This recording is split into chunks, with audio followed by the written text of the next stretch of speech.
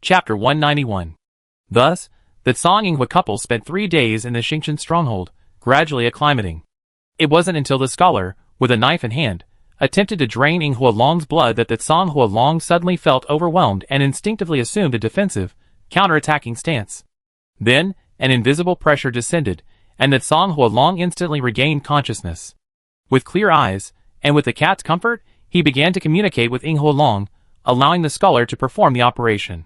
On the cliffs of the stronghold, the invisible Xiao Long observed Songhua Long's self-aware behavior with satisfaction. After confirming that there would be no problems, he happily headed to the warehouse to begin today's lock-picking operation. After tireless research, the scholar finally determined that Inghua Long still contained the virus that could cause monsters to go berserk. However, under the attack of the immune system, the virus had become dormant and would not erupt unless the dragon's body became weakened. This research also thoroughly confirmed that the dispelling fruit could not completely cure the virus. Ultimately, after a discussion that nearly resulted in a brawl among the scholars, they devised a treatment plan tailored to Sakura Fire Dragon's physical condition, a combination of the elimination fruit, specially formulated dragon cat food, and increased physical activity. This method significantly increased Sakura Fire Dragon's body and immune system's long-term activity, effectively eliminating any latent viruses. However, even brothers should be clear about their obligations. Ultimately, through negotiation among the cats, the Song-Inghua couple not only had to provide some relatively rare materials like scales and claws, but also cooperated with the scholars in data collection and ecological observations. Although somewhat reluctant, recalling Luo Yun's pre-departure order, the Azure Fire Dragon, a subspecies of the Sky King and the pinnacle of its ecological niche, ultimately signed the agreement with tears in its eyes. Summer passed, and autumn arrived. However, thanks to its miraculous life force, the ancient tree forest remained lush and green. Though a few yellowing leaves occasionally fell, new branches also sprouted, defying the laws of the season. With the departure of the extra female fire dragons, the number of fire dragons in the ancient tree stabilized again. Although there were new members this time, unfortunately, the strength of the existing fire dragon group had been greatly enhanced due to Luo Yun's symbiotic relationship. The attitudes of these new fire dragon families also changed from initial complacency to a deep sense of despair. They had originally hoped to rely on their youthful arrogance to maintain their position, but the beatings from the elders made them realize their place, and they dutifully filled the lower reaches of the ancient tree's upper layers. With the arrival of new dragons, some fire dragon families that had long resided at the bottom successfully ascended a level. They began to enjoy the cat's service once again. Yaji resigned herself to her fate, and finally stopped pestering Luo Yun at night, draining him dry. Although she felt a little regretful, the fact that she hadn't conceived was a fact. Autumn and winter are unsuitable for childbearing, and female fire dragons instinctively produce hormones that prevent them from conceiving during these 2 seasons. Luo Yun finally had a chance to catch his breath. He had never been so exhausted and haggard before. Although his youth meant he could still hold up and keep up with Yaji's demands, the price he paid was a sense of emptiness for at least half of each day. The battle-hardened Azure Fire Dragon was in the same boat. Of course, during this period, all the male fire dragons in the ancient tree fire dragon group were in poor condition. Every day, the females were out hunting, while the males patrolled their territories. Except for a certain magnificent fire dragon. Thankfully, this situation only lasted for half a month, and after life returned to normal, they had mostly recovered. I wonder if nature understood that this was the fire dragon's breeding season, so there had been no activity. Luo Yun had just recovered when his boss unexpectedly assigned him an order. This order, however, was different from any he had received before, which made Luo Yun take it seriously. Previous orders only gave a general direction and an area, but it was still clear that there was only one target, and that area was not large, so it could be found after a few days of searching. But this time, the target area covered was enormous, so large that Luo Yun began to wonder if his perception was faulty. Furthermore, there was more than one target. It seemed to be everywhere within the area. Luo Yun had a guess in mind. He soared high into the sky to confirm his direction. Sure enough, it was Coral Plateau. The situation there was probably truly out of control, otherwise there wouldn't be such a large, rapid commotion. But when he realized it was the Mad Dragon virus, Luo Yun gave up the idea of bringing Yaji along to get a free pass. He wasn't sure if Yaji could withstand the Mad Dragon virus. Furthermore, the creature that had ravaged Coral Plateau like this couldn't be an ordinary black erosion dragon. It was likely nearing the end of its molt, or even already transformed into a sky dragon. After returning to the nest, He explained the situation to Yaji and Tonkatsu, then had Tonkatsu pass on the news of his absence to the fire dragons through the cats. Under Yaji's worried gaze, he soared high, heading for the Coral Plateau. Shortly after Luo Yun left, Yaji, suppressing the urge to catch up, suddenly felt a call. This was the first time she felt what Luo Yun had said, nature's call. Not every monster could respond to a call. Those lacking strength, those whose bodies were not well aligned with life energy, and so on, couldn't even sense nature's call, let alone accept an order. Now, Yaji's transformation and strength had reached this threshold, but her destination was different from Luo Yun's, the great anthill wasteland near the Grand Canyon. Yaji remembered Luo Yun's words. Answering and fulfilling nature's call would bring her great benefits. Feeling increasingly unable to keep up with Luo Yun's pace, Yaji answered the call without hesitation, flying out of the ancient tree amid Tonkatsu's surprised meow. What Yaji didn't expect was that, in addition to her, the battle-hardened Azure Fire Dragon and another battle-hardened male Fire Dragon, returning from the Dragon Crystal Land, had also set off, flying ahead of her. Their destination was the same. Meanwhile, in the forest outside the Starry Sky stronghold, the Mist Dragon lay on the ground, its forelimbs cradling its head in a very human-like manner. Or rather, covering its ears. He had been nearly sleepless these past 2 days, driven by nature's call, but that place was so far away and unfamiliar to him. He really didn't want to go. Chapter 192. The distance from the ancient tree to the Coral Plateau was quite far. Even with his swift wind wings manipulating the air currents to accelerate, it still took Luo Yun 5 days to reach the Grand Canyon. Just as he was planning to land, find some prey to fill his stomach, and then fly across the Grand Canyon in one go, a black dragon, resembling a cloak, suddenly glided down from the Grand Canyon's cliffs in the distance. Judging from its angle, it could easily fly over the small platforms in the Grand Canyon and into the forest area. This startled Luo Yun. If the black dragon escaped into the forest, it would be disastrous. Just as he was about to increase his cyclonic power and accelerate past, a black figure followed the black dragon and jumped down immediately after it. Then, reaching out, he firmly grasped the black dragon's wings. Amidst the black dragon's terrified screams, he forcibly grabbed it, breaking its gliding trajectory, and both fell to the Grand Canyon platform. Has it been flying for too long? Are you hallucinating? Is the golden lion beating up the black dragon? Luo Yun flapped his wings and flew over swiftly. He was indeed correct. The golden lion had already activated his Do-Chi transformation, his golden mane flowing. His arms, crimson and radiating heat, mercilessly clenched their fists and struck the black dragon's head. Amidst the black dragon's wails, he pounded it into the ground. The black dragon tried to struggle free, but the golden lion pinned him down by the neck, firmly restraining his movements. Then he saw the golden lion pounding his chest with one hand. The next second, a massive, concentrated column of lightning erupted from his mouth. Breath of the beast god.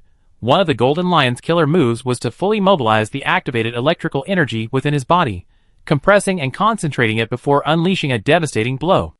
After 5 seconds of being blasted in the face by the breath at close range, the black dragon ceased its struggles completely. By the time the golden lion had grabbed its neck with one hand and pulled it out, most of its head had already carbonized.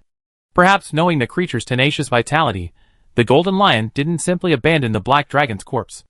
Instead, he clenched his fist again and, with a powerful blow, blasted the black dragon's carbonized head apart.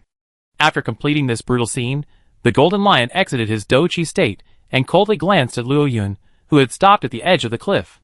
He ignored him completely, relying on his immense arm strength and jumping ability to cling to the cliff's protrusions and climb to the top. When he encountered a place without leverage, he simply relied on brute force, smashing a hole and then stepping on it to continue his climb. With such high efficiency, they successfully climbed the cliff in just a few minutes and quickly disappeared from Luo Yun's sight. Could this guy also be here to respond to the call? This thought crossed Luo Yun's mind. Just as he was about to spit fire to burn the Black Eclipse Dragon's corpse as a precaution, he saw a flock of abomination birds already swooping down on the Black Eclipse Dragon's corpse, happily feasting on it. Well, there was no need for him to spit fire anymore. He turned back to the edge of the forest and found a group of elf deer drinking water. Although Luo Yun didn't like the taste of elf deer, he couldn't find any suitable prey at the moment. So, he could only kill a large one to fill his stomach. After drinking a sip of water and catching his breath, he looked towards the towering canyon not far away, and soared high into the sky with his wings, carrying the gust of wind. The Grand Canyon is a barren cliff face surrounding the Coral Plateau, dividing the new world into an outer and inner circle. Due to the Grand Canyon's barrier, the ecology of the new world differs significantly between the two. The only low-lying gap is a very long passageway beyond the Great Anthill Wasteland. Monsters without strong flight abilities seeking to pass through the Grand Canyon must bypass it. Flying through the canyon, which resembles a dense network of thorny cliffs, Luo Yun spotted the corpses of several monsters, mostly flying dragons. A large number of abominations circled the canyon, seemingly enjoying some kind of joyful party. After 2 hours of flying at full speed, Luo Yun could see the terrain gradually becoming lower in the distance. Soon, the coral forest came into view. The Coral Plateau, a predominantly blue expanse with vast elevation differences and dotted with giant terrestrial corals, resembles a sea on land. Because of the miasma valley below, there were significant updrafts. The pink coral forest on the plateau's uppermost layer was scattering pink coral eggs, like cherry blossoms, thanks to the updrafts. These coral eggs possessed extremely high nutritional value, and were the staple food of air dragons and fong pterosaurs. This high nutritional value distinguished fong pterosaurs from other pterosaurs. Their larger size and greater meat content made them a primary source of food for carnivorous monsters like dazzlers and sakura dragons. Fong pterosaurs were the herbivorous dragons of the Coral Plateau. Before Luo Yun could fully appreciate the scenery, his sixth sense sounded a warning. Turning around, he saw a nearby coral reef platform crouched and lurked among the coral, clutching the carcass of an elf deer. Its crimson body, like a mane, assumed an attacking stance. Due to its degraded vision, it was constantly sniffing for Luo Yun's scent, making a final determination. The black aura emanating from its nostrils, and the murderous intent emanating from its crimson eyes clearly betrayed its current state. A crazy dragon infected crazy dragon right off the bat. It looks like the situation here is truly dire. Cracky dragons are high-niche monsters, spending most of their time inhabiting the miasma valley below. They only venture to the coral plateau above when food is scarce or they're hungry. Even if they were infected with the crazy dragon virus, one could imagine the coral plateau would be in turmoil. Without a single prelude, Luo Yun ignited the flames and launched his attack. For these monsters already driven to madness, letting them die was the ultimate mercy. As expected, in this undulating terrain, the ability to fly was king. Without even a playful effort, under the overwhelming pressure of Luo Yun's strength, the claw dragon couldn't even reach Luo Yun's body before being engulfed in flames. As it attempted to attack from a high platform, Luo Yun manipulated the air currents to send it plummeting to a low platform. The unprepared fall, coupled with Luo Yun's subsequent mid-air attacks, killed the claw dragon almost instantly. Carrying the claw dragon's corpse, they tossed it into the miasma-filled miasma valley below. Without further action, the claw dragon's corpse would soon become nutrients for the new continent. That was the final resting place of the ancient dragon.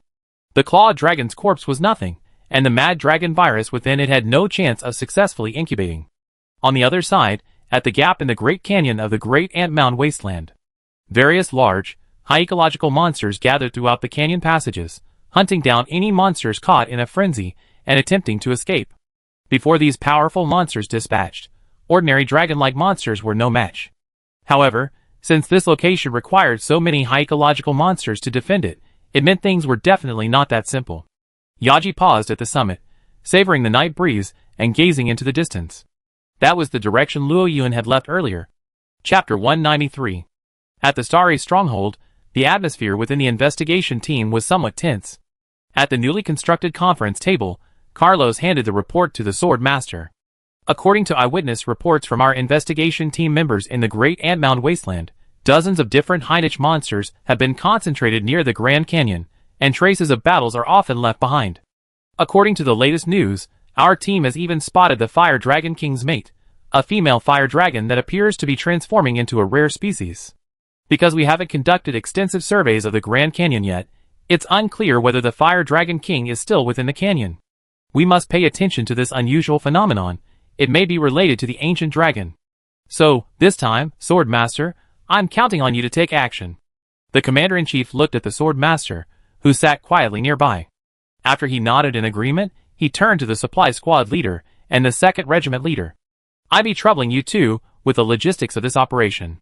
Please ensure the Sword Master team can safely reach the Grand Canyon, and ensure they have adequate supplies of medicine and food. The two men agreed, each stating that this was their responsibility. But now that the Grand Commander has gone deep into the forest, the dragon hunters have left for the Great Ant Mound Wasteland. the Sword Master has headed to the Grand Canyon, and most hunters are in the ancient tree forest, exploring routes. So, should we consider the Azure Fire Dragon couple in the base?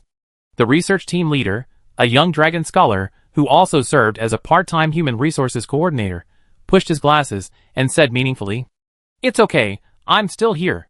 The commander-in-chief waved his hand. He was still in his prime. While not a legendary hunter like the Grand Commander, with the support of the stationary weapons and personnel at the base, hunting the Azure Fire Dragon couple was no problem.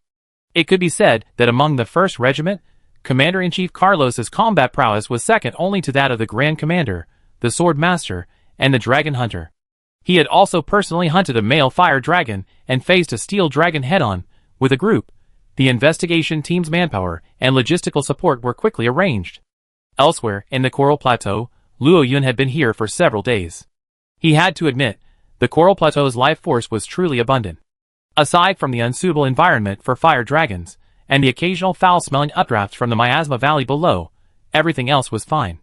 In reality, the situation here wasn't as devastating as Luo Yun had initially imagined.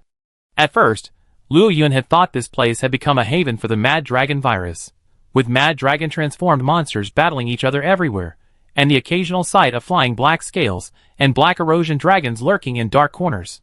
The fact that he had been attacked by a Mad Dragon transformed claw dragon upon his arrival seemed to confirm Luo Yun's assumptions. However, after a few days, Luo Yun discovered that while quite a few monsters here were indeed infected by the Mad Dragon virus, many were still in normal condition. Perhaps this was because the monsters of the New World were generally stronger than those of the Old World, and their resistance naturally matched that. Additionally, the Coral Plateau was incredibly nutritious, and monsters that ate well naturally maintained good health. Thus, the Mad Dragon disease here was currently under control.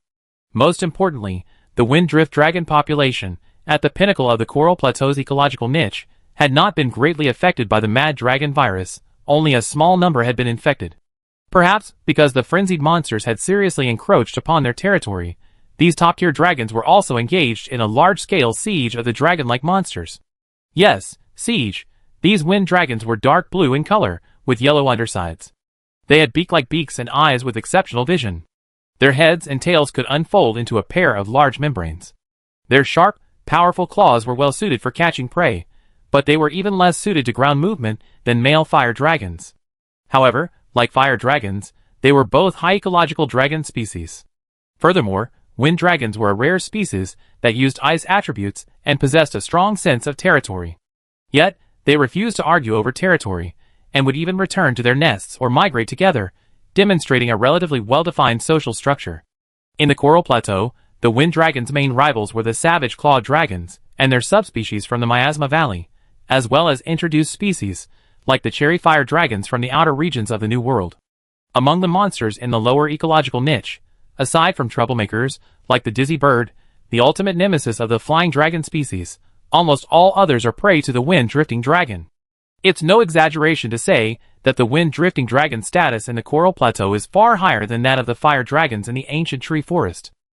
These frenzied monsters' rampages undoubtedly provoked the wind-drifting dragons. On several occasions, Luo Yun saw 2 or 3 wind-drifting dragons besieging a single frenzied dragon. 2 of them, through their wings and tails, released their internal cold energy, slowing down their opponent. Then, like an eagle catching its chicks, the other wind-drifting dragon used its sheer speed to deliver the finishing blow. Besides the wind-drifting dragon, several thunder wolf dragons and swift dragons also constantly shuttled across the plateau. These monsters spontaneously began to actively eliminate the mad dragon monsters that were disrupting the plateau's ecology. This wasn't a territorial dispute, but a life-and-death struggle for the survival of all monsters. Caw! A loud and piercing sound echoed from beside his ear. Luo Yun rolled over, disrupting the airflow around him. A mad dragon-like wind-drifting dragon flew past Luo Yun at high speed, but the momentary turbulence in the air disrupted its flight path, causing the dragon to tumble and tilt, landing heavily on a coral platform. This was a trick Luo Yun had developed, particularly useful against flying dragons that lacked flying abilities. The wind-drifting dragon's flying ability was naturally formidable, but this was a mad dragon transformed into a wind-drifting dragon, completely bereft of reason and brains. It was flying purely on instinct, and it had rushed forward without reservation, leaving no room for maneuver. In such a short time, it had no time to adjust its flight trajectory. The platform collapsed under the sudden impact, sending a torrent of debris and coral reefs tumbling down. The mad dragon transformed into a wind-drifting dragon burst forth from the rubble, its skin shattered, its eyes red as it searched for Luo Yun's trace. Suddenly, a loud boom erupted. When the mad dragon transformed into a wind-drifting dragon reacted and turned to look, it saw a massive dragon-shaped flame rushing towards its face. The flames exploded, and the mad dragon transformed into a wind-drifting dragon, like a plane hit by a missile, burned with the remaining flames. Its wings lifted feebly, and it fell into the miasma valley below. Chapter 194. With a beautiful flying return, Luo Yun stopped in the raging wind, watching the mad dragon transform into a floating wind dragon plummet, finally being completely submerged in the miasma. Regardless of whether or not the dragon was completely slain by this blow, once it fell into the miasma valley, there was absolutely no chance of survival. The monsters below were all waiting for such a feast. Furthermore, Luo Yun was confident in his attack.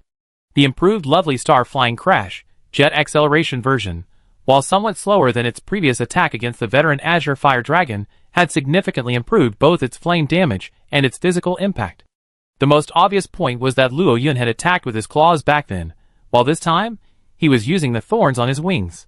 Combined with the intense heat of the flames and the sudden explosion, a monster like the mad dragon transforming into a floating wind dragon, unprotected, would be at least severely injured, if not killed instantly. Ka! Another wind drift dragon signature, piercing cry echoed. Luo Yun thought it was another wind drift dragon transformed into a mad dragon, but when he turned, he saw 3 wind drift dragons, facing him with threatening gestures. They spread their wings and settled on one side, frost gathering at the base of their wings and the end of their tails. This gesture didn't indicate a wind drift dragon trying to repel a monster, but rather a premonition of an attack. No, I just killed a wind drift dragon transformed into a mad dragon. What are you guys getting so excited about? As soon as this thought arose in his mind, Luo Yun suddenly realized. It was true that he had killed a wind drifting dragon transformed into a mad dragon, but these wind drifting dragons didn't know that. Blessed with the same superb vision as the fire dragon, these wind-drifting dragons seemed to have misunderstood something. But even if it was a misunderstanding, it couldn't be right. What strength did these wind-drifting dragons possess, and what was his status? Why were they yelling at him? Moreover, Luo Yun had killed a wind-drifting dragon transformed into a mad dragon. He didn't want to give them any scorn. With a flap of his wings, a fierce wind and raging flame swept over. The wind-drifting dragons, already prepared, immediately scattered, dodging Luo Yun's attacks while surrounding him in a triangular formation. How ungrateful! Luo Yun soared into the sky, gaining a commanding position. His wings channeled air currents, flammable liquid seeping from the gaps between his scales, intent on unleashing a tornado of flames to crush the 3 wind-drifting dragons in one fell swoop. Suddenly, from the corner of his eye, he spotted a bird-like dragon, covered in shimmering blue scales, with a hard shell on its forehead and 2 foldable thin flash membranes, stealthily appearing on a nearby coral platform. The flash membranes were constantly flickering, as if charging energy. And the angle was precisely across from the wind-drifting dragons. Holy crap! Dizzy bird? Luo Yun immediately interrupted his attack, his wings whipping up a fierce gust of wind once more to increase his altitude. He turned his back to the dizzy bird and closed his eyes. The next second, accompanied by an unpleasant roar, a fierce flash of light pierced the sky. Even with his eyes closed and his back facing away, Luo Yun could still feel a bright white light before his eyes. The 3-headed wind dragon that was planning to chase Luo Yun below was in a miserable situation. The intense flash stung the already excellent eyesight of the wind dragons. The intense visual stimulation caused them to temporarily lose their sight. This stimulation, transmitted through their eyes to their brains, subconsciously triggered a protective state, sending them into a state of unconsciousness. Unbalanced, they plummeted from the sky like mosquitoes inhaled by mosquito incense. After this, the dizzy bird looked with some disappointment at Luo Yun, who remained steady in his flight despite his eyesight closed. It roared provocatively at the wind dragons that had fallen to unknown platforms below, then trudged away with a swaggering gait, its tail lashing. As a low-ranking member of the Coral Plateau ecological niche, the dizzy bird was able to maintain its position here, even brazenly traversing the territory of the multi-headed monsters to hunt the pterosaurs. What was it thanks to this? Isn't it this flashbang-like ability? The flying dragons at the top of the ecological niche, with their exceptional vision, were practically defenseless against flashbangs. Large monsters, like the thunder wolf, and the velociraptor lack its agility in the plateau terrain, and with the help of the flash, it can easily escape from them. The only creature that can pose a fatal threat to the dizzy bird is the Decapodon, nicknamed the Flat Brother of the New World, which also lives on the Coral Plateau. These Decapodon have long lived in the dim, almost dark, environment at the bottom of the Miasma Valley, and their vision has long been severely degraded, although the dizzy bird's flash can still affect them. But the nickname Flat Brother wasn't given randomly. Acrocanthosaurus could even withstand the flare of the dizzy bird and forcefully assault it. Its physical prowess and other aspects completely overwhelm the dizzy bird, and when its survival-defying flare is ineffective, a dizzy bird entangled in it often becomes nothing more than food for Acrocanthosaurus. As the white light before his eyes gradually faded, Luo Yun opened his eyes. The colors of the world slowly emerged, and the overlapping, blurry afterimages gradually returned to normal.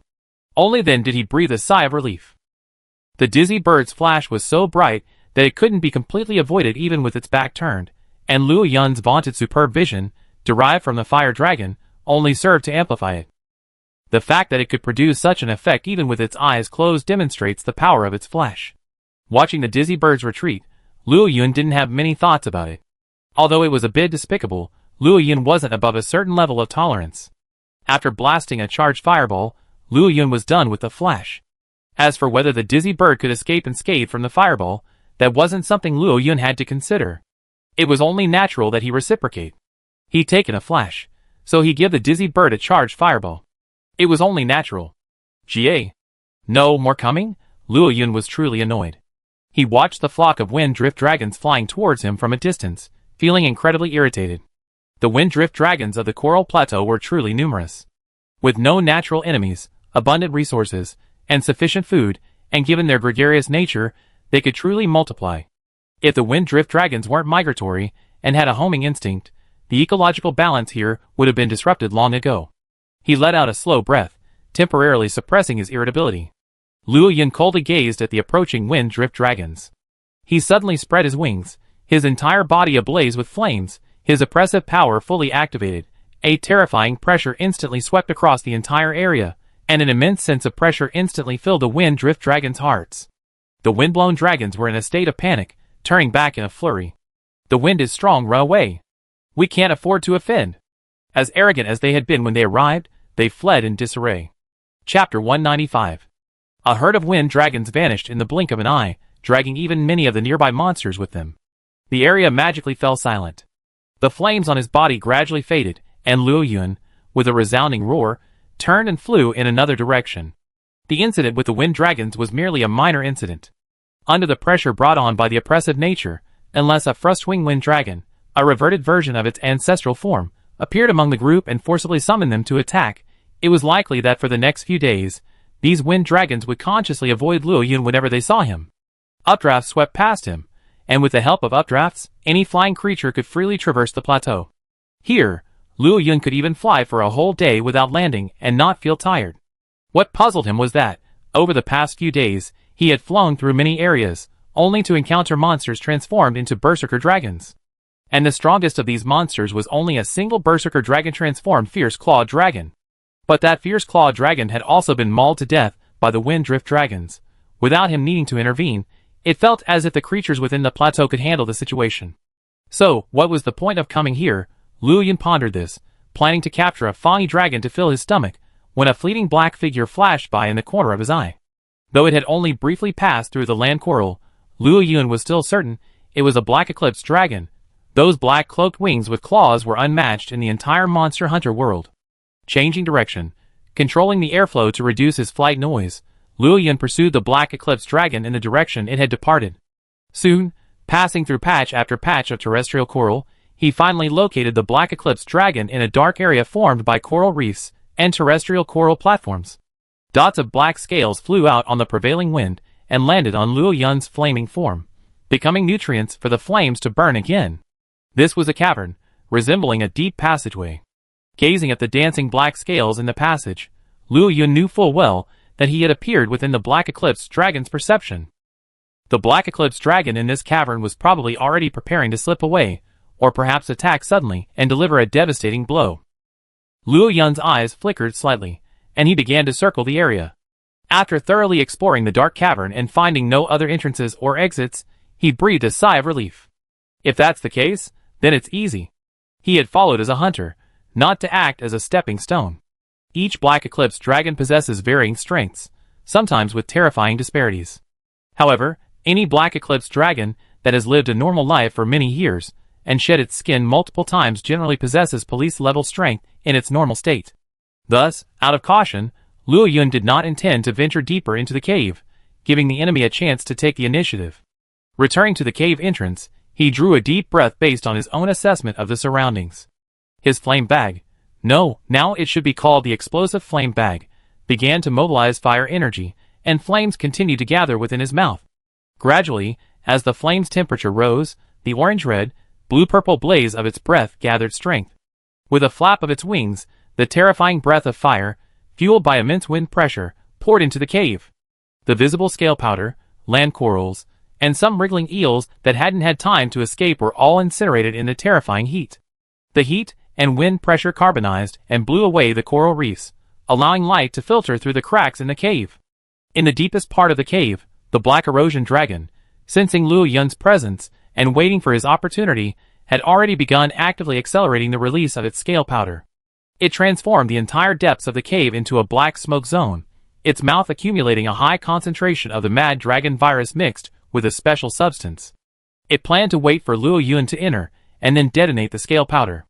In this narrow passage, the explosion of such a high concentration of scale powder was enough to severely damage the creature outside, who could perceive the Black Erosion Dragon as a serious threat, without any warning. But he hadn't expected it, truly hadn't. A powerful gust of wind rushed in first, blowing back the dense scales, followed closely by a raging flame. Under the Black Eclipse Dragon's perception, the entire world suddenly became incredibly bright. Having lived in darkness for years, he finally sensed what light was. Boom! The earth shook. The pillars of land coral reef that supported the area collapsed in the astonishing explosion. Caught off guard, Luo Yun was thrown a distance by the impact. When he regained his balance, he saw the area composed of land coral and reef shattering piece by piece, falling into the abyss below. Amidst the rubble, Luo Yun accurately spotted the dark figure that had fallen alongside the shattered Lu Shanhu. Its body was tattered, its wings broken, its chest shattered, and half its head missing. At this point, Luo Yun was caught in the same confusion as the great fire dragon had been. No, I'm just exhaling. Luo Yun could determine the explosiveness of his exhaled flame simply by properly mixing them. This was also the reason why Luo Yun could switch between exploding fireballs and normal breath. Thus, Luo Yun was absolutely certain that his breath was simply high-temperature flames, coupled with the intense wind pressure, ensuring that the flames penetrated every corner of the cave. By exploiting Lu Shanhu's intolerance to high temperatures, he forced the Black Eclipse Dragon out while also collapsing the cave. Thus, such a terrifying explosion was impossible. So, in Luo Yun's view, if his breath was flawless, it must have been the Black Eclipse Dragon that was to blame. What on earth had this Black Eclipse Dragon done? It could actually blow itself to death, or was it that Black Eclipse Dragons were so fire-resistant that they could actually explode themselves? Luo Yun was momentarily confused. Not to mention that the Black Eclipse Dragon setting in his previous life didn't mention this feature, but the Black Eclipse Dragon that had been defeated in the ancient forest didn't explode after its initial explosion, even when it was resisting the flames of the fire dragons. Confused, Luo Yun struggled for a moment, then gave up the idea of rushing to the Miasma Valley to investigate. With a sigh, he turned and flew away. At that moment, he felt a very strange feeling. It was like that feeling where you had originally planned to go all out, even doing preliminary reconnaissance and mental preparation. But in the end, alas, I haven't even put much effort into it yet, and you're already down? It was this kind of feeling, a bit awkward, neither up nor down. Chapter 196. Why is it so weak? After finding a good-looking spot and circling, Luo Yun landed on the platform after finding no threatening creatures or monster territory markers nearby. The explosion had certainly been powerful. Even Luo Yun, caught unprepared, would have sustained significant injuries, but only injuries. It was unlikely that he would have perished instantly like the Black Dragon had just been. Could it be another newly born Black Dragon? This was his only guess. A Black Dragon's strength increased with each molt. Only a newly born Black Dragon, one that had only molted once, or even never, would be so fragile. From this, he speculated that perhaps the source of the Mad Dragon virus hadn't arrived in the New World long ago. The most likely scenario was within the past few years. This possibility was highly plausible, but he needed to hunt more Black Dragons before he could truly determine the truth. At this moment, an illusory panel appeared, and the trade extraction progress bar increased by another 10%. Okay, now it was confirmed that the Black Eclipse Dragon was definitely dead. Previously, hunting those Berserker transformed monsters hadn't had any effect on the panel, and the reward for this Black Eclipse Dragon was the same as the one in the ancient forest. Now, there was one more reason to hunt Black Eclipse Dragons. Luo Yun began to get excited.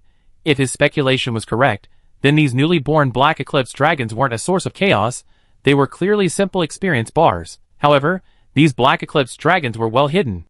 If it weren't for his luck, Luo Yun wouldn't have even encountered this one. So what should he do next? At a loss for ideas, Luo Yun pondered for a moment. He decided to fill his stomach first. Inside the Coral Plateau, somewhere in the dark recesses of the highest mountain range, a Chaos Black Eclipse Dragon, already halfway through its molt, revealing its platinum scales, was tearing deeply into the corpse of the Sakura Fire Dragon in front of it. This was the Sakura Fire Dragon's lair, a well-hidden hideaway with ample water. As the food entered, the scars on the Chaos Black Eclipse Dragon's wings, clearly from a lightning strike, gradually faded. With the rapid shedding of scales, at least from the outside, the scars were no longer visible.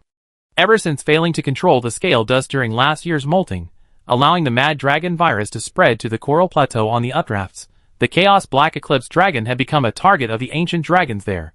Whether it was the Qilin controlling the thunderstorm, the Mingbo Dragon, unable to roam freely due to maintaining the Coral Plateau's water supply, or the thorn-covered Nergigan that appeared later, they all stared intently at him. If it weren't for the unique terrain here, he would have escaped without much effort if he had been determined to flee. I'm afraid he would have collapsed long ago in those battles. Almost. All that remained was one final transformation.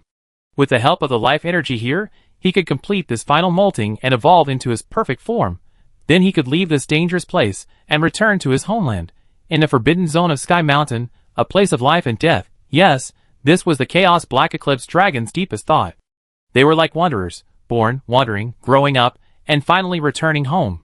Perhaps spreading the Mad Dragon virus wasn't their original intention, but their very existence was the greatest mistake.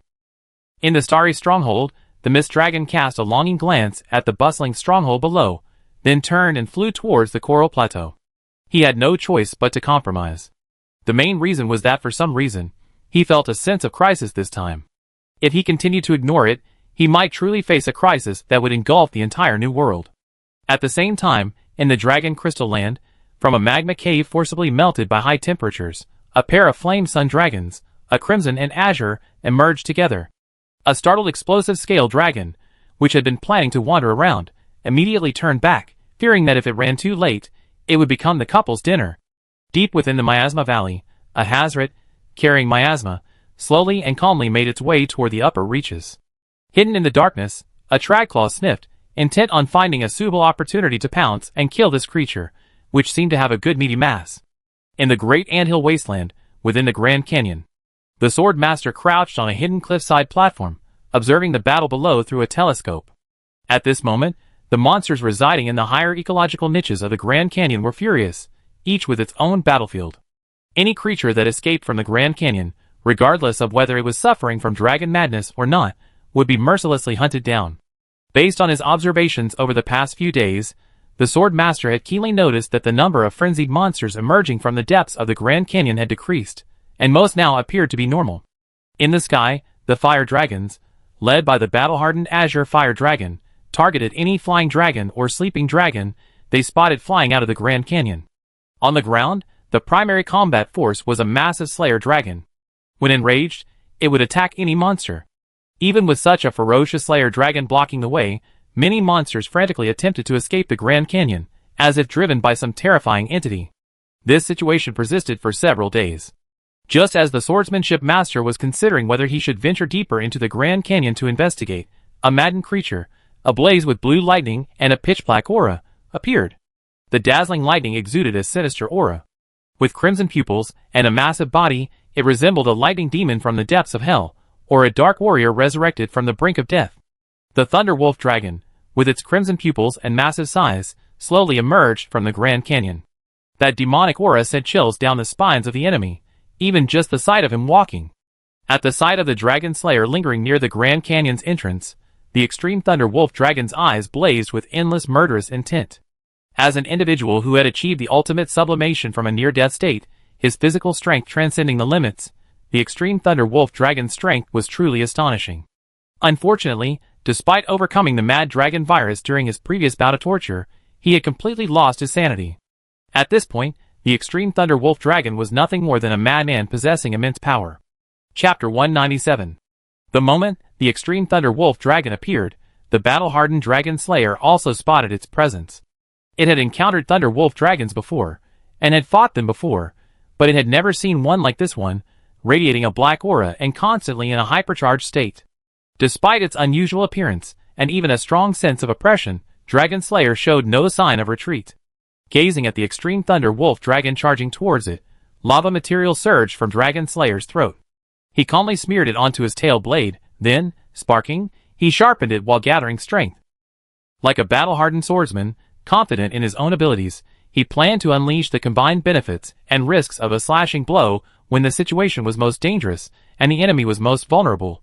Approaching, a full moon swung out, blazing with flames. Armor, adorned with a strange purple, flew out, and the extreme Thunder Wolf Dragon unexpectedly took the blow head-on. A black aura enveloped it, and its once golden shell and white mane had, inexplicably, taken on a dark purple hue, like the Mad Dragon virus. The pain in its arm, far from deterring the extreme Thunder Wolf Dragon, only intensified its frenzy. The attack was incredibly fast, and before the veteran Dragon Slasher could retract his tail blade, the extreme Thunder Wolf Dragon's attack followed. A palm strike, blasted with violent lightning, sent the massive body flying. Before the veteran dragon could even roll back to its feet, the extreme Thunder Wolf Dragon leaped high again, slamming down with its long-accumulated lightning, sending the veteran dragon flying again in a flurry of lightning. The blow shattered the scales on the veteran dragon's back, sending it sprawling to the ground, wailing, unable to rise. However, the battle had only just begun. The monster, now at its limit, had developed its body to the utmost. In some respects, it looked like a flesh-based ancient dragon-level creature. It simply lacked the defense, energy, and special abilities expected of an ancient dragon-level monster. If one were to categorize their strength, with the exception of a few, most possessed stable top-tier police-level strength, while those few possessed true ancient dragon-level combat power. The extreme Thunder Wolf Dragon pressed on, its frenzied attack unwavering, holding back, wasting no energy, and seeking no gain. In its current world, only slaughter reigned supreme. Boom! A horned dragon burst from the earth, its massive horns poised to pierce the charging extreme Thunder Wolf Dragon.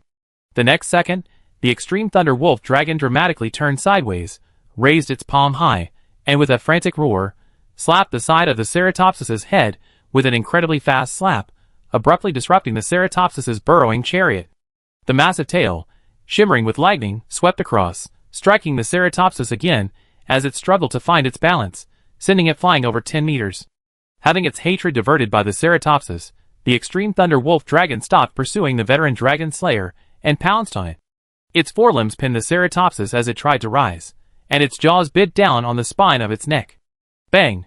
With a dull sound, the Thunder Wolf Dragon's head tilted, revealing a scar on its khaki horns, which looked like wolf ears and had a dark purple tinge. The swordsman landed on the Ceratops, stepping on its back, which resembled a small mound of earth. He swung another horizontal blow across the face of the extreme Thunder Wolf Dragon. In the brief moment the extreme Thunder Wolf Dragon was injured, the swordsman swiftly rolled, sheathed his sword, and leaped off the Ceratops' back. Before he could regain his balance, habitually dodging and observing the monster's movements, he saw a pale blue figure in the sky. He drew his previously sheathed greatsword again, holding it in a defensive stance. The next second, scorching fireballs followed, landing on the extreme Thunder Wolf Dragon's back as it attempted to continue its attack, blasting away a small swarm of lightning bugs. The sudden attack caused the extreme Thunder Wolf Dragon's body to relax, creating a gap in the force that had previously suppressed the Ceratops. The Ceratopsian took this opportunity to rise, swung its head, and used its massive horns to push the extreme Thunder Wolf Dragon away, then quickly retreated to gain distance. The weapon master, having absorbed the aftermath of the flames with his greatsword, also tumbled rapidly to avoid being caught in the aftermath of the monster battle. At this moment, the nearest battle-hardened azure fire dragon had arrived in the sky. On the ground, the battle-hardened Dragon Slayer and the Sword Master, who had recovered, were flanking the battle-hardened Thunder Wolf Dragon from behind. The horned dragon quickly burrowed into the ground, ready to launch a powerful thrust. Scarlet eyes darted across the surrounding creatures. Far from showing any fear, the Extreme Thunder Wolf Dragon became even more excited. With a long wolf howl, the lightning bugs within its body unleashed their power once more, swirling a torrent of violent electricity around it. A black aura, like a mad dragon virus, enveloped the Extreme Thunder Wolf Dragon, staining its open lightning shell a complete black-purple hue. At the same time, the battle resumed. The Extreme Thunder Wolf Dragon seemed to possess boundless stamina, leaping frantically, swishing its tail, and slapping its wings, unleashing lightning. The attacks of the other monsters struck it, hitting it, but seemingly inflicting little damage. The battle-veteran Blue Fire Dragon's claws struck down on the Thunder Wolf Dragon's back, but the violent electric current jolted it back, nearly giving the Extreme Thunder Wolf Dragon a chance to strike it down. Fortunately, the Sword Master intervened in time. His heavy blazing wings wielded it like a katana, delivering powerful blows both forward and backward. At times, the Sword Master could even be seen holding his great sword at an angle, forcing a shoulder strike into the Extreme Thunder Wolf Dragon's hind legs, disrupting its balance. What should have been a passionate battle between monsters had somehow devolved into a solo performance by the Sword Master, with the protagonists now being the Sword Master and the Extreme Thunder Wolf Dragon. The two engaged in a back-and-forth exchange. The mighty battle-hardened Azure Fire Dragon, the battle-hardened Dragon Slash, and the Burrowing Horn Dragon were reduced to supporting roles. The combined threat of the three of them, in the eyes of the Extreme Thunder Wolf Dragon, was actually less than that of a single hunter. As the battle progressed, the swordsman mastered the Extreme Thunder Wolf Dragon's fighting style. With the monsters sharing his attention, holding him back, and actively taking damage, he inflicted numerous deep wounds on the Extreme Thunder Wolf Dragon. And thanks to the battle-hardened Azure Fire Dragon's occasional fire, his weapon, absorbing the aftershocks of the flames, maintained a high level of slashing power. At this moment, the other monsters, having heard the commotion, also rushed over. Yaji watched the bizarre battle below. For some reason, her mind flashed back to the incredible power that erupted from the Grand Commander's equally tiny body against the Golden Lion. So, she consciously joined the supporting team. Under Luo Yun's influence, Yaji never refused a more relaxed fighting style. Chapter 198. The battle against a monster at its limit was destined to last a long time. The extreme refinement of a body pushed to its limits had also led to the monster's defense reaching an absurd level, along with its physical strength. Even the battle-hardened Dragon Slash's honed sword strike could only partially cleave the Extreme Thunder Wolf Dragon's gauntlet. Imagine how terrifying such defense was.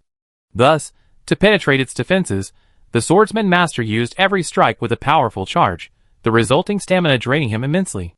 If the blazing wings hadn't upgraded twice in the past 2 years, and consistently maintained its peak slashing power, he would have long since sought a chance to retreat and repair his weapon. Even so, after a day of such fighting, the swordsman master still felt fatigued. Therefore, a normal hunt usually lasted only an hour or two, during which time the monster either fled due to exhaustion or injuries, or the hunter's stamina ran out, depleting their potions and other supplies and requiring a fresh supply. Taking into account the initial reconnaissance, trap setting, environmental utilization, and subsequent pursuit and tracking, hunting a large, high-ecological niche monster typically requires nearly a month of hunting time. This is why most hunters' missions involve expelling the monster, rather than killing it. The energy and time required are different. Thus, by the end of the day, the swordsman's ancient secret medicine and other supplies were completely depleted. But seeing the Ultra Thunder Wolf Dragon still insatiably excited, seemingly possessing boundless stamina, the Sword Master could only temporarily withdraw from the battle, letting the monsters take over. He then fled to a relatively safe corner and asked the logistics personnel, who had been keeping an eye on the area, to deliver instant rations, ancient secret medicine, and other supplies. At this point, the Sword Master somewhat regretted his carelessness in not bringing along his feline cat followers. A cat follower could share some of the pressure during battle, assisting the hunter in combat, allowing the hunter time to gather supplies, thus significantly increasing their endurance. Soon, as the pterosaur landed, the logistics personnel immediately delivered the pre-prepared supplies. The Sword Master quickly devoured the instant rations. Although these rations, specially blended with medicine, didn't taste great, combined with the hunter's digestive ability, they could quickly replenish his stamina. After putting away the secret medicine and ancient secret medicine, he drank a bottle of demonic potion and a strong walking potion. He gave the logistics personnel a thumbs up, nodded, then turned and rushed to the battlefield, taking over the battle once again. The battle raged from day to night, and from night to day again. If it weren't for the vast terrain of the great anthill wasteland, and the bright moonlight that night, the battle would have been a hurdle for the swordsman. Facing a monster at its limit, Without the dragon-resistant stone, it was a huge disadvantage. The swordsman had relied entirely on his own strength to fight his way to this point. The scholars of the New World Survey team were indeed elite, but they lacked many samples, nor did they have the resources of the Old World to establish a research institute dedicated to the Mad Dragon virus. Expecting to develop dragon-resistant stone nearly 20 years in advance was simply unrealistic. Fortunately, the monsters in this battle were primarily subspecies, and battle-hardened individuals of high niche status, all fiercely motivated. Roaring and fearless, they charged forward one after another, determined to slay the extreme thunder wolf dragon. Blood, flames, blade flashes, and lightning dominated the battlefield. Wasteland rocks crumbled, the earth cracked, a mingling of crimson blood and shredded flesh. After the initial energy was exhausted, subsequent monster-to-monster combat became almost pure and bloody hand-to-hand combat.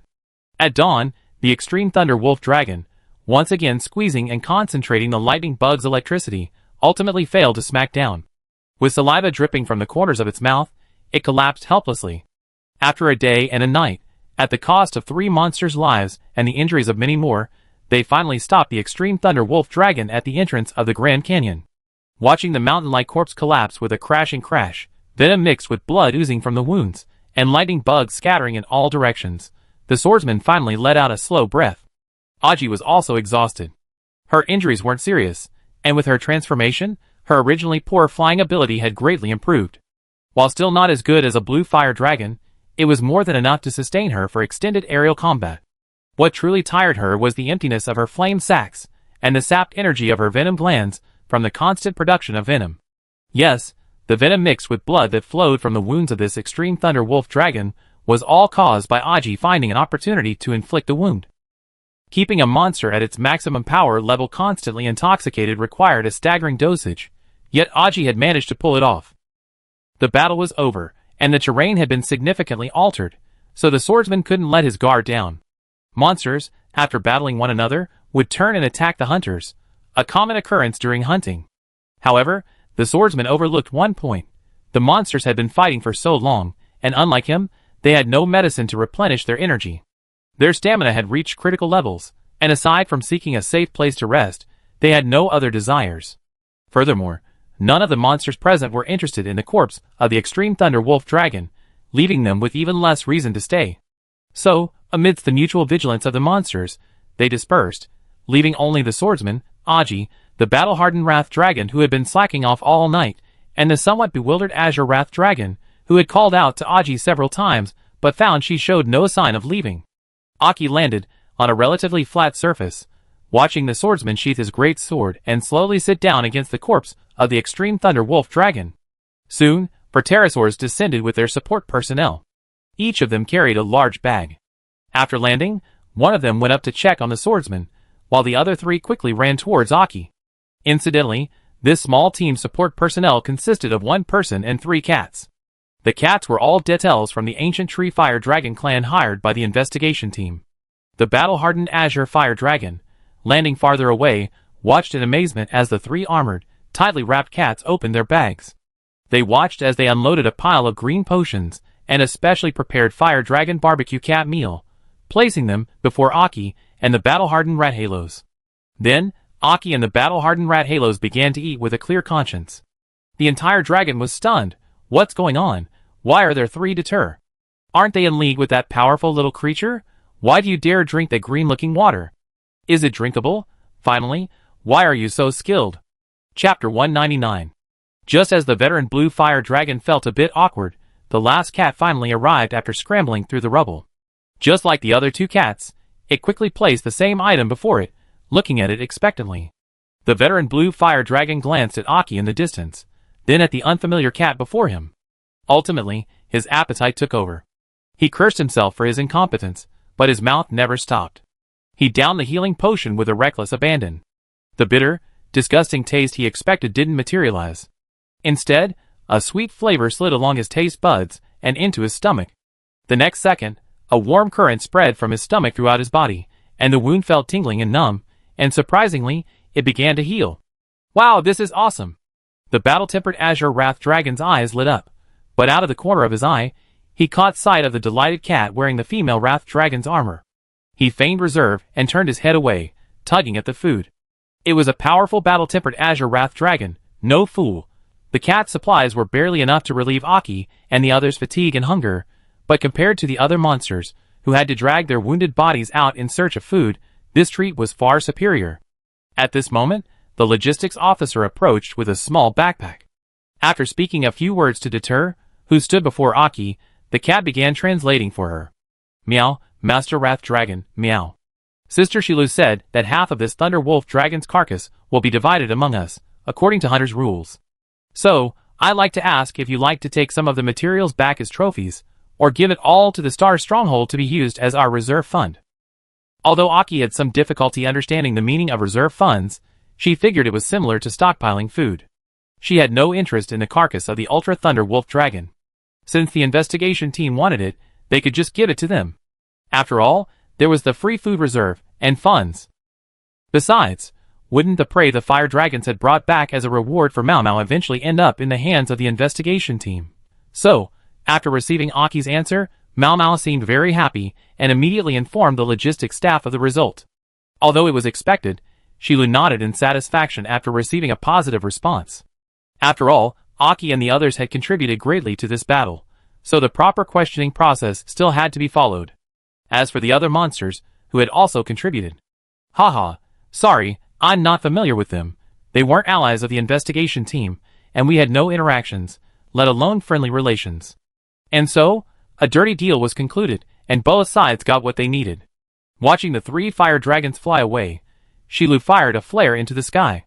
We had to hurry and call for backup to get this body back, otherwise we have to wake the sword masters, who were asleep against the wall. They couldn't safely protect such a large body in this open environment. The turmoil in the Grand Canyon had subsided. Without the threat of the extreme Thunder Wolf Dragon, the number of monsters attacking the Grand Canyon had decreased significantly. In the Coral Plateau, Luo Yun was constantly searching for the Black Eclipse Dragon.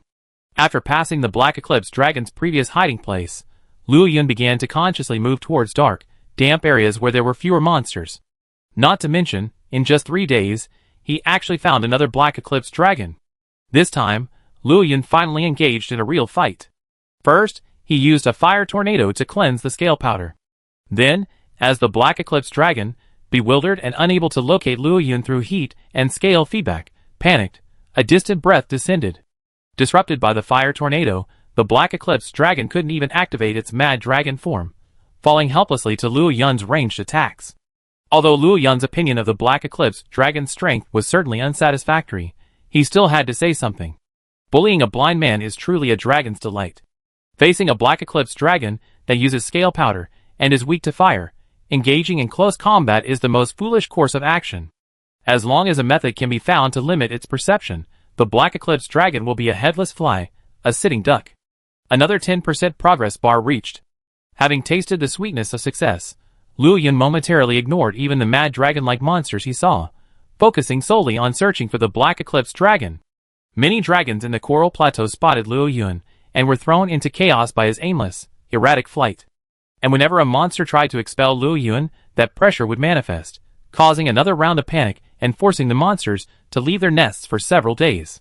Finally, after Luo Yun successfully hunted down the 7th Black Eclipse Dragon, a 9-meter-long Qilin, its body entwined with terrifying thunder, appeared before him.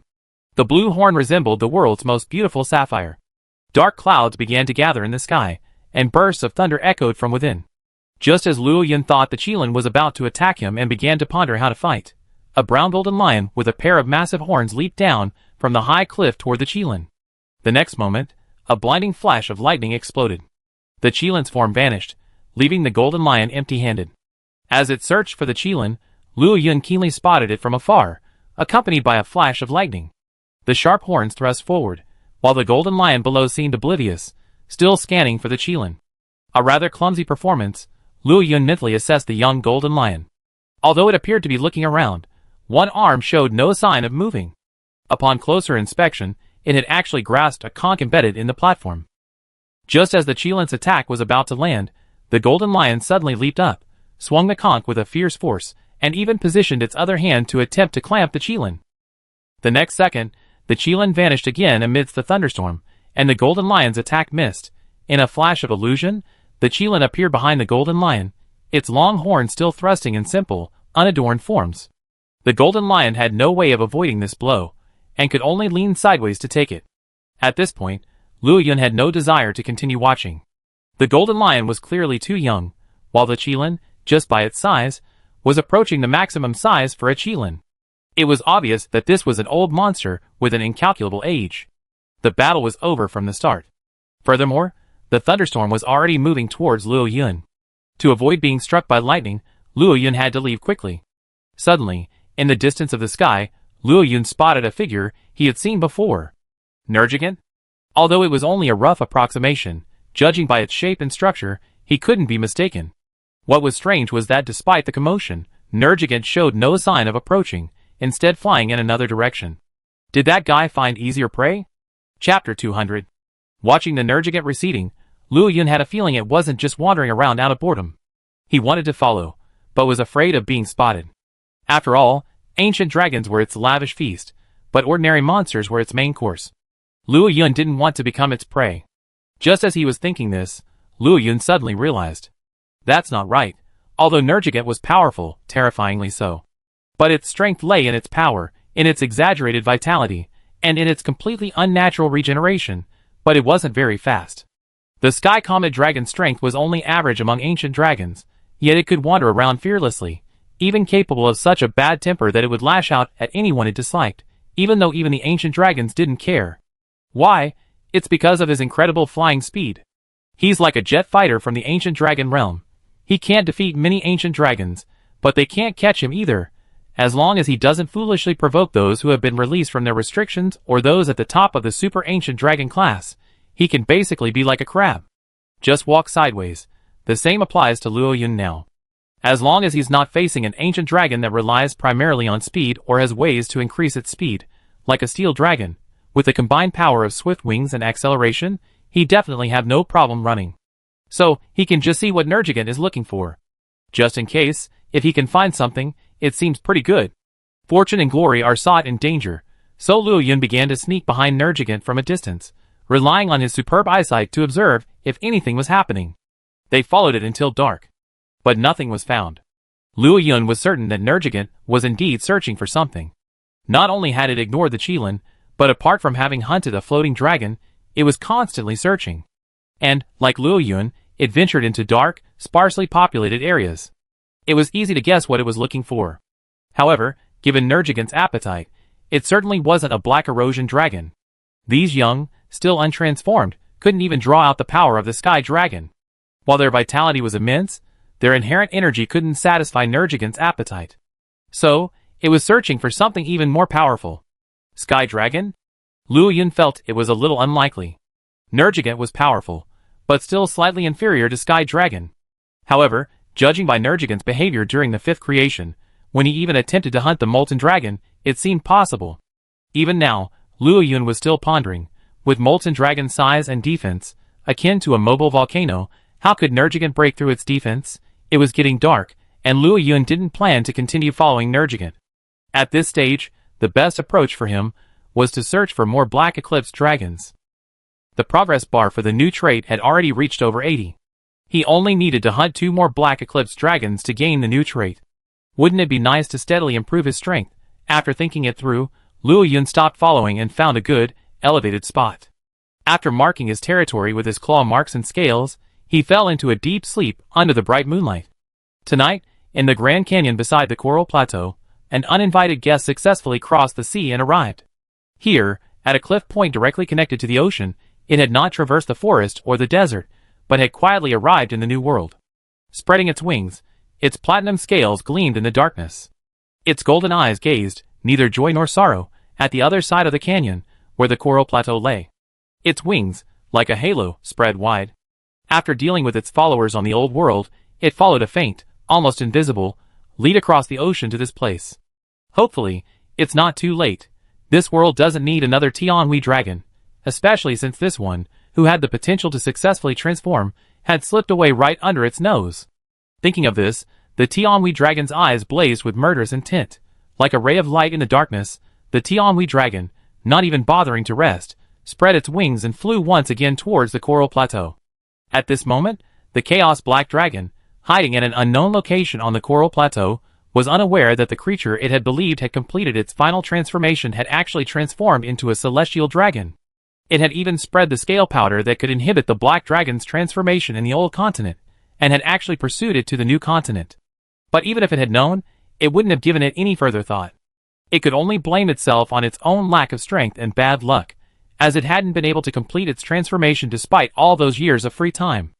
As for crossing the ocean just to release the Mad Dragon virus scale powder that could inhibit the black dragon's transformation, this was perfectly normal behavior for a celestial dragon. Even if it were a chaos black dragon, if it successfully transformed and a black dragon escaped, it would pursue it and release the scale powder. After all, there can't be any extra carriers of the Mad Dragon virus in this world. 3 days passed slowly. During these 3 days, Luo Yun clearly saw that the miasma in the upper layers of the miasma valley beneath the coral plateau was beginning to increase. He wondered if it was due to the recent large number of corpses falling, which had fueled the proliferation of the miasma. The temperature in the coral plateau seemed to have risen considerably. It was autumn, and the terrain was high. With updrafts, the temperature shouldn't have been this high. Water sources were also becoming more plentiful, and thunderstorms would occasionally occur in certain areas.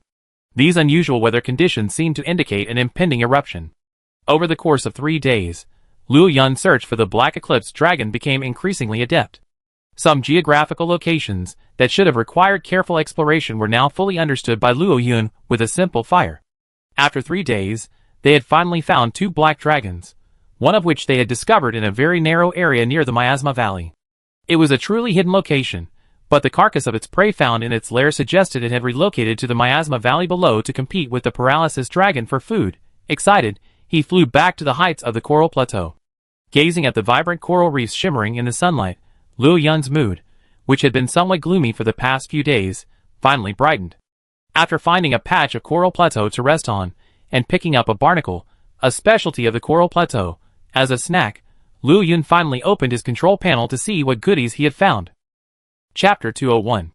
After opening the panel, Luo Yun, like a gambler about to reveal his hand, controlled his excitement and patiently read through the traits one by one, starting from the very beginning. Fierce fire. Even after extracting traits many times, and even thinking he could handle new ones calmly, he unexpectedly received such a trait. This was a huge surprise. His primary attack method now relied heavily on the use of his own flames.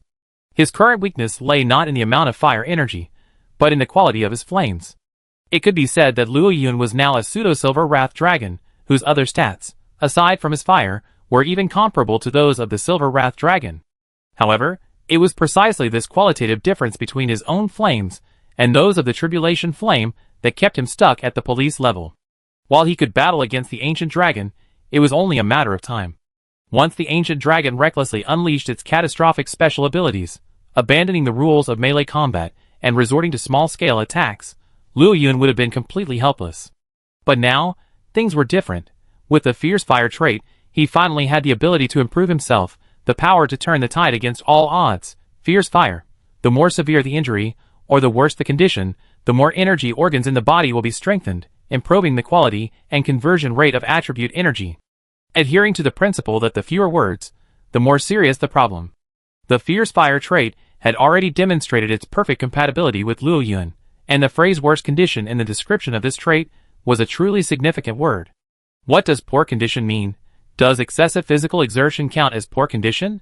Does being in an abnormal state count as poor condition? The term condition truly encompasses a wide range of topics. What exactly it encompasses still requires Luo Yun to experiment with. At this moment, Luo Yun's flaming body suddenly activated without him actively activating it. Looking up, he saw that the air had suddenly shimmered purple. Upon closer inspection, he saw that it was actually fine, mist-like scales that were difficult to discern with the naked eye. What's going on? There's a Black Eclipse Dragon nearby? Luo Yun subconsciously thought it was the Black Eclipse Dragon, but then realized it the next second. As for Black Eclipse Dragons, without the suppression of the Heavenly Dragon, generally speaking, there wouldn't be a second one within a certain range. After all, the Black Eclipse Dragons were blatant rivals. They all wanted to transform into Heavenly Dragons first, then crush the others, and take them as their own. Given these relationships, how could another Black Eclipse Dragon appear so close? Furthermore, the number of Black Eclipse Dragons wasn't actually very large. Luo Yun had only found 9 after days of targeted searching, and even then, he had searched nearly half of the coral plateau before finding them. Of course, the most important point was that, having battled Black Eclipse dragons, Luo Yun knew full well that their scales were definitely not this fine and contagious. In the same area where Luo Yun was, a Chaos Black Eclipse dragon, struggling to complete its final transformation, suddenly fell to the ground in agony. The forces of the Heavenly Dragon and the Black Eclipse dragon within it, which had been barely maintaining their composure, began to clash. The remaining half of his Black Eclipse dragon body simply couldn't withstand the power of the other half, the Heavenly Dragon. The two forces constantly entangled, collided, and twisted within him. The pain, like a slow slicing of flesh, radiated from every part of his body, nearly shut down his brain. The Heavenly Dragon's power constantly urged him to complete his final molting, but his other dark half, at this moment, had completely lost the ability to transform. His growth was completely stifled. He was still one step too late. The successfully transformed Heavenly Dragon eventually caught up, even though it was still unclear of his exact location due to the complex terrain of the Coral Plateau. But it could still completely halt his growth by releasing scale powder over such a large area. Now, the Chaos Black Eclipse Dragon could neither advance nor retreat back to its Black Eclipse Dragon form. What awaited him was only the end of his life, amidst the endless clash of forces and torture. The Heavenly Dragon's mad dragon power was powerful and pure, a force even the Black Eclipse Dragon couldn't withstand. In agony, the Chaos Black Eclipse Dragon's claws clutched its own head tightly, as if attempting to rip apart the black scales that belonged to it. As time passed in this torture, the Chaos Black Eclipse Dragon grew increasingly frantic, a desire to unleash its power and destroy everything taking over its heart. Desperately crashing through the coral reefs of its hiding place, the Chaos Black Eclipse Dragon spewed out energy balls laced with the Mad Dragon virus. As the rock shattered, the Mad Dragon virus contained within them also released into the air. The Chaos Black Eclipse Dragon possessed the combat power of an ancient dragon even under normal circumstances. Even when enduring pain and forcing itself to harness the power of its celestial dragon half, its overall strength could be further enhanced. Even though it could only use a portion of its power due to the Black Eclipse Dragon's inability to withstand the strain, it was still not to be underestimated. It was precisely because of this strength that it was able to escape the ancient dragons of the Coral Plateau, even though it was focused on escaping. And to ensure it wouldn't be surrounded, it changed its position almost daily. Originally, it had hoped this method could delay its transformation until it was fully complete, and even fantasized about returning to the Forbidden Land. In the end, it was all in vain. The Chaos Black Eclipse Dragon's remaining sanity was filled with regret. If it hadn't left, but stayed in the old continent, its end would have been nothing more than maintaining its Black Eclipse Dragon form until the Celestial Dragon's death. It wasn't like now, silently feeling the countdown to its death in agony. The Chaos Black Eclipse Dragon made a tremendous noise. Almost immediately, it attracted the attention of Luo Yun and the Nergigant, who had been lingering in the area. Luo Yun, his entire body ablaze, flew cautiously in the direction of the noise. At this moment, the light in the sky had dimmed slightly, and scale powder filled the air like mist. Soon, as he approached, the sounds of fighting could be clearly heard. The Chaos Black Eclipse Dragon's abyssal wail continued to echo. Luo Yun quickly increased his altitude, his wings driving air currents that pushed aside the fog ahead. Suddenly, he saw a Chaos Black Eclipse Dragon, transformed into a Mad Dragon, battling the Nergigant frantically, as if it were risking its life. Chapter 202. The Chaos Black Eclipse Dragon is actually suppressing Nergigant? At first glance, Luo Yun saw that the Chaos Black Eclipse Dragon, leveraging its extra pair of claws, had managed to successfully intercept Nergigant's upward push. Then, with a fierce swipe of its claws, it dealt Nergigant a powerful blow. Caught off guard, Nergigant's head lurched, a moment of confusion. The next moment, it watched the Chaos Black Eclipse Dragon roar furiously in its face. Rage welled up in Nergigant's eyes, and its black regenerating shell frantically sprouted sharp white spines. Under Nergigant's deliberate stimulation, they rapidly turned black. The black spines were the hardest weapon on Nergigant's body, far exceeding the hardness and defensive power of the white ones. This hardness even affected its mobility. The Chaos Black Dragon's attack struck the black spines, inflicting no significant damage. Only its claws, when unleashed with all its might, could barely break one or two. But the next second, the spines reappeared, repeating the process of transitioning from white to black. Furthermore, these spines were incredibly sharp, like armor covering the Nergigant, causing the Chaos Black Dragon to sustain damage with every attack. This was why most ancient dragons avoided engaging in melee combat when confronted by the Nergigant. After all, that was simply too shameless. Suddenly, Nergigant seized an opening in the Black Dragon's attack, swung its head, and used its horns to push aside the Chaos Black Dragon's claws. Then, with sheer force, it tore them apart. Raising its front paws high, it swung like a fist. The Chaos Black Dragon lost its balance, unable to avoid the blow, and was struck relentlessly. The next second, its black spine shattered, sending blood splattering high into the air. The spines broke in the middle, not because Nergigant deliberately relaxed its grip on them. This revealed the sheer force of that punch. The Chaos Black Dragon cried out in pain, flapping its wings and rapidly retreating. Two black spines pierced through the gaps between its scales, and the other scales that collided with the spines continuously oozed blood. Nergigant pursued, flapping its wings and gathering strength to swoop down, unleashing a flying slap. The move was too obvious, and Chaos Black Eclipse Dragon managed to dodge it despite the pain. However, Nergigant, whose strike missed, suddenly exerted force on the ground with its arm. With a lurch of force, its arm dropped, sending black spines flying like dozens of flying needles, covering Chaos Black Eclipse Dragon.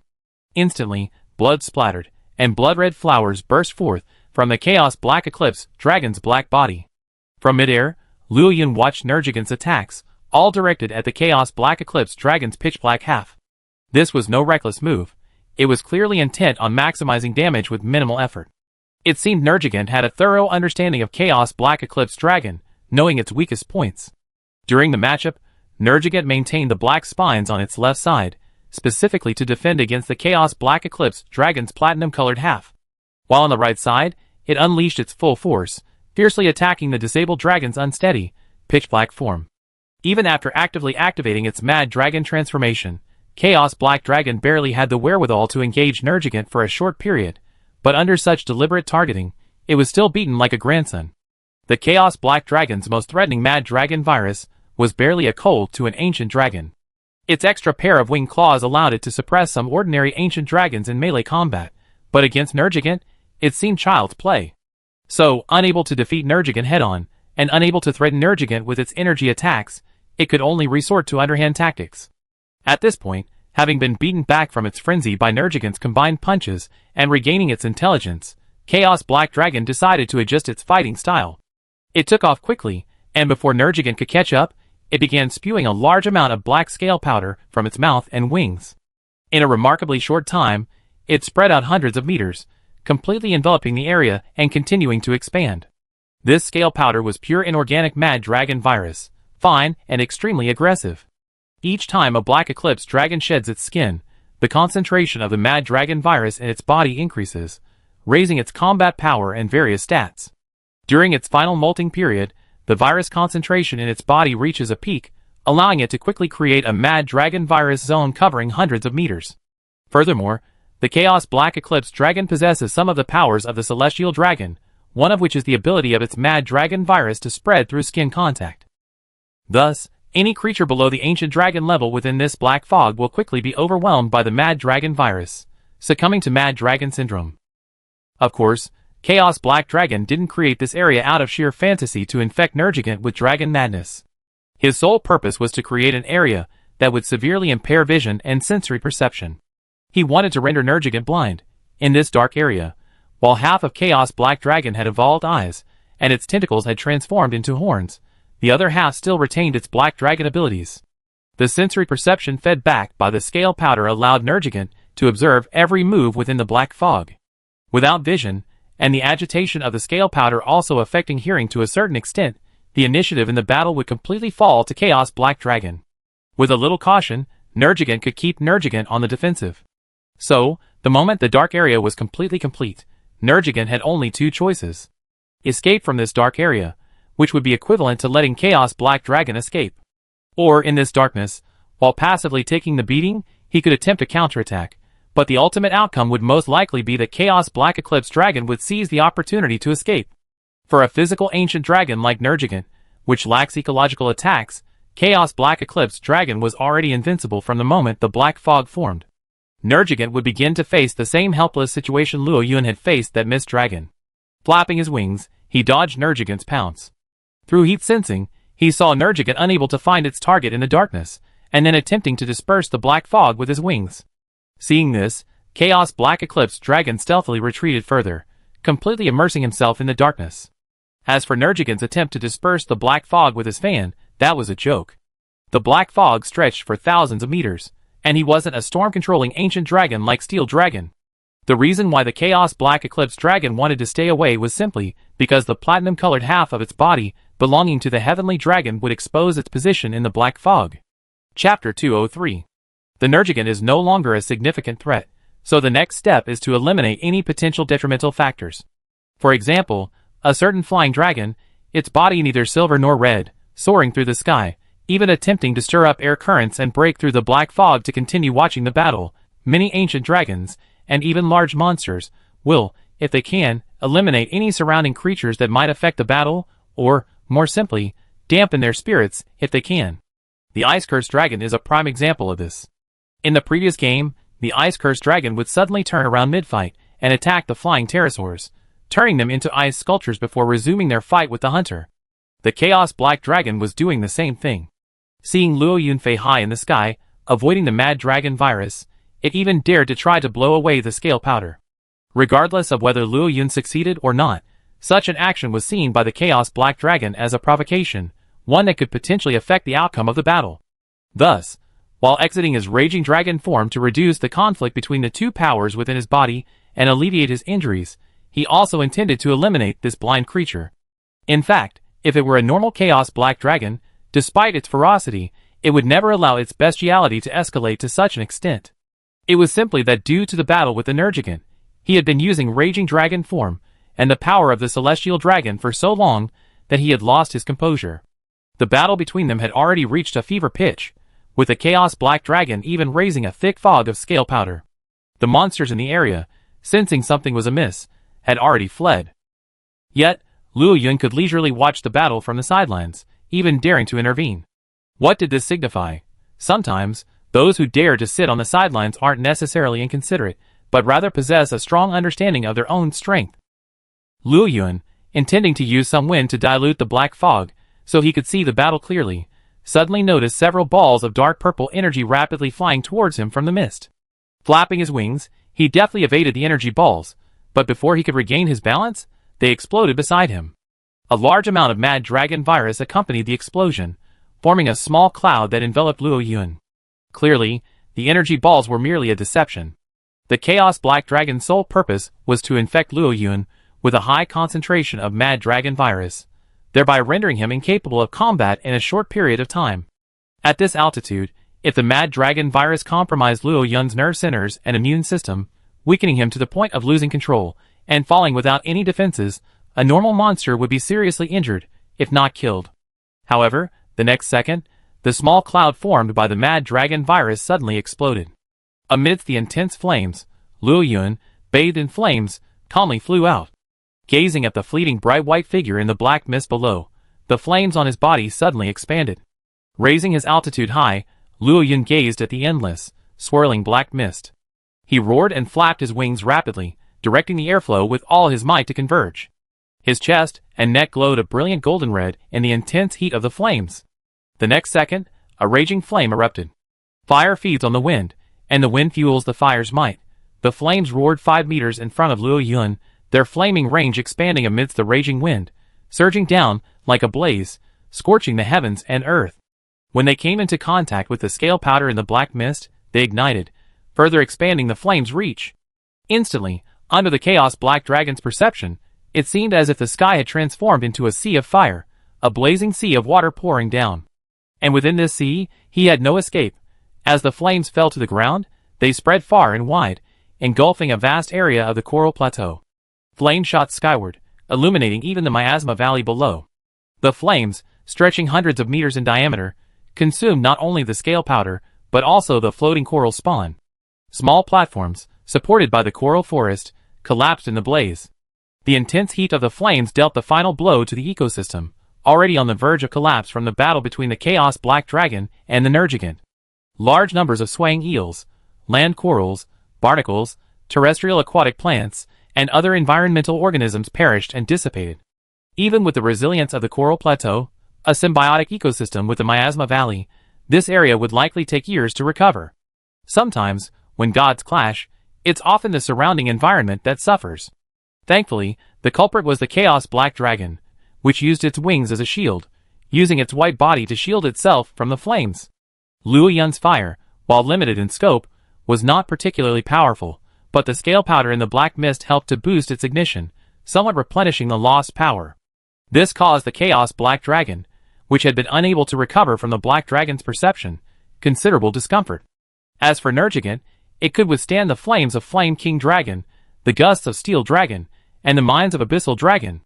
This level of fire and wind pressure was no problem for it. It exhaled for a full 5 minutes. When the flames dissipated, the area suddenly became much clearer. Many small platforms, as well as vines and kelp nets connected by footholds, were completely burned in the flames. Everywhere were still burning flames and afterglow. Nergigant slowly released its forelimbs from covering its eyes, shook its head, and spread its wings to dissipate the steam rising from its body. It glanced at Luo Yun with a hint of doubt and caution. It felt as if it had seen Luo Yun before. He felt very similar to the silver Rathalos that had once ignored its roar, devoured that ball of pure life energy, and had briefly clashed with it. But after just a glance, Nergigant no longer paid attention to Luo Yun. With delicious food ahead, of course, this black and white creature had to be taken care of, while Luo Yun possessed considerable life energy that was only relative to that of ordinary monsters. Compared to the ancient dragon and the creature before him, it was far less. A surprisingly human-like grin appeared on Nergigant's hideous face. Finally, after all these years of adulthood, he was about to hunt down his first creature with such abundant life energy. Nergigant was already eager to savor this sumptuous feast. Now, nothing could stop him. Everyone who stood in his way would be the target of his fierce attack. Chapter 204. The Chaos Black Dragon slowly retracted its claws, but it seemed unable to control its body. Its wings opened and closed, even twitching slightly from the conflicting forces within its body. An intense pain once again assaulted its brain. This pain, radiating from within, caused the Chaos Black Dragon to stiffen. Its claws instinctively clutched its head, and a low, sobbing growl emanated from its open mouth. Nergigant naturally wouldn't let such a good opportunity slip by. The white spines that regenerated on its body rapidly turned black. With a flap of its wings, the dragon soared high, gathering strength throughout its body, its black spines protruding from its body. With a roar to the heavens, it dived towards the Chaos Black Dragon, breaking thorns, destroying all, spinning sky. Nergigant's ultimate move, known as the Tathagata Palm, is known in the martial arts world as the Tathagata Palm. With the momentum of a black meteor, it streaked through the air, using the spines on its claws as shields and the sharp horns on its head as spears. With a resounding, muffled sound, it slammed into the Chaos Black Eclipse Dragon. Under such a violent impact, the Chaos Black Eclipse Dragon let out a wail, and the next second, it was dragged a long distance along the ground by the unstoppable Nergigant. The black spines all over its body exploded with a bang, shattered by the powerful impact and scattering in all directions. The Chaos Black Eclipse Dragon's voice was abruptly cut off by the explosion of black spines. As the Nergigant released its claws and panted, shaking off the Chaos Black Eclipse Dragon, its eyes shone with obvious surprise. At this moment, the white portion of the Chaos Black Eclipse Dragon's body, belonging to the Heavenly Dragon, displayed the defensive power it should possess. Even at such close range, the powerful burst of thorns only left a few, their tips barely piercing the scales. But the pitch-black half of the Black Eclipse Dragon's form was densely packed with thorns, several even piercing its wings. The Chaos Black Eclipse Dragon collapsed helplessly to the ground. During this round of the Nergigant attack, the power of the Heavenly Dragon within it clashed once again with the Black Eclipse Dragon's, preventing it from immediately entering its raging dragon state. Without even offering a defensive move, it absorbed the entire attack. The Chaos Black Eclipse Dragon's injuries perfectly demonstrated the disparity between an ancient dragon and an ancient dragon-level creature. If a Heavenly Dragon had taken this blow, even without defense, it would have suffered only moderate damage at best. For an ancient dragon, possessing immense vitality, capable of treating minor injuries as uninjured and serious injuries as minor, this blow wouldn't even render it incapable of combat. For the Chaos Black Eclipse Dragon, however, it was a fatal wound. Grasping the Chaos Black Dragon's horn with its front paws, and gazing into its golden pupils, Nergigant unhesitatingly bit its neck. In the Chaos Black Dragon's final, feeble struggle, Nergigant slapped with its other front paw. With a snap, the Chaos Black Dragon's pupils rapidly dilated, and its outstretched claws drooped limply. Nergigant's body trembled slightly, as if in disbelief. It pawed at the Chaos Black Dragon's corpse twice, then poked its neck with its massive horns. Once it was sure it was truly dead, it lifted its head and roared to the heavens.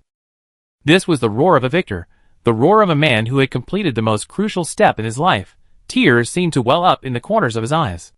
20 years had passed since he left the Dragon Crystal Land and officially pursued the ancient dragon. He had chased the Qilin, the Steel Dragon, the Flame King Dragon, and even the battle-hardened Ice-Cursed Dragon. A beast never bothered to conceal its tracks deep within the Dragon Crystal Land. He had even tried, though he had nearly been killed there. After so much, he had finally succeeded in hunting down an ancient dragon-level monster, possessing power nearly equal to that of an ancient dragon. His first great meal in life had finally been secured. As Nergigant recovered his composure and prepared to begin his attack, a shadow enveloped him and the body of the Chaos Black Dragon. At that moment, Nergigant realized that there was another monster here, and then his mind flashed back to the image of the silver Rathalos, the lonesome eater in the great Ant-Mound wasteland. Luo Yun had been flying quite high, so while he saw Chaos Black Eclipse Dragon take Nergigant's attack head-on, he couldn't see the final outcome from his altitude. So he lowered his altitude a bit, getting closer to confirm whether Chaos Black Eclipse Dragon was truly dead. Who would have thought, before he could even see clearly, Nergigant suddenly, for some unknown reason, spun around, crouched low, its spine sprouting again, and bared its teeth, roaring at Luo Yun. Luo Yun was startled, and then a surge of rage welled up in him. "You want to fight? Come on, I'm not afraid of you." Never mind whether or not he could win, he simply couldn't lose in terms of momentum. This was the courage bestowed upon Luo Yun by the swift wings and their acceleration, but when Luo Yun noticed that, while Nergigant was poised for battle, even taking 2 menacing steps forward, it actually made no further move, and even subtly shielded the Chaos Black Dragon's corpse behind it, he somehow recalled the newly adopted dog from his previous life, a dog they were still unfamiliar with. "Are you protecting your food?" Although it was a question, Luo Yun was absolutely certain that this creature was definitely protecting his food. After understanding the other party's intentions, Luo Yun, for some reason, suddenly found Nergigant's ferocious appearance more appealing. With a slight flutter of its wings, the dragon exploded back into the air. He raised his chin towards the seemingly relieved Nergigant, growled, and then watched from afar. Nergigant slowly dropped its guard, staring at Luo Yun's silver-white form gleaming in the sunlight, and wiping out the image of that pesky silver Rathalos. This dragon and the solitary silver Rathalos were indeed unrelated. It stared blankly at Luo Yun for a moment, confirming that the dragon showed no sign of approaching. Then it recalled how Luo Yun had earlier spurred fire to clear the Chaos Black Eclipse Dragon's black mist, allowing it to defeat it. Otherwise, relying on itself in the black mist, the Chaos Black Eclipse Dragon would surely have escaped. So, for this very reason, its impression of Luo Yun improved considerably. Turning around, it raised its front paws and pawed at the Chaos Black Eclipse Dragon twice, but observing from the corner of its eye that Luo Yun still showed no sign of approaching, Nergigant finally felt completely relieved. "Your dragon is pretty good." With this thought in mind, Nergigant opened its bloody maw and bit into Chaos Black Dragon's neck. Chapter 205. Luo Yun watched from afar. Honestly, he had been curious since his previous life about how Nergigant, the so-called ancient dragon that preys on ancient dragons, actually ate them. You know, in this world, most monsters, including ancient dragons, can only obtain energy by absorbing ley lines of energy, or, like the Abyss Dragon, by gnawing on insects and other external objects to collect the monster's pure energy, then feeding it back to their host. But only Nergigant can obtain energy beyond the organism's own nutrients through eating. So, facing the corpse of the Chaos Black Eclipse Dragon, would Nergigant devour it bite by bite, or would it only take a portion? This mystery would be solved today, and Luo Yun felt a little excited. Nergigant stretched out his claws, turning the Chaos Black Eclipse Dragon's corpse over as if admiring a fine dish, lowering his head to examine it carefully. Soon, seemingly having finally determined the Chaos Black Dragon's condition, it used the spines on its claws as a guide. The tips of the spines, like sharp daggers, precisely penetrated the gaps between its scales, parting the scales and tearing through the skin, revealing the red and white flesh within. With a single bite, it tore through the flesh and accurately scooped out the heart, which emanated a faint black aura. Nergigant devoured it swiftly, as if it had found a treasure. After savoring it for a moment, it gazed greedily at the Chaos Black Dragon's corpse before beginning its drastic dismemberment. Spinal cord, tentacles, the brittle bones inside the horns, the base of the wing claws, the celestial scales. Nergigant swiftly ripped out and devoured the Chaos Black Dragon's energy-rich parts. Soon, the massive Chaos Black Dragon's corpse had been torn to pieces by Nergigant. Finally, the marrow in the tail had been devoured. Then, Nergigant opened its jaws and firmly grasped Chaos Black Dragon's neck, seemingly sucking something vigorously. From Luo Yun's vantage point, it was clear that what Nergigant was absorbing was definitely not blood, but a highly concentrated substance that looked very similar to the pure life energy it had seen in the Great Ant Mound Wasteland. As Nergigant rapidly absorbed this energy, the Chaos Black Dragon's scales suddenly began to loosen, and its already tattered corpse took on a hint of age. In just 10 seconds, the entire dragon had taken on a faint grayish-white hue. At this point, Nergigant finally released its jaws, shook its head, and brushed off the extra spines that had sprouted from its arms. It then glanced at Luo Yun one last time. With a flick of its head, it used its massive horns to fling the Chaos Black Dragon's devoured corpse off the platform. After watching the corpse fall into the miasma, it turned and flew away.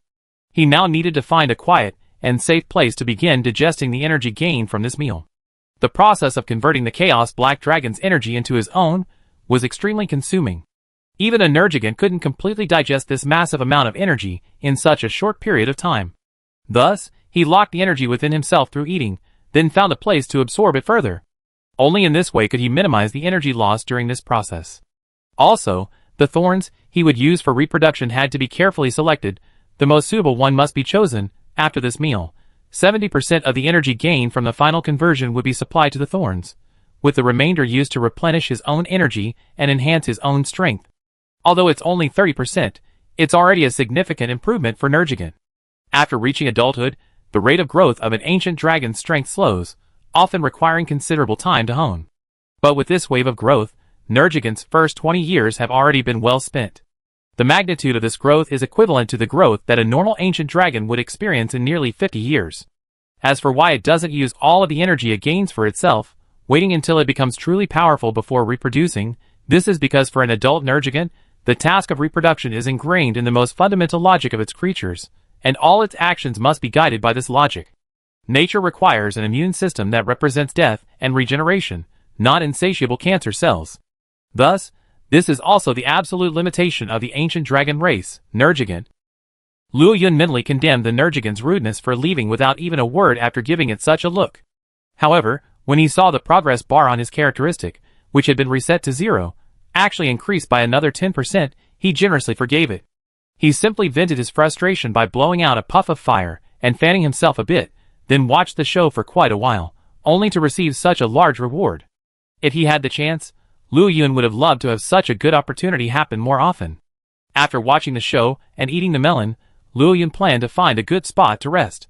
However, he had overlooked that although the Chaos Black Dragon had been hunted, the faint black-purple scales floating in the air still existed. It also showed signs of spreading throughout the Coral Plateau. Shortly after Luo Yun and Nergigant left, the Tianhui dragon, radiating a golden glow, streaked across the sky. From what he could sense, the rebellious follower had completely lost all trace of his presence. Tianhui dragon was not the least bit surprised by this outcome. Both Tianhui dragons and Black Eclipse dragons were despised beings. Even with their immense power, they were still highly vulnerable to being hunted. Thus, Tianhui dragon's fate was of no concern. His priority now was to ensure that his scale powder could cover all the Black Eclipse dragons present and attempt to summon them back to the old continent.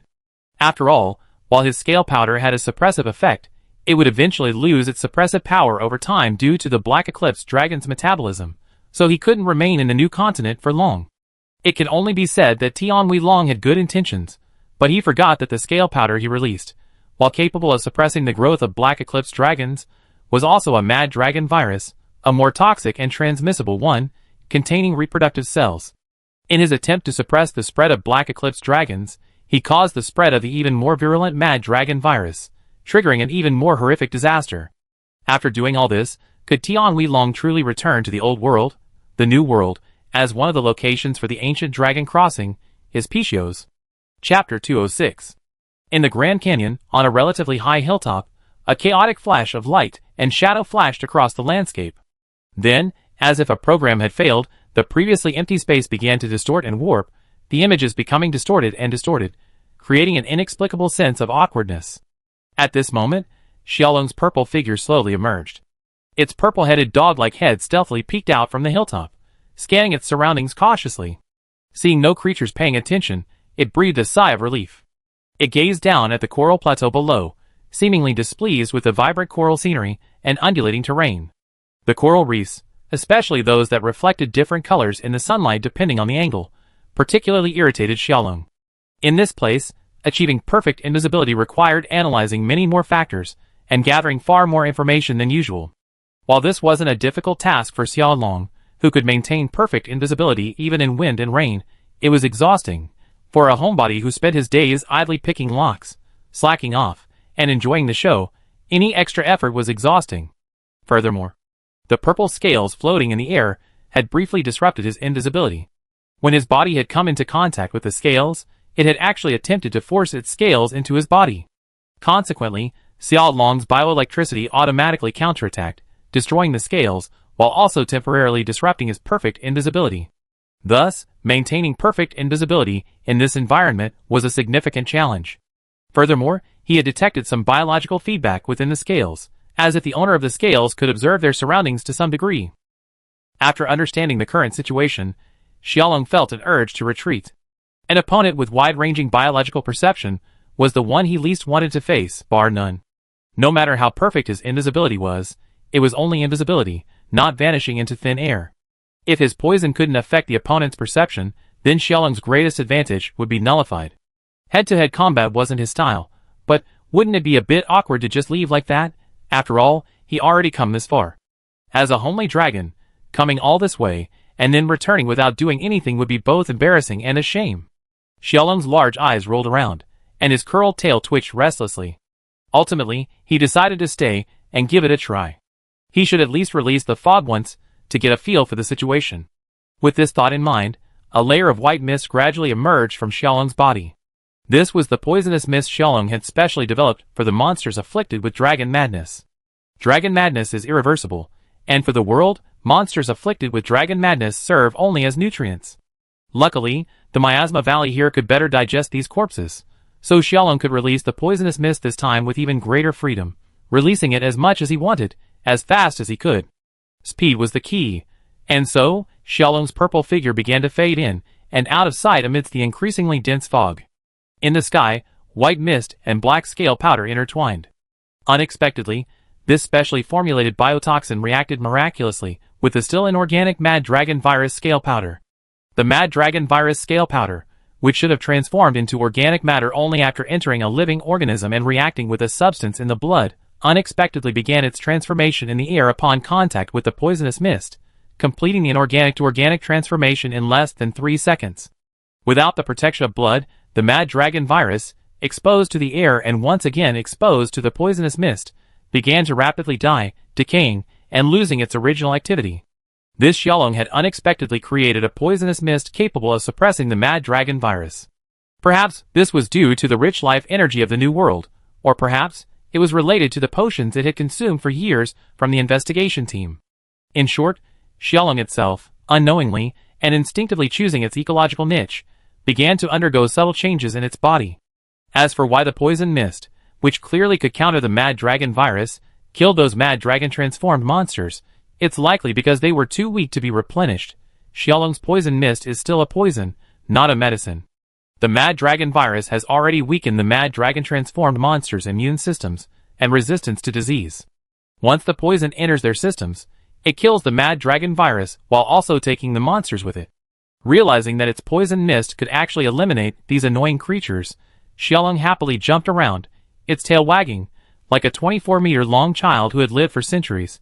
But at this moment, Xiaolong, in her excitement, having re-entered stealth mode, was unaware that her massive supply of crazy dragon destruction virus scale powder had successfully attracted the attention of a golden glowing Tianhui dragon.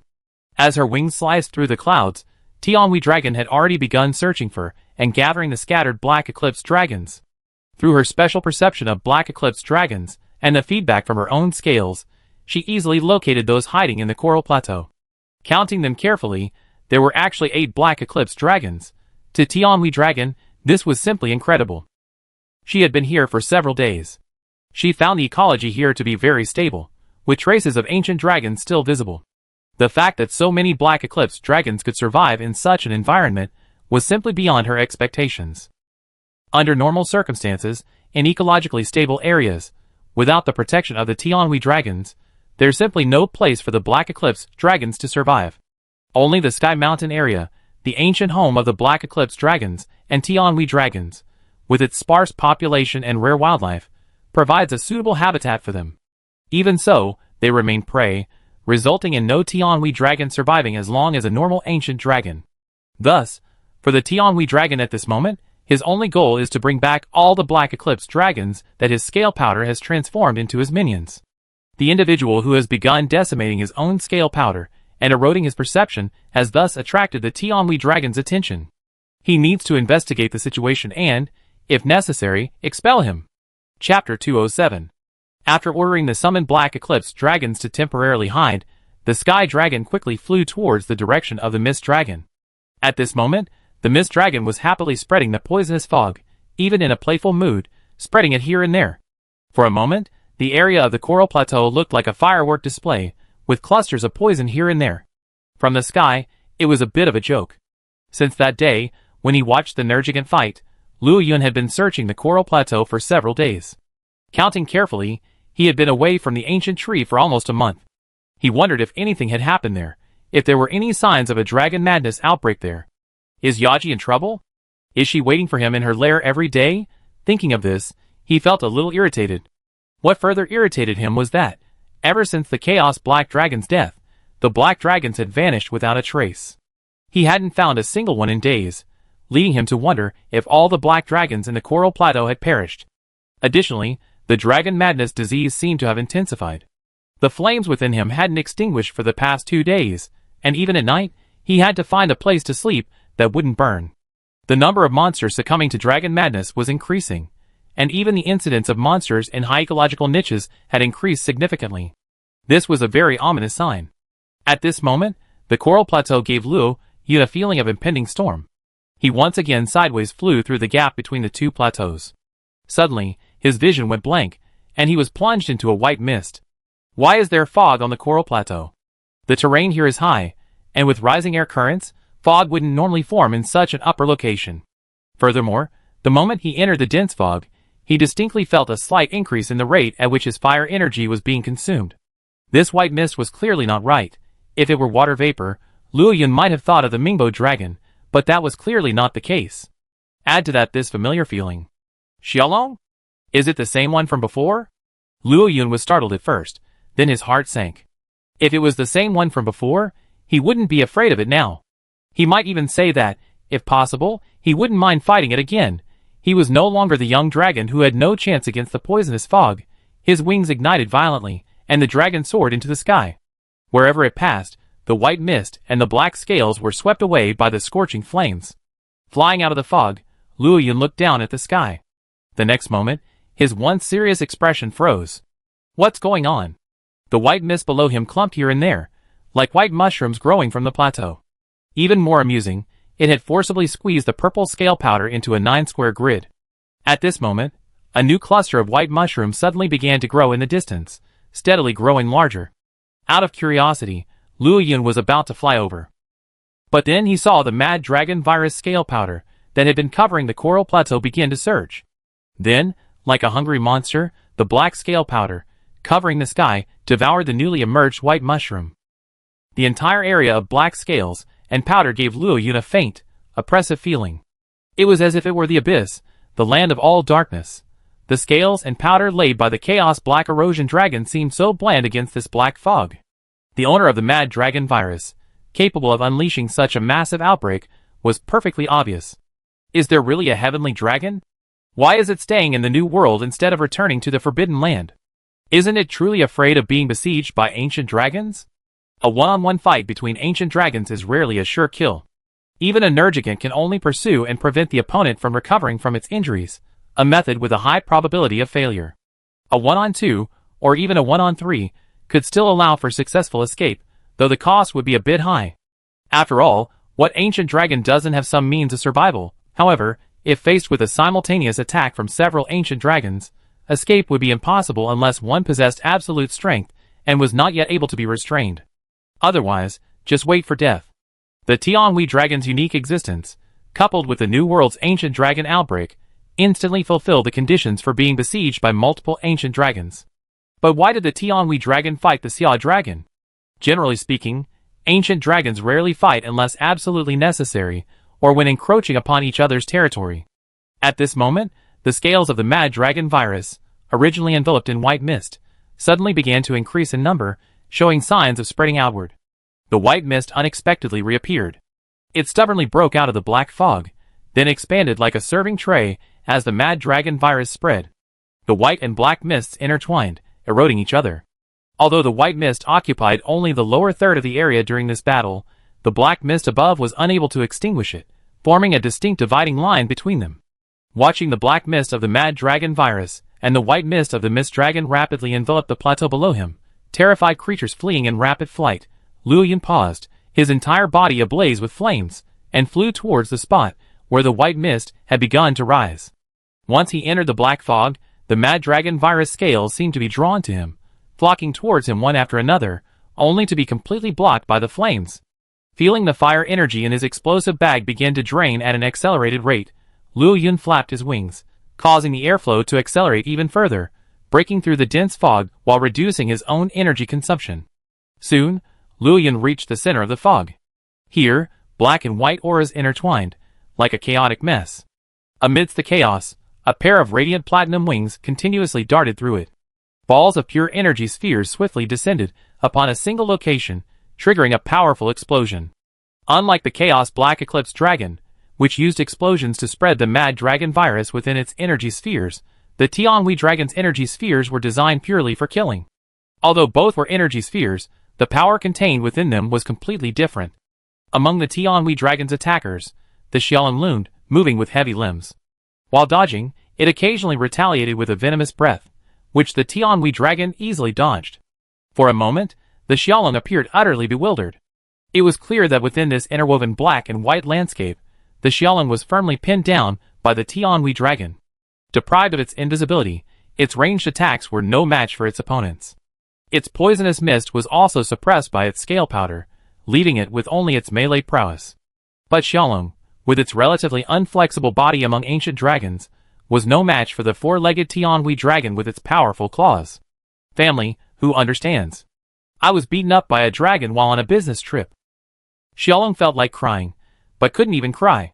He was contemplating how to escape, whether to leap into the miasma valley below and slip away using the miasma.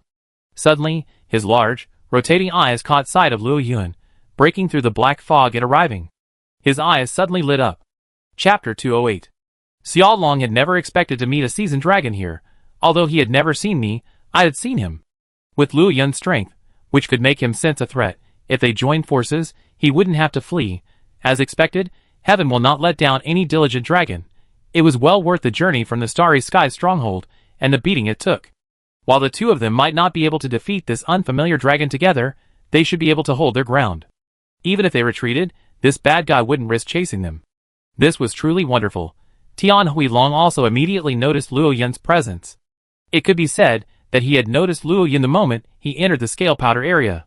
From the thermal sensor's perspective, Luo Yun's figure resembled a terrifying glowing mass.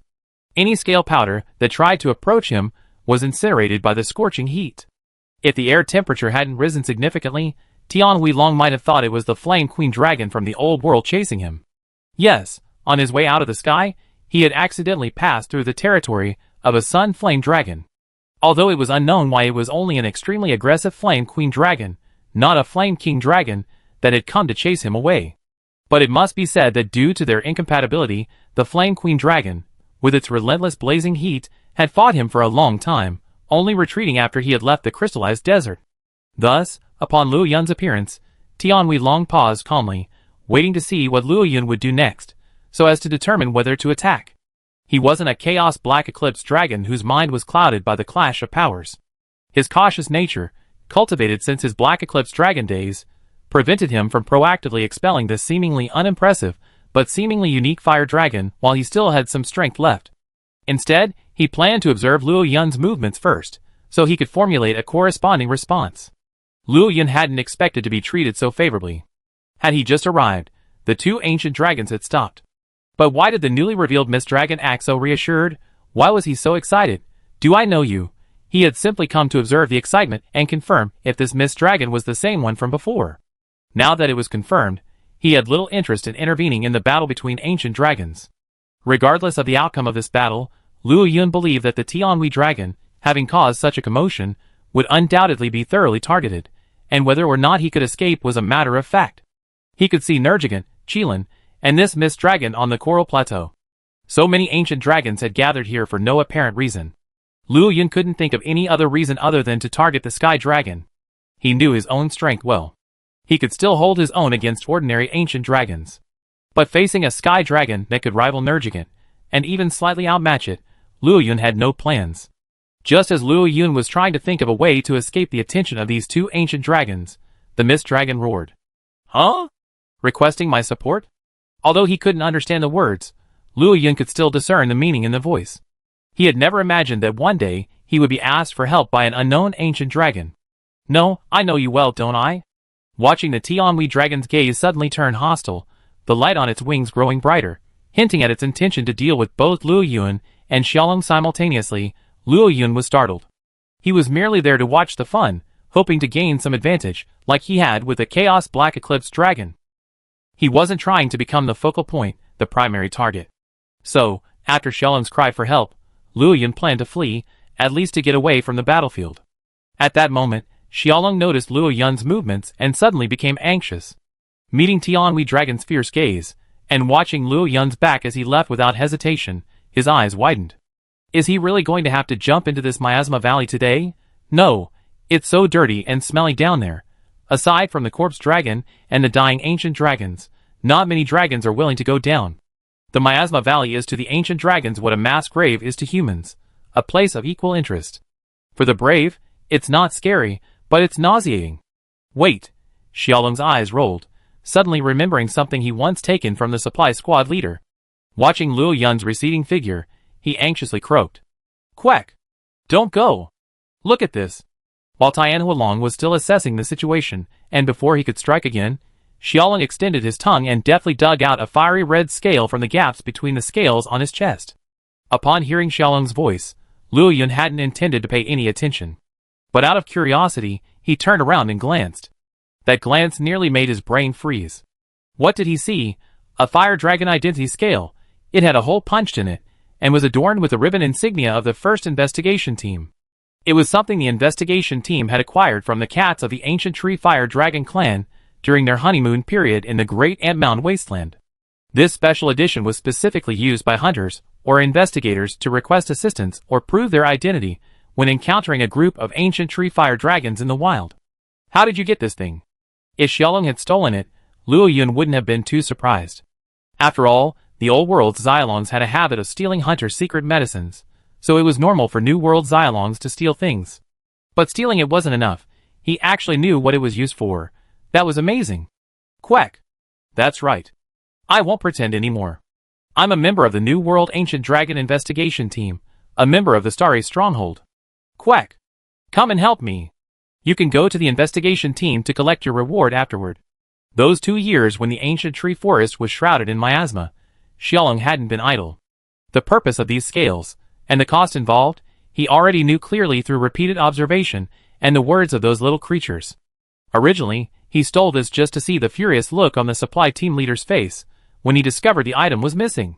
When he was exhausted from searching, it suddenly appeared on his bed, beginning to doubt himself, so he could get back at the guy who made the lock increasingly difficult to pick. Unexpectedly, this little gadget would now become the key to his call for help. Chapter 209.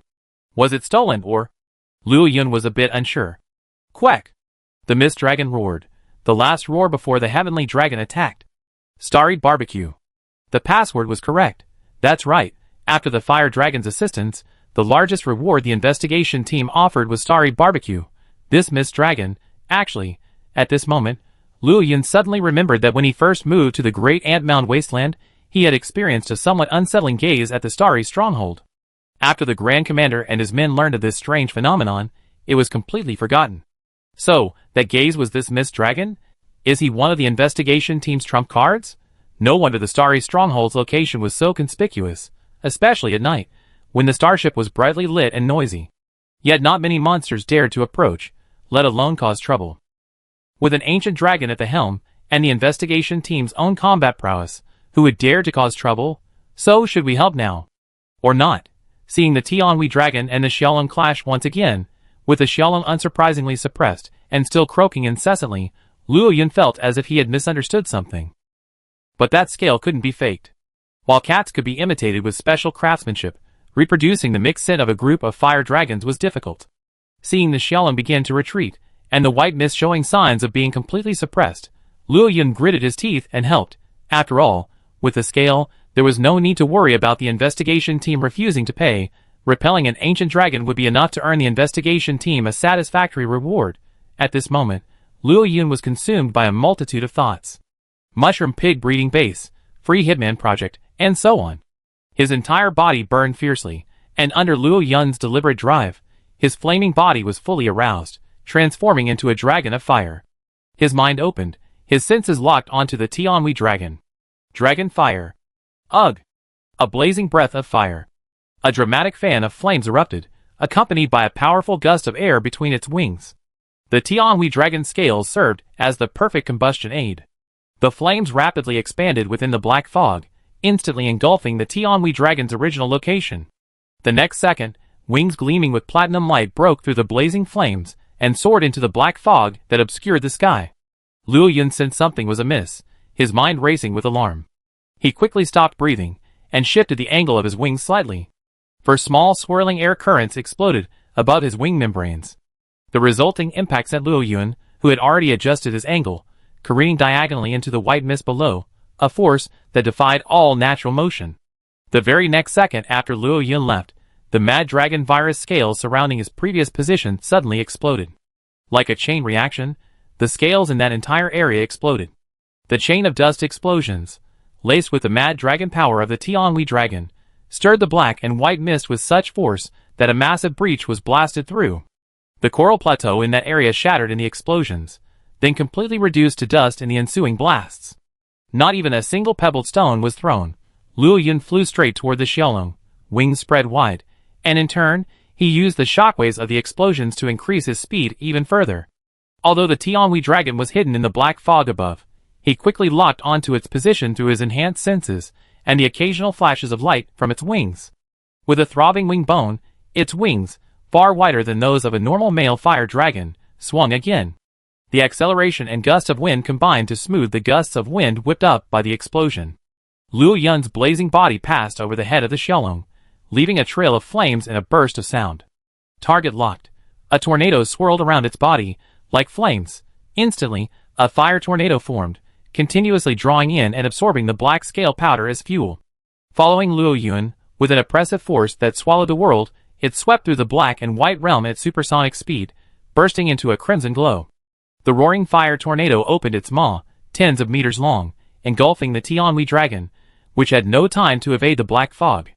Inside the tornado, in this world of raging wind and blazing flames, the fire tornado was bound to consume everything it absorbed. Xiaolong's mouth opened unconsciously, staring in amazement at the flaming tornado rising into the sky. In such a scorching heat, like the eye of a storm, constantly pulling at its surroundings, his invisibility could no longer be maintained. No! Are you serious?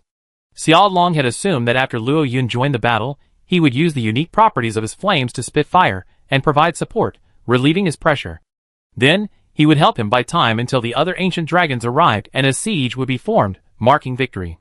Who would have thought that Luo Yun would be so skilled? Not only did he instantly take over the battle, but he even initiated this catastrophic attack. You really can do it? As the fire tornado continued to expand, Xiaolong was forced to flap his wings and quickly relocate to avoid being caught in Luo Yun's attacks. At this moment, Xiaolong was confused. Who was the ancient dragon? How could a male fire dragon like you possess such a magical style? Thinking of the massive explosion of mad dragon virus dust that Tianhui had just triggered, he felt a bit out of place. Besides invisibility, poison mist, venomous breath, and tongue thrusting, he knew nothing else. In front of Luo Yun and Tianhui, he seemed so ordinary. In the fire tornado, Tianhui had to block the flames and explosions carried by the hurricane, while guarding against Luo Yun's continuous cute star flying sky crash, supersonic version, attacks. Luo Yun was seen multitasking, constantly weaving through the fire tornado, while controlling some of the flaming airflow to attack Tian Huilong. Hiding himself within the swirling flames, he took advantage of the moment when Tian Huilong was distracted by the attack and unable to locate him to launch a supersonic attack. Such an outburst would undoubtedly consume a great deal of his physical strength and energy. Therefore, he needed to inflict considerable damage on Tian Huilong before his energy and stamina were depleted to a certain level. Only then, with the combined strength of Luo Yun and Xiao Long, would they have a good chance of achieving final victory. For a moment, in Luo Yun's sudden outburst, Tian Huilong was unexpectedly suppressed by his reversed ecological niche. The scale powder, as soon as it was released, was absorbed by the swirling flames and became an accelerant. Thermal induction also lost its effectiveness in this endless sea of fire. Without being able to locate its enemy, its powerful physique, flexible wings, and sturdy claws could not fully exert its full combat power. It attempted to escape the flames, but due to its lack of speed, it was entangled by Luo Yun. At this moment, Tian Huilong could only helplessly adopt a defensive stance. Chapter 210. Inside the flame tornado, Luo Yun, relying on his speed and firepower, constantly engaged the Tian Hui dragon, trying every possible way to inflict a heavy blow, ideally a direct, critical hit. Although this seemed unlikely, given the ancient dragon's vitality and defense, Luo Yun was still frantically trying. After all, the fight had already begun, right? If he didn't strike with all his might once, there was no telling when his next attack would come. Outside the flame tornado, Xiaolong, mired in self-doubt, was also busy. Taking advantage of the fact that Tian Hui dragon was entangled by Luo Yun, and the crazy dragon virus scale powder outside was uncontrolled by the dragon, he quickly unleashed his poisonous mist, rapidly devouring the crazy dragon virus, striving to completely seize the advantage in the field before the Tian Hui dragon rushed out. With so much poisonous fog that counteracts the mad dragon virus, even if Tian Huilong wanted to regain the upper hand, how much time and energy would it take? Sometimes, battles between ancient dragons aren't about damage dealt, but rather energy consumption. While Xiao Long was struggling, Luo Yun grew anxious. The fire tornado was immense and demanding to maintain. After Tian Huilong stopped releasing scale powder, Luo Yun needed to continuously inject flames and manipulate the airflow to maintain the tornado's suction, which took a heavy toll on his stamina and energy. That's why he kept attacking, hoping to achieve his goal as quickly as possible. However, he underestimated Tian Huilong and overestimated himself. Tian Huilong was, after all, an ancient dragon of the same level as Nergigant, perhaps even weaker. He was no ordinary ancient dragon. The situation was that Tian Huilong was trapped in the flaming tornado, and because of his own lovely star-shaped flying attack, he couldn't escape. Unable to find his position, he couldn't launch a counterattack, and ultimately could only passively take the beating. It could be said that Tian Huilong was truly suppressed by himself. But it couldn't break through his defense. It wasn't that he couldn't inflict damage, but the damage was far from what Luo Yun had expected. Given the ancient dragon's incredible vitality, this damage was just a minor wound, barely enough to scratch the skin. To inflict real damage, he had to charge his power to increase the temperature of the flames. But once he started charging, he couldn't distract himself from controlling the massive flaming tornado. Given the opportunity to break free, Tian Huilong was no longer vulnerable to the charged attack. For a moment, Luo Yun was in a dilemma. As time went on, Tian Huilong's wounds gradually increased. After a long defense, Luo Yun finally inflicted some significant damage. But that was all. Tian Huilong, constantly on the defensive, searching for an opportunity, keenly noticed that Luo Yun's speed was slowing. The pull of the fire tornado and the frequency of its attacks were also decreasing. After once again withstanding Luo Yun's attack, feeling the burning pain on his wings as they passed by, Tian Huilong wondered if the fire dragon's flames had heated up again. But Tian Huilong quickly dismissed this thought. Flame temperature only decreases as energy decreases. How could it possibly increase? All I can say is that he must have spent too long in the flames, damaging his scales, and making them somewhat fragile, which is why he suffered such damage. This fire dragon, after all, was not an ancient dragon. Even with this brief burst, it barely reached the ancient dragon level, similar to those Tyrannosaurus rexes that had been knocked unconscious by his virus. They all had the ability to briefly reach the ancient dragon level, and even briefly compete with ancient dragons. But that was all. Presumably, the fire tornado had reached its final stage. Tian Hui dragon instantly unleashed a large amount of highly concentrated mad dragon virus from its wings and mouth. Energized by its energy, it shattered the flames around it, and then exploded continuously. A strong countercurrent appeared. Although Luo Yun immediately noticed Tianhui Dragon's movements, he was exhausted and unable to stop them. He could only watch helplessly as the tornado was dispersed. Desperate, Luo Yun could only run through the lingering flames, absorbing the energy frantically through his flaming body. At this point, we should replenish as much fire energy as possible. Although we didn't achieve our goals, we at least inflicted decent damage. Hopefully, Xiaolong can be more effective next time. Together, we can repel this creature. The flame tornado vanished, and Tianhuolong immediately began releasing a large amount of scale powder. However, the surrounding area was already filled with Xiaolong's poisonous mist. Despite the overwhelming pressure of numbers, Tianhuolong's Mad Dragon Virus scale powder was still suppressed to a small area, even though it was outmatched in quality. Excellent work! Luo Yun's eyes lit up upon seeing this, and he quickly dived into the white mist, giving Tianhuolong no chance to trouble him. Tianhuolong, having reacted, was about to eliminate Luo Yun, the unstable factor, but he hadn't expected Luo Yun to react so quickly. He dashed into the white mist and disappeared. Now, the main opponent in the battle shifted from him to Xiaolong. This time, Xiaolong had learned his lesson, frantically creating poisonous fog to suppress his black scale powder, preventing it from spreading. Without the scale powder's heat sensor, Tianhuolong couldn't locate Xiaolong. The situation suddenly became stalemate again. This time, the physical resistance turned into an energetic confrontation. For some reason, Tianhuolong felt like cursing the dragon. Meanwhile, Luo Yun, who had entered the white mist, was also having a hard time. To completely suppress Tianhuolong's scale powder, Xiaolong had spread so much and so dense a poisonous fog that it completely covered 1/3 of the coral plateau. This incredible range annoyed the approaching Qilin, who hurled several thunderbolts. The mist dragon's fog was poisonous. It was truly poisonous. It could actually block Qilin's perception of the ancient dragon's life energy within it. This left him, having plunged headfirst into the poisonous fog, suddenly disoriented. Like Qilin, the Nergigant, having finally digested the chaos black dragon's energy, also lost his way mid-flight. He could only mindlessly continue flying, relying on the direction he had sensed. Precisely because of the vast range and the toxicity, Luo Yun's flaming body had to remain active. He had originally intended to rest and recover his strength and energy, but instead, his energy began to drain again. What a foolish teammate! Sighing inwardly, Luo Yun began to climb upwards, striving to break out of the white fog as quickly as possible to gain time to recover. But as he climbed, his energy and stamina drained, and the temperature of his flames gradually reached a limit. Qualitative change is about to begin.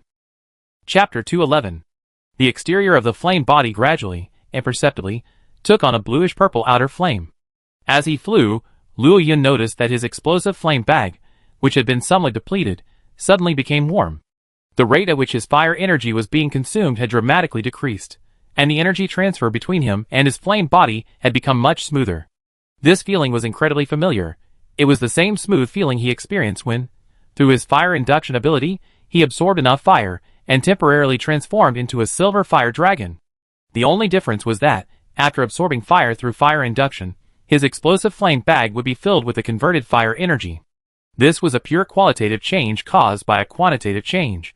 Regardless of physical fatigue, at least his energy was incredibly abundant.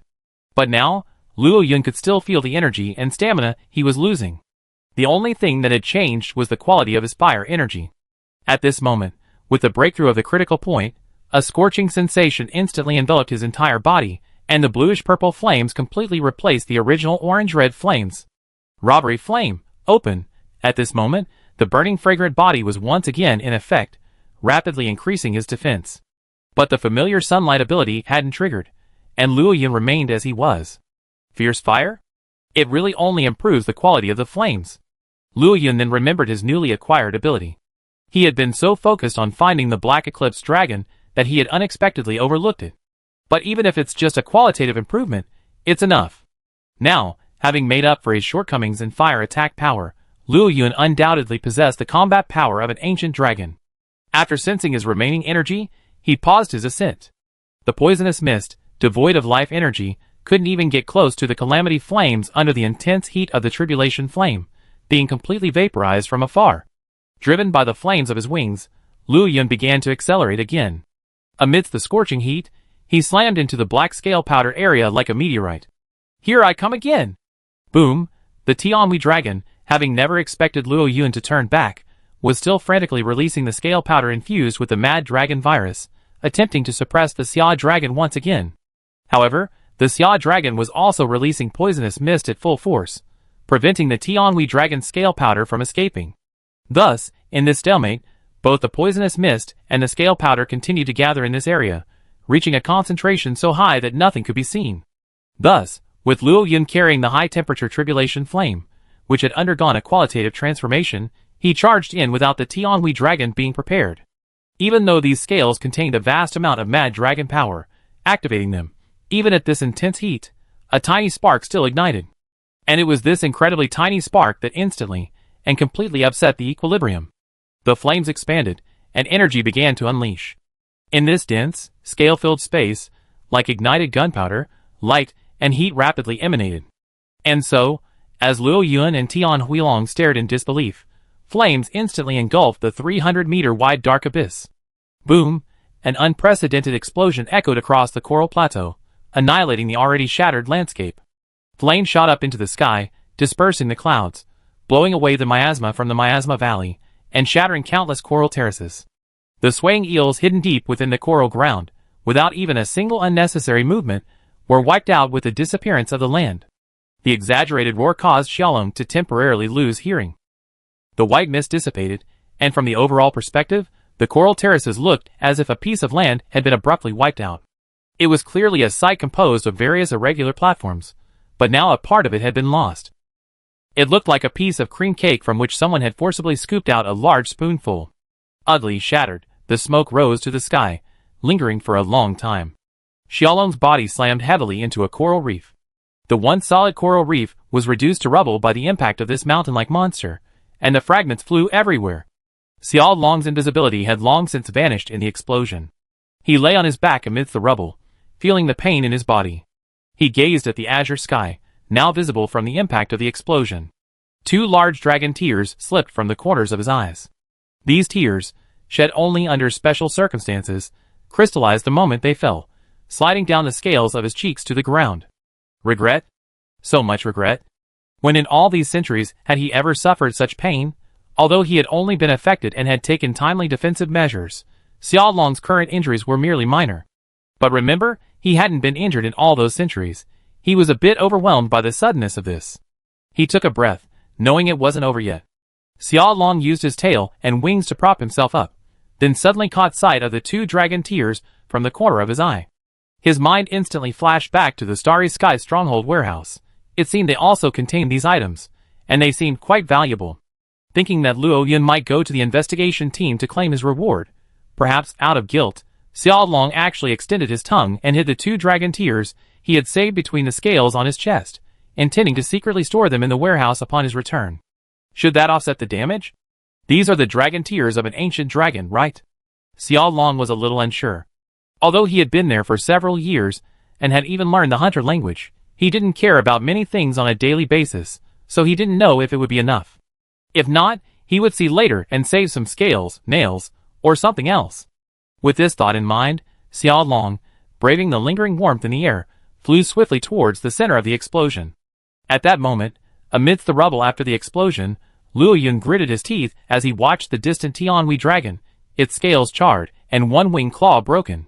In the explosion just now, neither he nor the other had time to defend themselves, relying only on their own bodies to withstand the blow.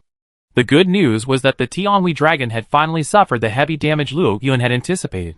One of its wing claws had been rendered ineffective, and its entire body was covered in wounds of varying sizes, barely enough to affect its mobility. The bad news was that he wasn't faring well either. If it weren't for the fact that his flames had been elevated to tribulation flame, and the effects of his scorched fragrance body, his defenses would have been comparable to those of a normal ancient dragon. He also had the ability to draw fire to absorb the brief burst of flames during the explosion, mitigating some of the damage. Otherwise, he could have chosen to escape. Chapter 212. Tian Huilong had never imagined that a battle he had thought was a sure win would lead to such a disastrous outcome. Even more infuriating was the fact that he himself had contributed to this damage. How could he accept this? He had never imagined that Luo Yun would return with even more powerful flames. He had also never imagined that a mere Xiaolong could suppress his own concentrated Mad Dragon virus scale powder within that small space, causing the concentration to so high that he himself dared not easily detonate it. At this moment, Tian Huilong's heart was filled with extremely complex emotions, and the monstrous instincts of violence gradually surged within him. During his Black Eclipse Dragon days, his growth depended entirely on hiding, and survival was the only priority.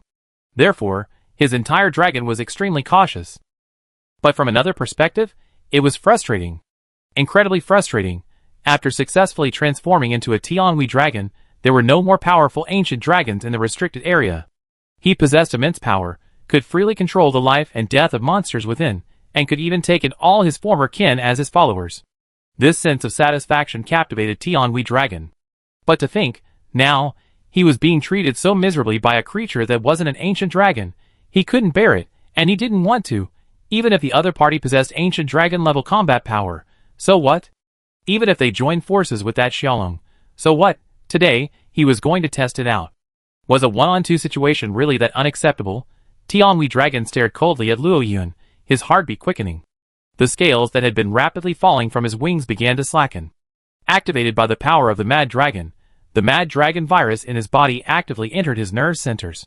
As blood circulated throughout his body, a blood-red hue began to appear in his eyes. The Tianhui dragon soared into the air, unleashing a deafening dragon roar. Amidst this roar, like an angel from hell about to break free and descend upon the mortal realm, it entered a true state of Mad Dragon transformation. A vast, ominous black aura swirled around it, and the dark purple mist, shrouded by the radiance of its holy wings, appeared incomparably eerie. Two contrasting auras, evil and holiness, intertwined, majesty and cruelty simultaneously manifested within it, appearing both contradictory and natural. A terrifying pressure swept over it. Facing the serious Tianhui dragon, Luo Yun was not to be outdone, unleashing his full force of oppression, unafraid. Flapping his wings, he slowly ascended into the air. Suddenly, a blast of air exploded from the Tianhui dragon's wings. In its Mad Dragon state, the Tianhui dragon's various functions were heightened, its speed increasing significantly. With the two less than a kilometer apart, it charged forward in the blink of an eye. Due to the complete release of its Mad Dragon power, it even left a highly concentrated, explosive Mad Dragon virus aura in its wake. Speed? Enhanced by his mind, Luo Yun reacted the instant the Tianhui dragon launched its charge. With the same airburst, Luo Yun soared into the air in the updraft he created, without even flapping his wings, easily dodging the Tianhui dragon's attack. The Tianhui dragon roared in frustration, its massive wings suddenly redirecting under its powerful wing arms. With sheer brute force, it shattered the disruptive air trap Luo Yun had left behind and pursued him. Balls of pitch-black energy balls spewed out of the Tianhui dragon's mouth like they were free. Luo Yun, not willing to be outdone, retaliated with the Jian fireballs and kept chasing them in the sky. Tianhui Long was eager to close the distance and engage Luo Yun in hand-to-hand combat. But Luo Yun was no fool. After transforming into a mad dragon, Tianhui Long's already formidable physique had been further enhanced. Who, save perhaps a physical ancient dragon, would be so reckless as to challenge him in close combat? Besides, Luo Yun's speed was his absolute advantage. Even Tianhui Long couldn't ignore the damage from the tribulation flame. Wouldn't it be nice to just stroll around like a dog? Luo Yun thought it was quite tempting, but Tianhui Long had a different opinion. Roar! Roar! Don't run! Let's fight head-on. Weren't you so aggressive earlier? Don't run! Tianhui Long's furious roar, to Luo Yun, roughly conveyed this. But perhaps because Tianhui Long had spent years in areas with few species, his dragon curses had no offensive power. Luo Yun remained unmoved, and even felt like laughing. But why hasn't that Xiaolong guy arrived yet? Did he run away? If that was the case, Luo Yun felt like he'd been taken advantage of. This was a completely fruitless battle, and it had even landed him in Tianhui Long's crosshairs. Puff! A burst of emerald green breath suddenly intercepted Tianhui Long's charge. The terrifying toxicity it exuded stopped him abruptly. Quack! I support you, Quack! Xiaolong hadn't even gone invisible. He simply appeared, raised his head as if to claim credit, and, before Luo Yun's bewildered eyes, unleashed another blast of poisonous breath at Tianhui Long. That was it, and he was still quacking at Tianhui Long. This direct provocation, in less than half a second, caused Tianhui Long to shift his target. There was no way around it. Luo Yun was just too good a flyer. Even for Tianhui Long, activating his Mad Dragon transformation took its toll on his stamina and energy. In this seemingly endless pursuit, he was almost tempted to give up. But now, Xiao Long had reappeared, offering such a provocation. It was the perfect new target. Watching Tian Huilong shift his target, Luo Yun breathed a sigh of relief, seizing this opportunity to quickly recuperate. The fierce fire brought him improved flame quality and more efficient energy flow. Under the circulation of his flame body and kindling fire, his fire energy consumption was further reduced, allowing him to sustain energy-intensive combat for longer periods. But physical fatigue remained. Maintaining acceleration and swift wings for extended periods of time took a heavy toll on his stamina, so every bit of recovery was precious. But Luo Yun had simply trusted Xiao Long's integrity too much. Gua! Help! Help! Help! In less than half a minute, Xiaolong was beaten into invisibility, but thanks to the Mad Dragon virus scales, Tian Huilong hammered her out. Then, while dealing with Tian Huilong's attacks, she called for Luo Yun's support. His energetic demeanor completely belied his panicked appearance. In response, Luo Yun's strategy was to soar into the air, away from the battlefield. As long as he couldn't hear her, he pretended he didn't exist. You're kidding. How much could he recover in half a minute? Luo Yun had figured out that as soon as he went to support her, Xiaolong would be completely invisible, and he would then be the main force. Rather than going in to join the fight now, it would be better to wait and find a chance. Chapter 213. Listening to Xiaolong's miserable and desolate cries below, Luo Yun remained unmoved. While he knew that it was indeed difficult for Xiaolong, a less agile natural disaster-type ancient dragon not particularly adept at frontal combat, to face a Tianhui dragon that had activated its raging dragon transformation, but Xiaolong was still an ancient dragon after all, and at least possessed the necessary defense and vitality. As long as he focused on defending and dodging, he could still hold out for a short period of time, at most suffering a little. Furthermore, Xiaolong might cry out, but that didn't mean he was neither surrendering nor fleeing. If Xiaolong had been truly badly beaten, would he not have left? Tianhui dragon wouldn't waste extra energy chasing after a being that could disappear at any moment. In short, Luo Yun very selectively ignored Tianhui dragon's heat sensing, and the question of whether Xiaolong could easily escape. In the sky, he began to fully activate his regenerative power, drawing upon his body's vital energy to accelerate the recovery from the recent explosion. During the explosion, his scales, under the influence of his scorched body, had boosted their defense to that of an ancient dragon. However, the blast also damaged his internal organs. Before he could recover, he was forced into a chase with the now rampant Tianhui dragon. Thus, he needed to seize the moment to repair his injuries. As for why his fire energy was exhausted despite still having abundant vital energy within him, it was because Luo Yun was only an ancient dragon-level creature at this point, not an ancient dragon. He simply couldn't convert his vital energy directly into his own special energy like an ancient dragon. Within him, the fire energy and vital energy were separate. So far, the only trait that could be harnessed from life energy was regeneration. Perhaps in the future, when he transformed into he at some point, he would truly begin to utilize life energy. Luo Yun didn't have long to recover. Soon, he saw his utterly deplorable teammate, Xiaolong, flying towards him at a rapid speed, his body in a state of disarray, a look of panic on his face, and sobbing. White mist continuously erupted from his body, clearing away the dark purple scales that had once again covered the sky. Tian Huilong followed closely behind Xiaolong, still maintaining his mad dragon form. Wherever he passed, a highly concentrated area of mad dragon poison gas was formed. Quack! I can't hold on. I really can't hold on. I'm going to be killed. Quack! Looking at the two dragons charging at him, his regeneration ability, which only increased after he escaped the battle, was abruptly interrupted. After dodging the energy ball sprayed by the Tianhui dragon, Luo Yun watched as Xiaolong, having just entered stealth mode, was blasted out by the Tianhui dragon's detonating scale powder. A close-quarters assault followed. Luo Yun wanted to curse, but the words were gone. Okay, Luo Yun admitted, he seemed to have misjudged again. He really shouldn't have expected a magic assassin like Weatherman to stand up to an all-around warrior, especially given the disparity in strength between them. He slowly exhaled, his tribulation flame rising again. The burning heat distorted the surrounding air, instantly vaporizing the poisonous mist and scale powder. Luo Yun once again assumed a fighting stance. That short period of time wasn't enough to fully recover from his injuries, but at least he had suppressed them, preventing them from affecting his movements. With Luo Yun's rejoining the battle, Xiaolong's pressure suddenly eased. Though powerful in its mad dragon form, Tian Huilong couldn't ignore Luo Yun's searing tribulation flames. Furthermore, Luo Yun's greater speed meant that his attacks often flew by, leaving Tian Huilong no chance to entangle him. With the backbone taking over the main battle, Xiao Long was finally free to unleash a vast amount of poisonous mist to suppress the Mad Dragon virus scale powder in the air. Furthermore, while in stealth mode, Xiao Long constantly shifted positions, spewing venom and breath to assist Luo Yun in the fight. All of a sudden, Luo Yun and Xiao Long seemed to have finally found a balance, finally establishing some coordination in the battle. Both Luo Yun's fire and Xiao Long's poison could inflict damage on Tian Huilong.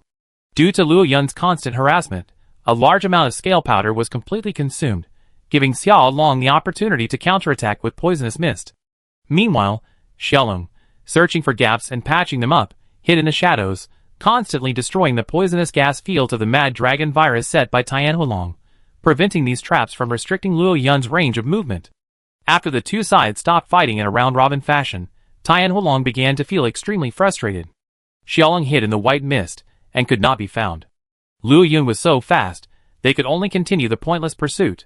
He tried to restrict Luo Yun's movements by setting poisonous gas traps, but they were destroyed by Xiaolong in the shadows. He wanted to use a large-scale scale powder explosion, but Luo Yun was very cunning, constantly moving in the intertwined black and white areas. Even before rushing into his own Mad Dragon virus field, he would first use his fire breath, which had an abnormally wide coverage, to clear a wave of scale powder before rushing in. The key is to not give him a single chance. Intelligence regained its upper hand, and reason once again suppressed its bestiality. Tian Huilong finally realized that he was fighting two ancient dragons, not one ancient dragon and a police-level monster. Watching the flames blazing fiercely from Luo Yun's body outside the black fog, this abnormal behavior of rising temperatures with each attack made Tian Huilong unable to make a correct judgment. He was unsure how much energy Luo Yun still had to maintain his ancient dragon-level combat power. Before Luo Yun's energy was truly depleted, Tian Huilong could only treat him as a single ancient dragon. He wasn't some unrestricted ancient dragon. While he had absolute dominance over ordinary ancient dragons, fighting one against two was still too much of a stretch. Maintaining his mad dragon form would accelerate his stamina and energy consumption, and slightly weaken his body's self-healing ability. This was why, even now, he couldn't use his wing claw, which had been injured in the explosion. Therefore, facing the increasingly skilled coordination of Luo Yun and Xiaolong, Tian Huilong had already begun to consider retreating. However, he was contemplating how to successfully evacuate with minimal loss. Sensing Luo Yun's incredibly bright figure through his thermal sensors, and observing the scales and powder surrounding him, he suddenly had an idea. Opening his mouth, he began to spew out a large amount of the Mad Dragon virus. In the sky, Luo Yun sensed that his fire energy was almost depleted. Gazing at the scales and powder area, which had become denser due to Xiao Long's poisonous mist, he gritted his teeth, exerted all his strength, and began to dive at high speed. He intended to replicate the previous explosion. This time, he had to prepare in advance to avoid being severely damaged by the explosion again. As for the situation, if Tian Huilong remained in a fighting state after the explosion, Luo Yun would have to prepare to flee. Chapter 214. This time, the three dragons present had learned their lesson. Before Luo Yun could reach the black scale powder area, Xiao Long had already distanced himself and assumed a defensive stance. Luo Yun, in turn, slowed down, retreating swiftly the moment the sparks ignited, energizing his charred body to maintain maximum defense. As for Tian Huilong, he was even more cunning, arriving at the edge of the black fog, farthest from Luo Yun's position. The moment he sensed his scale powder igniting, he simultaneously detonated it, and flew away in the opposite direction without looking back. And just like that, a barely sizable explosion erupted once again in the shattered area. When the expected strong impact failed to materialize, and instead a large plume of smoke rose, Luo Yun reacted immediately. The Tianhui dragon had actually pulled off a trick. From the outside, the black fog appeared dense, forming a pitch-black ball, but in reality, it was only dense in the outer ring. There wasn't much of the Mad Dragon virus scale powder inside. Luo Yun had indeed ignited the outer ring of scale powder, but in reality, most of the explosions were caused by the Tianhui dragon itself. He wanted to retreat, using his own attacks to achieve a safe retreat, but Luo Yun's vision was obscured by the black fog of scale powder, preventing him from observing the Tianhui dragon. Furthermore, since the Tianhui dragon wasn't aiming to attack him, he didn't register any warning. Just as he was about to rush in to verify his hypothesis, the explosive flame bag twitched slightly. The sudden pain caused the flames on Luo Yun's body to dim slightly, then, abnormally, brighten even more. He knew his fire energy was running out, but just in case, he endured the discomfort and waited for the smoke to clear. Gua! A suspicious voice came from the side, but no one was visible. Clearly, Xiaolong had double-cloaked again. Tian Huolong had vanished, its remaining black scales devoured by the poisonous mist. Luo Yun breathed a sigh of relief, stopped pressing the explosive flame bag, and released his flaming body. The next second. Inhaling the gathering white mist, Luo Yun sneezed and realized that Xiaolong's mist was poisonous. Roar! Dispel the mist. Behind him, drawn into this battle because of a single scale, he not only became the primary attacker, but also exhausted his stored fire energy and sustained injuries. He belatedly realized that he had lost out, and yet, Xiaolong continued to so tactlessly release poison. What's going on? Abandoning the donkey after it's done its work? Quack! Oh! I forgot! An unexpectedly frank admission of guilt.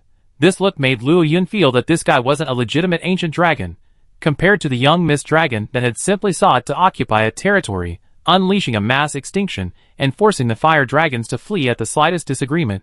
This guy had none of the aloofness expected of an ancient dragon. Where did the investigation team find such a bizarre mist dragon?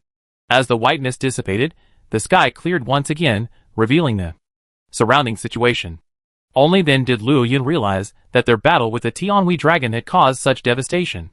Even with the Miasma Valley as its foundation, the ecological system in this area would likely take years to recover. And this was after Tianhui dragon's mad dragon virus scale powder was suppressed by Xiaolong, and most of the damage was caused by chases and hand-to-hand combat. Not to mention, this was his first time participating in such a scene, and Luo Yun was still a little worried. Was he destroying the ecosystem? But when he thought of the battle he witnessed as a child between Ningbo Dragon and Steel Dragon, which even flooded the great Ant Mound wasteland and the outer reaches of the ancient tree forest, it seemed that the damage caused this time was not a big deal. With this thought in mind, Luo Yun slowly descended to a half-completed platform and began to recover. He also wanted to discuss with Xiaolong how he had obtained the scale, and what his relationship was to the investigation team. Exhausted, Luo Yun's mind cleared up considerably. A quick analysis revealed that this Xiaolong definitely had not come from the old world with the investigation team. If he were truly a member of the investigation team, they wouldn't have endured such hardships over the years reclaiming the forests and wastelands. Before Luo Yun could speak, Xiaolong suddenly appeared before him, sprawled on all fours, like a duck in front of him, its large eyes gazing at him curiously. It seemed to be wondering why Luo Yun, a police-level special male fire dragon, could unleash the power of an ancient dragon for such a long time, even suppressing the villain for a while despite his antagonistic nature. He had never before taken a group of ancient tree fire dragons seriously, but Luo Yun's performance today made him feel that time seemed to have changed. Just as he was about to say something, a continuous thunderstorm erupted. The next second, Qilin appeared amidst a blast of thunder, landing on a high, broken wall, rapidly searching for something. Then, his gaze locked on Luo Yun and Xiaolong. No! To be more precise, Xiaolong. His eyes seemed to blaze with rage. Luo Yun, seeing the situation was dire, no longer cared about Xiaolong's presence. He exhaled a small fireball, and under the control of his swift wind wings, the resulting updraft launched Luo Yun directly away from the platform. Xiaolong was stunned, his face pelted with smoke and dust from the exploding fireball for no apparent reason. Before he could react, a thunderstorm descended from the sky. Quack! A miserable cry echoed. Qilin glanced at Luo Yun, somewhat surprised that he had even reacted, then gazed into the distance. With a blinding flash of lightning, Qilin vanished again. In the sky, the thunderstorm quickly dissipated. On the platform, Xiaolong's body was wrapped in thin strands of electricity. The Qilin's attack wasn't particularly damaging, but it was incredibly insulting. And yet, Xiaolong, that idiot, hadn't figured out why he'd been hit again. 2 large dragon tears fell, carefully collected by Xiaolong under Luo Yun's speechless gaze. This guy. For some reason, despite wanting to complain, he couldn't utter a single word. Now, Luo Yun lost interest in conversation. While Xiaolong's act of collecting his dragon tears was abstract, it proved that Xiaolong was definitely connected to the investigation team. So, after this incident was over, he would have to question the team leader and collect his reward. Quack! Just as he was thinking this, Xiaolong, who had been lying flat on his face, suddenly cried out in surprise, his expression filled with disgust as he went invisible. Just as Luo Yun thought something dangerous was about to happen, a large black hedgehog passed by. When he saw Luo Yun, a hint of kindness actually appeared on his ferocious face. He shook the big horns on his head, as if to say hello to Luo Yun, and continued to fly in the direction where Tianhualong left. Chapter 215. So friendly? Luo Yun was already ready to flee, but who would have thought Nergigant would be so kind, even taking the time to greet him? You have to understand, Nergigant is different from other ancient dragons. Some of them feed on insects, small creatures, and minerals, while others even thrive on absorbing life energy. But for Nergigant, to sustain its regenerative shell, ordinary creatures are simply not on its menu. Large monsters of all kinds are its primary sustenance. In Luo Yun's opinion, the reason Nergigant didn't attack him last time was because the more important corpse of the Chaos Black Dragon was nearby. It didn't make sense for it to waste its energy, so it only needed to drive Luo Yun away so he wouldn't disturb its feeding. So now, Nergigant's actions just now weren't meant to be a gesture of friendship, right? It couldn't be that my massive blast of fire inadvertently helped it break through the Chaos Black Erosion Dragon's black fog, and thus earned its friendship? A brutal ancient dragon like Nergigant wouldn't be so naive, could it? Thinking this way, after watching Nergigant's figure completely dissolve into a tiny dot, Luo Yun also turned and left. Quack! His pupils widened. Although he hadn't seen any form, judging by the location of the sound, Miss Dragon hadn't actually fled and was still flying not far from him. What kind of invisibility was this? Even with the aid of swift wind wings, he couldn't sense the abnormal airflow, and his senses, enhanced by his mind's eye, hadn't detected Miss Dragon's presence either. If it weren't for that sound, he would have thought Miss Dragon had already slipped away. Unconvinced, Luo Yun focused his attention on his vision, staring intently at the spot where the Xiaolong had just made the sound. Quack! The Xiaolong's puzzled voice echoed from the side. Luo Yun instinctively turned his head to see the Xiaolong, its long tail curled, its wings gently flapping silently, hovering nearby. Unbelievable. For a moment, Luo Yun even wondered if he had inadvertently inhaled the Xiaolong's poisonous mist, affecting his senses. How else could this Xiaolong achieve near-perfect invisibility? There was no airflow, no sound, no smell. Besides using scale powder and heat sensing like the Tianhui dragon to locate its target, there was really no other way except to resort to large-scale attacks and take a chance. But then he thought, while the Xiaolong's invisibility was formidable, its combat capabilities were. For a moment, he looked at the somewhat foolish Xiaolong, its head tilted to one side, with a complicated expression. He sighed. Ignoring the creature's intentions, he turned and flew away. With his regenerative ability taking effect, Luo Yun was already feeling hungry and planned to go farther to catch a few pterosaurs to soothe his hunger. The food on the coral plateau was truly excellent. From the oversized barnacles to the massive shells over 10 meters long, even the savory wriggling eels were incredibly delicious thanks to the plateau's abundant nutrients.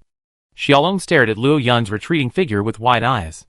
He felt offended for some reason, but he couldn't put his finger on it. Puzzled, he scratched his head with his tail, then slipped back into stealth mode, quietly following. This plateau is simply too dangerous. That bad guy aside, I don't get along with him, but that lightning bolt from the Qilin behind me is too much. I clearly haven't done anything right, have I? After much thought, I decided it might be safer to follow Luo Yun. The wind blew, the clouds drifted. All that remained in this area were shattered ruins, and the corpses of those creatures that hadn't escaped, caught in the aftermath of the battle and fallen into the miasma valley below. The yellow miasma gradually spread, rapidly breaking down these corpses into nutrients, providing the initial nourishment for the restoration of this devastated land. With a glowing organ like a red light on its head, the Hazret wandered through the base of the ruins, carrying a vast amount of miasma into the area. It gazed up at the ruins, a rare flash of anger in its eyes. Then, spreading its tattered wings, draped with dried monster skin, it took flight towards the Tianhui dragon. This battle completely exposed the Tianhui dragon. The existence of the Mad Dragon virus not only harms the ecosystem, but also invades the territory of these ancient dragons. Being simultaneously disliked by so many ancient dragons is truly a tragedy for the Tianhui dragon. The coral plateau lies near a cliff, a rare source of water on the plateau. Pink coral clumps stretch dozens of meters long. Pink coral eggs scatter in the air. The ground is covered with unique barnacles. Various conches and large shells cling to the walls of the coral reef. Clusters of swaying eels peek out, swaying in the wind. A gust of wind blew by, and the Sakura fire dragon, which was feeding, looked up displeasedly, only to see a massive male fire dragon with ferocious spines and silver-red scales soar overhead. The sound abruptly stopped mid-sentence from his open mouth. He continued to eat the pterosaur, pretending he hadn't seen anything. Luo Yun found a patch of bulging blue soft coral on the ground, as if it were filled with a large amount of water. He sprinted down, and kicked away the water bird that had buried its head in the soft coral. He didn't bother to pay attention to its situation, but dug into the soft coral and began to swallow gulps. After a long battle, his throat was almost burned by his own flames. So, instead of eating, Luo Yun's mind was now focused on drinking water. The water bird, caught off guard by his kick, fell to the ground and wailed in pain. The water it had just drunk from its water bag was kicked out again by the violent impact. It didn't even see who had hit it. Sudden panic continued to sweep through its heart, but its body was unable to rise due to the severe damage. So he could only pray silently in his heart, hoping that the attacker wasn't targeting him, but simply wanted to take over the water source. Seeing that it was already injured, he gave up the idea of pursuing it. Gulp. Luo Yun gulped down a large amount of water in one breath, and after the soft coral collapsed a little, he finally recovered. Pulling his head free, a large splash of water erupted. Luo Yun roared with joy at the sky, then noticed the water nymph, curled up under the coral reef not far away, struggling to get up. It seemed to have just realized what he had done. But even after realizing it, Luo Yun felt no burden at all. The strong prey on the weak. He soared into the sky without any guilt. He had drunk enough water, and now it was time to fill his stomach. He didn't have the time to care about a water nymph that could be injured with a kick. Chapter 216. After Luo Yun flew away, it took a long time for the water monster bird to recover. Stretching its still aching wings, it limped towards the soft coral. That guy had indeed just been after a drink of water. It was truly unsportsmanlike. On the coral plateau, even if someone wanted to seize a water source, they would at least roar first, and then both sides would decide whether to engage in combat. Unlike this guy, he simply knocked me away. Even without roaring, he would have obediently left after showing his face. Was there any need to waste energy on me? The water monster bird had no intention of getting back at the water. It swung its head towards the soft coral outlet, only to discover it was open. And the stored water was vanishing. What's going on? This incomprehensible phenomenon froze the water monster bird in its tracks. In disbelief, it leaned forward, wanting to see if it could get a drink, but it seemed to have bumped into something. Xiao Long, enjoying a drink, was struck on the head. Puzzled, he looked up to see a clueless creature staring at the soft coral outlet with a puzzled expression. Then, with the audacity of his presence, he plunged his head in and began drinking. Xiao Long was already a bit pissed after being beaten all day, and now even such an ugly creature had the audacity to steal his water. Uncle can tolerate this, but Aunt can't. With a snap, the water bird, its neck twisted, was whipped away by Xiao Long's tongue whip and flung back to the coral reef where it had been lying, falling unconscious. After taking a final gulp of water, Xiao Long raised his head proudly, and took small steps in pursuit of Luo Yun. The soft coral water source fell silent. Only a few cat dragons, hiding in hollowed-out conch nests, witnessed the entire situation and huddled in a corner, trembling. Tianhui Dragon, wounded, returned to his original hiding place. Due to the gathering of numerous black dragons, a thick black fog had already enveloped the area. The vibrant, classic coral plateau terrain, shrouded in this ominous black fog, resembled a ghostly realm.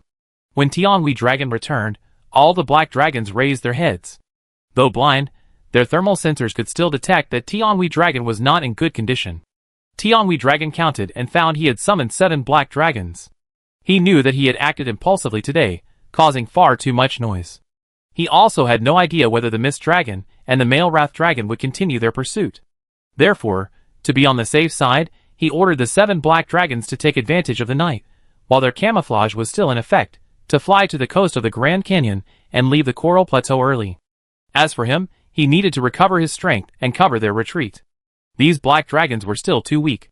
If he didn't leave early, Luo Yun and the others would catch up, and he would have to distract himself from watching over them. What if they all perished? Wouldn't his entire journey to the New World have been in vain? Wouldn't all the beatings he received along the way have been in vain? After receiving the order, the Tianhui Dragon laid down and began to recover. Although the black dragons were somewhat reluctant, after being subdued by the Tianhui Dragon's scale powder and taken in as his followers, they no longer had much resistance. They could only silently sense the outside temperature and wait for the arrival of night. That night, 7 black dragons took advantage of the darkness to fly out of their lair and head toward the Grand Canyon seaside. That night, at the base of the Coral Plateau, above the Miasma Valley, the last black dragon, hastily making its way, was entangled by the terrifying miasma. With a final struggle, it stretched out its wings and claws, then fell nostalgically onto an ancient conch fossil. The vast Hazak, its massive form barely visible in the miasma, passed by the black dragons. The miasma dissipated, leaving only a shrunken black body.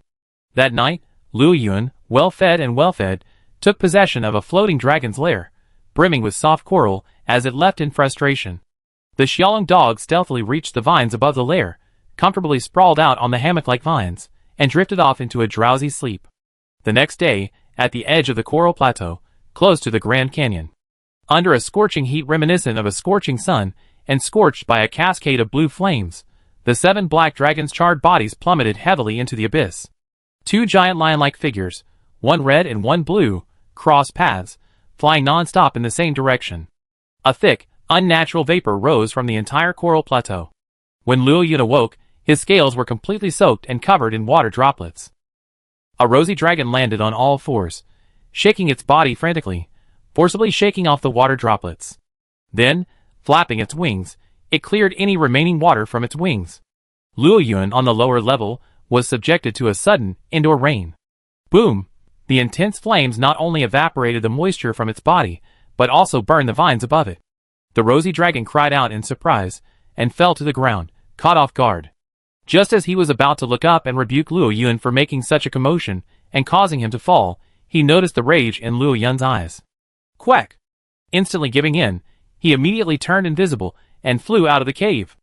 Luo Yuan took a deep breath, repeatedly reminding himself not to bother with such a careless fool, and finally managed to suppress his composure. Flying out of the nest, he found that the Fongy dragons that usually gathered in the coral reefs were nowhere to be seen. The surroundings were even quieter, with few living creatures. Sensing something amiss, he suddenly heard the call of the Xiaolong. At this moment, the Xiaolong, mid-air, had released its invisibility, and was rapidly barking at Luo Yuan from its side, urging him to hurry up. Curiosity fueled Luo Yuan's wings and followed. As if sensing something, the Xiaolong flew rapidly in one direction, unleashing its poisonous mist recklessly as it soared. The southeast corner of the Coral Plateau, near the exit of the Great Ant Mound Wasteland's Grand Canyon, and also close to the sea, has become a deadly place due to the massive infestation of the Mad Dragon virus. Tianhui Dragon activated Mad Dragon transformation, detonating not only the Mad Dragon virus scale powder directly in front of it, but also the poison gas trap, Mad Dragon Blast. Amidst a series of explosions, Nergigant, covered in black spines, rushed out with bloodshot eyes, braving the flames and blasts. Many of its spines shattered, only to regenerate under deliberate stimulation. Bang! Granite flew, and Nergigant's forelimb sank deeply into it, sending black spines spurting out like deadly daggers.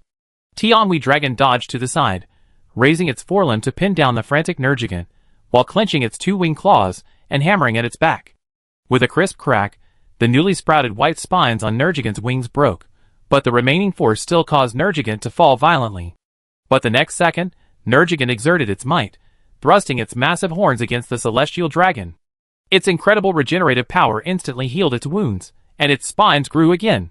A close-range blow sent the celestial dragon stumbling. At that moment, a loud bang erupted from the sky. The Qilin made a dazzling appearance. Without further ado, the blue horn on its head summoned lightning from the sky, striking fiercely at the celestial dragon. The celestial dragon attempted to dodge, but a pool of water suddenly appeared beneath its feet, sending a massive electric current through the water and into the celestial dragon's body. It then met the lightning from the sky, causing it to explode instantly.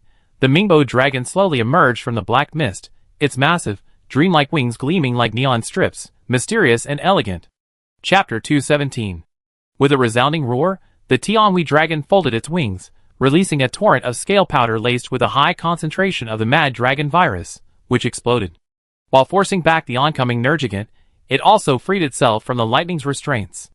It quickly took flight, dodging the oncoming water, and cloaking itself in the black mist.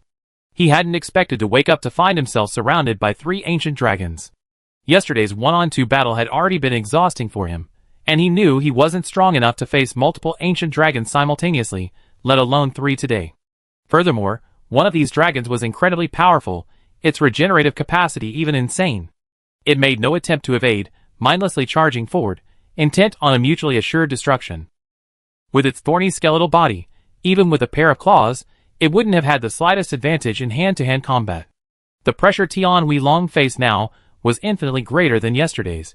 Yesterday, it was a 1-on-2 duel. Luo Yun and Xiao Long had no coordination at the start, they were simply too mutually exclusive, fighting each other. Xiao Long wasn't particularly good at attacking, so simply not being a drag was a victory. Therefore, Tian Wei Long was able to maintain a steady hand. But what about these three ancient dragons today? They showed no mutual restraint, and even found the perfect moment to coordinate, overwhelming him to the point where he could barely fight back. I have to flee. Tian Wei Long sensed extreme danger. Under the siege of the three ancient dragons, if he continued, he would likely die. Having finally fought his way through the encirclement of so many Black Eclipse dragons and transformed into a Tian Wei dragon, he didn't want to die just like that. At the very least, let him turn the forbidden area into a deadly place once again, creating an environment sufficient for the Black Erosion Dragon's followers to survive the initial period of danger. Feeling like retreating, Tian Wei Dragon increased the rate of his scale powder release, reducing visibility in the area while constantly changing direction to evade the pursuit of the Nergiganes and their followers. Intending to repeat yesterday's escape method. Seeing the black fog grow thicker, Mingbo Dragon was the first to notice something was amiss, and suddenly increased the water mist content in the air. Electricity extended from his wings, continuously spreading along the mist. Unfortunately, this place was not a source of water, let alone an ocean, so he could not fully unleash his power. The Qilin followed closely behind, constantly darting through the black fog with lightning and thunder, leaving rumbles of thunder everywhere he passed, and leaving the surroundings in ruins. As for the Nergiganes, it was like a headless fly, flitting here and there, relying purely on chance. It must be said that while the flesh-type ancient dragon possesses strength surpassing most, the price it pays is a narrow range of combat methods, which can sometimes put it in an awkward position. For example, right now, through thermal sensing and the feedback from the Mad Dragon virus, Tian Wei Dragon can determine the movements of the three ancient dragons in the area, thus seizing the initiative. Unfortunately, none of the three ancient dragons possess the means to remove scale powder or perform wide area, seamless attacks. The only one with this ability, Mingbo Dragon, is unable to fully utilize it due to the limited space available. As they drew closer to the edge of the scale powder-covered area, Tian Wei Dragon finally relaxed a little. Just as he thought he was about to escape, the temperature in the air suddenly rose. Two brilliant suns hung high in the sky. Azure flames, accompanied by strong wind pressure, swept over in waves, and a large amount of scale powder began to spontaneously combust in the intense heat wave. Then, a heat as intense as the scorching sun suddenly erupted. This apocalyptic absolute temperature prevented the dense scale powder in the air from exploding, completely dissipating into smoke and dissipating with the wind pressure. A large number of land corals died, and the surface of the coral reef began to crystallize. This was the mighty power of the Flame King Dragon, capable of crystallizing the desert with high temperatures overnight. A stream of flame stretching hundreds of meters erupted from the Flame King Dragon's mouth, instantly engulfing the Tian Wei Dragon. Not to be outdone, the Flame Queen Dragon also spread its wings, injecting wind pressure into the flames and enveloping its own blue flames. This greatly amplified the power of the Flame King Dragon's breath and doubled its range. Aware of the situation, the Qilin accidentally teleported into the flames. The intense heat instantly scorched its scales. Forced to use lightning to strengthen its defenses, it could only teleport accurately out of the flames' range. Nergigant and Namabo Dragon arrived late. The water-loving Namabo Dragon felt uncomfortable in the intense heat brought on by the presence of the Flame King and Flame Queen. It summoned water vapor to coat itself in a thick film, infusing it with life energy to insulate itself from the heat, finally finding some comfort. Nergigant looked grimly at the Yangyan dragon couple above, memories of their deaths constantly assailing it. As a Nergigant born in the Dragon Crystal Land, its first prey upon adulthood would naturally be the ancient dragons residing there. As the saying goes, ignorance is bliss. Back then, Nergigant was just such a naive youngster that he actually set his sights on the Yangyan dragon couple. The result is predictable. Facing their combined attack, Nergigant was forced to flee, spending 2 full days recuperating from his wounds before replenishing his lost energy. The Flame King Dragon and the Flame Queen Dragon are like the fire dragon couple of the ancient dragon world. In a one-on-one fight, many ancient dragons can easily outmaneuver them, and even an ancient dragon, like Nergigant, can achieve success through relentless pursuit. But when they're together, few ancient dragons, save for the inexperienced, would hesitate to submit to their abuse. Under the Yangyan dragon couple's fiery assault, the Tian Wei Dragon was abruptly stopped. Even hiding beneath the coral platform, he still couldn't escape the scorching heat. The coral itself began to melt, turning into lava that dripped onto his scales. 5. 5 ancient dragons. How could I possibly deserve such treatment? Tian Huilong thought to himself with amusement, instantly entering his mad dragon form again. Using mad dragon power and his own defenses, he withstood the attacks of the Yangyan dragon couple, then decisively flew towards the Miasma Valley below. Now, ancient dragons from heaven and earth were pursuing him. Perhaps only by entering the Miasma Valley, the resting place of the ancient dragons, could he have a chance of survival. As Tian Huilong burst out of the flames, plummeting downward, the ancient dragons present instantly understood his intentions and roared in anger, chasing after him, intent on stopping him. The Tianhui dragons had no idea, but as veterans of the New World, they knew full well that the Miasma Valley was not only the resting place of ancient dragons, but also boasted a complex terrain. There was no telling how many monsters had entered and become lost. If the Tianhui dragon escaped, it would be difficult for them to pursue it. Unfortunately, the Tianhui dragon, having activated its mad dragon transformation, had also increased its speed, and for a moment, they couldn't catch up. Chapter 218. Nergigant roared with immense rage, frantically flapping its wings with all its might. To fly even faster, it even removed the thorns from its wings to increase its flexibility. Of all the ancient dragons, Nergigant was the one least willing to let Aegis escape. Having tasted the sweetness of the Chaos Black Eclipse dragon, he now salivated over the even more exaggerated and vast life energy of the Tianhui dragon. Simply put, he was addicted. Additionally, with the Tianhui dragon being pursued and blocked by so many ancient dragons, the difficulty of hunting it plummeted, practically handing it over to his grasp. Under these circumstances, he would not let the Tianhui dragon escape, no matter what. Closer, closer. The Tianhui dragon could already see the rotting fossils, the decaying rock walls, and the yellow miasma. A wave of joy, like having survived a catastrophe, welled up in his heart. Suddenly, the miasma below began to swirl, and a pair of scarlet light sources appeared within it, staring intently in his direction. The Tianhui dragon suddenly felt something was amiss. As expected, as the miasma surged, a thick breath of miasma arrived instantly. Even though the sky circle dragon folded its wings in defense, it was still thrust back toward the coral plateau above by the miasma. The corpse Hazak dragon slowly emerged from the miasma. As the lord of the Miasma Valley, its strength had been greatly enhanced in this miasma-filled environment. It could draw upon the Miasma Valley's miasma at any time, needing no scrimping on its energy. From its slightly open, double-toothed maw, a nasty roar erupted. The corpse Hazak dragon glared coldly at the culprit, who had disrupted the ecology of the coral plateau and, indirectly, the Miasma Valley. He must make this creature the new food of the Miasma Valley. The breath pushed the Tianhui dragon back to the coral plateau, where it slammed hard against a pillar. Amidst the rubble of the collapsed plateau, a wave of despair welled up in his heart. The sixth one. How could he escape? Is this new continent hell? They just randomly dispatched so many ancient dragons to surround him, afraid he escaped, right?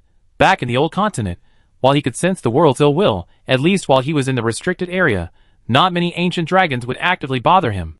But how long had it been since we arrived in the new world? 6 of them all at once. No. Tian Huilong remembered that yesterday's mist dragon and the special male fire dragon, capable of maintaining its ancient dragon status for extended periods, weren't even counted. In other words, 8.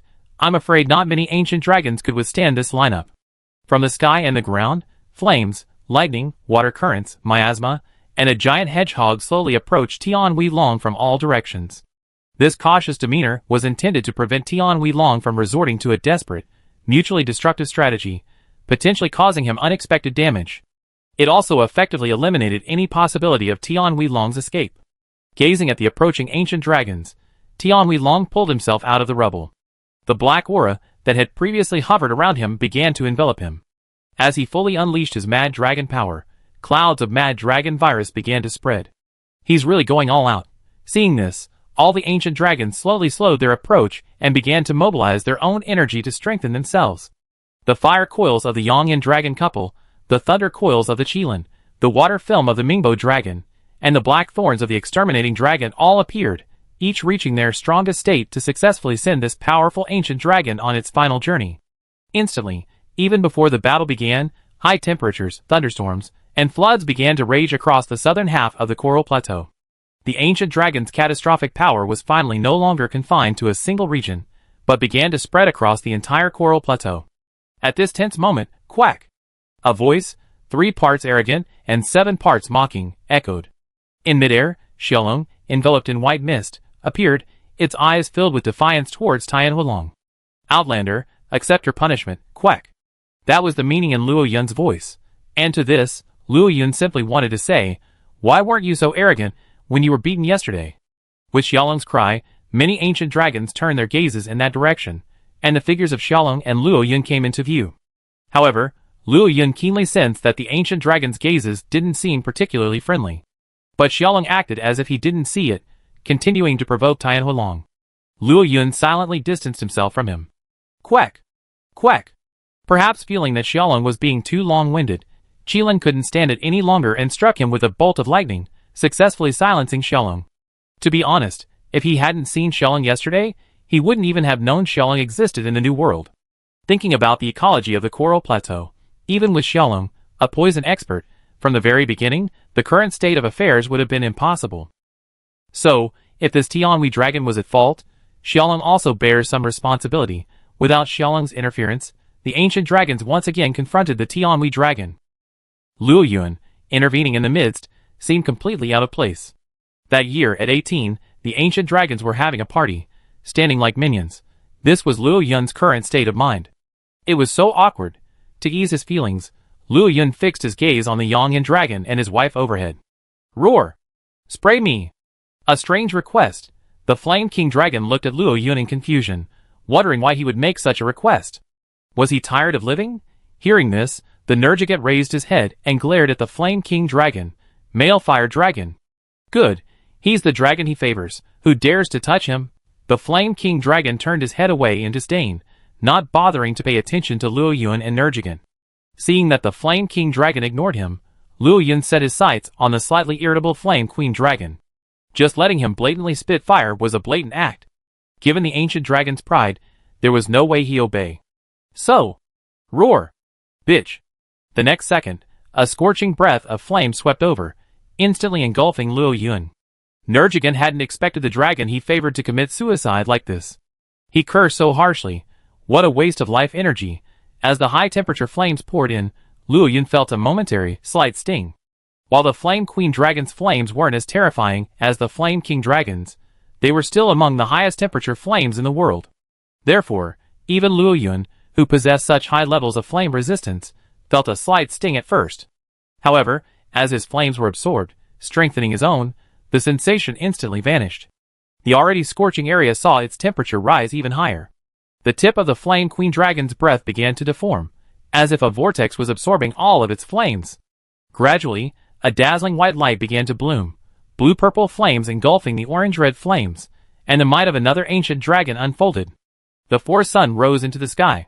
The nimble silver-white figure slowly unfolded amidst the calamity flames, its metallic scales gleaming in the sun. With two spines at the corners of its mouth, it roared to the sky with satisfaction. Ah! The wicked silver Rathalos. The Nergigant's eyes widened, in disbelief that the dragon he had favored had become one of the most annoying creatures in his memory. He felt deeply deceived. All right, now we're all the same. Luo Yun growled. Now the scene had finally caught up. Otherwise, among a group of ancient dragons, he would have been under tremendous pressure. With the sunlight activated, Luo Yun was also considered a calamity ancient dragon. His flaming body combined with the scorched fragrance possessed a similar amplifying effect to the Flame King dragon's fire wrap. Aside from being unable to draw upon life energy, Luo Yun was identical to the other ancient dragons present. Flame Queen dragon looked at Luo Yun in disbelief, then at his companion.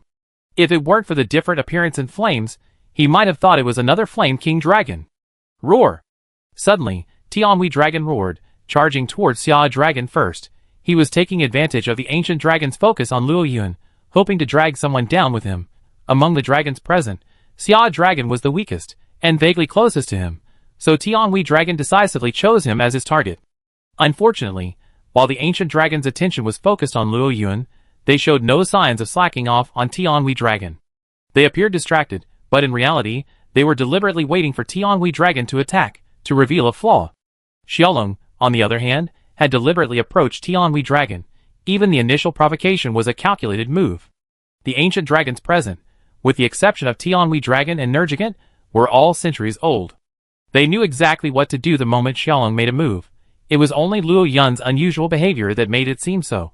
So, the moment Tianhui dragon moved, the ancient dragon's attacks followed suit. Xiaolong croaked excitedly and activated its invisibility mode, instantly disappearing, leaving the charging Tianhui dragon without a target. Luo Yuan and Nergigant reacted quickly and joined the fray.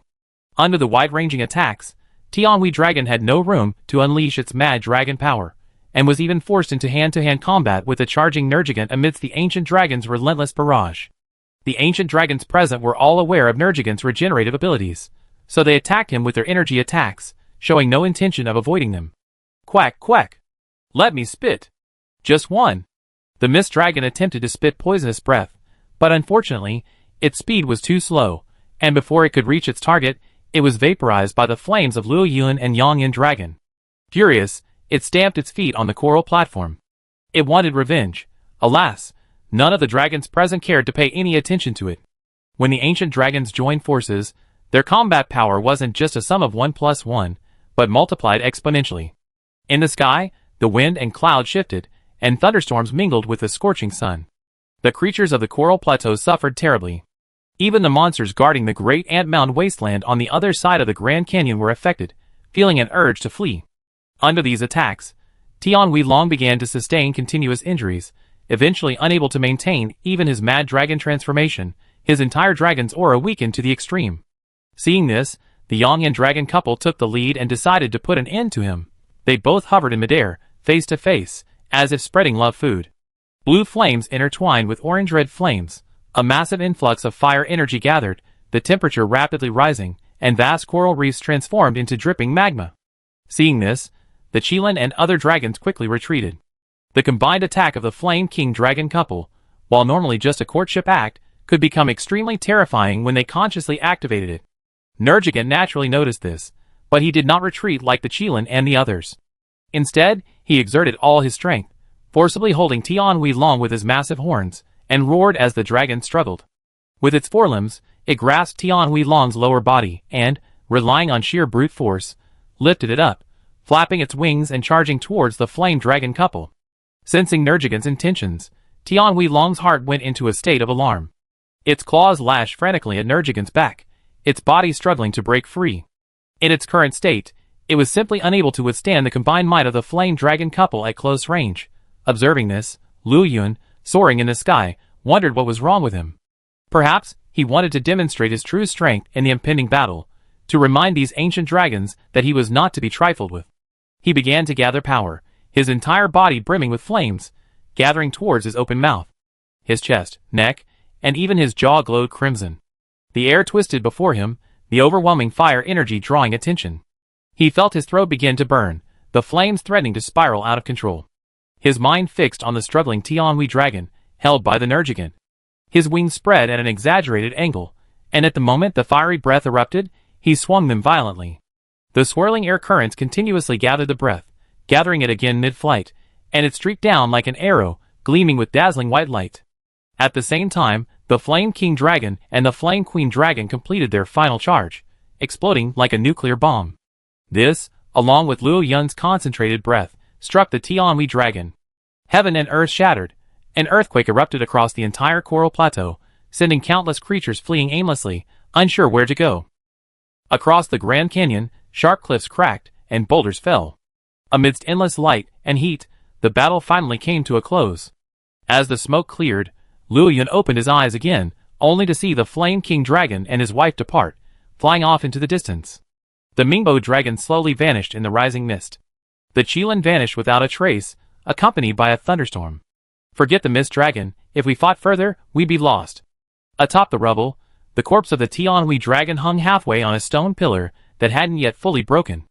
It faced what seemed to be the old world, its charred claws stretched out feebly, as if grasping something. The wanderer ultimately failed to return home, his young life perished in this unfamiliar land. Perhaps this is the fate of every wanderer who makes the wrong move. In the distance, Nergigant, blown away by the explosion, struggled to pull itself out of the crevice. Although it had Tianhui dragon as a shield, Luo Yun's involvement meant the simultaneous explosion of the concentrated breath, and the Flame King dragon sent Nergigant flying far away. Even with its immense regenerative power, it was still bleeding profusely. It was clear that this attack had far exceeded its endurance. Thankfully, with Tianhui dragon's corpse as a reward, Nergigant remained incredibly excited, even though it was aching all over. With this in mind, Its movements became even faster. However, a gust of wind blew, and the corpse of Tianhui Dragon, which had been hanging on the broken wall, swayed and fell, leaving Nergigant with a glaring expression, into the abyss of the Miasma Valley.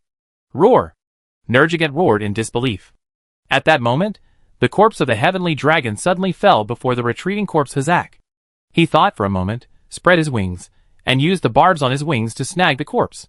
He then stalked through the miasma toward the deepest part of the Miasma Valley. Since he's here, he might as well become the nutrient for the new world. Nergigant finally pulled his body free and, without a word, flew towards the Miasma Valley. As for whether he could successfully locate the corpse of the heavenly dragon in the complex Miasma Valley, that was a truly slim chance. Chapter 219. This battle lasted quite a while, but it ended quickly. Is it fair to say that Tianhui Long truly lived up to its name as an ancient dragon? Besieged by a swarm of ancient dragons, it couldn't mount any effective counterattacks, yet it managed to hold on for so long. This incredible vitality truly made dragons envious. Now, after Luo Yun's active state, his flame power, speed, defense, and so on, were no less powerful than those of an ancient dragon.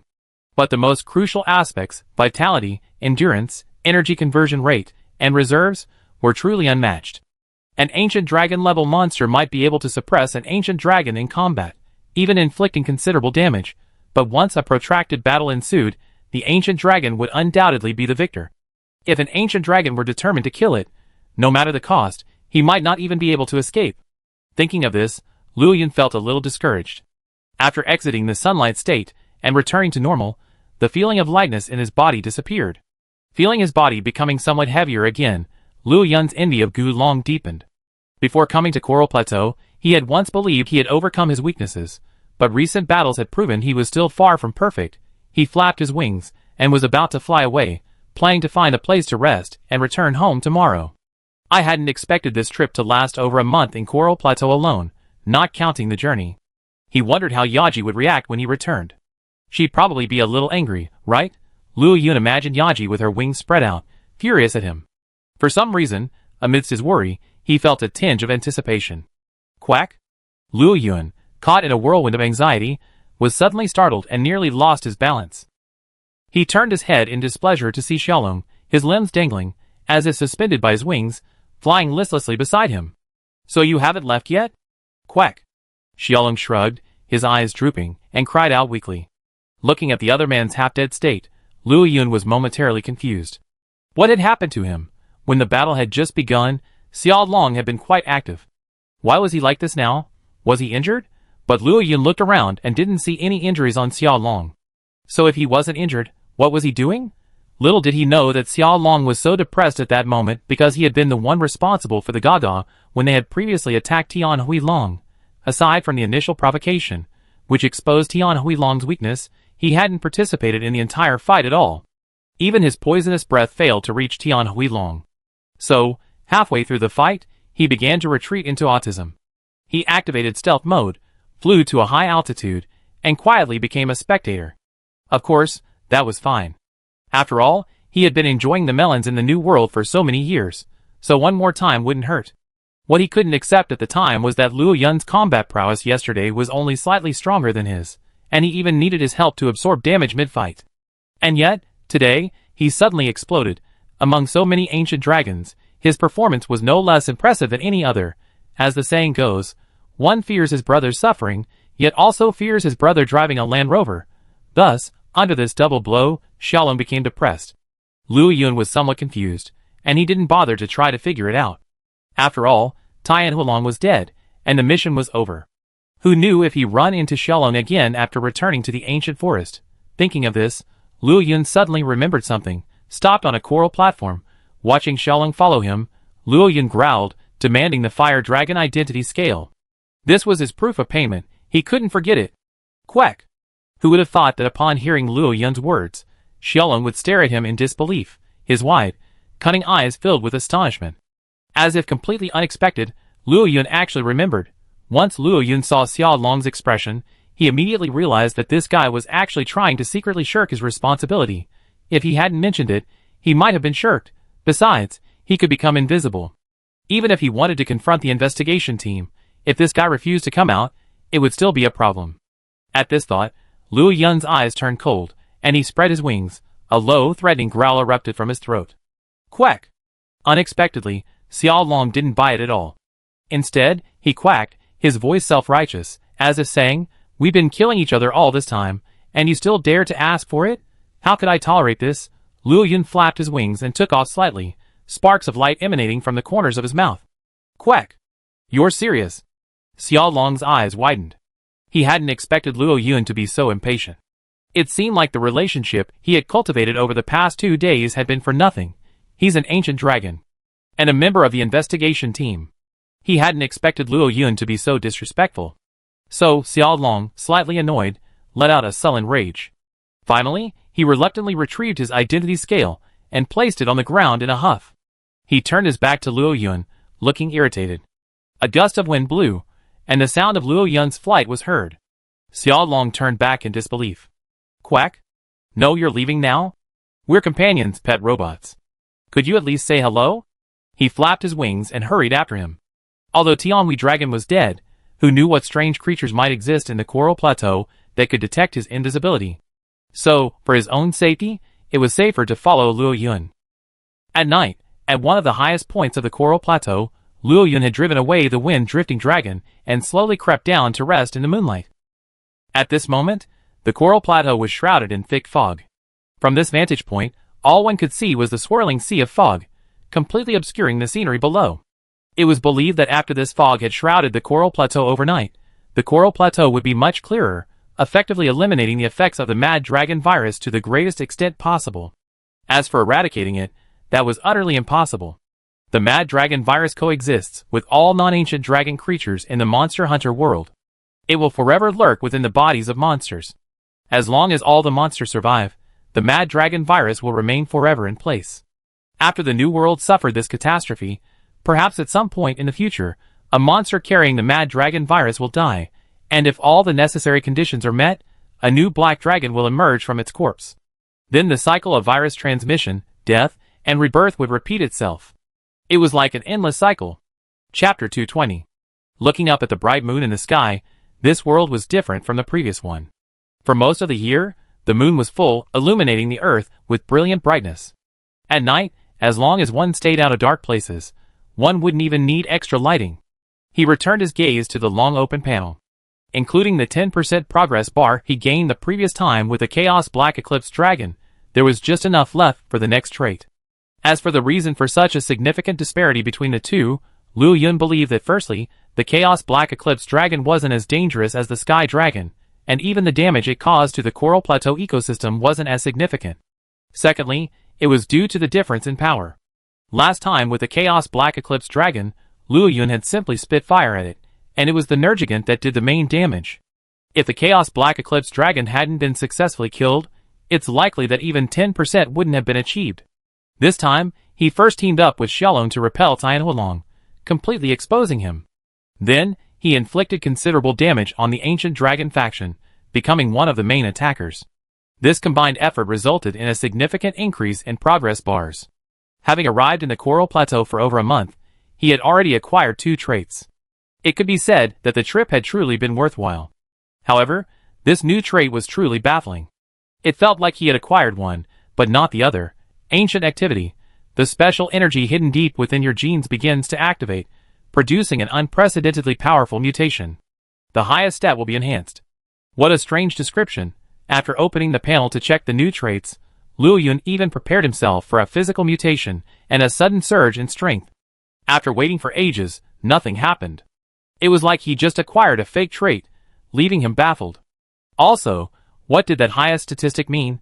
In this world, the trait extraction from the panel had been practically scientificized, and without a specific analysis to reveal his own stats, who knew what the highest statistic was, he studied it for ages, but couldn't find the specific area of his power. Finally, after tossing and turning until late at night, he gave up, helplessly slumped over beside the coral, and slowly closed his eyes. On a coral platform 2 stories below Luo Yun, Xiaolong stared at the iron lock on his claws, carefully prying with his tongue and claws. Without the distraction of Luo Yun's constant experiments, he finally found the key to the lock. He was sure to succeed tonight. Time slipped slowly. Unbeknownst to Luo Yun in his sleep, within the blood coursing through his powerful heartbeat, A drop of newly born blood, under some mysterious force, began to slowly intertwine and merge with his life force. Gradually, the color of this drop of blood began to deepen.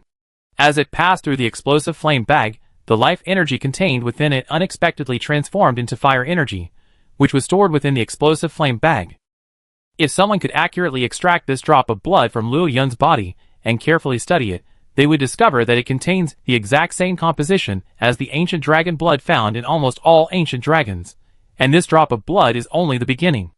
As time passes, the old blood will be replaced by the new, and his blood will eventually be completely replaced with precious ancient dragon blood.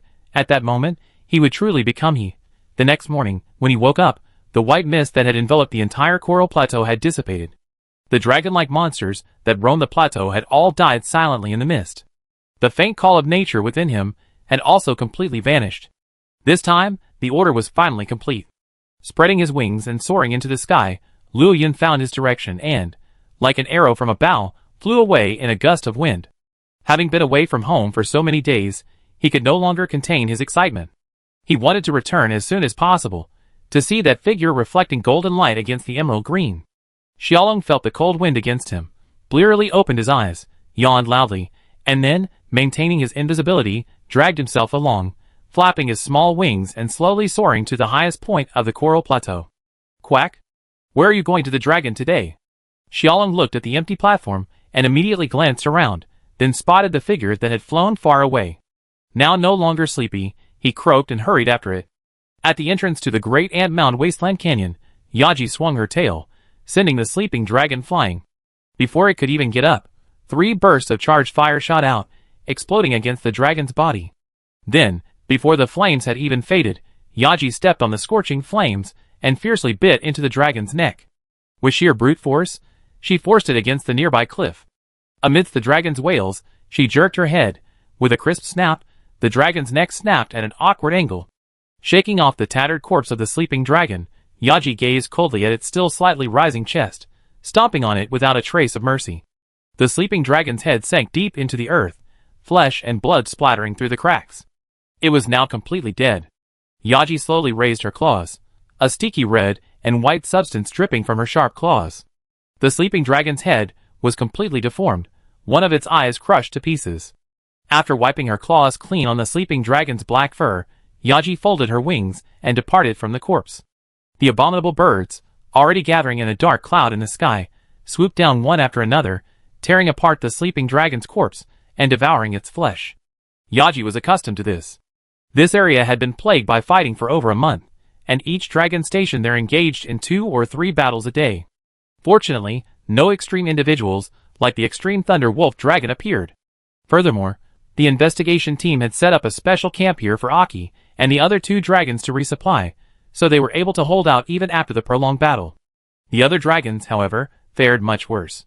The initial dragon, the Dragon Slayer, who had held off nearly half the monsters, had to retreat early from the Grand Canyon because its blade tail could no longer sustain the intense combat.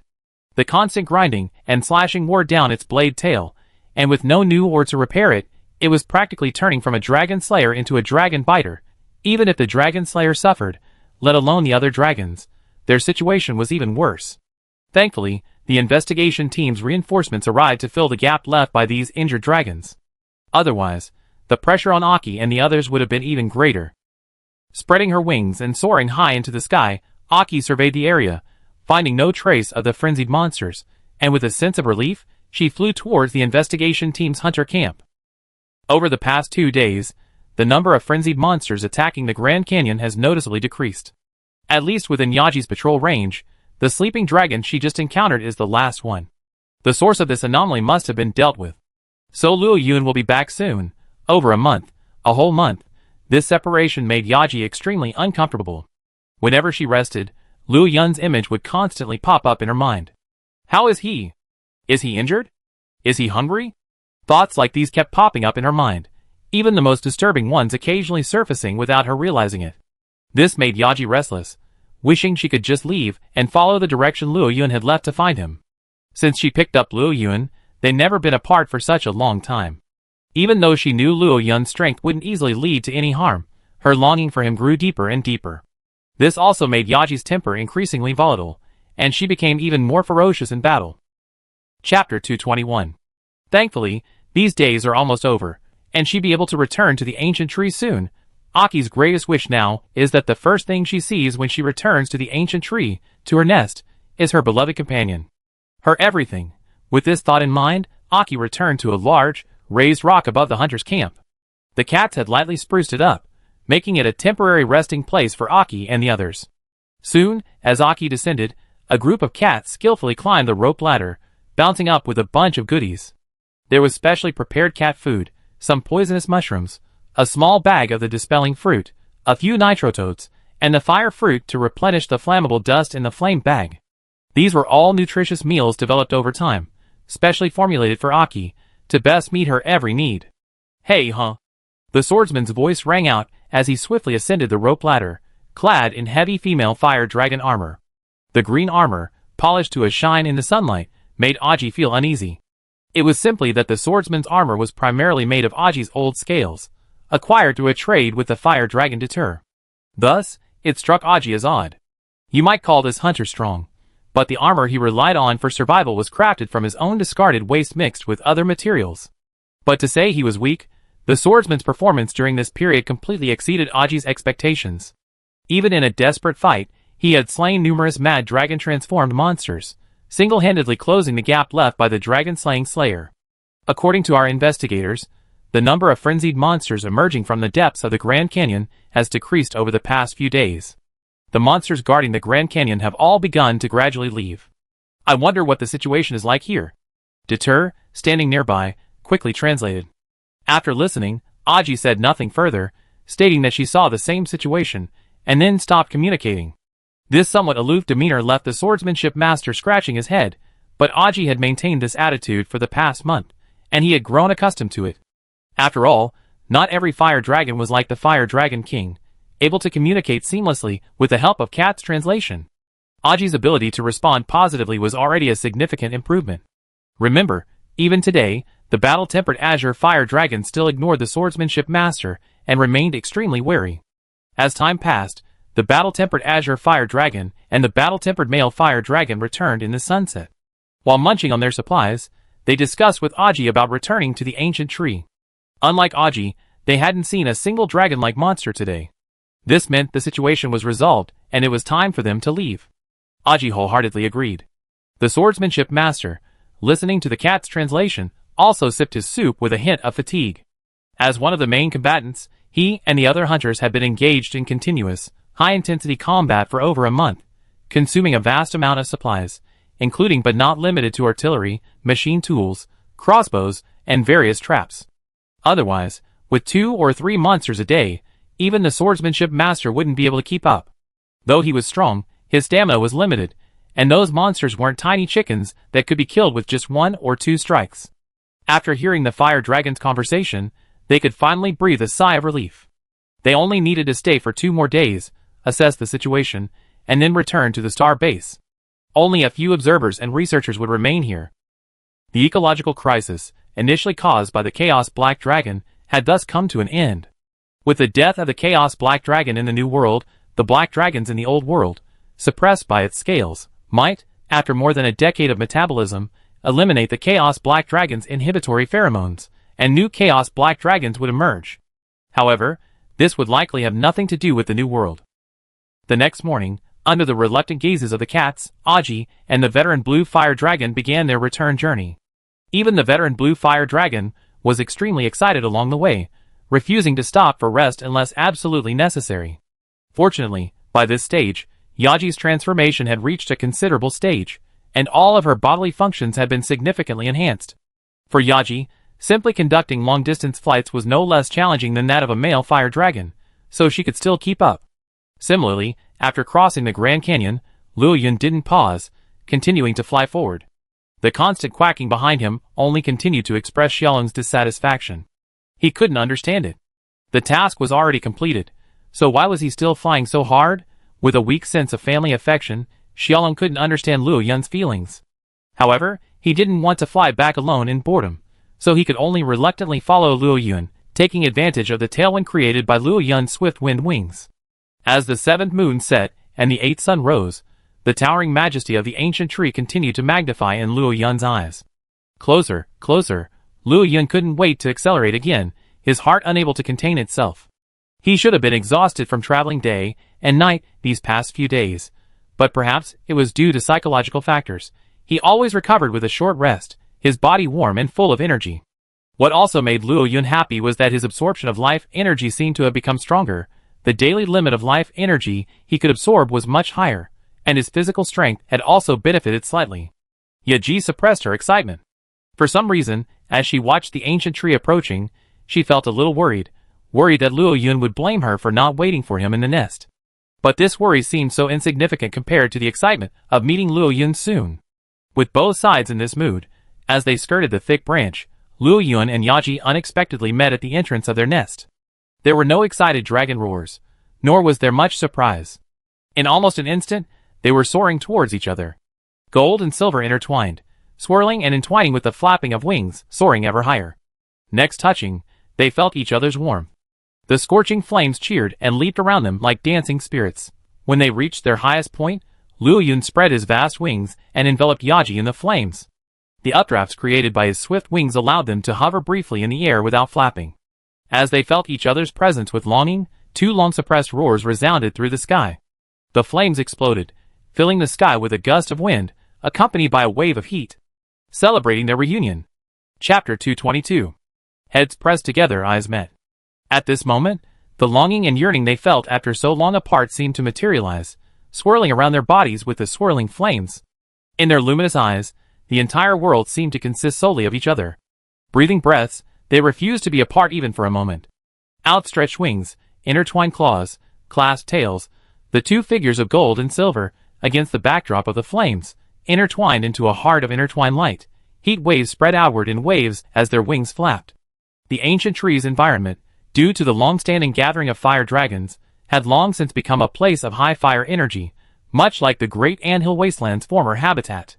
And because of their symbiotic nature, the fire dragon's heat tolerance had long since increased by countless levels. Thus, in this heat wave, the fire dragons who had heard the noise and gathered to observe did not feel the slightest discomfort. Instead, resonating with this emotion, they all roared to the heavens. Amidst this resounding roar, the battle-hardened azure fire dragon felt a little awkward. For its mate, now roaring loudly alongside the crowd, glared at it with resentment. As if to say, look at them. What could the battle-hardened azure fire dragon do? It could only approach the Sakura fire dragon, quietly spreading its wings to encircle it, nuzzling and licking it, soothing it. At the same time, it felt a small complaint towards Luo Yun. Everyone was returning home after a long absence, so why were you making such a fuss? Do you even want ordinary dragons to live? As the temperature gradually rose, orange-red flames suddenly ignited at the tips of Yaji's wings. The flames were thin and only burned at the tips of their wings, yet this was a genuine transformation. The great fire dragon, originally mingling with the fire dragons, had tried to minimize its presence, gazing enviously at Luo Yun and Yaji high in the sky. Suddenly, as if on cue, it soared into the air, its entire body ablaze with flames, uncontrollably entering a state of great fire. Following closely, the battle-hardened male fire dragons from the original group also soared out of the treetops.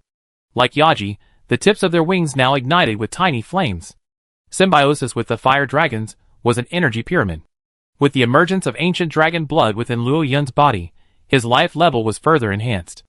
At this moment, Luo Yun was like a black dragon nearing its final molting stages. The unique power of an ancient dragon had already begun to emerge within him, but he had not yet become an ancient dragon, awaiting the final transformation. Therefore, Luo Yun, at the top of the energy pyramid, was strengthened. With the interaction of energies, Yaji and the others, at the second level, were the first fire dragons to receive the boost. The strength of the boost depends on both their innate talent and their daily energy accumulation. Once they have reached a similar level, the fire dragons at the next level will receive their turn. Similarly, as the fire dragons are strengthened, the various blessings they provide back will increase. This is a truly positive cycle. In this joyful and heartwarming moment, a very unsociable quack suddenly rang out. It stood out so clearly among the chorus of fire dragons. Quack! Hot! So hot! Amidst the spreading flames, the mist dragon suddenly appeared, its forelimbs slapping the scorching scales on its belly. It had been enjoying the melon at close range, but who would have thought Luo Yun would suddenly set it on fire? Caught unawares, the mist dragon was caught in the spreading flames at close range, abruptly burning it out of its invisibility. The mist dragon's sudden appearance sent a frenzy through the hearts of the fire dragons, who had participated in the mist dragon expulsion war. The newly joined fire dragons, who hadn't participated in that battle, were also struck with a deep sense of pressure by the ancient dragon aura emanating from the mist dragon.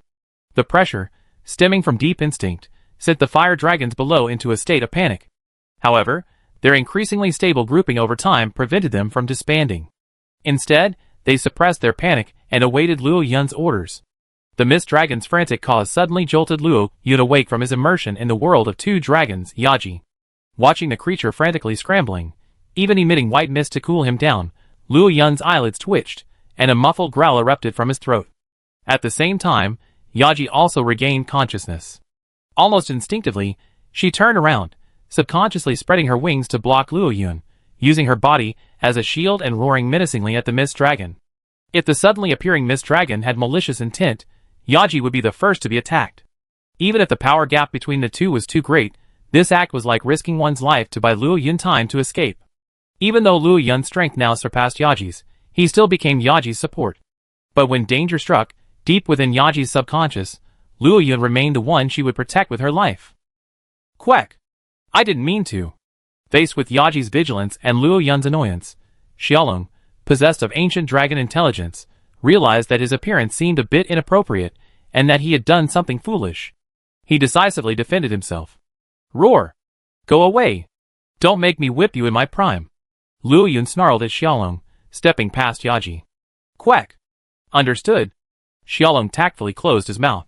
With a distorted flash of light and shadow, his figure vanished once more, taking the ancient dragon's imposing presence with it. Xiaolong's appearance completely shattered the atmosphere. The flaming clouds in the sky dissipated, and the ancient tree fell silent. The fire dragons stared at Luo Yun in unison, as if they were looking at some mysterious monster. What had they just seen? Their leader was actually roaring at an ancient dragon. That was an ancient dragon, the most supreme being in the world, transcending the laws of biology, even worthy of being called a god, and he was being roared at like that, and he didn't even seem offended at all, simply leaving. At that moment, the fire dragons felt as if their worldview was beginning to crumble. Especially the fire dragons from the Dragon Crystal Land, or the battle-hardened fire dragons, who had been there before, were all stunned. Ancient dragons frequently appeared in the Dragon Crystal Land, and they had seen them several times. But which of those ancient dragons wasn't egocentric? Forget roaring at one another. Even the slightest offense would lead to natural disasters. So, what had their leader experienced during this long trip? Chapter 223. Like the other fire dragons, Yaji was also extremely surprised by the mist dragon's behavior. At first glance, she thought it was the mist dragon that had impressed her so much back then, back for revenge. The other dragon's outburst of pity, coupled with her own male fire dragon's self-righteous reprimand, completely shattered her perspective. Could an ancient dragon be reprimanded like that? Yaji's mind was a bit confused, but one thing suddenly caught her attention. That mist dragon, it seemed, was a female. Perhaps it was difficult for humans to tell the difference, but for monsters, it was easy to tell male from female based on their behavior. Yaji instantly became alert. Although she didn't think her partner would be interested in anything other than a fire dragon, that was an ancient dragon. Could an ancient dragon really accept that kind of unusual communication for no reason?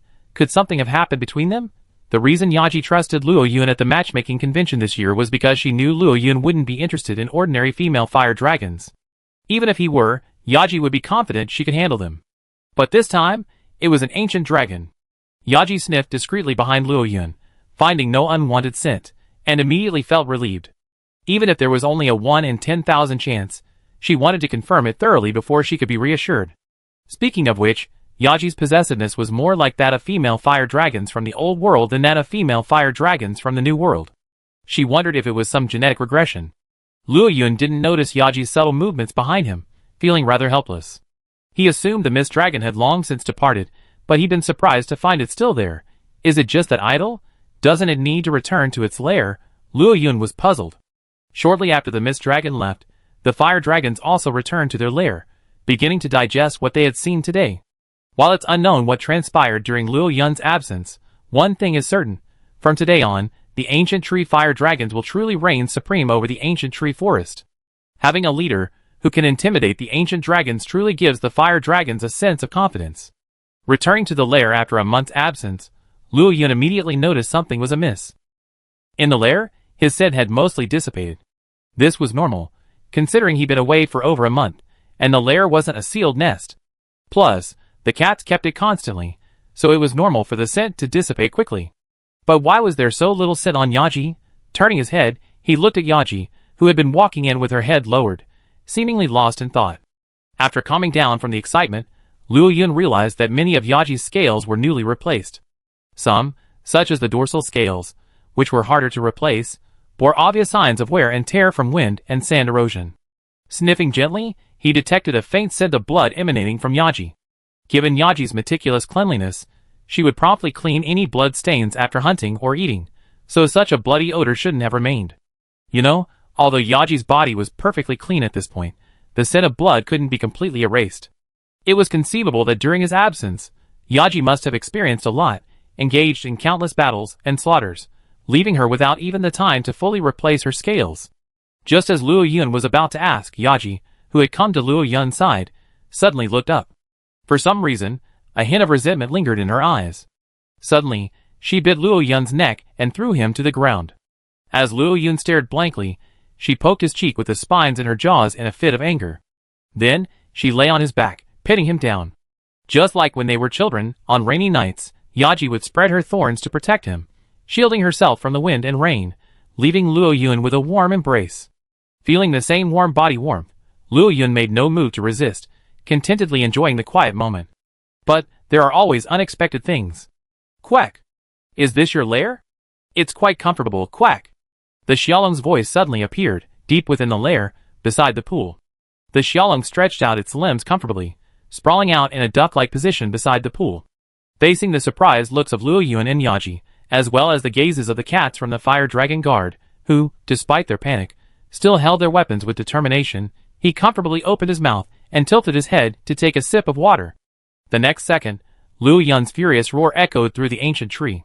The nearby fire dragons were startled and panicked, unsure of what was happening. Why are you here? Luo Yun was stunned. Why was this guy so persistent? Back in the Coral Plateau, he could understand Xiao Long's behavior, he wasn't even opposed to it himself. After all, the Celestial Dragon and the Chaos Black Eclipse Dragon had appeared. Who knew if the Coral Plateau was the only Chaos Black Eclipse Dragon killed by the Nergigant? So, their companionship provided some support. Later, when they returned, he could understand it. After all, he had used the tailwind to accelerate the entire way back, and Xiao Long had followed behind, saving both time and energy. But what was going on now? He even followed him all the way to his base camp. And what the hell was that flat duck? Isn't that the position short-legged creatures use when they're completely relaxed? Yaji was startled, and immediately jumped off Luo Yun's back, glaring at Xiao Long with a stern look, as if ready to deliver a blast of charged fire at any moment. Quack! I'm resting here, Xiao Long said confidently. When Luo Yun returned, he flew all day and night, with little time to rest. He was also exhausted from flying behind Luo Yun. Plus, he'd been staying in the same area with Lu Shanhu for the past 2 days. So, it made sense for him to rest up here for a while, right? After all, they fought side by side, slaughtered each other like gangs. Even if he hadn't said hello beforehand, he wouldn't have kicked him out, right? With this thought in mind, Xiao Long took another sip of water, feeling at ease. 3 minutes later, Xiao Long gazed at the distant sunset and began to question his life. He glanced back at Luo Yun, who stood guard at the entrance to the lair, his face filled with disdain, and felt the breeze wafting from the heights of the ancient tree.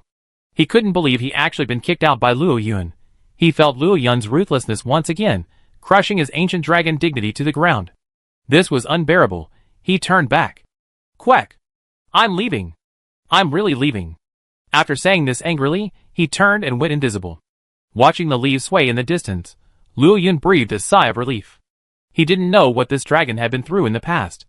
Ever since he demonstrated enough strength to barely save it, it had completely lost the aloofness expected of an ancient dragon. Instead, it chattered constantly in his ears, as if it hadn't properly communicated with a living being in centuries, making Luo Yun lose all desire to communicate. Now it was finally gone, and the world should finally be quiet. Just as Luo Yun turned back to the nest, he didn't notice that the leaves that had been swaying just now were swaying again. Chapter 224. Xiaolong took small, stealthy steps back into Luo Yun's lair, bypassing the patrolling cats and returning to the pool. You're kidding. Luo Yun told him to leave, and he left. Doesn't he have any dignity? Besides, it would take several days to get back to the Starry Sky stronghold. Instead of camping out in the open with no place to sleep, it would be better to rest well in Luo Yun's lair for a night. These cats and the fire dragons outside are all free guards. It's a waste not to use them. Even if Luo Yun disagreed, what would happen? Could he spot him? With this thought in mind, Xiaolong carefully observed the cats' movements as they patrolled, found a well-hidden corner where the cats wouldn't come, and happily crouched down. Luo Yun had no idea Xiaolong had sneaked back again. At this moment, he and Yaji were sharing their experiences. He hadn't expected Yaji to be assigned to block the entrance to the Great Ant Mound Wasteland's Grand Canyon. Nor had he anticipated the surge of so many mad dragon-like monsters pouring into the canyon from a place he couldn't see. Especially the Thunder Wolf Dragon that Yaji had described as incredibly powerful. Just from her description of its appearance, Luo Yun could tell it was definitely a top-level individual. Luckily, the Sword Master was there, otherwise who knows how many dragons they would have lost to keep the top-level Thunder Wolf Dragon at bay. That was a top-level individual. Don't underestimate a flesh-level ancient dragon monster. From Luo Yun's words, Yaji understood the relationship between him and the Mist Dragon. She hadn't imagined her partner would actually join the fight against an ancient dragon, even teaming up with the Mist Dragon to repel the culprit of the disaster. This made Yaji sigh with admiration at how powerful Luo Yun had become, and she was also proud of him. But beyond these emotions, she felt even more reluctant to be separated from Luo Yun for such a long time. During the battles in the Grand Canyon, Yaji had gained a rough understanding of her own strength. She had once believed herself to be nothing more than a female fire dragon, a special one, on her way to becoming a golden fire dragon, but still far behind the battle-hardened males in terms of power.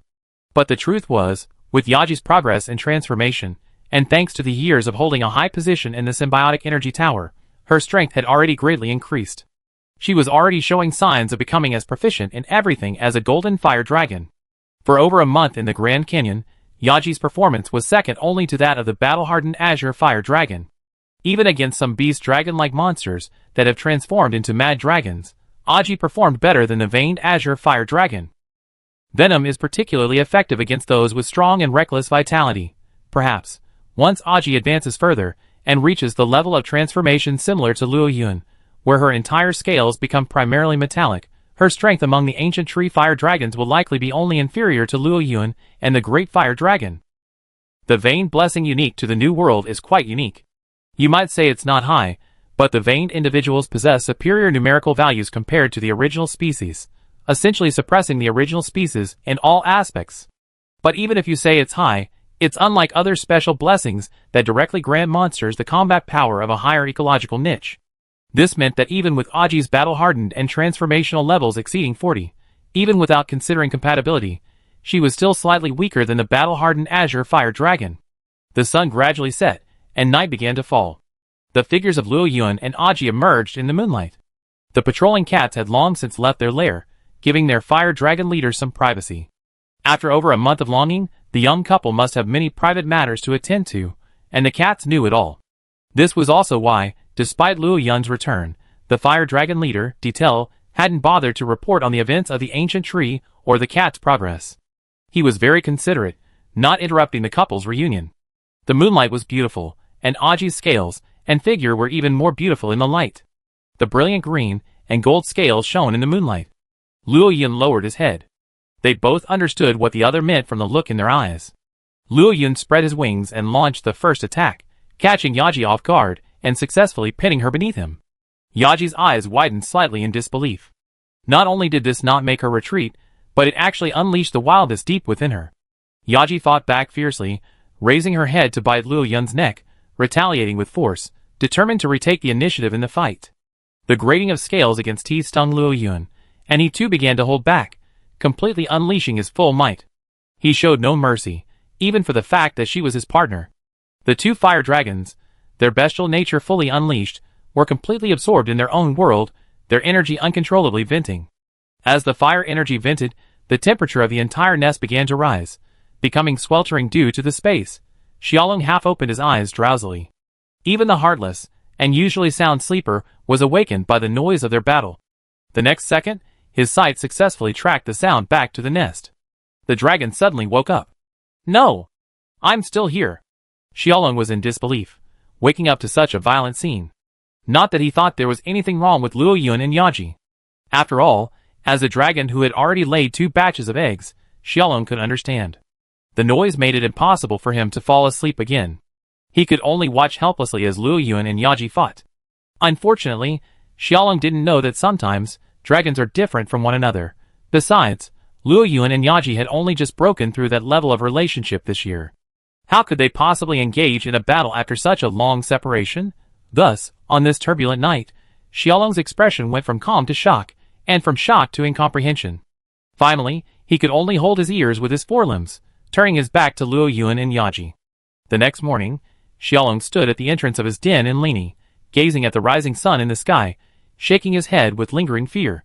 He hadn't been able to sleep the entire night. Chapter 225. Xiaolong was completely unable to comprehend what had happened last night. In his opinion, there was nothing wrong with reproducing, but so many times in one night. Stopping and fighting, fighting and stopping again. Wasn't that tiring? Back then, he and his mate would reluctantly only engage in battle once every few days. Over the decades, he had only laid 2 batches of eggs, which was considered quite efficient even among ancient dragons. Especially since his last successful pregnancy, his mate had happily rushed back overnight to the newly formed small ecological island near the New World to continue filling the necessary ecological gaps there, not knowing that the next breeding season would be decades away. It was precisely because of this poor understanding that Xiaolong could not understand Luo Yun and Yaji's behavior. His weak sense of kinship and family had made him completely reluctant and indifferent to the idea of fighting. For ancient dragons, aside from the normal reproductive model requiring male-female mating, and with the exception of a few special creatures like the Wind God Dragon and the Thunder God Dragon, conceiving offspring is an extremely complex undertaking. Even before the gestation stage, male ancient dragons must inject their own life energy into the fetus through combat. During the gestation stage, female ancient dragons must constantly mobilize their own life energy, harmonizing it with the energy previously injected by their mates before transferring it into the embryo. During this period, the output of life energy must be carefully controlled, preventing excessive fluctuations to prevent damage to the newly formed embryo. During this period, both male and female ancient dragons are in a state of intense mental tension. For the rosy dragon, successfully laying the eggs is essentially complete. The female then needs only to wait for the shells to harden sufficiently before burying them in the ground, piling them with leaves, rotting plants, and other materials. Then, she can leave them alone and enjoy the scenery. Even with this, a batch of eggs can still successfully hatch 1 or 2 offspring. For the flame dragons, however, the eggs they lay have significant requirements for temperature and the concentration of vital energy in the environment. This means that the flame dragons need to breed in areas with abundant vital energy, such as ley lines or volcanoes, where lava flows. After laying, the eggs also need to be carefully cared for to prevent them from accidentally falling into the lava during earthquakes caused by volcanic eruptions. Xiaolong glanced with lingering fear at the sleeping Luo Yun and his wife in the nest. He felt that staying here to rest last night had been a terrible mistake. He would rather find a random nook in the lower levels of the ancient tree to rest for the night than endure a night of torture here. No, I have to go. Thinking of Luo Yun and Yaji's eager expressions at dawn today, Xiaolong shuddered. With a flap of his wings, he quickly left the ancient tree and flew west. Mainly, Luo Yun and Yaji's fight last night reminded Xiaolong, the hands-off boss, that he still had a batch of eggs to hatch. It had been almost 3 years, and the nutrients from the rotting plants that had accumulated on the eggs had probably been completely absorbed. The nest he had built for the future Xiaolongs was probably unusable. The rare moment of maternal love from the Mist Dragon decided to return and take a look. If a baby Mist Dragon had hatched, she would leave immediately. If not, she would continue to pile some grass, tidy up the nest, and then leave. Yes, she still had maternal love, albeit not much. At noon, Luo Yun dragged his aching body out of the nest, watching the ancient tree fire dragons occasionally fly by. Listening to the report from their leader, the fire dragon Detail, he gained some understanding of the development of the ancient tree during his absence. Overall, there had been no major problems. The strength of the ancient tree fire dragons continued to steadily increase. Thanks to their increasingly adept hunting in small groups, the monsters deep within the ancient tree had adapted to the changed ancient tree fire dragons. The male fire dragons continued to obey Luo Yun's orders, patrolling the area north of the ancient tree every day. Upon returning, they would eat some of the fire dragon cat rice developed by Egg Roll to prevent possible infection with the mad dragon virus. Luo Yun's extended absence had not caused any adverse events. According to the fire dragon leader, Detail, it seemed that the powerful, battle-hardened fire dragons could vaguely sense their leader Luo Yun's vital signs, and roughly determine whether he was still alive. It was precisely because of this unique sense that the battle-hardened fire dragons spontaneously organized and controlled the fire dragon group, which is why the ancient tree fire dragon group still maintains such a high level of cohesion. In addition, the Kangingwo couple, who had gone to the Starry Stronghold to treat the dragon madness, had not yet returned. However, according to the cats, who had traveled back and forth between the two places, the investigation team seemed to have made some breakthroughs in their research on the dragon madness virus. Using the dispelling fruit and other ingredients as a foundation, combined with the magical alchemy of the dragon people, they had created some theoretically viable treatments. Currently, the Sakura Fire Dragon is conducting trials on these drugs as a drug tester. Aside from the Azure Fire Dragon, which occasionally gets a bit irritable due to being confined to a place with few of its kind, they generally get along quite well with the investigation team. Finally, let's talk about the cat's new achievements. Speaking of this, Fire Dragon leader Deter was delighted. Meow. We used the planting methods provided by the investigation team, using the ancient tree as a base, to plant various medicinal herbs and plants on it. With fertilization, we quickly accumulated a large stockpile. After constant trading with them over this period of time, we finally reached a new agreement. At this point, Fire Dragon leader Deter pointed to the cliff top next to the ancient tree. We build a massive windmill there. Utilizing the powerful winds high up on the cliffs, we improve our transportation channels within the tree. Meow. Then, our Fire Dragon Detels will be able to fully serve all Fire Dragon Lords. Beyond that, meow, we can also transport water from the lower levels of the ancient tree, so that every Fire Dragon Lord can have his own reservoir. Watching the Fire Dragon Detail leader, whose formerly hunched figure unconsciously straightened up as he spoke, his aged eyes flickered with a longing for the future. Perhaps even the Fire Dragon Detail leader himself never imagined that his initial decision to surrender, simply for the sake of the tribe's continued reproduction, even prepared to provide emergency food supplies, would lead to the tribe's current growth. The Fire Dragon Detels are now also masters of the ancient tree. Chapter 226. The Detel, especially those living in the ancient tree, were once undoubtedly the most humble race within the ancient tree. There were fire dragons above, thunder dragons and velociraptors in the middle, and brute jaws below. The upper, middle, and lower levels of the ancient tree were all creatures the Detel could not provoke. The Detel's only response was to run, run. If they ran slowly, they would become food for the monsters. Under these extremely difficult living conditions, for hundreds of years, Detel civilization stagnated, and their population could only maintain a dozen individuals. Any more were forced to be driven out and left to fend for themselves. All of this turned around after that decision. The current Detel are not only well-equipped and numerous, with a clear hierarchy.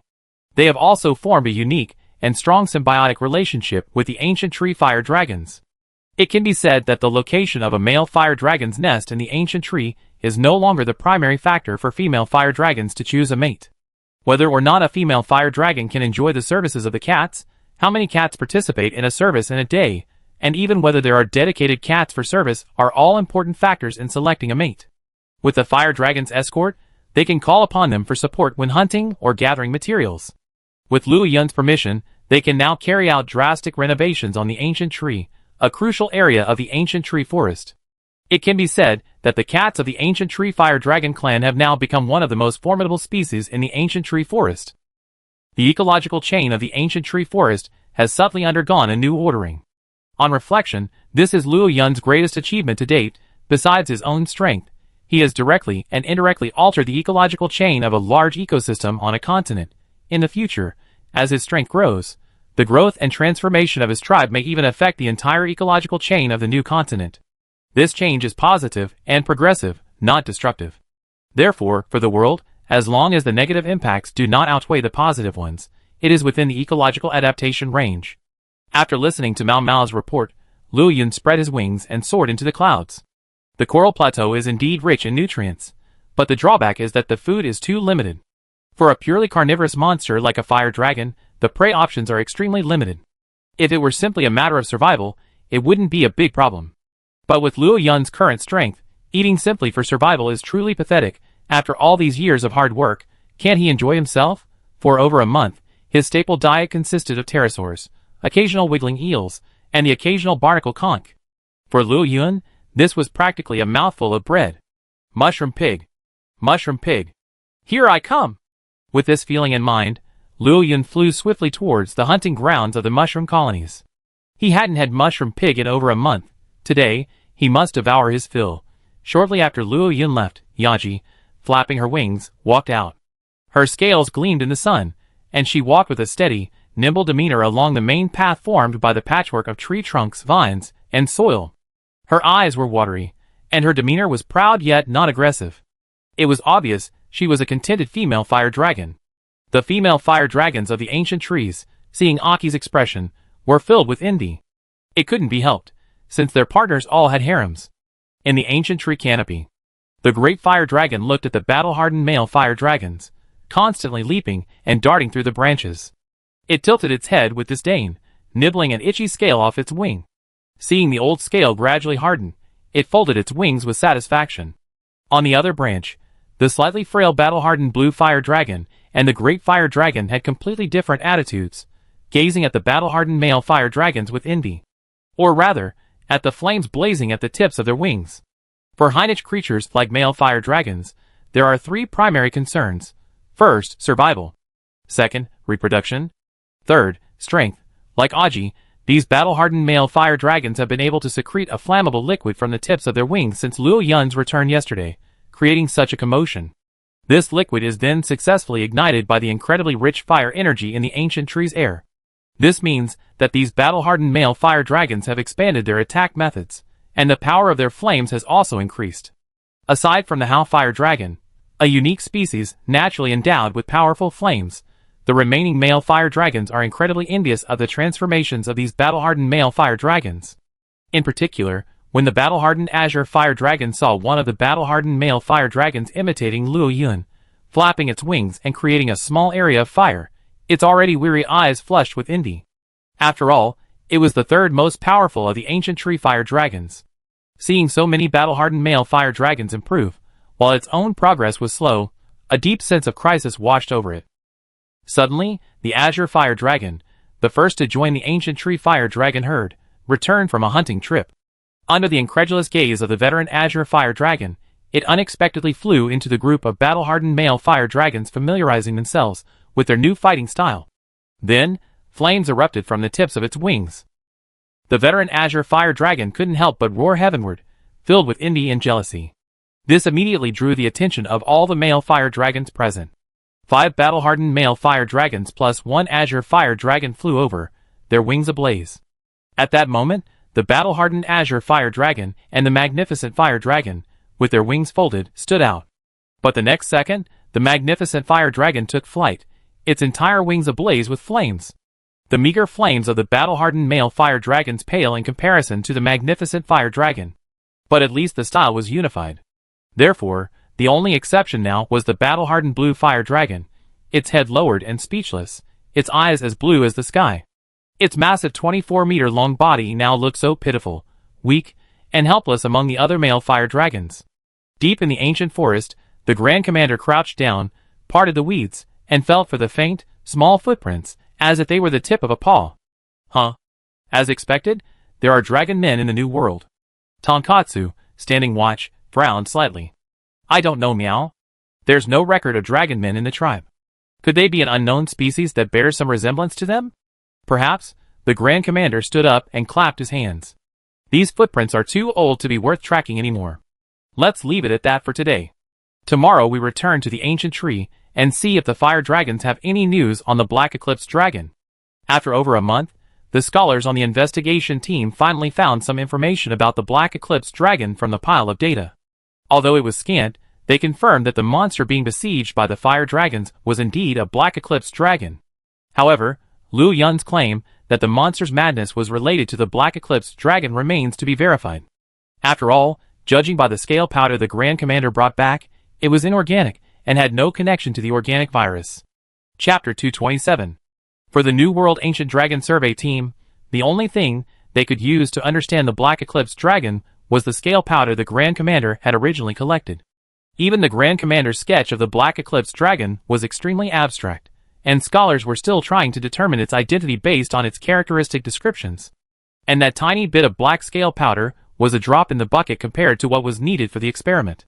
Additionally, the presence of the Sakura fire dragon, infected with the Mad Dragon virus, allowed the researchers to gain deeper insight into the Mad Dragon virus's transformation into organic matter. Therefore, the specific relationship between the Black Eclipse dragon and the Mad Dragon virus was like a hook dipped in spices, hooking the New World scholars into a trap.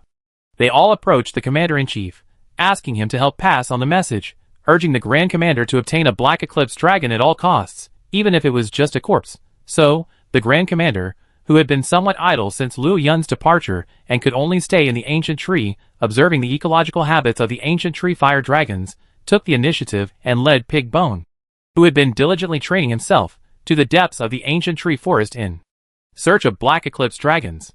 Alas, the Black Eclipse dragons in the Coral Plateau were being besieged by various monsters, leaving their already small number in imminent danger. They could not escape, and were unable to cross the Grand Canyon to reach the ancient tree forest. The Grand Commander and Pig Bone wandered the forest for over a month, witnessing many pristine ecosystems he had never seen before. It was during these headless wanderings that the traces of the ancient dragon men were discovered. Originally, they figured that since Luo Yun was away, there was no way they could learn anything about the Black Eclipse dragon from him, so they decided to try to find the dragon people of the New World, hoping to find an opportunity there. After a long search, they lost track of him again in the vast forest. Figuring they had been out for quite some time, they began their return journey. 5 days passed in a flash. Luo Yun's heart, brimming with excitement after returning home, finally returned to its peaceful state. Unsurprisingly, his body felt empty. Every day, like a retired old man, he listlessly patrolled his territory, wandering around the ancient trees, occasionally accepting Egg Roll's invitation to try the new fire dragon cat rice he had recently developed. It must be said that since Egg Roll's successful transformation and his culinary training, it's like he's opened up his Ren and Du meridians. He's constantly coming up with new dishes, taking fire dragon cat rice to a new level. The current fire dragon cat rice not only offers basic benefits like increased stamina and stamina recovery, but also features enhanced fire energy from mandrake and nitrified mushrooms. There's also a defensive boost from the scales of a large swordfish, and a resistance to the abnormal status of the fruit. It's safe to say that Egg Roll's cooking skills have been unanimously praised by the fire dragons. Even the feline followers from the investigation team, who came to help make the windmills, often visit the cafeteria for free meals. As Luo Yun happily devoured Egg Roll's newly developed invigorating fire dragon cat rice under the bright gaze of Egg Roll and the other kitchen helpers, he felt his once empty body begin to warm up from the inside out, and even regained his desire to fight. Luo Yun knew that Egg Roll had succeeded.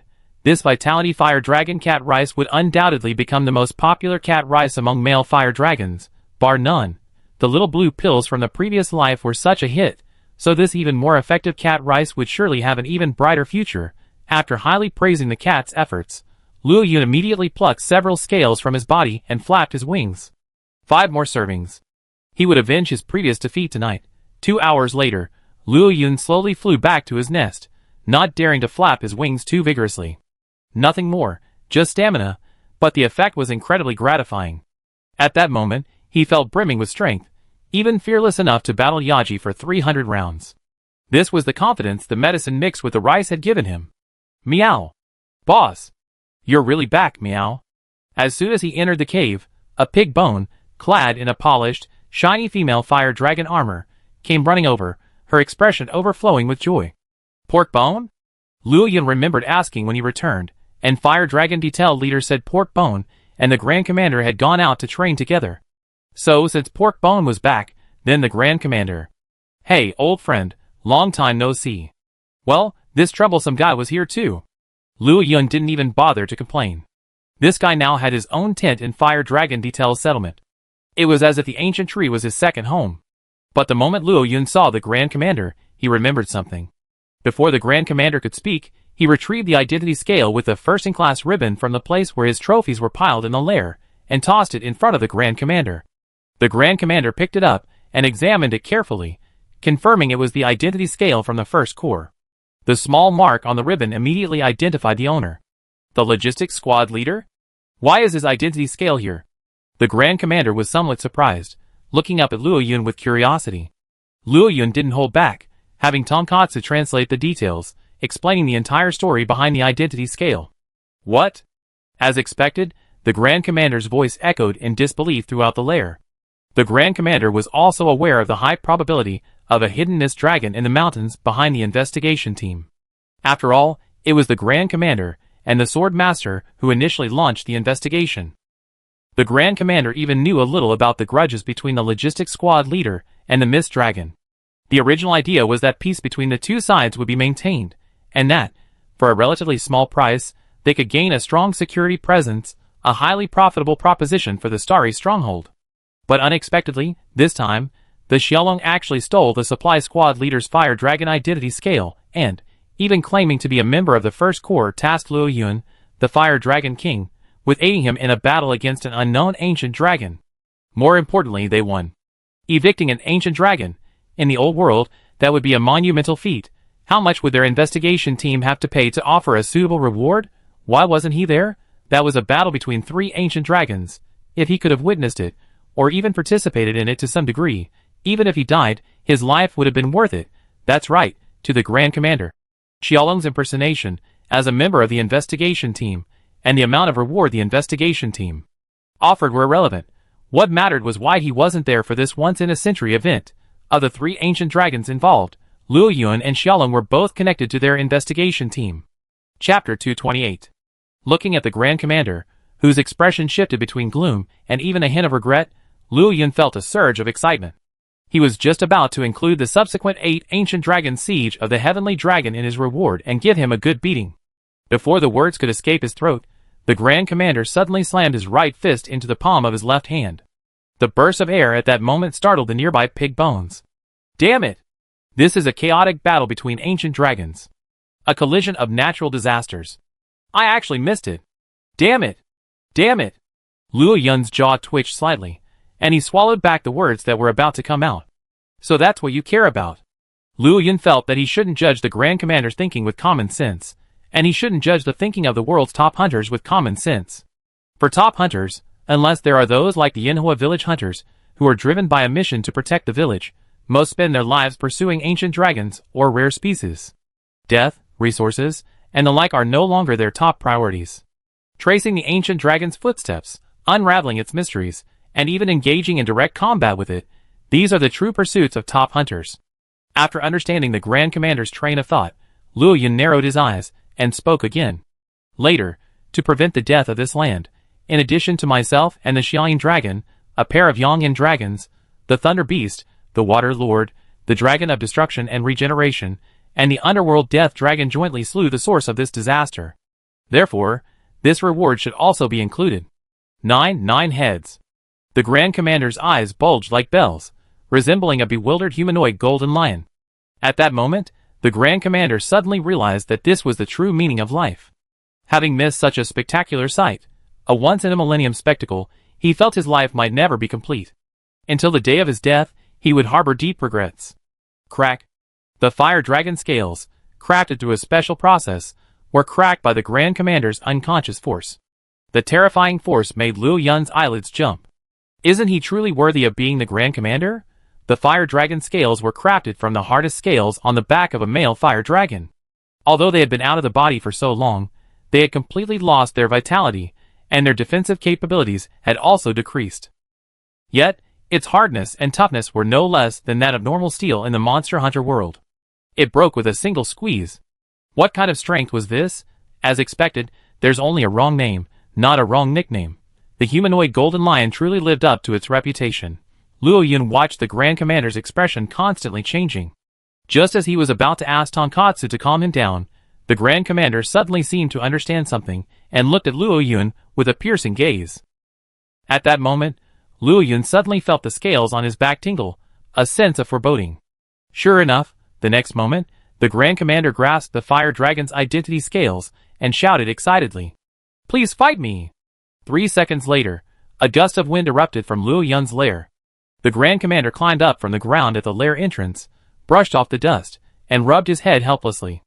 "Ah, I got a little excited. I accidentally said something thoughtless. But my old friend has grown stronger again. What a powerful wind! Could it be that after the fire, he has mastered the power of wind?" Although the Grand Commander was not wearing any equipment, Luo Yun did not actually attack him. He simply used the wind pressure to blow him out of the lair and clear his mind. The current Grand Commander is not the same as he will be in his later years. He is not yet 40 years old and his style is still a bit reckless. But this is mainly because he was stimulated by the news of the battle between the 9 ancient dragons. Just thinking about that scene makes my blood boil, especially since this battle even involves the Dragon of Destruction and Regeneration. The Grand Captain clearly remembered Luo Yun's description of the ancient dragon now known as Nergigant as precisely the Dragon of Destruction and Regeneration. Luo Yun's name is now firmly recorded in the Hunter Guild's Nergigant scroll. The very first sentence of the scroll directly points out Nergigant's ecological role. This is a pleasant surprise for the Hunter Guild. They don't need to expend extensive time and effort on observation and speculation to understand the ecological nature of this ancient dragon. As for the accuracy of this ecological description, the Hunter Guild has no doubts. This is a personal account from a mysterious ancient dragon from another new world. How could it be false? Do these doubters understand ancient dragons? Or does this mysterious ancient dragon from the new world understand ancient dragons? Their authority is completely different. In short, knowing that among the monsters besieging that ancient dragon, causing chaos and potentially destroying the new world, there's actually news of a Nergigant. The Grand Commander can't help but be shocked. He wished he could be there, so he could choose any ancient dragon he wanted, but the reality was he couldn't find any, so, impulsively, he decided to challenge Luo Yun, the ancient dragon. Even if he died on the spot, he wouldn't mind. But now, the wind pressure blew him away, and he calmed down instantly. Over the years, the Grand Captain had become increasingly puzzled by Luo Yun's strength, and he was also somewhat puzzled by the changes in the ancient tree fire dragons. However, this was probably closely related to Luo Yun. Scholars speculate that it was precisely because Luo Yun was a mysterious ancient dragon, similar to a fire dragon, and able to subjectively establish a symbiotic relationship with the fire dragons. Based on the basic logic of ancient dragons adapting to their own ecological environment, the changes in the ancient tree fire dragons made perfect sense, and there was even a high possibility of further evolution in the future. This is the wonder of nature, a symbol of the powerful adaptability of living things. Scholars are now seeking to conduct a comprehensive observation of the entire ancient tree area, studying the evolution of the fire dragons and investigating the ecological and reproductive habits of the fire dragon king. If it weren't for the shortage of hunters, and the fact that the fire dragons in the ancient tree weren't yet showing enough goodwill towards the investigation team to be ignored, a group of observers and scholars would have already been stationed in the ancient tree to observe Luo Yun closely.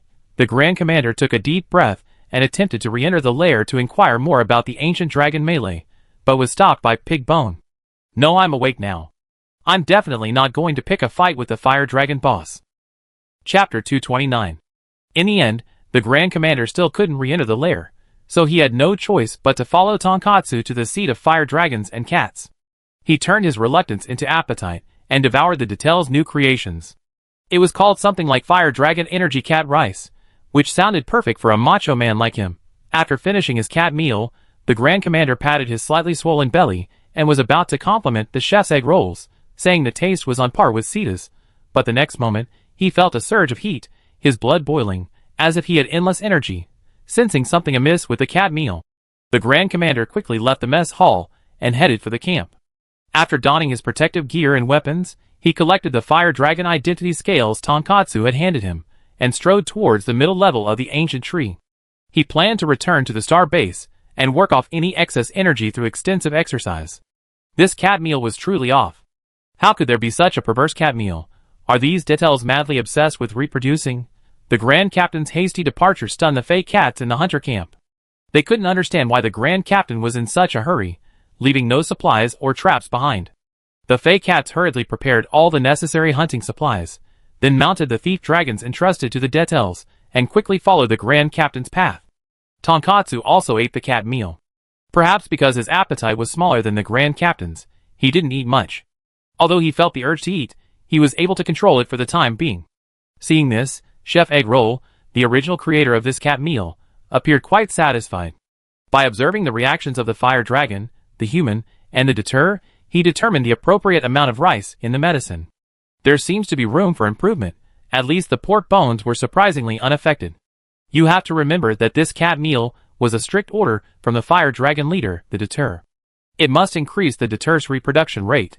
Outside the ancient forest, the Grand Commander, shield in hand, easily blocked the great thief dragon's mountain pressure. A second later, a flash of red light enveloped him. parry and counterattack. The spear thrust diagonally, carrying the force of thunder, with an exaggerated visual effect, sent the over 10-meter-long Great Thief Dragon flying. Under this blow, the Great Thief Dragon involuntarily tumbled backwards. The Grand Commander then took a stance, shield in one hand against his chest, spear held horizontally in the other, and charged with all his might. The Great Thief Dragon had barely regained its balance, and tilted its head, when the stab struck it directly between the eyebrows. In the pain, he fought back the dizziness in his head, and, roaring in anger, raised his forelimbs high and slammed down. The Grand Commander calmly and lightly leaped back, dodging the blow. The muscles in his left hand, holding the spear, flexed, and, using the momentum of his leap, thrust out with a devastating blow. With a bang, the Grand Commander's blow sent the Great Thief Dragon flying backwards. It slammed hard into a tree and fell to the ground, struggling unconsciously. Seeing this, the Grand Commander sheathed his spear and shield and whistled for the tame Thief Dragon mount that the fake cats had delivered a few days ago. He retrieved a tranquilizer pill from the Thief Dragon's backpack, covered its mouth and nose, and threw it at the Great Thief Dragon. Enveloped in the powerful paralyzing powder from the exploding anesthetic ball, the already confused Great Thief Dragon quickly fell silent, lying quietly on the ground. That was a close call. I almost lost my grip. He wiped the sweat from his forehead and retrieved another flare from the package. After detonating the trigger, he hurled it high into the air with brute force. Women use catapults. Strong men rely on brute force. Of course, the truth is that after the New World Survey team acquired the catapult, they eliminated the original flare launcher. This reduced the flare's size, and made it easier to launch with the catapult. The Grand Commander and the Sword Master, unaccustomed to using catapults, resorted to brute force. He patted the panting Thief Dragon, its tongue hanging out, thanking it for carrying him for days. He then found a seat nearby. While feeding the Thief Dragon's special feed, he waited for the starry stronghold to send someone to retrieve the barely alive giant Thief Dragon. All around was silent, not even the chirping of insects, only a hazy night sky. Foggy? At this moment, the Grand Commander, looking up at the night sky, realized that when he had previously hunted this unlucky giant Thief Dragon, whom he had chased for 3 whole days, the starry sky hung high in the sky like a painting. The stars twinkled, the moonlight soft. But now, it was hazy, and a thin layer of white mist hung all around. The Grand Commander frowned slightly, pretending not to notice. Secretly, his right hand slipped into the arm guard of his shield. With his left hand, under the cover of fetching the Thief Dragon's special feed, he quietly took out a traditional Chinese medicine pill, casually mixed it with the feed, and swallowed it himself. Well, these special feeds are much better than the emergency feeds cooked in a pot. I didn't expect your food to be better than the hunter's. He patted the Thief Dragon's head in a teasing manner. The Thief Dragon gulped down the feed, not bothering to pay attention to the guy who almost overloaded it. After swallowing the traditional Chinese medicine, the captain's previously hazy perception instantly returned. At that moment, he noticed that the backpack on the Thief Dragon's back had suddenly opened, expanding and contracting, as if someone was rummaging through something. The captain immediately understood. Standing up, he looked at the backpack in feigned surprise. Huh? Why is this backpack open again? I thought I should have closed it just now. Look at my memory. With a snap, he closed the backpack again, even tying a knot at the opening, and then nodded in satisfaction. Be more careful next time, or you might drop something, and it'd be terrible. Off to the side, Xiao Long, having quickly retracted his tongue, stared at the Grand Commander in disbelief. He hadn't expected this careless, foolish man to be so perceptive. He had just returned from the depths of the ancient forest, when he saw the Grand Commander fighting the Great Thief Dragon. The Great Thief Dragon's entire family of 13 Thief Dragons had all been killed by the Grand Commander's spear. Originally, he might have let it go. After all, the Great Thief Dragon's fate was none of his business. However, he was quick to detect the secret medicine and the Fire Dragon identity scale he had given to Luo Yun in the backpack of the Thief Dragon hiding in the nearby bushes. The secret medicine was fine, it was just a common snack, after all, but that identity scale was something else. That was his IOU. I hadn't expected it to end up in the Grand Commander's hands. If the Grand Commander told him everything after returning to the Starry Base, wouldn't he lose face in front of the supply squad leader? Chapter 230. Xiao Long trembled at the thought of being publicly executed by the investigation team. Not only had he failed to win the fight, but he was also forced to use the title of a member of the first class to solicit Luo Yun's help. He hadn't done his job properly, and yet, for no apparent reason, he had burdened the investigation team with such a huge debt. Xiao Long found it difficult to accept. This was truly a disgrace to the dragon. Simply put, his dignity had been shattered. Thus, in this state of panic, Xiao Long inexplicably developed an ostrich mentality. As long as the Grand Commander hadn't brought this scale back to the starry base, there was no substantive evidence for his claims. While this still didn't change the facts, at least Xiao Long could continue to pretend nothing had happened. But now it was impossible. This damn two-legged beast had actually tied the backpack shut. His attempt to steal it back was already shameful enough, but if it escalated into forcibly destroying the backpack to steal the scales, it was more than just shameful, it was sheer shamelessness. As one of the noble representatives of natural disasters, Xiaolong felt he still needed to maintain some dignity. Giving a final, unwilling glance at the insignificant backpack, Xiaolong reluctantly left the place, looking back every few steps. He needed to carefully consider what he could use to offset this debt. He felt a little embarrassed to have the investigation team shoulder the full responsibility for his own actions. It seemed like 2 large dragon tears wouldn't be enough. Scales, nails, what else? Quack! A small, crisp sound echoed from beside him. The Xiaolong finally reacted, his eyes gleaming as he glanced at the tiny creature beside him. Hey, it's you, Quack! At this moment, the little Xiaolong, barely 2 weeks old and resembling a tiny purple chameleon, had no idea what his seemingly loving mother had planned for his future. The white mist dissipated, and the Grand Commander breathed a sigh of relief. He immediately untied the knot on his backpack and carefully searched through it. Luckily, nothing had fallen. Just then, the sound of wheels rolling over the grass was heard. A deterrer sat on a cart, with 3 cats peeking out from inside, a deterrer and 2 elu cats. The deterrer on the cart was holding 2 tamed herbivorous dragons by the reins. 3 thief dragons guarded the cart, quickly heading towards him. Sorry to have kept you waiting, meow. The cat's sweet, clear voice echoed. The Grand Commander waved his hand, pointing to the large thief dragon standing nearby. Several cats and the Grand Commander worked together, using a special mechanism on the cart to lift the great thief dragon aboard. After covering it with a tarp, they returned to the Starry Sky base. The next morning, a meeting was held on the command platform. The main topic revolved around the identity of the fire dragon scale held by the supply squad leader. After hearing the story behind this, everyone present gasped. The director of the Ecological Research Institute, wearing thick glasses, could no longer maintain his usual composure. He tremblingly wrote down everything the Grand Commander had said in his notebook. The Flame King Dragon, the Flame Queen Dragon, the Mythical Kirin, the Nergigant, the Mist Dragon, and 2 unknown ancient dragons, along with the Blazing Sun Dragon, are collaborating to besiege an ancient dragon that wants to destroy the ecosystem. I never thought ancient dragons would even unite. This overturns many of our previous conclusions. What a major discovery! The Grand Commander was puzzled by the Ecological Research Institute's words. Blazing Sun Dragon? At this point, Commander-in-Chief Carlos nodded, pulled a piece of parchment from the table, and handed it to the Grand Commander. This is the latest news from the Guild. After careful research and discussion, the Guild has decided to name this mysterious ancient dragon, the Fire Dragon King, the Blazing Sun Dragon. The currently speculated ecological characteristics are order and evolution. However, despite the official name, there's still no information regarding its specific habits, any negative impacts on the ecology, its reproduction methods, or whether any other members of its species exist. The Guild has already begun contacting various kingdoms to see if they can find any relevant clues in their historical records. Master Yuenya added that the Guild highly commended the New World Ancient Dragon Survey team for discovering a new ancient dragon, one with a significantly different ecological profile from previously recorded ones. This was especially true given that this ancient dragon maintained a neutral stance, allowing for communication. This is truly a groundbreaking discovery. Blazing Sun Dragon? The Grand Commander repeated himself, recalling Luo Yun absorbing the flames of countless fire dragons, looking like the blazing sun hanging high in the sky, his entire body radiating boundless power. He nodded in approval.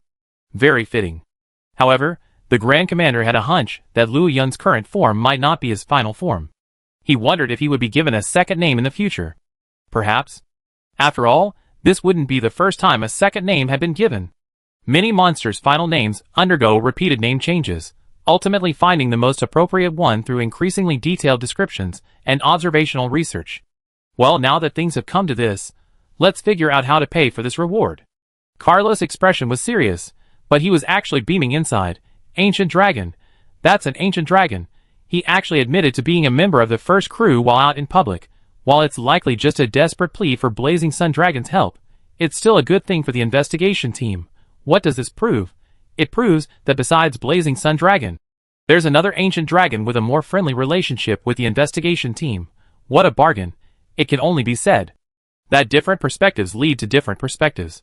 The investigation team was formed to investigate the ancient dragon fairy. So investigating the ancient dragon is the most important priority, and everything must serve this purpose. Gaining the friendship of Xiaolong, and thus strengthening the relationship between the two parties is worth it, no matter how much resources are spent. Everyone present understood this.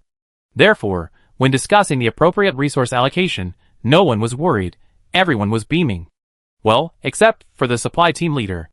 At this moment, inside the Xingqian stronghold's warehouse, little Xiaolong watched in bewilderment as his mother tied him up and hung him from the beam. Then she pulled out a bunch of bottles and cans and sprayed them all over him, rendering him invisible. Then she placed a few dragon tears, scales, and other items on the platform below him, desperately hoping he wouldn't be discovered. Little Xiaolong screamed in fear, only to be knocked unconscious by Xiaolong's tongue whip. Looking at her masterpiece, Xiaolong swayed with satisfaction as she left the warehouse, feeling no guilt at all for selling out her son. Chapter 231. Xiaolong walked to the platform formed by the jointed decks with his head held high, proud of his genius. Why? Simple. First, the investigation team's purpose in coming here was to investigate the ancient dragons. His act of directly delivering an ancient dragon cub to them was an immense boon for them. Second, by renting his own cub to the investigation team as compensation, he could completely offset his mistake this time, successfully saving his face, which he might lose again in the future, and directly gaining the team's favor. Furthermore, an ancient dragon cub is still a cub. Even if its strength is among the highest among all creatures' cubs, it still doesn't change the fact that it is a cub. Rather than leaving the cub to fend for itself, living alone in the wilderness, insecure and possibly starving, it would be better to rent it directly to the investigation team. With his watchful eye, and given the team's appreciation for such a rare creature, the little Xiaolong would surely enjoy adequate nutrition. Using other people's resources to raise our own children, and they still have to thank us. Xia Guagua thought she had made a brilliant decision. In the end, the investigation team accepted this unwarranted debt, and Luo Yin got the supplies they wanted. So, this was a win-win for all four. No one lost out. Everyone was a winner. A long meeting had lasted. When the supply team leader, carrying the compiled payroll list, was about to enter the warehouse to count the supplies so they could make advance allocations, he spotted the little Xiaolong hanging in the air. Its tiny body, less than a meter long, was bound into a ball with ropes. Its pale purple scales were covered in a dazzling array of powder. Even its tiny wings were tightly bound with ropes to prevent the little mist dragon from breaking free, fearing even the slightest chance of escape. This. As a veteran dragon scholar, and a member of the elite 1st Regiment, the logistics squad leader was naturally well informed. While there weren't many records of mist dragons within the guild, there were some relevant records, including descriptions and simplified drawings of their appearance. So, even though the little mist dragon looked slightly different from an adult, and was covered in a dazzling array of colors, the logistics squad leader immediately recognized the true identity of the suspended creature. There's no need to go to such lengths. After the shock subsided, a somewhat helpless smile escaped. Who could enter and exit the warehouse so silently, and even do such a thing? The logistics team leader immediately realized that Xiaolong was trying to make up for the damage done to the investigation team, but he hadn't expected him to bring his own child with him. It was a surprise. After all, this was an ancient dragon cub. But after the surprise, there was also a sense of worry. Was this friend, who had always been so competitive with him, making too great a sacrifice? At that moment, for some reason, the logistics team leader suddenly had the idea of hiding the little Xiaolong from others, waiting for the right time to secretly return it to Xiaolong. After all, this little Xiaolong looked like it had only been born recently, and it was time to leave its family. Perhaps that was the case? The logistics team leader had somewhat forgotten the ecological habits of the mist dragon. Although an ancient dragon, information on the mist dragon is relatively rare among ancient dragons. Therefore, many non-ancient dragon scholars only skim through the relevant information, memorizing the characteristics. After pondering for a while, the logistics team leader finally made up his mind. Let me be selfish for once. These things are actually enough. The pile of scales and nails on the small table below the little mist dragon, along with 2 large, gleaming dragon tears, were clearly visible in the surroundings. These were ancient dragon materials. Whether used for research or forging equipment, their value far exceeded the reward paid by the survey team. The logistics team leader took a deep breath, controlled his trembling hands, and walked steadily towards the little mist dragon. The mist dragon, who had been wandering around the warehouse and had not made any movement since the logistics team leader entered, was just beginning to wonder. His dog, furtively outside the warehouse, peeked inside. "What are you doing?" The development of the situation had completely exceeded Xiaolong's expectations. In his plan, whether it was the supply squad leader or anyone else, upon entering and seeing little Xiaolong, they would immediately exclaim in surprise, and then loudly call for the others to come over. This way, little Xiaolong would naturally come into the sight of the entire investigation team. The pile of things he left behind would also let the team know that he was still there.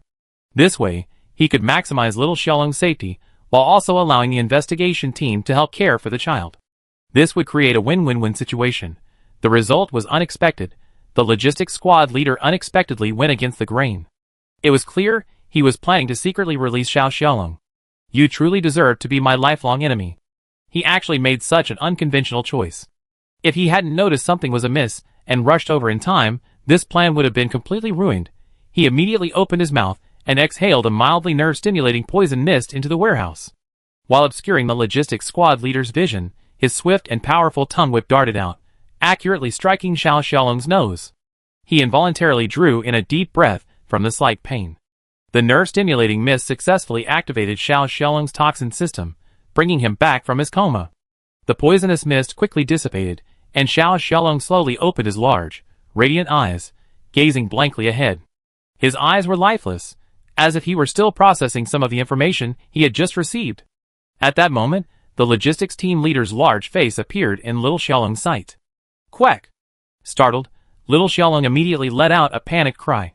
He struggled with all his might, causing the entire rope to sway. When the sudden mist dissipated, the logistics team leader, not expecting little Xiaolong to suddenly wake up, frantically tried to comfort him. But little Xiaolong was no Xiaolong. He didn't understand the logistics team leader's words, and his body instinctively entered invisibility. But under the various paints, he couldn't achieve perfect invisibility. He could only struggle and watch in fear as the logistics team leader approached. "Quack! Quack! No, don't come over here, quack!" Chapter 232. God have mercy on him. He's only a half-month-old little rosy dragon. Just a few days ago, he'd been relying on his invisibility to cautiously forage for insects, not even daring to stray too far from his shabby nest. After finally completing the initial development of his venom system and being able to spit venom, he was about to try hunting beetles, but to his surprise, the rosy dragon mother had a change of heart and returned to check if all her eggs had died.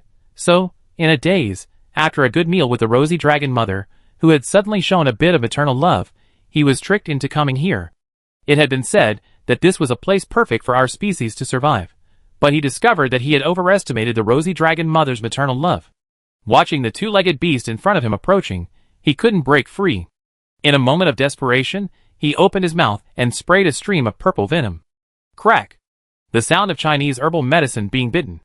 The supply squad leader calmly pulled a piece of cloth from the side and wiped the venom from his face. Even the toxins in Little Mist Dragon's venom couldn't even cause him any discomfort, even against powerful antidotes like traditional Chinese medicine. This was a crucial warehouse for the New World Ancient Dragon investigation team. The supplies within were sufficient for the entire team to handle most challenges. The supply squad leader knew the location of every item. Here, he had endless logistical support. A mere Little Mist Dragon couldn't hurt him. Don't be afraid, don't be afraid. I put you down right away. The supply squad leader, like a timid uncle, opened his arms and cautiously reached out to Little Mist Dragon. Little Xiaolong's pupils rapidly dilated, and her body even began to tremble with fear. Quack! Don't come over here, quack! Little Xiaolong struggled even more fiercely. Don't move, you might hurt yourself. Let me see. How did you tie this rope? It's still in a knot. The logistics team leader pinned Little Xiaolong down, dodging its bites while attempting to untie the rope. But Little Xiaolong refused to cooperate, forcing the logistics team leader to forcibly restrain it with one hand so he could free his other to begin searching for the knot. So, the posture looked a bit ambiguous, like a strange uncle kidnapping a disobedient ancient dragon cub. Quack, quack! Stop yelling, I don't understand. Be quiet, or I can't untie it. The logistics team leader, somewhat annoyed by Little Xiaolong's uncooperativeness, actually patted it on the head, and only then realized what he had done. What did I do? Attack the ancient dragon? Damn, The supply squad leader felt like he could brag forever. Perhaps that slap had some effect. Little Miss Dragon actually began to calm down, realizing what the biped was doing and actively cooperating. Seeing this, the Miss Dragon outside the door was furious. I had woken Little Miss Dragon, not expected him to cooperate. So, Miss Dragon decided to go all out and make a big deal out of it. Just as Miss Dragon was about to attack, a member of the supply squad approached, holding a scale that Sakura Fire Dragon had just shed. Squad leader, this is Sakura. The logistics team member's voice abruptly stopped. He stared blankly at the man holding Xiao Xiaolong down with one hand, while the other clutched the rope tightly. His face still held a hint of lingering anger, a slightly ferocious expression. Xia xia. The logistics team member's mouth opened and closed, momentarily speechless at the sight. Stop! Stop shouting! Quack! Quack! The logistics team leader reacted and released his grip on Xiao Xiaolong. He frantically tried to stop the logistics team member, as if he were about to grab him. Xiao Xiaolong, already lifted up, fell as the leader's sudden release of his grip caused the rope to tighten under the sudden weight, causing him to feel a pinch. He couldn't help but cry out, his voice filled with grievance. If the logistics team leader hadn't acted so frantically, and Xiao Xiaolong hadn't cried out so grievance, the logistics team member wouldn't have reacted so strongly. With his mind already somewhat stuck, the logistics team member, further stimulated by this, blurted out his words subconsciously. Oh no! The squad leader has kidnapped a baby Miss Dragon. Seeing this, the Miss Dragon, secretly observing nearby, finally felt relieved and quietly flew to a higher altitude, clearing the way for the approaching survey team. Oh no! The logistics team leader's face froze, realizing it was too late. He glanced with pity at the little Miss Dragon, who began to struggle again due to discomfort. If no one else noticed, he could still comfort himself with selfish motives and try to let the little Miss Dragon go. But now, he was the logistics team leader of the New World Ancient Dragon Survey Team. Amidst the chaos, most of the people working near the warehouse dropped their work and rushed over, fearing they'd be too late to see the Miss Dragon. Thankfully, everyone was an elite, so they managed to maintain their composure. They paused outside the warehouse door, excitedly discussing the situation. As expected of the logistics squad leader, you actually captured a Miss Dragon cub. Yes, look at the technique used, it completely eliminated any chance of escape. What do you mean by professional? This is professionalism, isn't it? But kidnapping a Miss Dragon cub won't lead to retaliation? Well, at worst, we can just return it. Besides, it's an ancient dragon. The chatter reached the logistics squad leader's ears, and he opened his mouth, unsure how to defend himself. He just wanted to free little Miss Dragon, but how had he suddenly been kidnapped? But judging by the looks of the crowd, they didn't seem interested in hearing his explanation, so the supply team leader had no choice but to give up, deciding to wait until everyone calmed down. The supply team leader was relatively calm, but little Miss Dragon wasn't. To be surrounded by so many creatures, though he didn't sense any obvious hostility, little Miss Dragon felt terrified, the shadow of death looming over him. Under such pressure, little Miss Dragon instinctively attacked. Spewing clouds of purple venom, several of the people at the doorway were struck by it. Hiss. Ha. Ancient Dragon's attack. Damn it! You lucky guy. Why wasn't I standing there just now? The person hit by the attack actually wore a look of relief.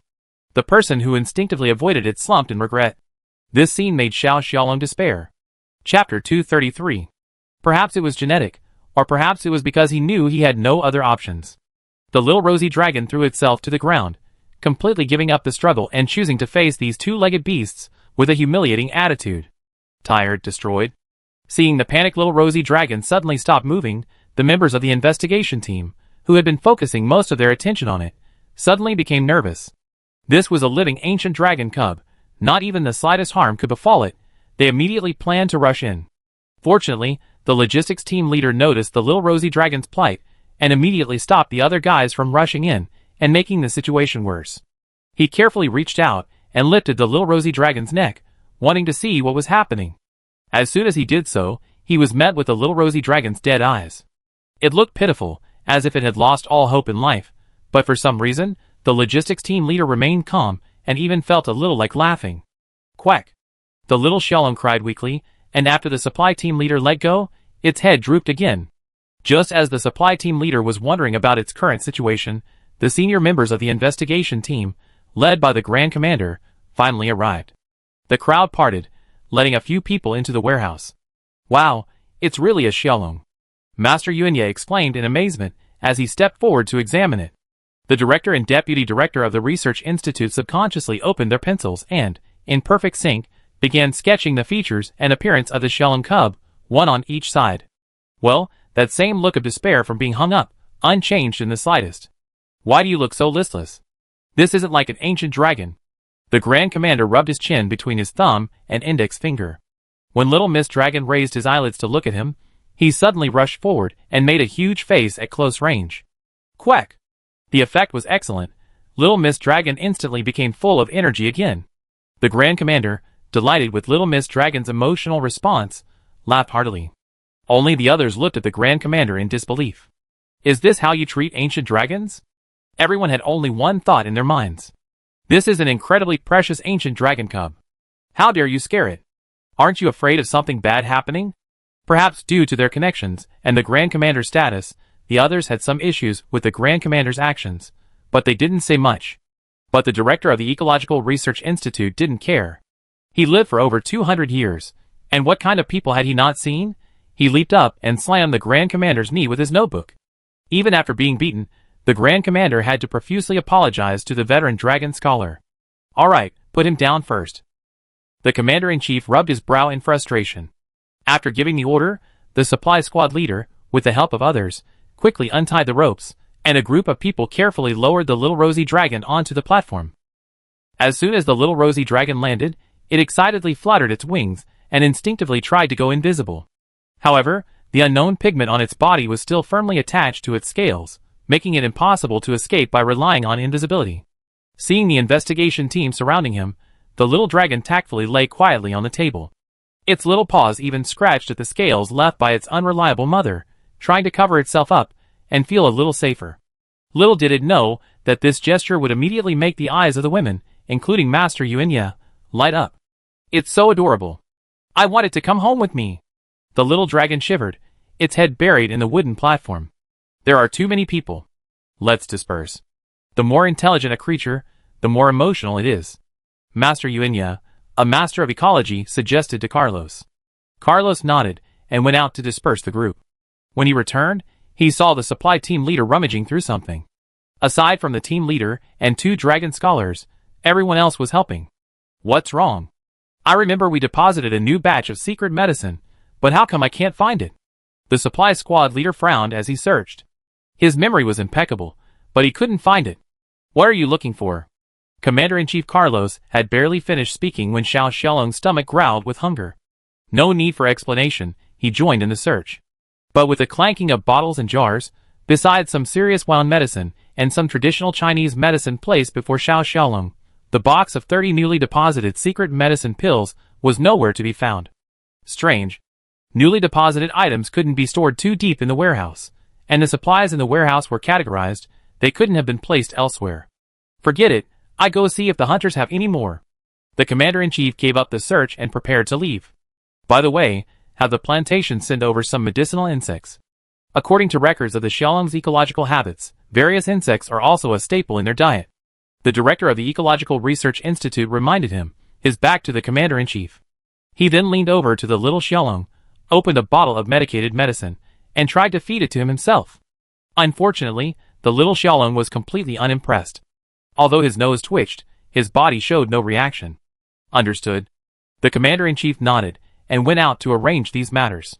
Soon, in less than 10 minutes, he returned excitedly with 6 secret medicines and a small cage of bitter insects.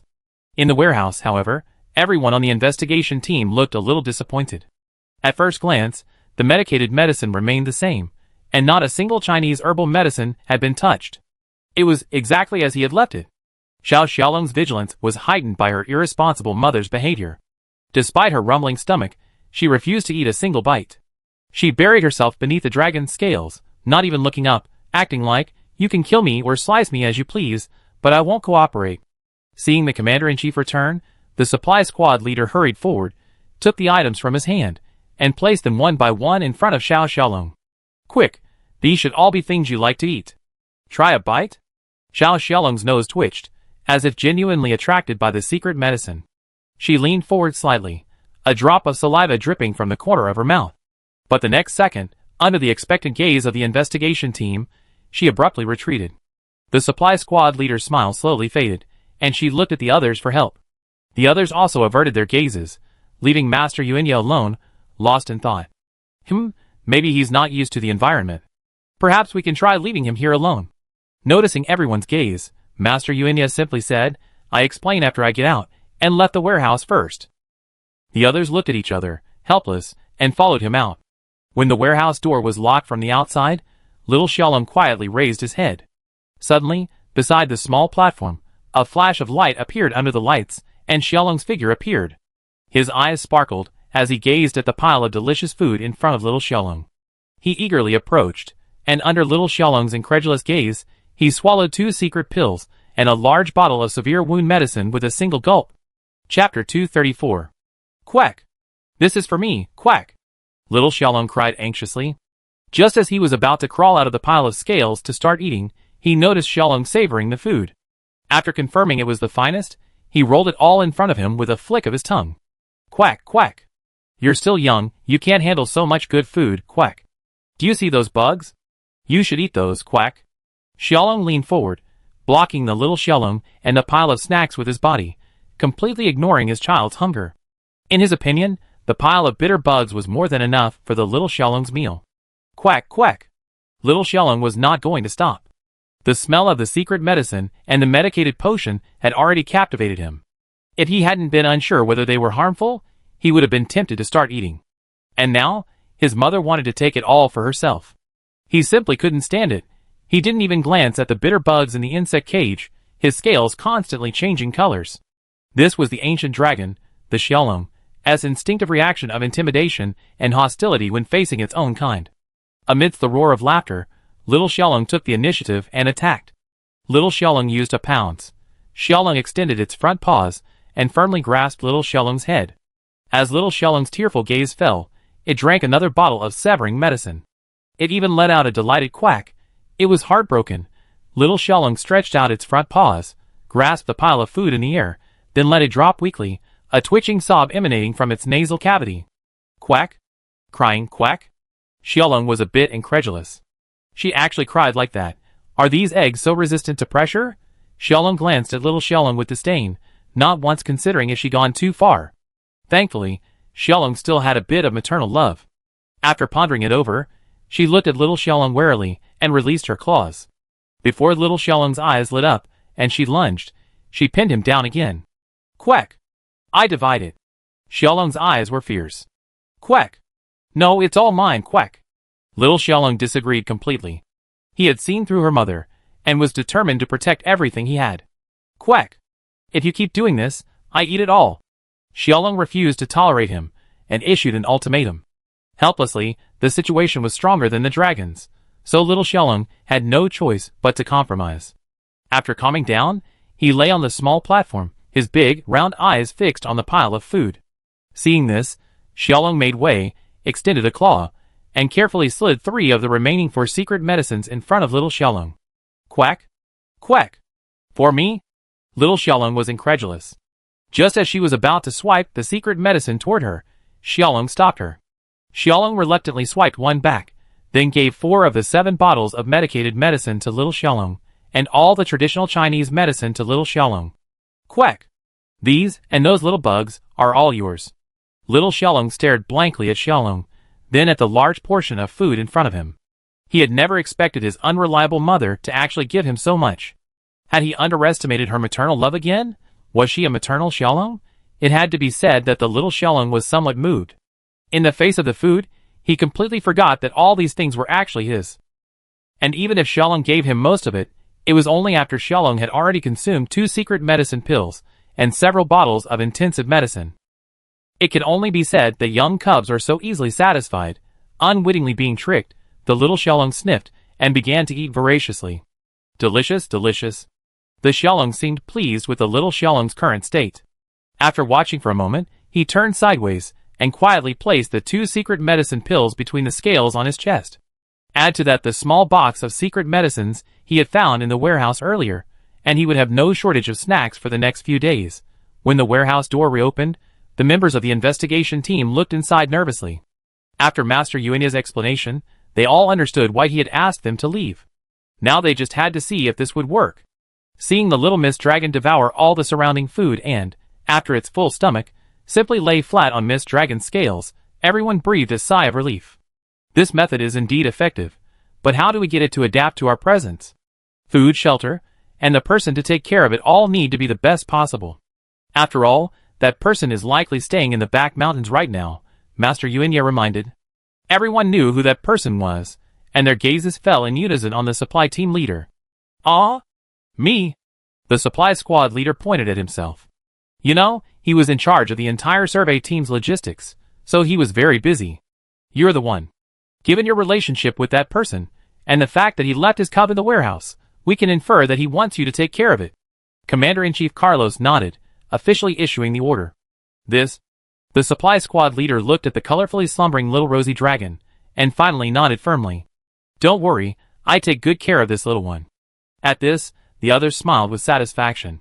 Don't worry, I make some adjustments and increase the medicinal herb trade with the fire dragon tribes to ease your burden, Carlos promised solemnly.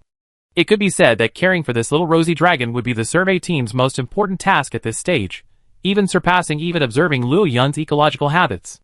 The rosy dragon, who had been listening to the conversation, was also very satisfied.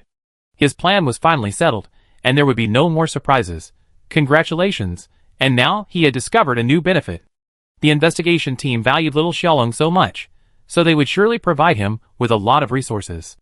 And as its mother, wouldn't it be reasonable for Xiaolong to share some of her cub's resources, as she had just done? Xiaolong even had a new idea at this moment. In the nest deep within the ancient tree forest, there were still 3 unhatched eggs.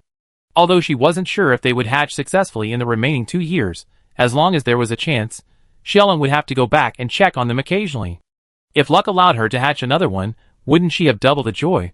Thinking of this, Xiaolong happily spread her wings and flew back to her nest in the back mountains, intending to get a good night's sleep. The mission set, the investigation team dispersed. Only the discussion between the director and deputy director of the Ecological Research Institute lingered. Will the Guild and the Dragon Calendar Institute misunderstand? But isn't it true that the Xiaolong entrusts its cubs to humans for care? The facts are there. If anyone dares to object, why not just come and take a look? Well, you have a point. Let's record it. Chapter 235. The arrival of the Little Miss Dragon undoubtedly gave the entire New World Ancient Dragon investigation team a shot in the arm. The members of the investigation team had been away from home for over a decade. Although they had no regrets, the lack of progress cast a shadow over them. They could only fill their daily lives with various tasks, which served to numb them. When Luo Yun was confirmed as an ancient dragon, it was the first time the investigation team began to have great expectations for their work and their future. And now, a Miss Dragon cub had appeared in the Starry Sky stronghold, and it had even been confirmed that they would actually begin raising this Miss Dragon cub. Humans raising an ancient dragon. This was something not even recorded in history books. They had already set a precedent in history. If they succeeded, their names would appear in every historical book of this world. As an ancient dragon, if the Miss Dragon could truly achieve symbiosis with humans, perhaps humans could find from it a way to survive in this cruel world more suited to them. Thus, for everyone on the current investigation team, the Little Miss Dragon was an absolute treasure.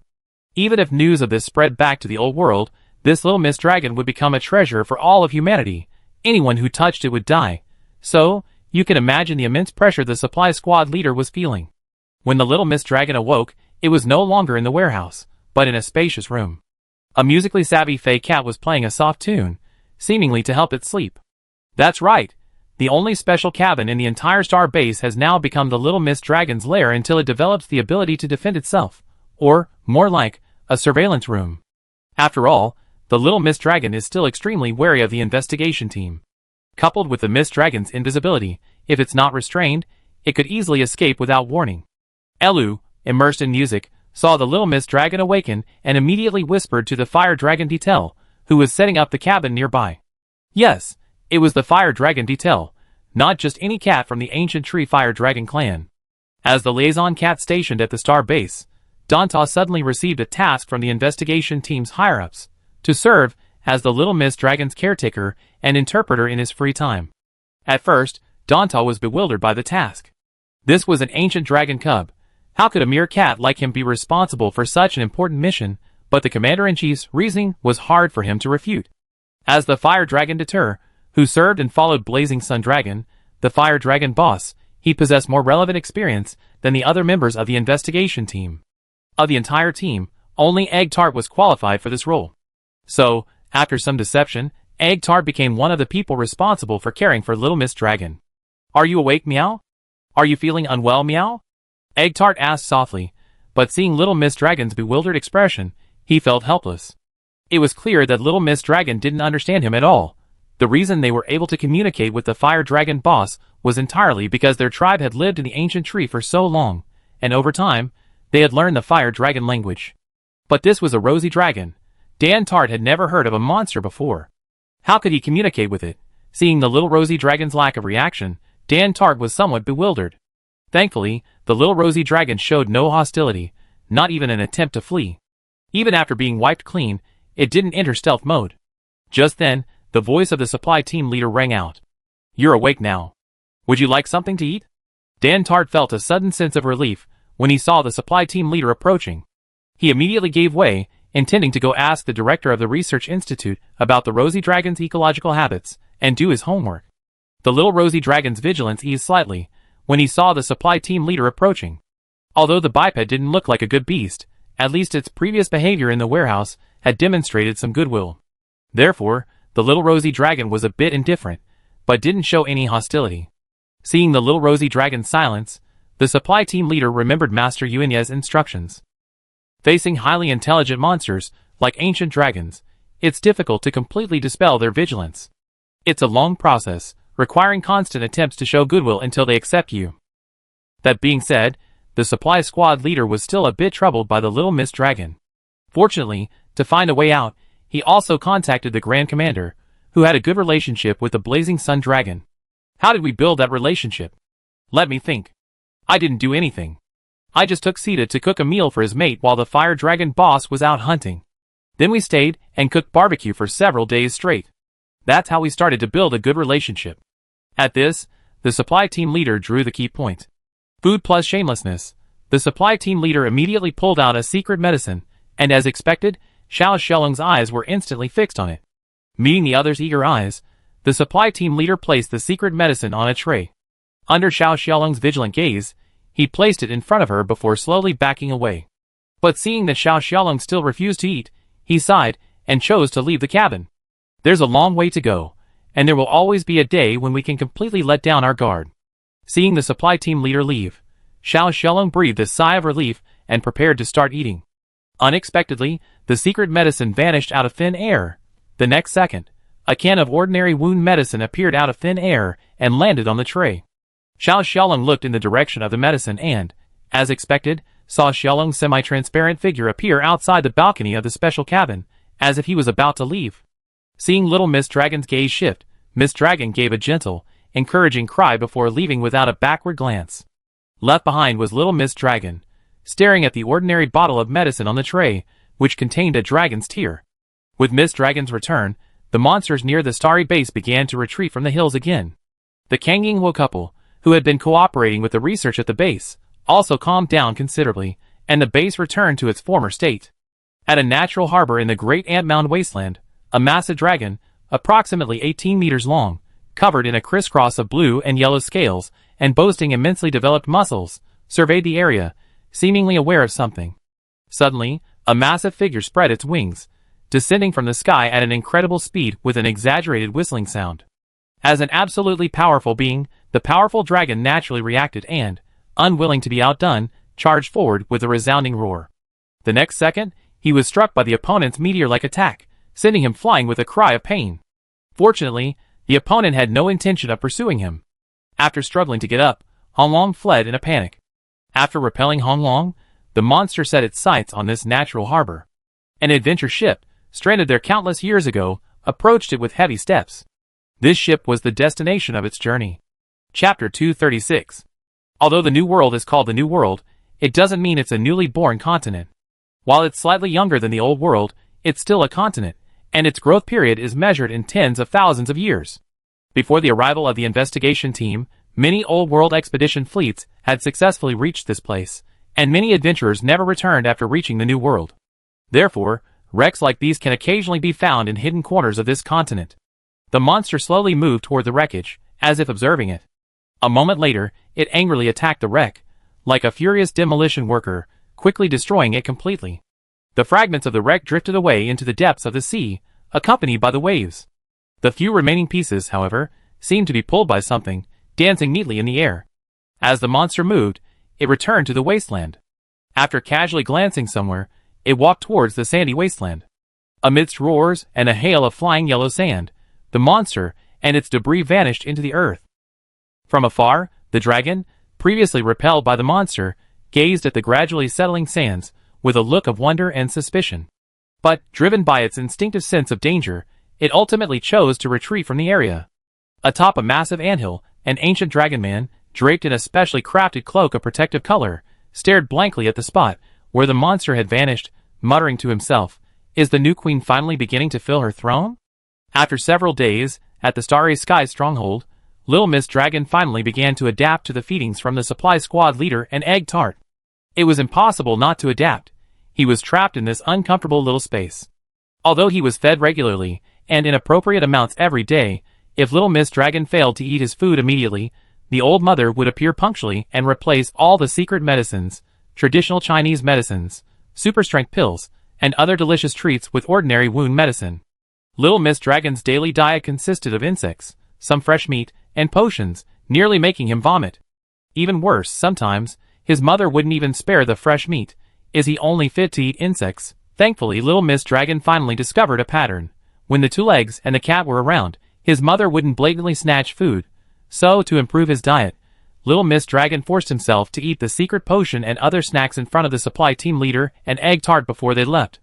Even if they misunderstood him, as having let down his guard against the two legs, it didn't matter. It was a little embarrassing, but at least he had a good meal. As the supply team leader watched Little Miss Dragon, as usual, devouring the large piece of herbivorous dragon's belly, he was already considering his next move. After all, Little Miss Dragon no longer resisted the food he offered. Perhaps it was time to find an opportunity to approach him. With this thought in mind, the leader of the supplies squad was about to do something when his nose twitched slightly. What flowers are on display today? Why are they so fragrant? A faint fragrance wafted through the air, a thin mist filling the small room. The logistics team leader and the other cats in the room began to look dazed. Huh? Finished eating so quickly? The next second, the logistics team leader saw little Xiaolong serenely tucked back into the nest built specifically for him. After a loud yawn, he fell asleep, completely defenseless. Never mind. There's always time. There's always a chance. Giving up the thought that was brewing in his mind, he called the two cats who were helping to care for little Xiaolong and staggered out of the special room. The moment the door closed, the breeze blew, and the logistics team leader shuddered, his eyes clearing again. Why am I feeling a little dizzy? Has it been too busy lately? Shaking his head to shake off the dizziness, the supply team leader, as if nothing had happened, greeted the others, boarded the cable car, and headed for the first floor circulation area. Inside the special cabin, little Xiaolong stared blankly at the sudden appearance of white mist. He immediately noticed something was amiss. But it was too late. He could only stare blankly at the supply team leader and the two cats, their eyes dazed, as if they hadn't noticed he had been tied up by the old woman's tongue. Even when he called out, they didn't react at all, as if he no longer existed in their perception. In the end, he could only watch them leave the cabin, and he was dragged out with a scream. He then watched helplessly, as the unscrupulous old woman devoured his snacks for the day, and replaced them with a damned green bottle. The little Xiaolong stiffly turned its head, glancing incredulously at the seemingly delighted Xiaolong. It then sniffed the sweet-smelling poisonous mist that still hung in the air. It was a shame that he couldn't even distinguish it, or even replicate it. Is this the power of an unscrupulous mother? She can even create such a bizarre poison? The Xiaolong watched with satisfaction, as its cub sank into shock. After a small, joyful croak, it proudly flew off the balcony of the special cabin. This was the hallucinogenic poisonous mist he had spent several days concocting after discovering his cub had rebelled against its old mother's offerings of snacks. Although it wasn't completely finished, it still had the aroma of medicinal herbs like datura, which was more than enough to deal with the unsuspecting supply squad leader and the two cats. Judging from the results just now, he was very satisfied, and it was worth his nightly testing of the poison on the Sakura fire dragon. Of course, Xiaolong wasn't such an unreasonable dragon. The Songyinghua couple were Luo Yun's followers, after all. He was also Luo Yun's friend, so he had to state this up front. This wasn't cowardice. So, he had Ing Hualong volunteer to test the poison, and his reward was to help Ing Hualong completely clear the Mad Dragon virus from his body. After experiencing the Night of Coral Plateau's targeted poison mist, Xiao Long multitasked and finally found the right dosage, allowing some monsters that hadn't been completely ravaged by the Mad Dragon virus to survive, instead of being wiped out like they had been in the ancient tree forest. That's why Ing Hualong was so cooperative. It had absolutely nothing to do with him beating him up beforehand. Chapter 237. Xiao Xiaolong racked his brains to understand why his mother's poison mist had such a hallucinogenic effect. Xiao Xiaolong's venom organ was at least functional, so he knew full well that the venom dosage could be adjusted. He could even control the venom's composition to determine whether the venom was primarily targeted at the nerves or the respiratory tract. But no matter which side it focused on, poison was still poison. The ultimate goal was to destroy all functions in the organism. No fancy tricks, just to maximize the loss of life. Hallucinogenic? And hallucination without too many side effects. To Xiao Xiaolong, this was something completely unsound. What had his mother been through? She could actually manipulate poison to such an extent. I wanted to learn. That was Xiao Xiaolong's only thought at the moment. Xylongs were naturally the type of venomous creatures who delighted in watching creatures panic. Even though the little misty dragon was still young, its youth, aside from the loving care of its elderly mother, meant it hadn't truly tasted the hardships of life. This made it easier for it to be painted with new colors, and its nature magnified. In short, it was beginning to develop into something more like a naughty child. Next to the Ecological Research Institute, on a platform used for observing captured monsters, a group of scholars surrounded the impatient Sakura Fire Dragon, exclaiming in awe. After a series of tests, Sakura Fire Dragon seemed to have been completely cured. A medical miracle. They had tried numerous formulas, even resorting to the magical alchemy of the dragon people, but still failed to completely cure Sakura Fire Dragon. Periodically, or during testing, the Mad Dragon virus would proliferate within Sakura Fire Dragon, ultimately requiring the use of large quantities of the elimination fruit to suppress it. But for some reason, Sakura Fire Dragon had been constantly weakened. While scholars were still speculating whether it was another sign of the virus, Sakura Fire Dragon suddenly recovered. Song Fire Dragon descended from the sky and hopped over to Sakura Fire Dragon's side, gazing with fascination at his companion, who, thanks to the excellent food the investigation team had provided, had grown plump, his scales glistening and silky, and his demeanor arrogant and dangerous. He unconsciously leaned in and nuzzled her neck. Song is in the midst of a turbulent world, cherry blossoms are falling across the sky, and I miss my wife. The deputy director of the Institute of Ecology watched the Song Yinghua couple express their affection, and thought of the wife back home in the old world whom he hadn't seen in over 20 years. While it's perfectly normal for a couple to go over 10 years without seeing each other, each busy with their own research, for long-lived and often obsessive dragon scholars, dragons aren't indifferent emotionally. Like humans, they possess rich emotions. Well, wait another 3 years. I heard from the commander-in-chief that the selection for the third group is almost complete. Your partner, an expert in alchemy, has been selected and will be joining the group. The director of the Ecological Research Institute consoled his old friend. Who would have thought that upon hearing this news, the deputy director's sentimental expression would suddenly cease, and he would stare at the director in disbelief. His eyes, behind his reading glasses, were filled with disbelief. No! With her skills, how could she have been selected? It's a conspiracy. Absolutely a conspiracy. The director then remembered that his old friend's wife had once been a member of the Ecological Research Institute in the Old World, but later became fascinated with alchemy, and even wanted to get the deputy director to specialize in it as well. Finally, unable to resist, the then deputy director moved out of his home and into the institute. Later, he joined the first group with him and came here, perhaps deliberately trying to avoid the issue. After venting his anger, the deputy director sighed, took one last look at the entangled Song Yinghua, lowered his head, and left without looking back. Roar! After a moment of nagging, the Songhua dragon folded its wings and approached, growling at the director of the Ecological Research Institute. Mastered Songhua dragon means they want the ancient tree back, meow. The cat translating nearby quickly translated. Go back? Okay. But it'd be best to stay for 2 more days, making sure there aren't any more attacks. The director thought for a moment, and addressed the Azure Fire Dragon. As the primary person responsible for treating and researching the Azure Fire Dragon couple, he had developed a fairly good relationship with them over their time together. He could even discern their intentions through their small actions. Thus, he understood that expecting the couple to reside permanently at the starry stronghold was unrealistic. They would eventually return to the forest. Although he felt a little reluctant, after all, aside from personal feelings, they were excellent ecological observation subjects. However, judging by the Azure Fire Dragon's increasingly agitated behavior, staying here would indeed be very uncomfortable for the couple. Faced with the director's proposal, the Azure Fire Dragon looked back at the Sakura Fire Dragon and chose to refuse. That Mist Dragon was truly terrifying. Being with the ancient dragon was incredibly stressful for them. It felt like putting an ordinary person in a cage with a tiger from an amusement park. They knew the tiger had been domesticated and was less hostile to humans. But what if? The feeling of having one's life constantly in the hands of another creature was truly awful. If it weren't for the fact that the Sakura Fire Dragon hadn't recovered and couldn't leave, the Azure Fire Dragon would have left long ago. Alright. Seeing his persuasion was unsuccessful, the director didn't say much. He simply had someone deduct some of his own research points and fill the baskets that the Azure and Sakura Fire Dragons had brought with them with sufficient supplies to ease their journey home. The departure of the Azure and Sakura Fire Dragon left only the members of the Ecological Research Institute feeling a little disappointed, a sense of emptiness in their hearts. After all, besides cooperating with their research, the Azure and Sakura Fire Dragons sometimes went out for a stroll to relax. When they encountered members of the Ecological Research Institute in the wild, they would proactively land beside them, pretending to wander around as if nothing had happened. In reality, anyone who wasn't a fool could see that this couple was awkwardly protecting them. Whether this behavior was due to concerns that no one would come to treat them after they died, or for some other reason, the members of the Institute recognized their kindness. Thus, after spending so much time together, they actually developed some affection for the Kanginghua couple.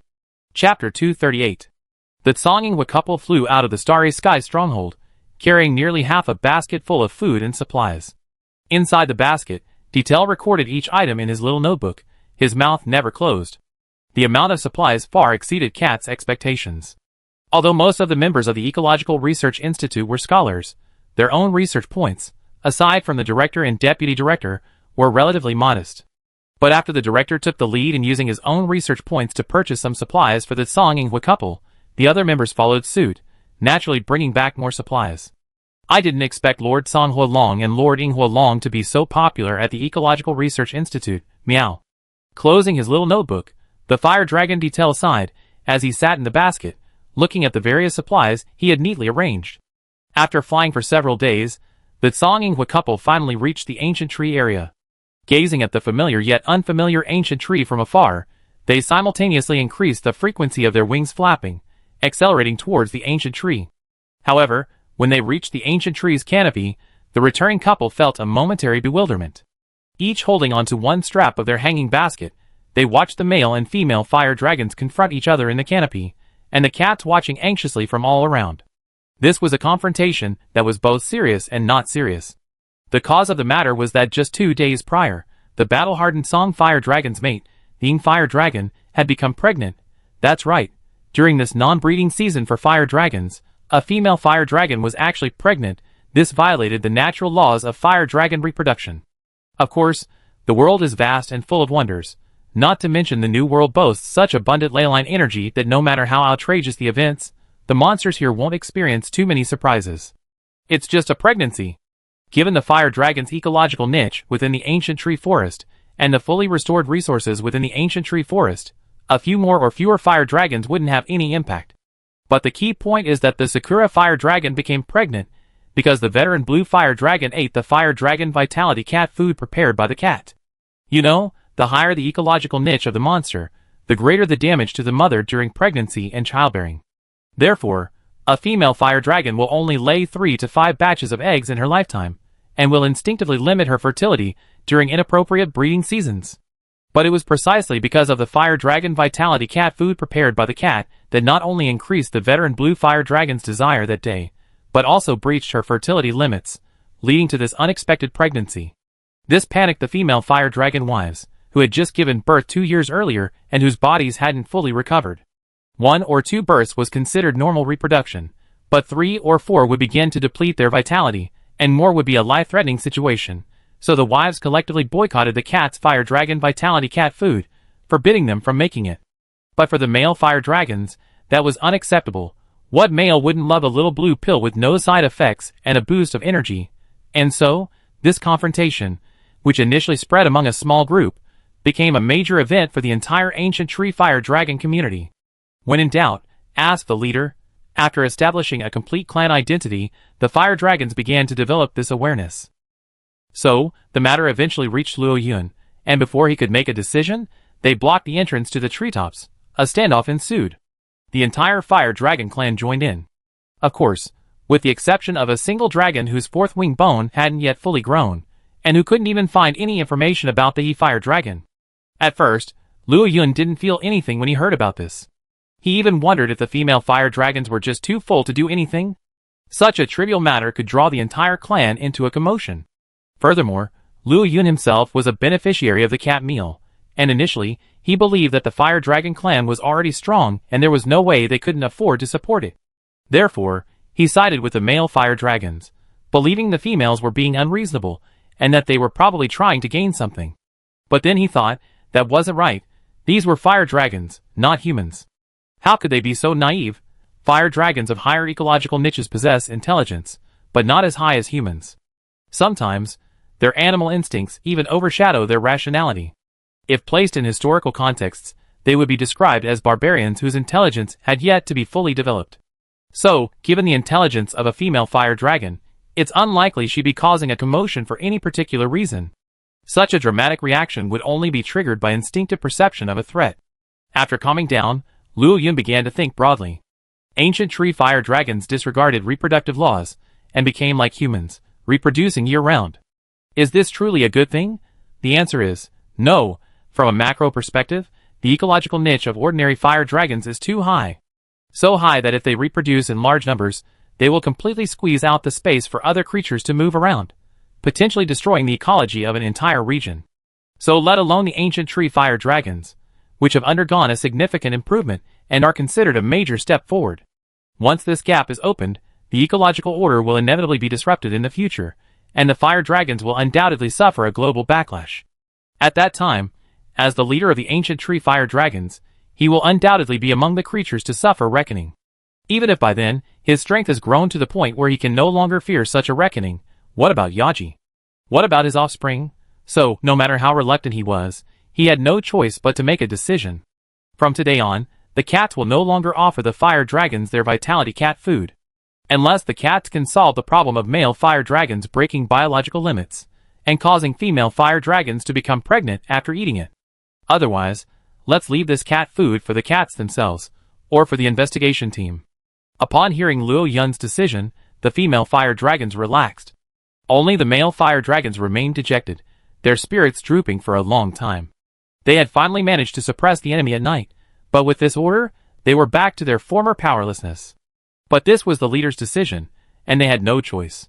Yaji was actually quite surprised by Luo Yun's final decision, and even felt a bit of a protest. After all, if Sakura Fire Dragon could break the rules of reproduction and successfully conceive, what about her? The appearance of Miss Dragon had once again given Yaji a sense of crisis, even though she had been so confident. Chapter 239.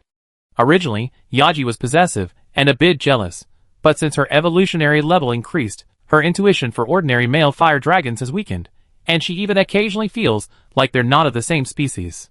They're flawed no matter how you look at them. Even battle-hardened individuals with smooth scales and bright colors remain unsightly to Yaji. This feeling is similar to how humans view monkeys. Thus, she felt immense confidence in Luo Yun, who was also evolving towards a higher ecological niche. Among the entire ancient tree fire dragon population, there was no one Luo Yun could find desirable. Facts proved her right. Not only did Luo Yun despise ordinary female fire dragons, but even those female fire dragons were very self-aware and wouldn't provoke him.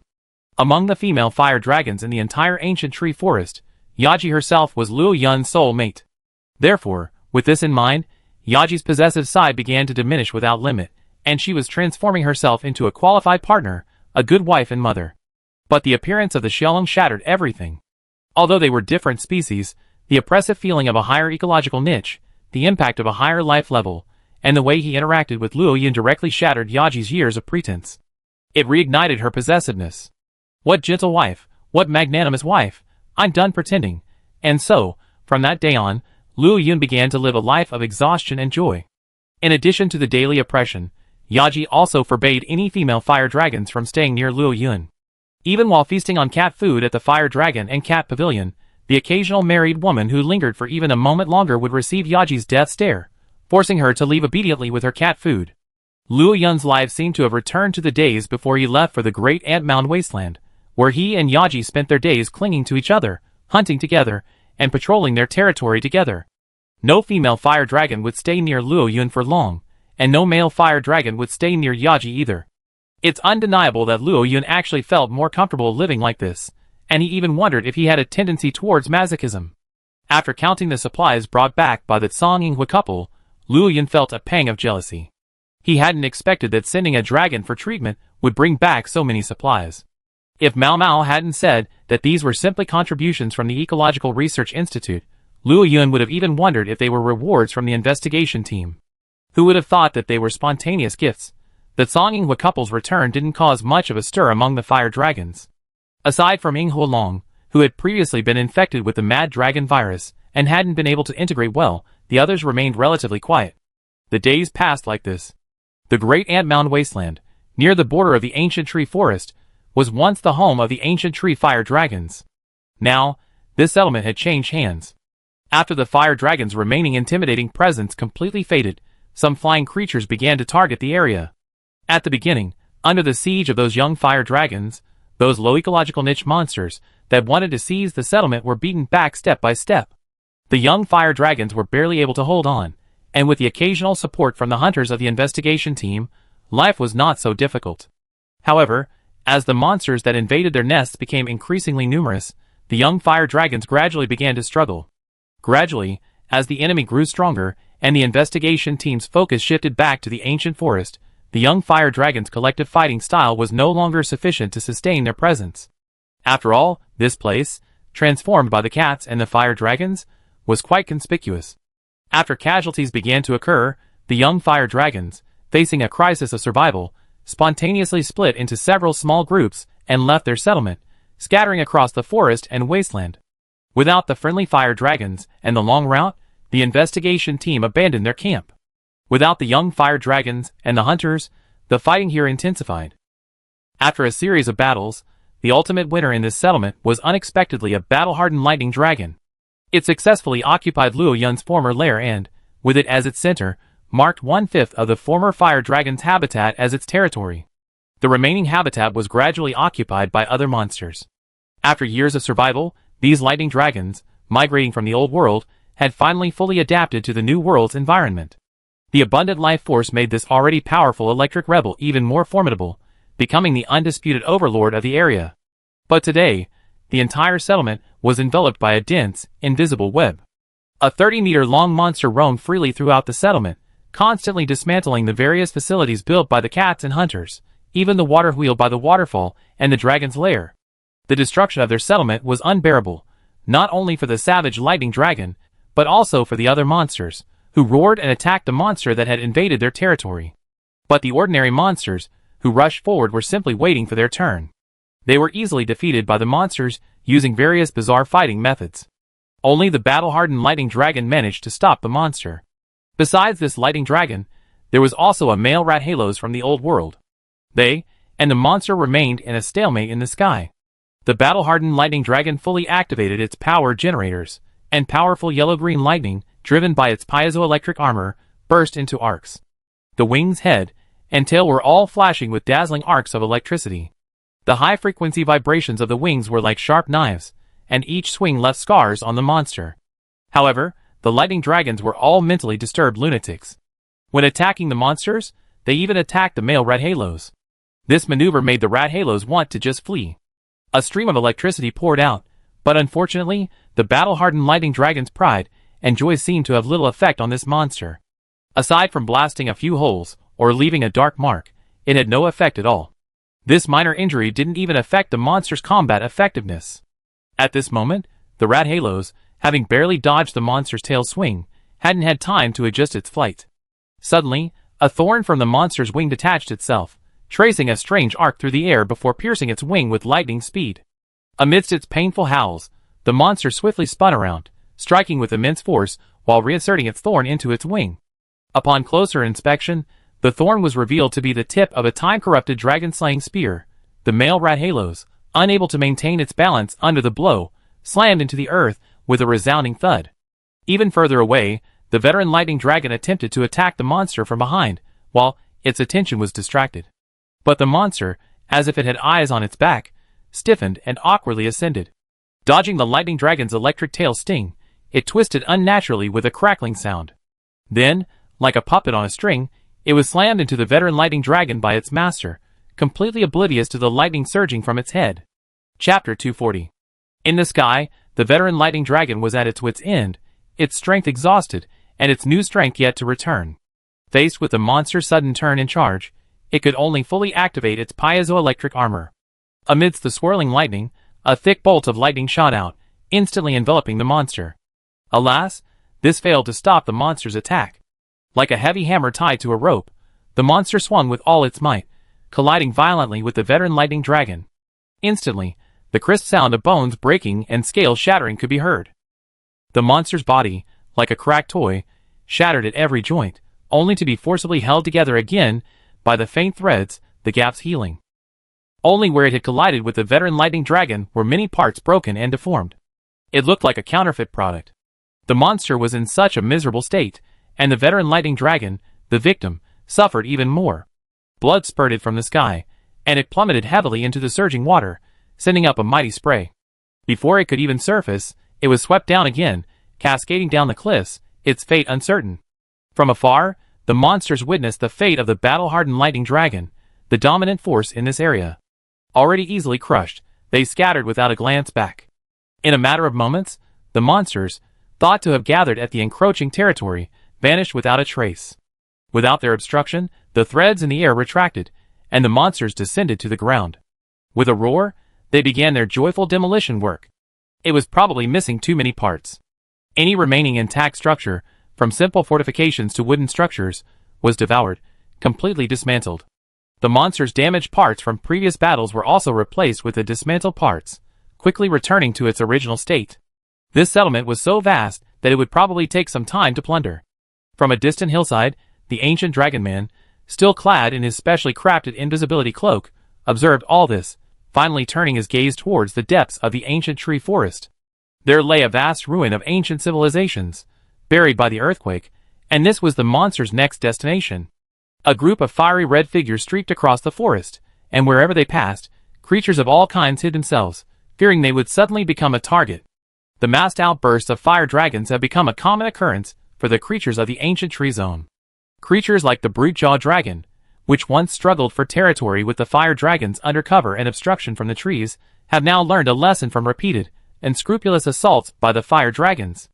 Nowadays, it can be said that, with the exception of the lower reaches of the ancient tree zone and the swamp and inland sea to the west, the entire area is virtually ruled by fire dragons. Thankfully, thanks to Luo Yun's restraint, the fire dragons rarely actively drive out other monsters in the ancient tree zone, aside from their daily hunts, remaining contentedly within their own enclave. Otherwise, given the fire dragons' violent tempers and exaggerated territorial acumen, problems would have arisen long ago once they formed a group.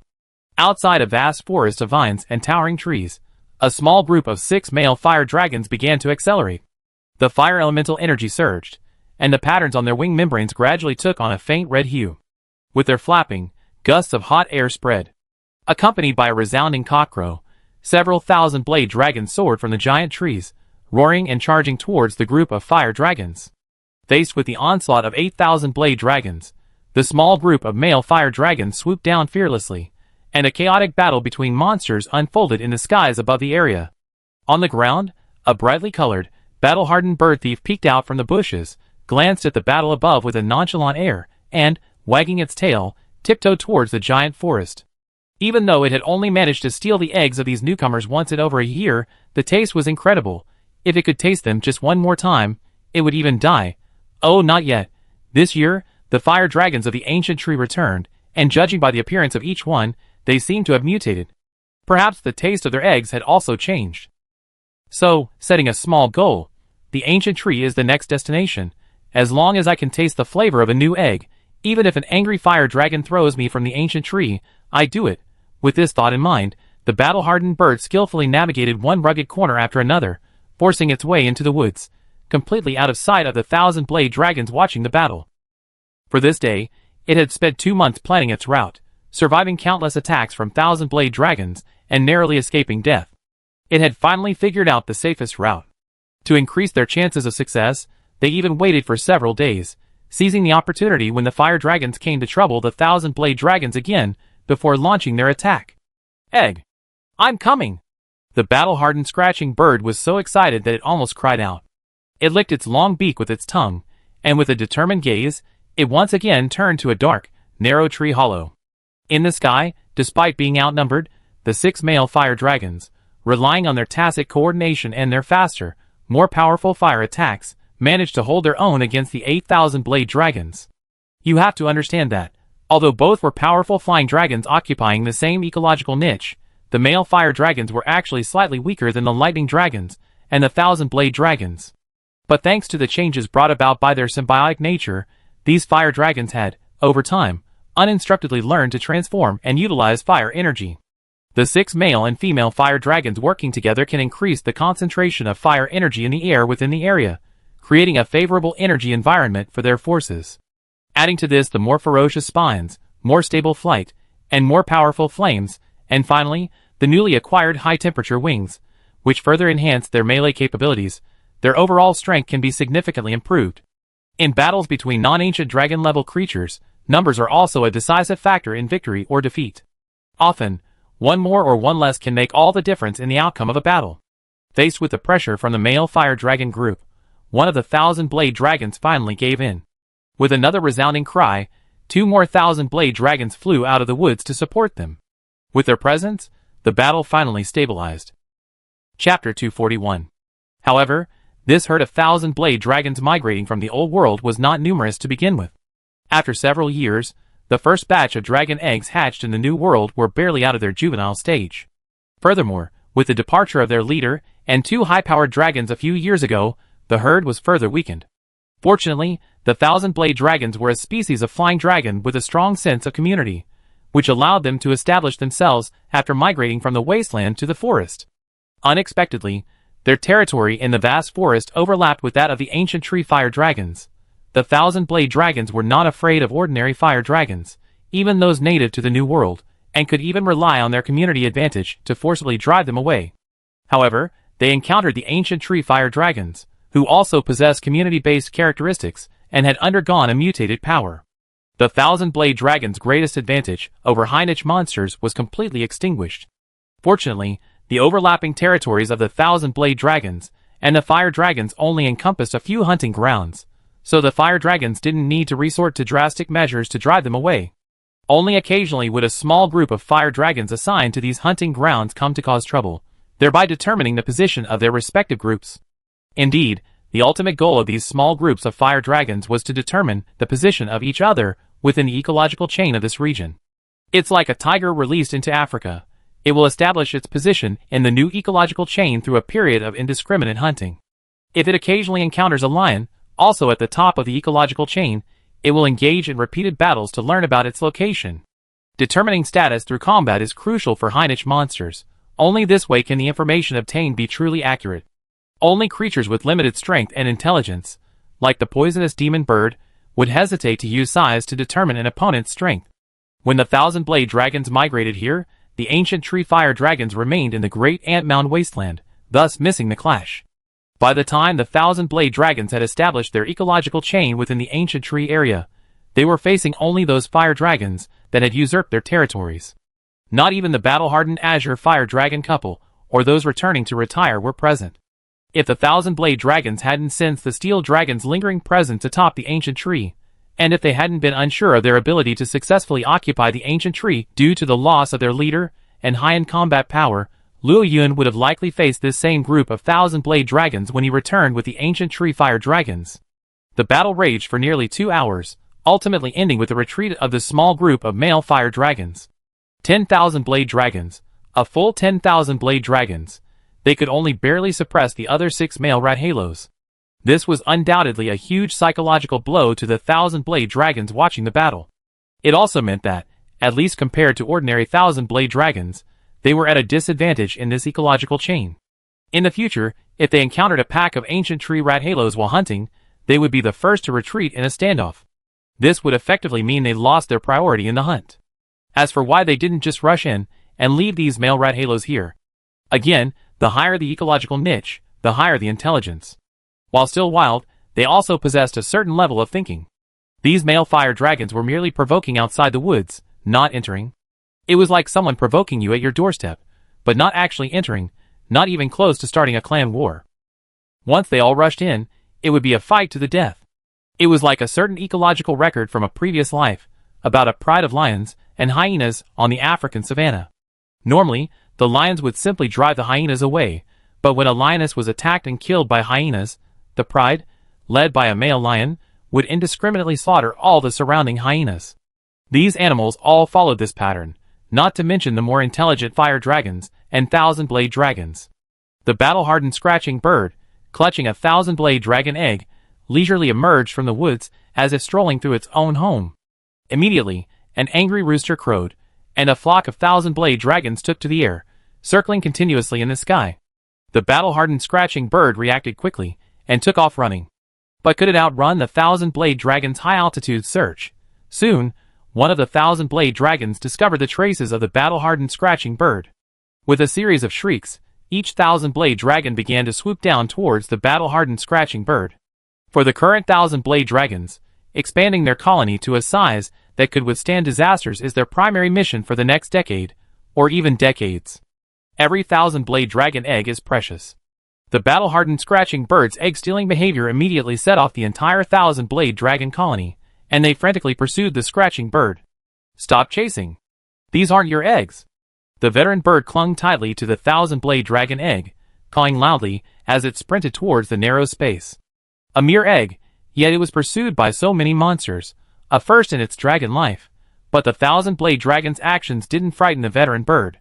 Instead, they strengthened its resolve to steal the egg, even inadvertently increasing its desire to steal eggs from the ancient tree. Upon the ancient tree, Luo Yun saw the small group of 6 male fire dragons returning. Seeing their high spirits despite their injuries, he knew they were definitely going to cause trouble for the thousand-blade dragons again. Since discovering the thousand-blade dragon's existence, this wasn't the first time this had happened. It was simply part of the ecosystem, so Luo Yun took a laissez-faire approach to the fire dragon's constant provocations at people's doorsteps. It just so happened that the ancient tree fire dragons had lost many opportunities to fight since they began hunting collectively. Whether it was to maintain their competitiveness or to give them a place to vent their fighting spirit, the arrival of the thousand-blade dragons was perfectly timed. Even if a dragon was occasionally killed, it didn't matter. Furthermore, the ancient tree now had complete logistics, and the mortality rate had been reduced to an extremely low level. As long as the thousand-blade dragons didn't want to start a war between their clans, their area would be the perfect training ground for the ancient tree fire dragons.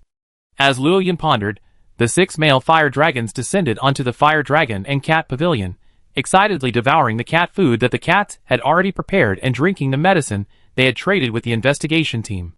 Soon, their injuries healed rapidly, and any remaining hidden injuries would likely be completely resolved with a good night's sleep. Chapter 242. A complete logistics chain frees the ancient tree fire dragons from worry. Monsters often worry most about the days afterward, not the battle itself. It's common practice for the ancient tree fire dragons to eat a cat meal every morning before setting out, and then make decisions based on their condition upon return. Medicine is taken when necessary, and rest is taken when necessary. Since returning to the ancient tree, the cats have been unable to breed. All the ingredients for cat meal need to be transported from the ancient tree to the food processing area at the fire dragon and cat pavilion. With the fire dragons forming a habit of eating cat meal, the cat chef's daily workload has become immense, and their supply of ingredients is beginning to exceed their expenditure. The meat that the fire dragons occasionally bring back for the cats to process is no longer enough to fill the food gap. Even though the cats have hunting teams, their size and efficiency make them a drop in the bucket. So, after the fire dragon leader, Detail, approached Luo Yun to raise this issue, Luo Yun began to consider it. Perhaps it's time for the tribe to take a step forward. Looking closely at the current interactions between the ancient tree fire dragons and Deter, and the increasingly regular behavior of the fire dragons, perhaps it's time to start establishing rules, Thinking back to the recent dispute between the fire dragons over cat food and how they ultimately handled it, the ancient tree fire dragon's thinking is no longer rigidly centered around individuals and families. Clear hierarchies, self-obedience, and self-restraint, the embryonic forms of civilization, are beginning to emerge. Although fire dragons lack creativity and pioneering spirit due to their low intelligence and feral nature, cats, possessing these two traits and forming a deep symbiotic relationship, perfectly fill this gap. Currently, the fire dragon's lifestyle is still too unorganized. It's a completely social life of wild beasts, devoid of goals and rules, purely for survival's sake. Of course, for any creature, survival is the primary and most important goal. But once survival is guaranteed to a certain degree, the next step is to establish order. It's unrealistic to achieve everything overnight, but with time, through phased development, and gradually reaching the end, that should be possible. Luo Yun looked at the cats around him, then finally at the outside of the nest, where the fire dragons occasionally flew past the entrance, vaguely guarding their nest. Ever since returning from the great ant-mound wasteland, the ancient tree fire dragons have occasionally instinctively flown over Luo Yun's lair while patrolling their territory. While they likely don't even know why they do this, their deepest, subconscious awareness of who the most important figure in the ancient tree fire dragons currently is leads them to instinctively feel the need to protect them. It was the fire dragon's current behavior that prompted Luo Yun to consider the next step. And it all began with the question posed by the fire dragon leader, Detail. Nowadays, the fire dragons have adopted the concept of exchange. Initially, it was simply to reward the cats, but now it has evolved into offering items they consider valuable in exchange for cat food, medicine, and other supplies. What needs to be done now is to deepen this habit among the ancient tree fire dragons, and cultivate their understanding of equivalence. Fire dragons haven't yet developed their own language, relying primarily on roars and gestures to meet their daily needs. Thus, attempting to achieve this through instruction, as humans or other creatures with written language do, is unrealistic. The simplest and most direct method of teaching through actions is, in fact, the most appropriate approach for the fire dragons at this stage. Thus, Luo Yun quickly issued an order. The fire dragons and the cat pavilion will no longer accept any payment for cat food other than meat of equivalent value. In other words, starting with this order, whether it's materials from other monsters brought back by the fire dragons or their own scales, they are no longer allowed to use them as payment for cat food.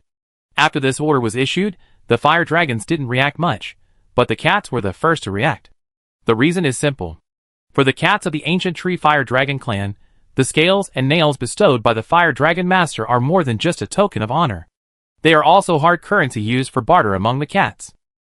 And since those monster materials can be used to trade with the investigation team, for the cats, who lack their own economic system, these monster materials are also considered semi-circulating goods. Now that the fire dragon and the cat pavilion, the main sources of these materials, no longer accept them as payment for their food, this is undoubtedly a major blow to the current cats. Meow? Why meow? Why did fire dragon boss give such an order? Meow? A chef cat bit its little chef's hat, meowing with red eyes. Yesterday, it had traded all of its fire dragon master's materials it had recently collected with a fire dragon deter for the fire dragon master's recently replaced silver red scales. It had originally planned to start accumulating materials for the next batch, exchanging them for a scale from fire dragon boss's mate, completing a pair as an heirloom. Unexpectedly, this order came like a bolt from the blue, shattering its plans. Fire dragon boss must have his reasons for giving such an order, meow. A muscular chef cat, similar in appearance to Chef Sita, said sternly. He always raised all four paws and a single tail in approval of Luo Yun's orders. He would never forget the moment Luo Yun's divine presence descended from the sky and easily annihilated those thief dragons, afflicted by the miasma, who had attacked him. From that moment on, his life belonged to Fire Dragon Boss, meow. The cats had their own thoughts about the new order, but none objected. Even a few grumbled, but after explanations from the specially dispatched Fire Dragon details, they all expressed their understanding and began to fully support it. However, these materials could not be exchanged for cat food. However, items like medicinal herbs, nitrified mushrooms used to fill the flame bags with combustible material, and special minerals could still be exchanged. However, Luo Yun instructed the cats to label the values of each material according to the investigation team's instructions. Going forward, the materials provided by the fire dragons will be calculated using the same calculation method used by the investigation team to standardize their use. Of course, Luo Yun also specifically emphasized that special circumstances should be treated differently. Chapter 243. Several days after Luo Yun's order, both the fire dragons and cats were still a bit uneasy. This order completely disrupted their previous behavior. Every morning, upon waking up, before heading out to hunt, many fire dragons would drowsily visit the fire dragon and cat pavilion, pluck a scale from their bodies, and wait for the cats to bring them their meal. But after waiting and waiting, even after waking from another nap, they discovered that the expected cat meal still hadn't arrived. Just as they were about to lash out at the compliant cats, they remembered their leader's new order. There was no other choice. In the end, the male fire dragon could only go out hunting on an empty stomach. The fire dragon's primary diet was still the fresh flesh of herbivorous dragons, not cat meal. It's just that cat food has so many beneficial effects that the fire dragons habitually eat cat food before going out. However, given the fire dragon's size and appetite, the cats alone simply can't sustain the large numbers. Even after the investigation team opens a passage from the star base to the ancient tree, it still won't be enough. Distant water can never quench a nearby fire. These past few days, as orders were being implemented, the cats at the fire dragon and cat pavilions have seen a decrease in their extra income. However, some fire dragons, who, in accordance with the rules, have given the cats their extra herbivorous dragon meat in exchange for cat food, still keep some of their scales when they're happy. Seeing the fire dragons leave their scales with satisfaction after paying their dues, the cat chefs suddenly felt even happier. Compared to the feelings they had when receiving scales before, this now made the cats even happier. Without any extraneous agenda, this pure recognition was something the cats hadn't felt in ages. The last time they felt this way was when they first became housekeeping cats, meticulously caring for the somewhat indifferent fire dragon master without asking for anything in return, ultimately earning his approval. It was only then, after receiving the tips left by the fire dragon, that the cat chef truly began to diligently carry out Luo Yun's orders, and the slight sense of loss from his reduced income vanished. The cats remained the same innocent cats, unchanged from the beginning. What they needed was always the fire dragon's approval. Everything else was irrelevant. That day, with the help of the Kangingwo couple, who had returned from the investigation team, a gap was quickly created in the ancient tree's crown at its highest point. The cats, already prepared, quickly laid the wooden planks one by one. Soon, a platform in the canopy, open to the outside, was complete. This will be the new facility of the ancient tree fire dragon clan.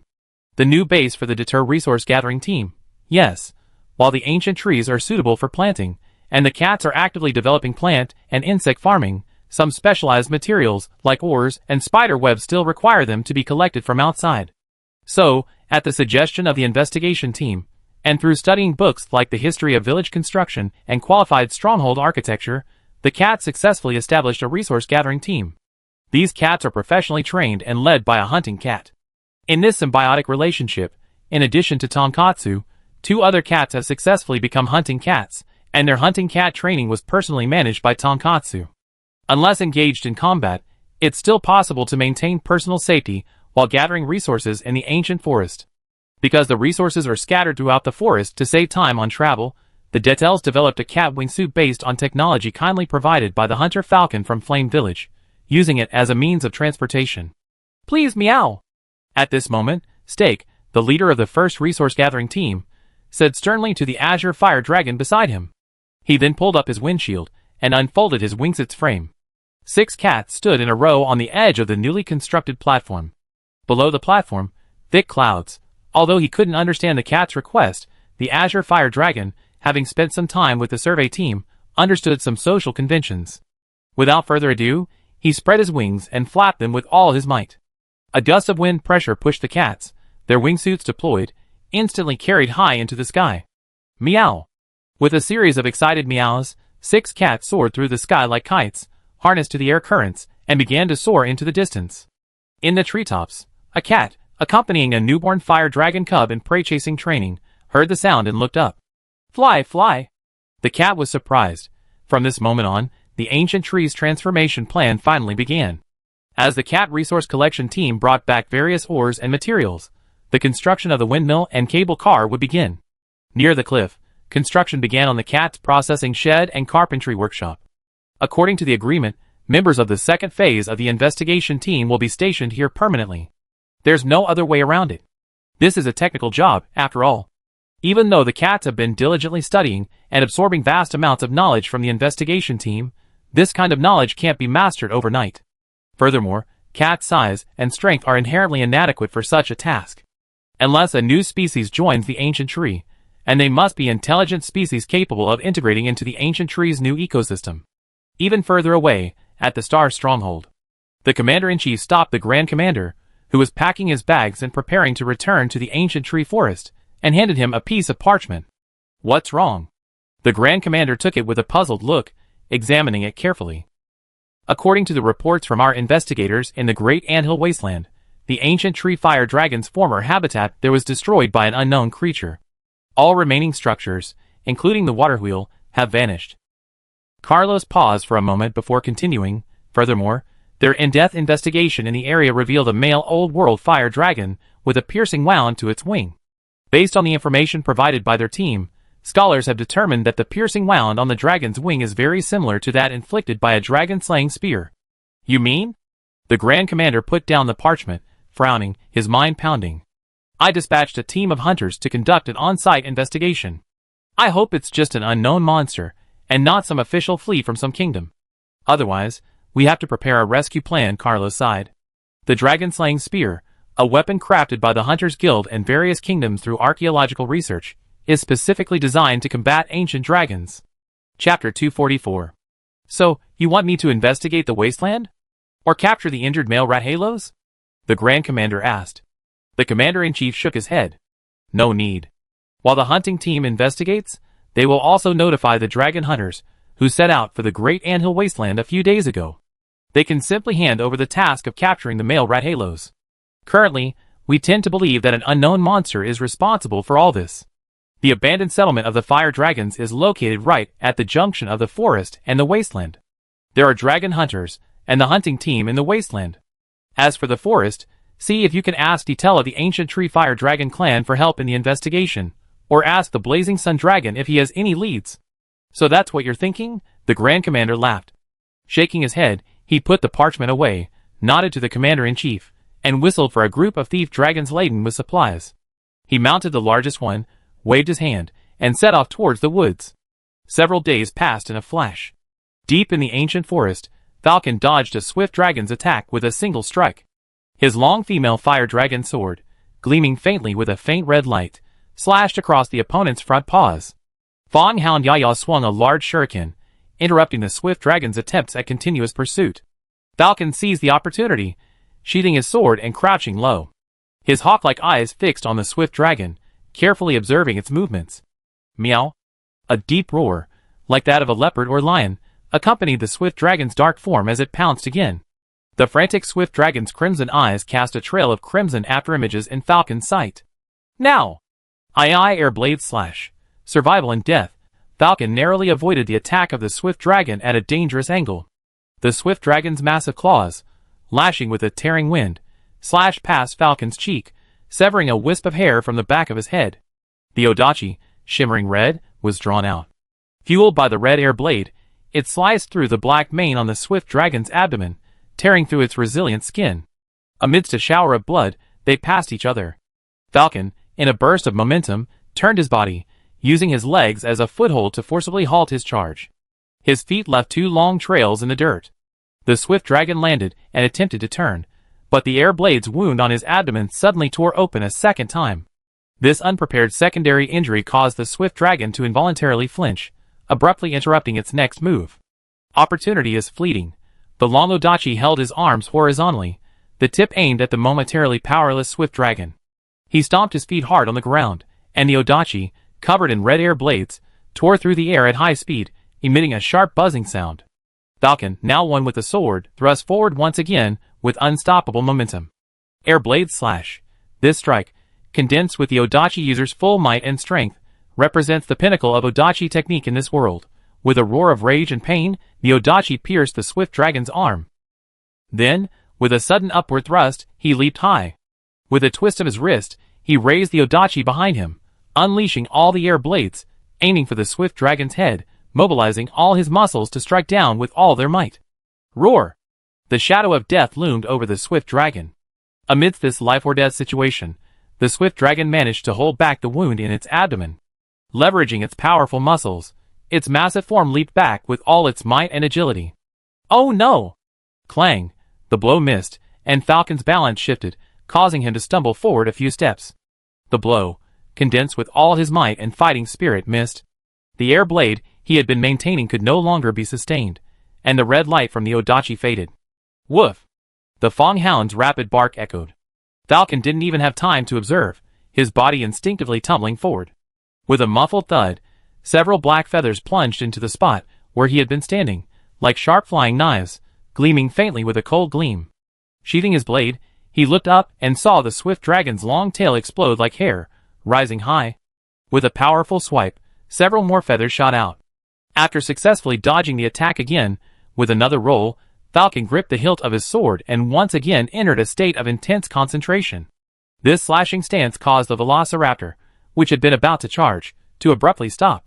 They remained in a stalemate, less than 10 meters apart. This made Falcon very uncomfortable. High concentration is extremely exhausting.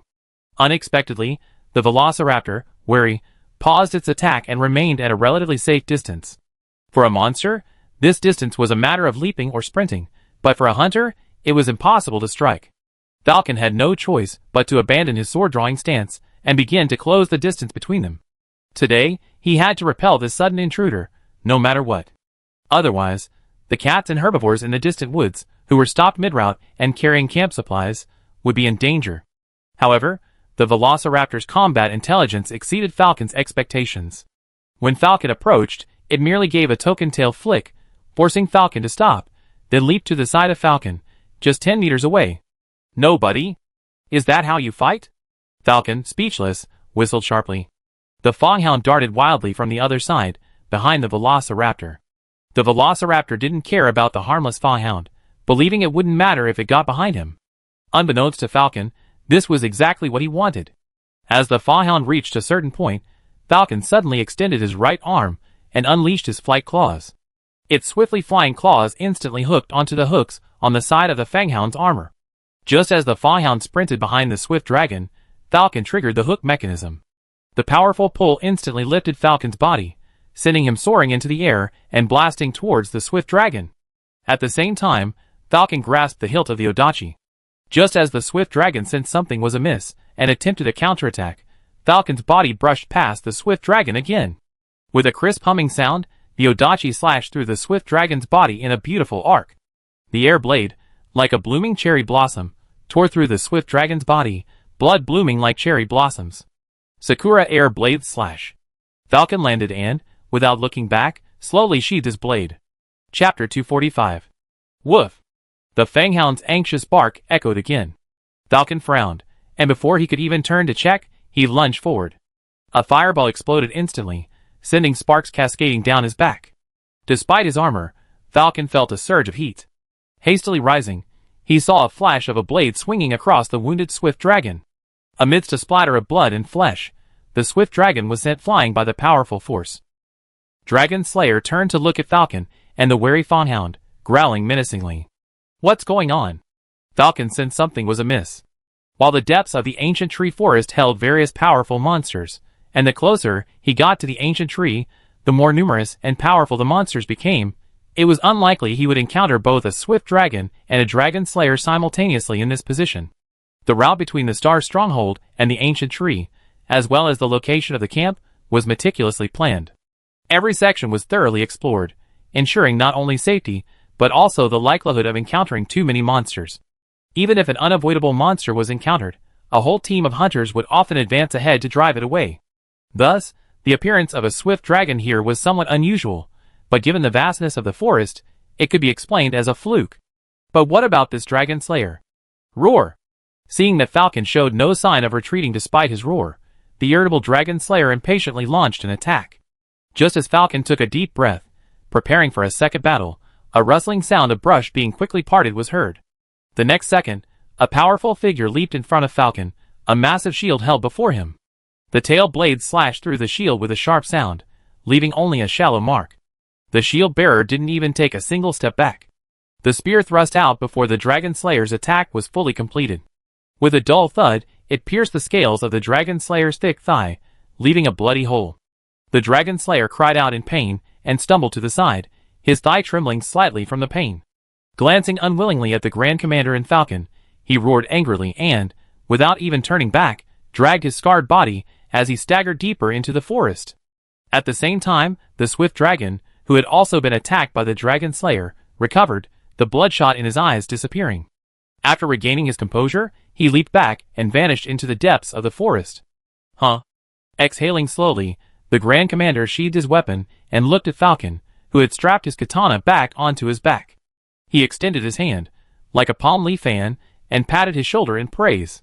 You performed well just now. You mastered the katana. The Grand Commander had arrived during the battle between Falcon and Swift Dragon. He had taught Falcon before and had even hunted together, so he was well aware of Falcon's strength. Furthermore, the Swift Dragon was suffering from multiple wounds, clearly struggling with its wounds.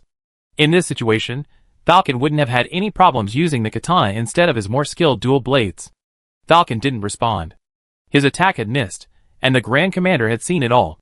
He was filled with shame. If the teacher had used that strike just now, it wouldn't have missed. Falcon pondered this. As a veteran, the Grand Commander naturally understood the katana user's mental state after his air blade slashing wasted, but he didn't elaborate further. In the future, when dragon climbing becomes more common, he'd get used to it.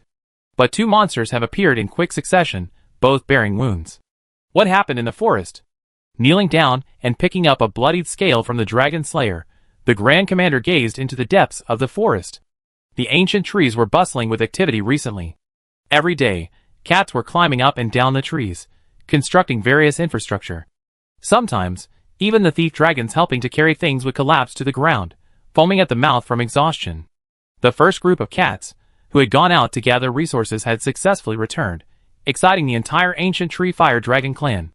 The sight of the pile of supplies they had brought back made them even more determined to expand their resource-gathering team. Next time, we can prepare to bring the thieves along, meow. Tonkatsu dug a piece of ore, still covered in dirt, from the pile of supplies on the ground. He waited, then said to his father. Suddenly, his claws paused, and he looked at the ore in his hand with some confusion. He flicked his claws, quickly scraped away the dirt on the surface, and blew hard. Inside, he found metal, not the ore he expected. Where did you get this from, meow? Steak took the metal from Tonkatsu, a hint of confusion in his eyes. I don't know, meow. I don't recall seeing anything like it, meow. Well, I dug it out, meow, the attendant cat, carrying a small shovel on its back, suddenly said. Seeing the cats all looking at it, it explained weakly, I accidentally dug it out while we were collecting ore, meow. It was because the detector started reacting, and I thought it was ore, so I put it in my backpack, meow. The cats looked at each other, somewhat bewildered. The detector had been purchased from the survey team, and could detect some common metal ores, and of course, already formed metals. However, in the cat's memory, before the survey team arrived in the New World, only the Chimian tribe in the forest had simple metal smelting methods.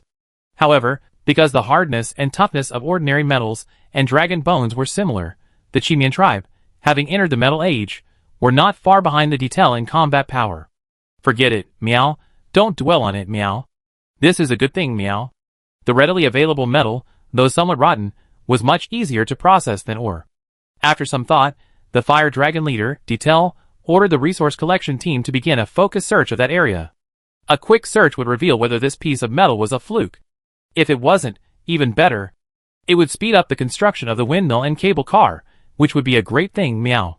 So, with this in mind, the metal lump was thrown back into the pile of materials. The Cat supply collection team began forming a second team, this time with the addition of the domesticated thief dragon. At this moment, a 15-meter-long monster, covered in a gorgeous golden carapace, with a head like an Egyptian pharaoh statue, huge purple compound eyes, and 3 legs on each side, resembling an orchid mantis, slowly stalked through the woods. Twisted around its tail, and pulled by silken threads, a pile of wood, stone, and building debris was bundled and dragged behind it. These objects plowed deep marks into the ground, demonstrating their immense weight, yet the orchid mantis could easily drag them through the trees, demonstrating its incredible strength. Looking down from a high altitude, we can tell from the movement trajectory of the mantis that its direction is actually the same as the destination of the cat resource collection team. Chapter 246. The mantis, with a body comparable to that of a small flying dragon, stalked the forest with impunity. Its bronze yellowish golden shell stood out against the trees, yet few monsters dared to provoke it. After all, any monster that dared to stand in its way was easily severely injured by the pile of scrap metal behind it, and some were even killed. The mantis's purpose on this journey was to reach an ancient ruin within the ancient tree forest. While constructing its own nest, it would also excavate the remaining building materials from the ruins to build its own ruined city. As a mantis that had recently received a portion of its mother's dowry and had begun living on its own, its physical strength and the quality of its ruined city components were far below average. Physical strength needs to be slowly increased over time and through cannibalism of fellow male mantises, but ruined cities can be built much more quickly. Therefore, the mantises set their sights on the ancient ruins buried in the mud and sand of the New World. But in the great ant mound wasteland, there were few ownerless ancient ruins that could be easily excavated. Unwilling to resort to using trees and stone to build a ruined city, the mantises followed their mother's instructions and searched deep within the ancient tree forest. At the highest point of the ancient tree, a new resource-gathering team, joined by the thief dragon, was ready to go. With a gust of wind, for cats and two thief dragons successfully soared into the air, drifting off into the distance amidst exclamations of surprise. Luo Yun looked speechlessly at the curious captain, then flicked his tail in displeasure, and prepared to depart for a patrol of his territory. Without even a description or a sketch, relying solely on some inexplicable speculation, he asked himself, is this the work of some unknown ancient dragon from the New World? Isn't this ridiculous? Just a single wound to a male fire dragon's wing, and the complete demolition of the abandoned settlement in the great ant mound wasteland, seemingly single-handedly driving away all the monsters that occupied it. With just these few conditions, there are so many ancient dragons in the New World, and many capable of this level of achievement. How could Luo Yun possibly guess? Did he really think he knew everything? Ignoring the frantic Grand Commander, Luo Yun and the already impatient Yaji flew out of the lair. Has Fire Dragon Boss been in a bad mood lately? The Grand Commander smirked at Tonkatsu. Although Luo Yun had shown impatience before, it had never been like this, as he simply left without a word. Sigh. Tonkatsu sighed, shook his head, and said nothing, dragging the Grand Commander to the Fire Dragon and Cat Pavilion to get something to eat. To Tonkatsu, the Grand Commander must have been starving to death to come up with such an abstract description. In a basin with a large crack in the ancient forest, the cats of the resource-gathering team were exploring with detectors. Not far away, a broken stone pillar, over 10 meters tall, was covered in moss. From the air, it was clear that there were many similar stone pillars in this basin. Some of the bent and broken pillars even had vines hanging from their middles, maintaining their connection. Stake watched the detector in his hand beep continuously. It seemed that metal or metal ores were buried in many places underground. Putting away the detector, Stake let out a slow breath. Grab the rope, let's go down and take a look, meow. The large crack in the basin seemed to have opened up only recently due to an earthquake. It was only about 20 meters wide, and the soil on either side of the crack was fresh, with many broken tree roots still intact. At a command, the cats each took out their ropes and approached the crack, intending to find a spot to hammer in the ropes. At that moment, a blue-black figure, resembling a hyena, slowly emerged from the bushes beside the crack. Saliva dripped from the corners of its slightly parted mouth. Two nostrils flared, constantly sniffing the surroundings, the long fangs beneath them looking incredibly ferocious. A forepaw with 10 sharp claws thrust forward, silently stomping on the soil, quickly locking onto its target. With light and swift steps, the fierce clawed dragon sprinted like the wind towards the two thief dragons following behind the cats. Ah! There's a monster, meow. As a species endemic to the New World, and a subspecies of the Devil's Maw, the investigation team had no information on the Devil's Maw. Furthermore, due to its small population, even though it was found within the ancient forest, it was rarely seen. The Devil's Maw accelerated, leaping from the highest point on the other side of the rift. For a Devil's Maw, a full 16 meters long, this distance was a mere leap. With dirt flying between its claws, the Devil's Maw braked in a motion resembling a drift. With a strange growl, it glared unkindly at the cats, who had already drawn their weapons. As a hunting cat personally trained by Tonkatsu, Stake also wielded a sledgehammer, but unlike Tonkatsu, Stake's sledgehammer was shaped like a cat's paw. At this moment, a hunting cat and 3 attendant cats, along with 2 crouching thieves flanking it, were confronting a thief. As a subspecies of the thief, possessing dragon-like powers, the thief paid no attention to these small creatures. Its only thought was to devour the 2 thieves and fill its own stomach, just as the 3 attendant cats discreetly pulled out flash grenades, intending to surprise the thief. A sound of a large object scraping against the ground was heard from the basin nearby. Both parties in the confrontation glanced over at the same time. They saw the mantis, dragging its dowry, swaggering in. The thief sniffed again, its weakened eyes only able to discern a rough outline. A creature this size, and without wings. What a feast! This was the only thought on the ferocious claw dragon's mind at this moment. This basin had originally been its territory, but ever since the sudden earthquake 2 years ago, which not only diverted the river but also created this fissure, the number of herbivorous dragons visiting the area has dwindled. The lack of prey has left the ferocious claw dragon, already prone to hunger due to its uncontrollable dragon nature, often hungry. Thus, it now pounces on any flying monster that enters its territory. At this moment, with the appearance of this unknown monster, and without the imposing presence of an ancient dragon, the ferocious claw dragon, upholding its shared flat-headed nature, abandoned the cats and the thief dragon and bravely charged towards the mantis. In the sunlight, the mantis's shell gleamed, and its pair of purple compound eyes reflected the figure of the ferocious claw dragon. With the force of its sickle-like forelimbs, a long wooden pillar was pulled out from the dowry behind it, and under the pull of the silk thread, it smashed straight into the ferocious claw dragon. Chapter 247. Smash your dog's head. A long pillar, covered in traces of sand erosion, whistled through the air as good mantis swung it directly towards him. The pillar was over 10 meters long, seemingly almost as long as the ferocious claw dragon. If it were truly hit, the ferocious claw dragon would likely be lying there with just one blow. Bang! Dirt flew, weeds and leaves exploded everywhere. With a loud bang, a piece of broken wood whizzed past Cat's head. The strong wind even made Cat's hair stand up, and its ears flattened into airplane ears. It stood there, not daring to move. The ferocious claw dragon narrowly avoided the blow by leaping sideways, but a deep crater was created in its place. Without stopping, the ferocious claw dragon successfully dodged the attack, continuing to charge with all 4 limbs. It dodged the retracted silk thread from the mantis, taking 2 steps at a time. Its angular muscles were clearly visible in the sunlight as it charged with explosive force, reaching a short distance in front of the mantis. Its hind legs stomped down, and the sharp claws on its forelimbs' pubic bones extended, clawing at the mantis, which had not yet retracted its long pillar. Closer, closer, the ferocious claw dragon's bloody mouth, still dripping with stinking saliva, opened wide. If this claw strike was successful, it would use its claws to hang on to the opponent, then bite and scratch until the opponent was completely dead. Whoa!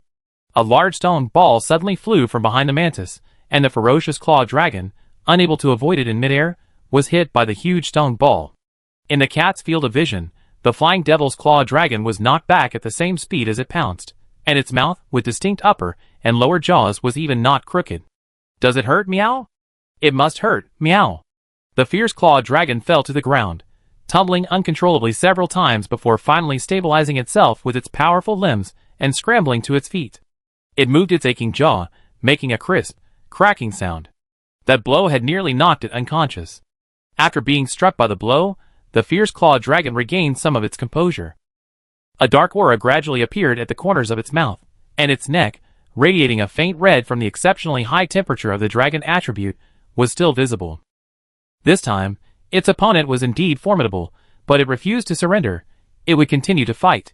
Its eyes, radiating a deep crimson from the full force of its dragon attribute, radiated a furious aura. In this world, those with the dragon attribute, regardless of their niche, were considered top-tier monsters. While there were various side effects, it was undeniable that the dragon attribute was indeed one of the most powerful attributes in the world. "Captain, are we leaving yet?" At this moment, a deader follower, wearing a small shovel and a small leather armor, resembling an engineer cat, whispered a warning to Stake. Stake stared at the 2 behemoths not far away and began to retreat, 1 step at a time. Quietly, don't draw their attention, meow. Upon command, the cats began to maintain a defensive formation, retreating slowly, fearing any noise would attract the attention of the 2 monsters. The ferocious claw dragon roared softly over there, attempting to use its strange cry to distract the mantis. But the mantis ignored it, quickly retracting its silk thread and effortlessly lifting the long side-like wooden column it had just thrown. When its compound eyes reflected the broken tip of the wood, the mantis actually roared in pain. Yes, a species that had existed since ancient times, a beetle-like mantis, could actually roar like a dragon, and the reason for its current fury wasn't the hostility of the ferocious claw dragon, but simply because this wooden pillar was broken. Shiji. A hawk-like roar of grief and indignation emanated from the mantis's small beak. This piece of wood was its favorite part. It had painstakingly and carefully dismantled it from the dragon's habitat, a flawless, nearly undamaged part. It was incomparable to the pile of scrap metal its mother had given it. And now it was broken. And it was so clumsy. You have to compensate me for the parts. The mantis exhaled a large amount of silk thread, and with a swift movement of its forelimbs and tail, it quickly wove a massive web. Like the puppeteer's puppetry in Naruto, the pile of parts behind it danced in the air, swayed by silk threads. Materials of all shapes and sizes dangled from its back. At first glance, it looked a bit like a scrap metal version of the king's treasure. Although Fierce Claw Dragon's eyesight was imperfect, it could still detect the fury in Mantis's cries. Hazily catching sight of the dense mass flying through the sky, it felt bewildered. It hadn't broken anything, so why was this creature blaming it? Though Fierce Claw Dragon felt bewildered and somewhat unable to understand Mantis's intentions, it didn't stop it from attacking. It spewed out a ball of dragon attribute energy, but Mantis easily blocked it with a piece of rusted metal. Then, in a flurry of silk threads, leaving almost an afterimage, the ruined city parts behind Good Mantis flew like a dense rainstorm towards the newly charged ferocious claw dragon. For a moment, a roar continued. The cats, witnessing this scene, began to run. The ferocious claw dragon was fast and agile, but it was still no match for such a dense attack. Furthermore, Good Mantis's treasures of the king were not only densely packed, but each material was ejected with incredible speed and force. Instantly, the ferocious claw dragon was struck, like a rag doll, being pelted by various pieces of wood, stone, and unknown objects, unable to even maintain its balance. Shiji. Die! Good Mantis's mood at this moment was like that of a high-end fanatic whose figurine had been smashed by a naughty child. He showed no intention of holding back. The fleeing cat suddenly felt the sound of something breaking through the air behind him. Stake instinctively leaped for the air, only to see a piece of broken, warped metal scrape past its back before flying a short distance ahead, slicing through a large patch of grass. No, meow. We can't run like that. Quick! Find someplace to hide first, meow. In the air, the mantis was scattering its own city parts. It wasn't clear if it was inexperienced enough to wrap the delicate parts with silk thread, or if the parts were simply too old and therefore incredibly fragile. In short, fragments of flying parts were everywhere. The cats felt like they had entered a battlefield, and with no other choice, they found cover. Chapter 248. Swish, bang, debris flew continuously through the cat's shelter. The three attendant cats clung tightly to the two dragonite, their uncontrolled fear nearly suffocating them. Outside the shelter, the ferocious claw dragon was pelted with parts flying from all directions, leaving it unconscious. It was only because Mantis, to preserve the parts, hadn't used his full strength that the ferocious claw dragon withstood so many attacks. If Mantis hadn't been so discreet about parts, he would have just thrown the assembled ruins at the veteran electric dragon with all his might, just like he had done at the abandoned fire dragon settlement in the Great Ant Mound Wasteland. It was a thrill, but after Mantis checked the damage to his Gundam's parts, he felt truly overwhelmed. Originally, these were the items his mother had unearthed from the ancient ruins of the Great Ant Mound Wasteland. Now, after being passed down to him, they were nothing more than a pile of scrap metal he despised. The only good thing was the severely corroded dragon-slaying spear. So, from then on, when fighting, the Mantis would hold back whenever possible, only exerting more force when absolutely necessary. After a brutal beating, the Mantis finally vented his anger. The ferocious claw, the target of his attack, lay tattered and battered in a deep pit, breathing more than it could breathe. After using silk thread to collect all its parts and rolling them into a ball, it then spit out a large amount of silk to wrap the ferocious claw's corpse, storing it as food for the next period. Yes, the Mantis was a carnivorous monster. It just didn't have a strong desire to attack, and it was quite homebound. The cats hid behind their cover for a long time, and when the noise outside finally died down and no strange creatures flew by, they breathed a sigh of relief. Quietly peeking from behind cover, I saw the Mantis with its forelimbs lift something wrapped in white silk thread and walk into the forest. It waited until its back disappeared before exiting the shelter. Wow, so many metal fragments, meow. The attendant cat, carrying a shovel, surveyed the debris scattered across the ground, including quite a few metal fragments. To the Mantis, these fragments were merely scraps, but to the cats of the resource-gathering team, even though they were rusty, once they were all collected, a simple smelting would yield a substantial amount of metal. I go see if this metal can still be used, meow. The attendant cat called out, but Stake didn't even have time to pull it out, only to say, don't worry, wait a little longer. The attendant cat, carrying a shovel, had already darted out, landing on all fours, and nimbly hopping to a large, bit metal plate covered in traces of wind and sand erosion. He pulled a small, pointed hammer from his pouch and hammered it a few times.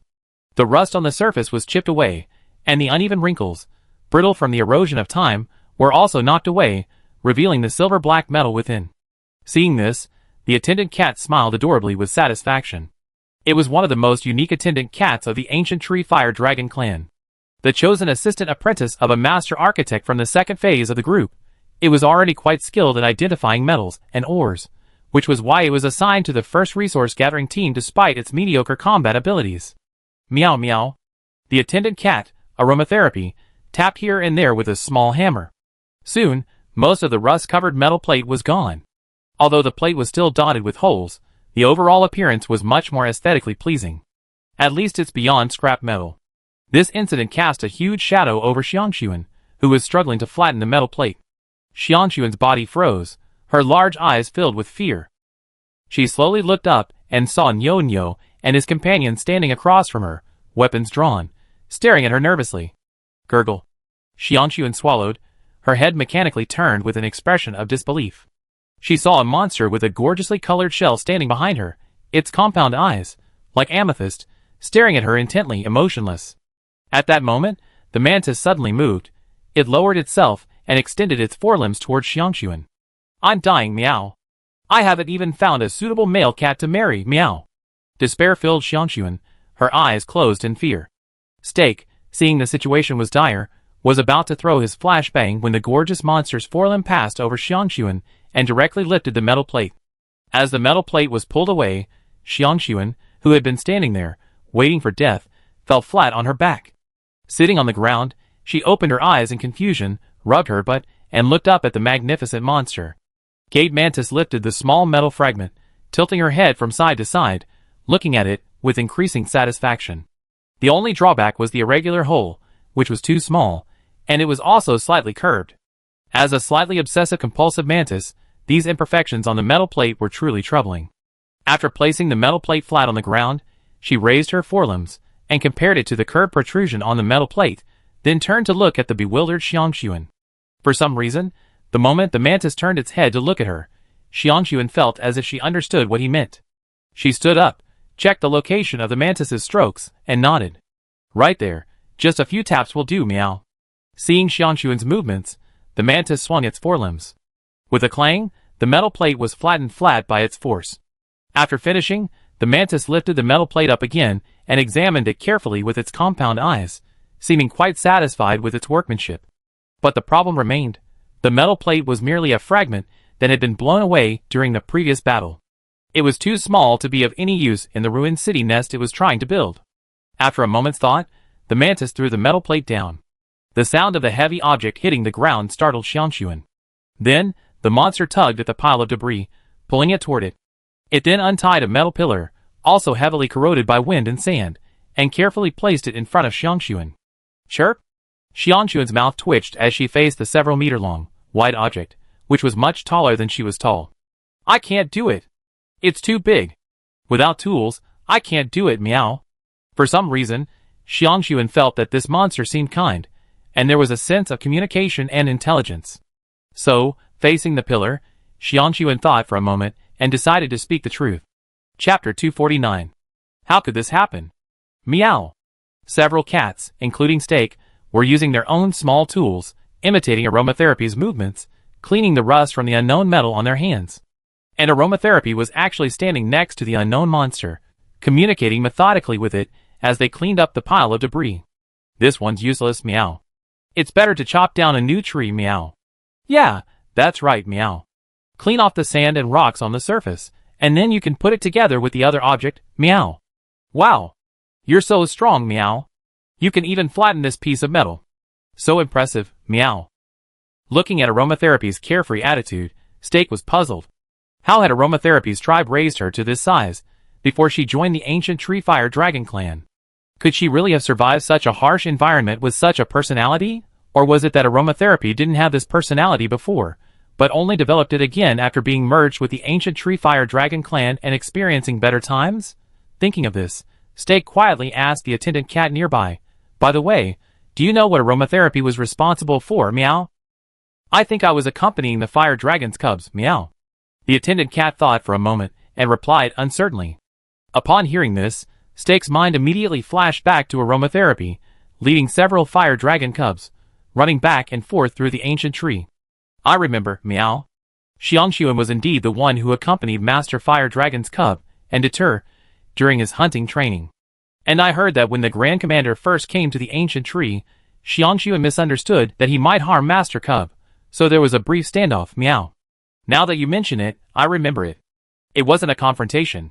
It was just that Xiangxuan, who was playing with the female fire dragon cub at the time, misunderstood.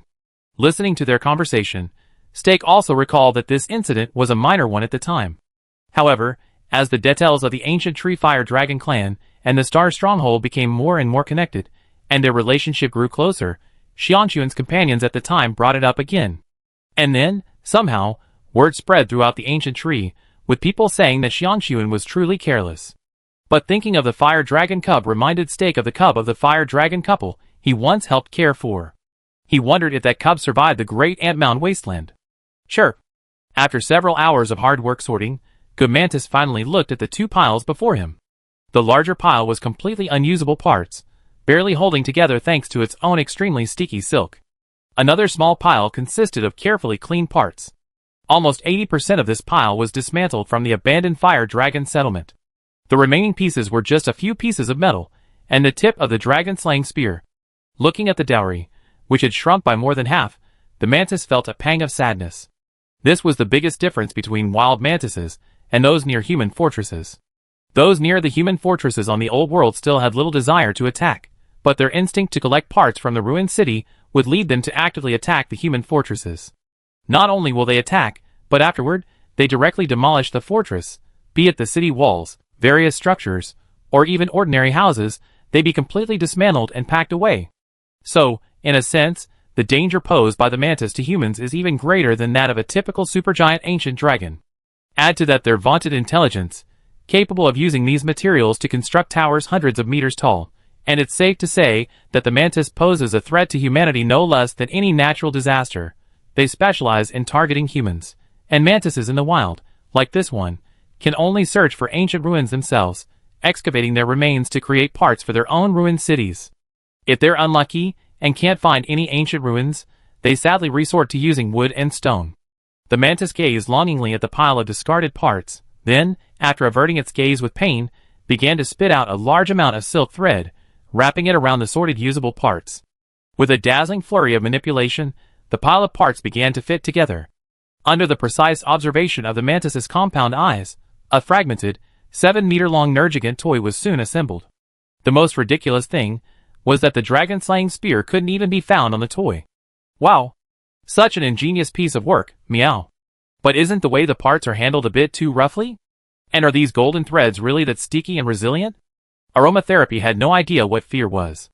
Under the tense gaze of Steak and the other cats, she hopped onto the Nergigant toy, touched the threads with her paw pads, and then unexpectedly began to pull hard on one. Finally, even using his teeth, and finding no way to break it, he climbed to the top of the Nergigant toy's head, eyes shining, and locked eyes with Mantis. Before Mantis's enormous compound eyes, Xiangxuan's tiny body was barely larger than one.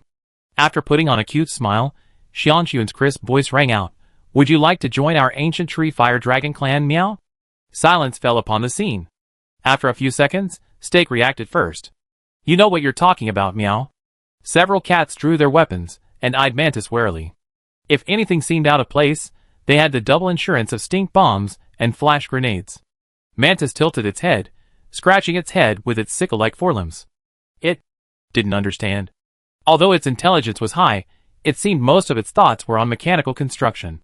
A lack of creativity was a common problem for most monsters in this world, including Mantis. The Mantis possesses a strong ability to imitate, learn, and observe. It can observe the most powerful creatures it has ever seen, and then piece them together using its own city parts. It can even mimic most of their attacks, making it incredibly powerful. Its combat intelligence is also very high, allowing it to learn how to use a human war creature after just one observation. It can be said that Mantis's intelligence is exceptional in the Monster Hunter world. It's just that its academic focus is a bit biased, making it a complete architecture and science nerd. Thus, despite communicating with aromatherapy for several hours, it could only barely understand what she was saying. That's how the pile of junk was sorted, but now aromatherapy is talking to it, and it genuinely doesn't understand. Chapter 250. Gate Mantis and Xiangxuan stared at each other, and Xiangxuan ultimately lost. Because the Gate Mantis's compound eyes don't even need to blink. Licking her paws, sensing the other party's growing impatience, Xiangxuan swiftly climbed down from the large toy.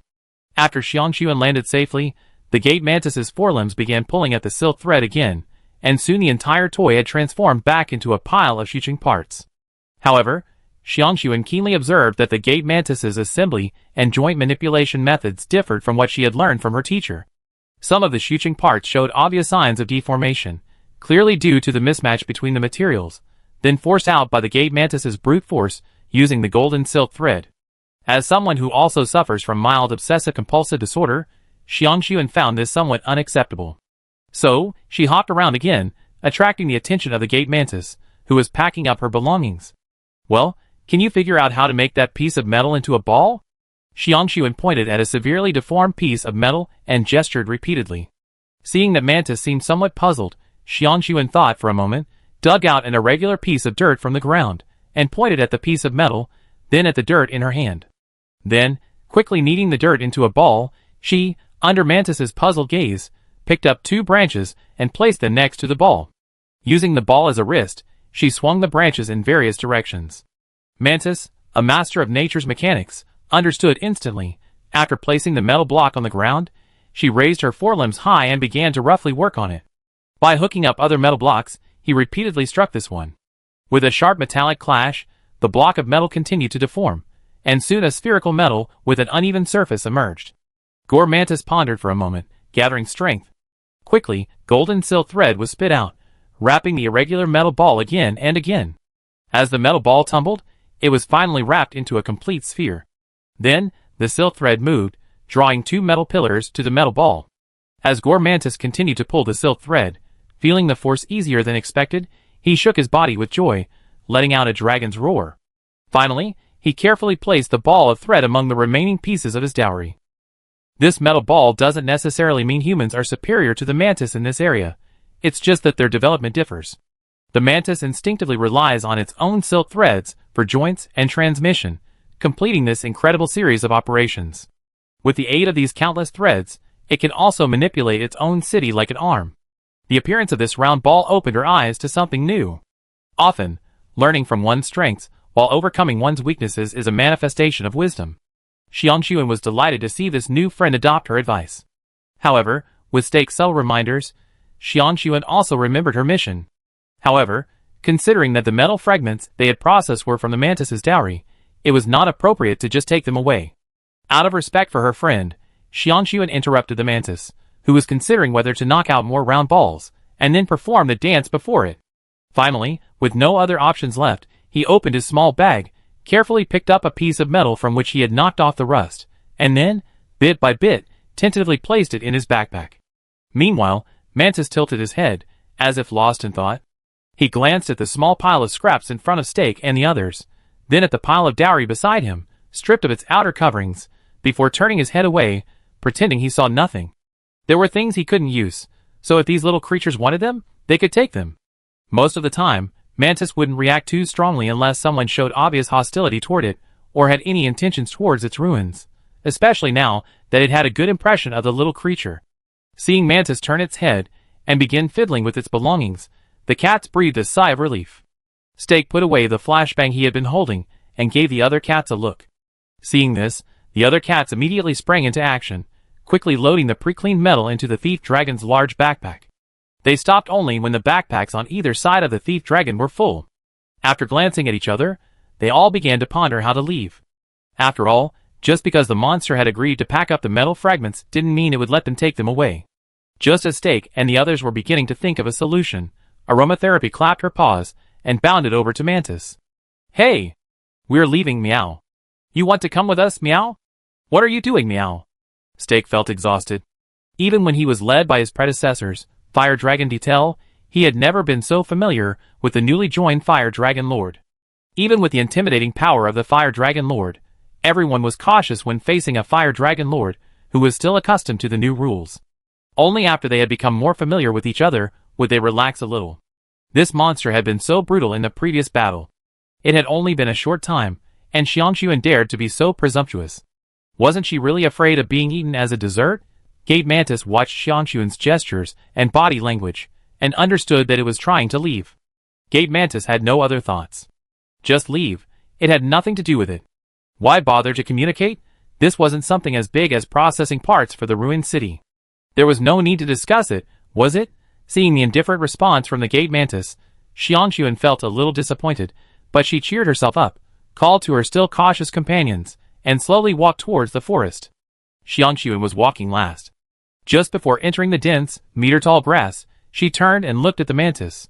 The mantis's compound eyes caught this moment, and out of a hint of curiosity, it put down the ball it had been cherishing, and tilted its head to look at Xiangxuan. Goodbye, meow. Seeing the mantis notice her, Xiangxuan smiled widely, jumped up, and waved cheerfully to her new friend, then turned and walked back into the grass. The mantis watched the little creature, always radiating goodwill, disappear for a long moment before raising its right forelimb and waving it above its head. Just like Xiangxuan's farewell gesture. Chapter 251. After Xiangxuan and the others left, only a single mantis remained in the basin buried with ancient ruins.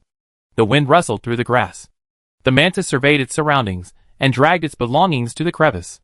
A crevice over 20 meters wide would undoubtedly be a formidable barrier for smaller creatures, but for a monster of the mantis's size, it seemed a bit too narrow. After choosing a suitable location, the mantis's silk thread surged, pulling the previously abandoned pile of decaying ruins into it. One by one, they were inserted into the crack's walls, secured with silk threads, and then descended down the preset stairs. The mantis's digging ability wasn't particularly strong. It was fine in sand, but in the mud covered with plant roots, the mantis had no other options, and could only rely on brute force to dig. Elsewhere, Xiangxuan had just entered the forest when something suddenly occurred to him. After calling out to Steak and the others, he dropped his backpack and climbed up a tree, finding the silk thread that had been spewed from the mantis during the earlier battle. Although it was just ordinary white silk, Xiangxuan enthusiastically collected it with his knife. Wow, such resilience, meow. I can't even cut it without some effort. As Xiangxuan worked, she quickly cut a fist-sized coil of silk.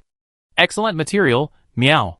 Satisfied, he placed the ball of silk in his backpack and hopped down the tree to rejoin Steak and the others. The group of cats then began their journey back toward the ancient tree. Atop the ancient tree, a young dragon man wearing windproof goggles stood at the edge of the hunter camp. He gazed at the endless forest and hills below and took a deep breath. This is nature's creation. Perfection. As a master of architectural engineering, he knew full well that the most perfect architect in the world was nature itself. Those miraculous wonders and magnificent landscapes could not be replicated by mere inanimate objects. Only through the interplay of life could such a perfect spectacle be created. All right, stop sighing. The wind's strong here, and with your condition, if you fall, no one will be able to save you. A burly man, clad in half-leather armor, his brown skin revealing the muscular muscles of his arms, was currently examining a stack of blueprints. The ancient forest vegetation is simply too numerous. To build a suitable forge, we have to hollow out a portion of the mountain and build it safely within it. Besides, the Rathalos have relatively few resources. They lack various metals and strong silk threads. Vines alone simply can't support such a large cable car. They've really given us a difficult task. The burly man put down the blueprints and looked at the dragon woman, who was still gazing into the distance, jotting down something in her notebook and muttering about inspiration. He knew she wasn't listening, so he couldn't help but sigh. What could he say? Any dragon woman involved in academics has some flaws, even in architecture. Hey, how's it going? Isn't this place wonderful? Just then, the Grand Commander and Tonkatsu walked over along the vine-woven suspension bridge and greeted the two men. Thank you for your hard work. For the next period of time, the details of the entire ancient Tree Fire Dragon clan will fully cooperate with you. However, we hope that you will try not to approach the Fire Dragon Master's nests during this period, especially those in the middle and lower levels, to avoid unnecessary danger. Tonkatsu warned. Oh! Did something happen? The Dragon Architect asked curiously, and even the Grand Master looked at Tonkatsu in confusion. He had been out investigating the monster that had destroyed the abandoned Fire Dragon habitat, and had only just returned today. Well, meow. Some of the Fire Dragon's young have successfully hatched. Therefore, the next month will be a very sensitive time for the females. Even we, Deter, who's responsible for caring for the dragon cubs, have to be extremely careful during this time. Please understand, meow. Oh my! Fire dragon cubs have been born. Tonkatsu, can you think of a way for me to see these newborns? Ideally, right after they hatch. It's a miracle of life. The Grandmaster's eyes lit up, and the two men beside him also looked at Tonkatsu with piercing eyes. Although one of them was a craftsman and the other a master of architecture, they were also very curious about the birth of monster cubs. After all, such sightings are so rare. Tonkatsu sighed and shook his head. I'm sorry, meow. It wasn't a problem before, but there seems to be something wrong with these newborn cubs. Until this is resolved, even those of us who aren't responsible for the cubs, like us, can't approach the fire dragon's lair. After these words, everyone fell silent. With the cubs in trouble, the fire dragons would surely be furious. It certainly wasn't the best time. But then came curiosity about the matter. What exactly had gone wrong? The ancient tree canopy, where the ancient tree fire dragons held their meetings. At this moment, the canopy was already filled with fire dragons. Aside from the female fire dragons caring for their young in their nest, all the other fire dragons, including the females, had already arrived in this canopy. At the highest point, Luo Yun listened to the noisy dragon roars below, his eyes now grim. It was nothing, this matter was indeed quite serious. This batch of fire dragon eggs was the first batch returned from the Great Ant Mound Wasteland, and also the first batch of eggs laid after the ancient tree fire dragon's mutation in 3 years.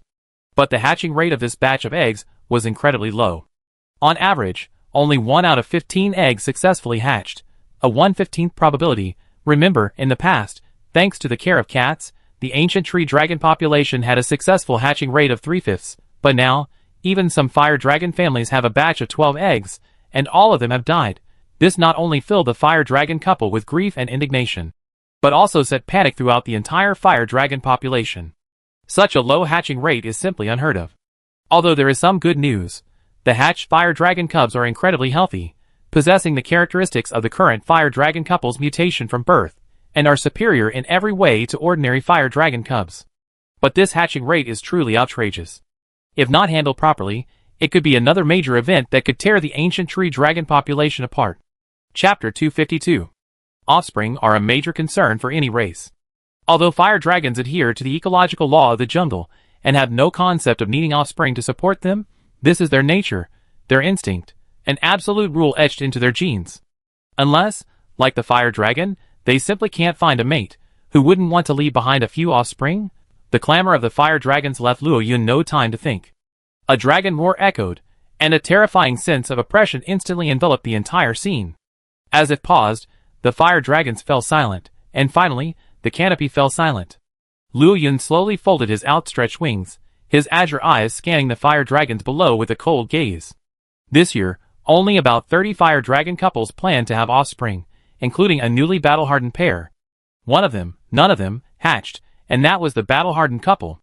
To be precise, it was a battle-hardened male fire dragon, and its ordinary female companion. Aside from these 30-odd fire dragon couples, the others had gathered out of concern. After all, this matter affected them as well. A lack of breeding this year didn't mean there wouldn't be next year, so they were naturally in a state of panic. Luckily, Luo Yun now not only held sufficient prestige among the fire dragons, but his strength also convinced them all. Therefore, with Luo Yun's reassurances, the fire dragons finally dispersed. Fluttering his wings and soaring into the clouds, the cool air cleared his mind. After a moment's reflection, Luo Yun glanced around the ancient tree, confirmed his location, and flew towards its middle level. Of all the fire dragon eggs this year, only the couples in the middle tier had a slightly higher hatching rate. Almost every pair that laid eggs produced 1 or 2 cubs. Perhaps we could learn something from them. Up in the clouds, Luo Yun considered several possibilities. The first, of course, was due to this world's miraculous life energy. The higher the ecological niche of a monster, the lower its fertility rate. This is a universal rule in many worlds, and the Monster Hunter world is no exception. The only known exception is a pair of ancient dragons, with an exceptionally high ecological niche. Even encountering each other is a challenge. Even if they find each other and harbor the desire to reproduce, nature will swiftly summon a multitude of thugs to annihilate them. At a certain ecological niche, a monster's offspring truly requires a significant amount of life energy to reproduce, ensuring both the survival of the cubs in the egg and the safety of the mother. However, the problem arises. Although the ancient tree fire dragons have undergone a certain degree of mutation due to their symbiotic relationship, their overall strength has also increased. If this mutation continues, they might even become a new subspecies of fire dragon, reproductively isolated from the original species. However, in terms of ecological niche, the ancient tree fire dragons remain similar to the original species. In fact, in terms of strength, the vast majority of the ancient tree fire dragons are not even comparable to ordinary blue fire dragons and cherry fire dragons. So, it's impossible to say that they are short of life energy. Besides, where is this place? Ancient tree. This is the place with the most abundant life energy in the entire ancient tree forest, a node in the ancient tree forest's earth vein corridor. And with the ancient tree filtering it, the life energy is even more gentle. Therefore, in terms of overall strength, the monsters in the ancient tree zone are inherently stronger than those in other zones, and their battle-hardened individuals are more numerous. Such an environment is more than adequate even for ancient dragons like the Mist Dragon, which are not particular about their breeding environment. Not to mention the current group of ancient tree fire dragons.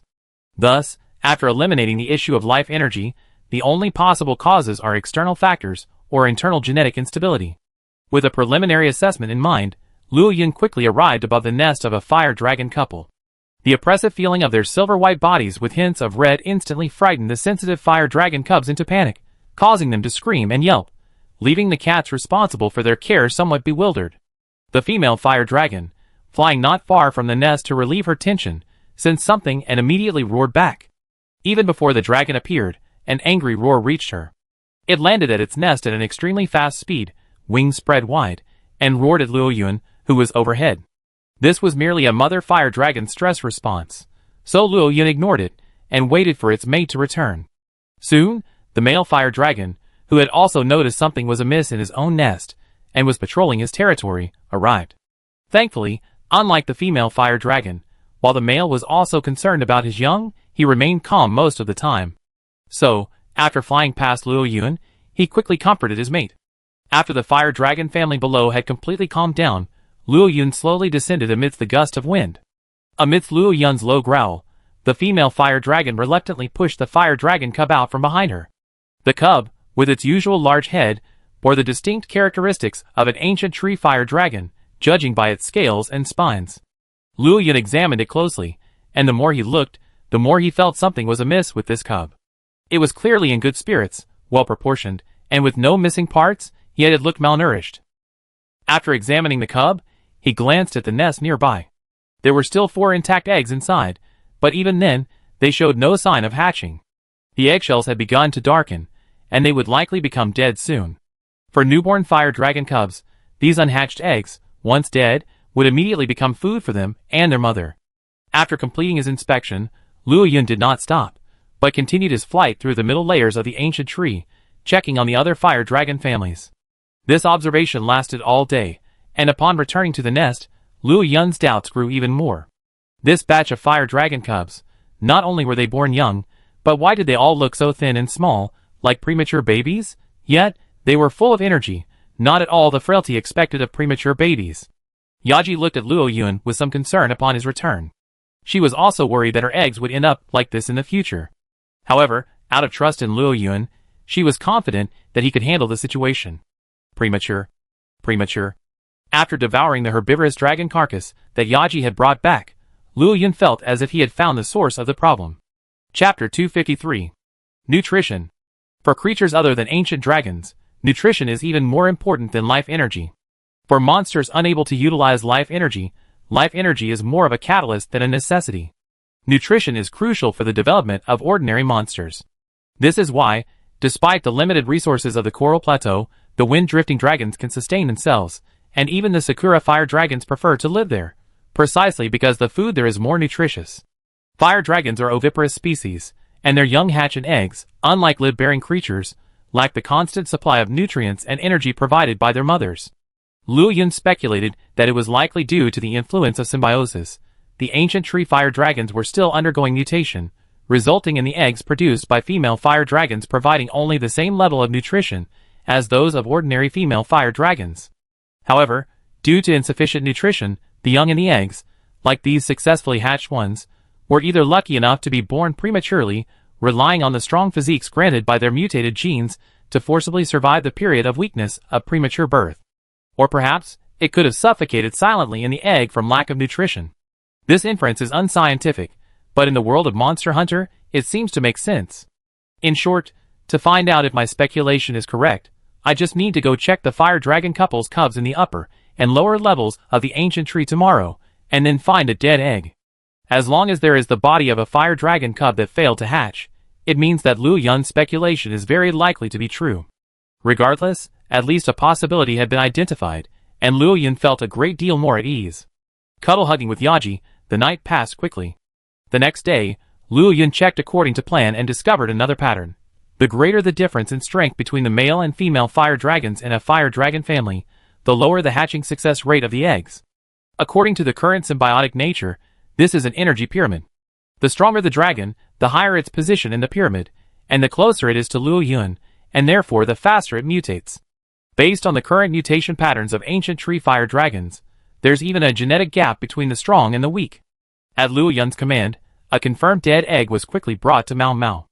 As Mao Mao cracked open the shell of the dead egg, he saw the long-dead, half-formed body of a fire dragon cub, with only a small amount of egg liquid remaining beside it. Let Mao Mao return the dead egg, and let it realize its remaining value. This is ridiculous. After a whole night, Lu Yun felt his speculation was a bit ridiculous. Unexpectedly, now that he was looking at it, it was starting to look more and more like the correct conclusion. At this point, Lu Yun even had some hope that it was due to life energy. At least if it was due to insufficient life energy, he could just lead the ancient tree fire dragons on their migration. With the current strength of the fire dragons, they could surely secure a place in the Dragon Crystal Land, right? Even if the price was a bit high and not worth it, the worst-case scenario was that they could avoid the Dragon Crystal Land and stay in the volcanic region not far from it. The life energy there was equally good. But nutrition is a problem.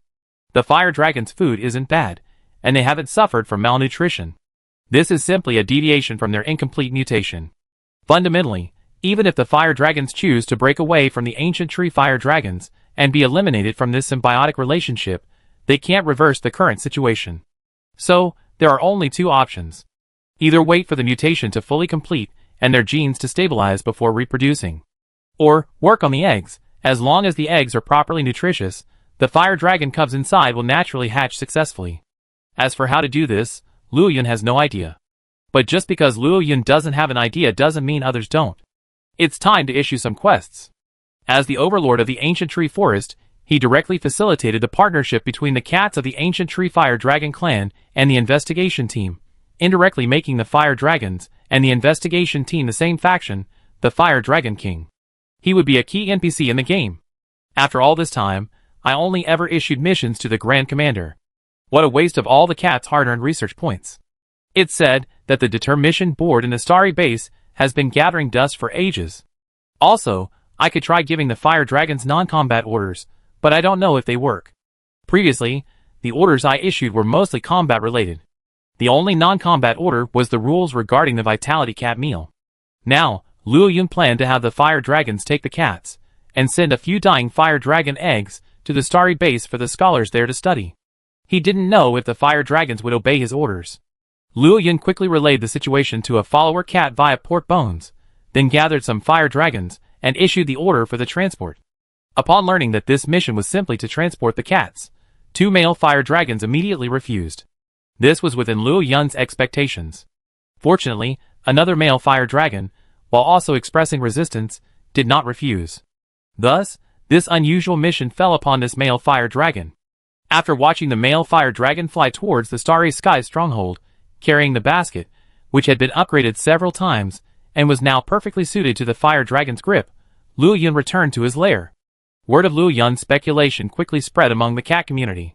Recognizing that the current fire dragon cubs were premature, the cats responsible for caring for the cubs became even more maternal. Their daily diet included not only various meat pastes, but also nutritious ingredients like datura and blue mushrooms. Occasionally, they would share some of their own cat food with the cubs. With such nutritious food, these congenitally deficient cubs quickly swelled up like inflated balloons. In less than 2 weeks, they were already shaking their big heads, chasing after cats, and attempting to bite their tails. Amidst this atmosphere, the members of the Detail Resource Collection team finally returned to the ancient tree. Where did you get this silk thread and this metal? Using a small saw to cut through the scrap metal the Rathalos had brought back, the muscular craftsman conducted a level test and found that, although severely corroded, it still retained sufficient strength. The craftsmanship involved was beyond anything he had ever seen. Chapter 254. As a member of the second phase team, who had managed to break through the crowd of artisans, he was undoubtedly a top-tier craftsman. Even though his focus wasn't on equipment forging, metal materials were still a familiar area of his craft. Thanks to the Dragon Man forging master, the smelting techniques of the old world were largely similar.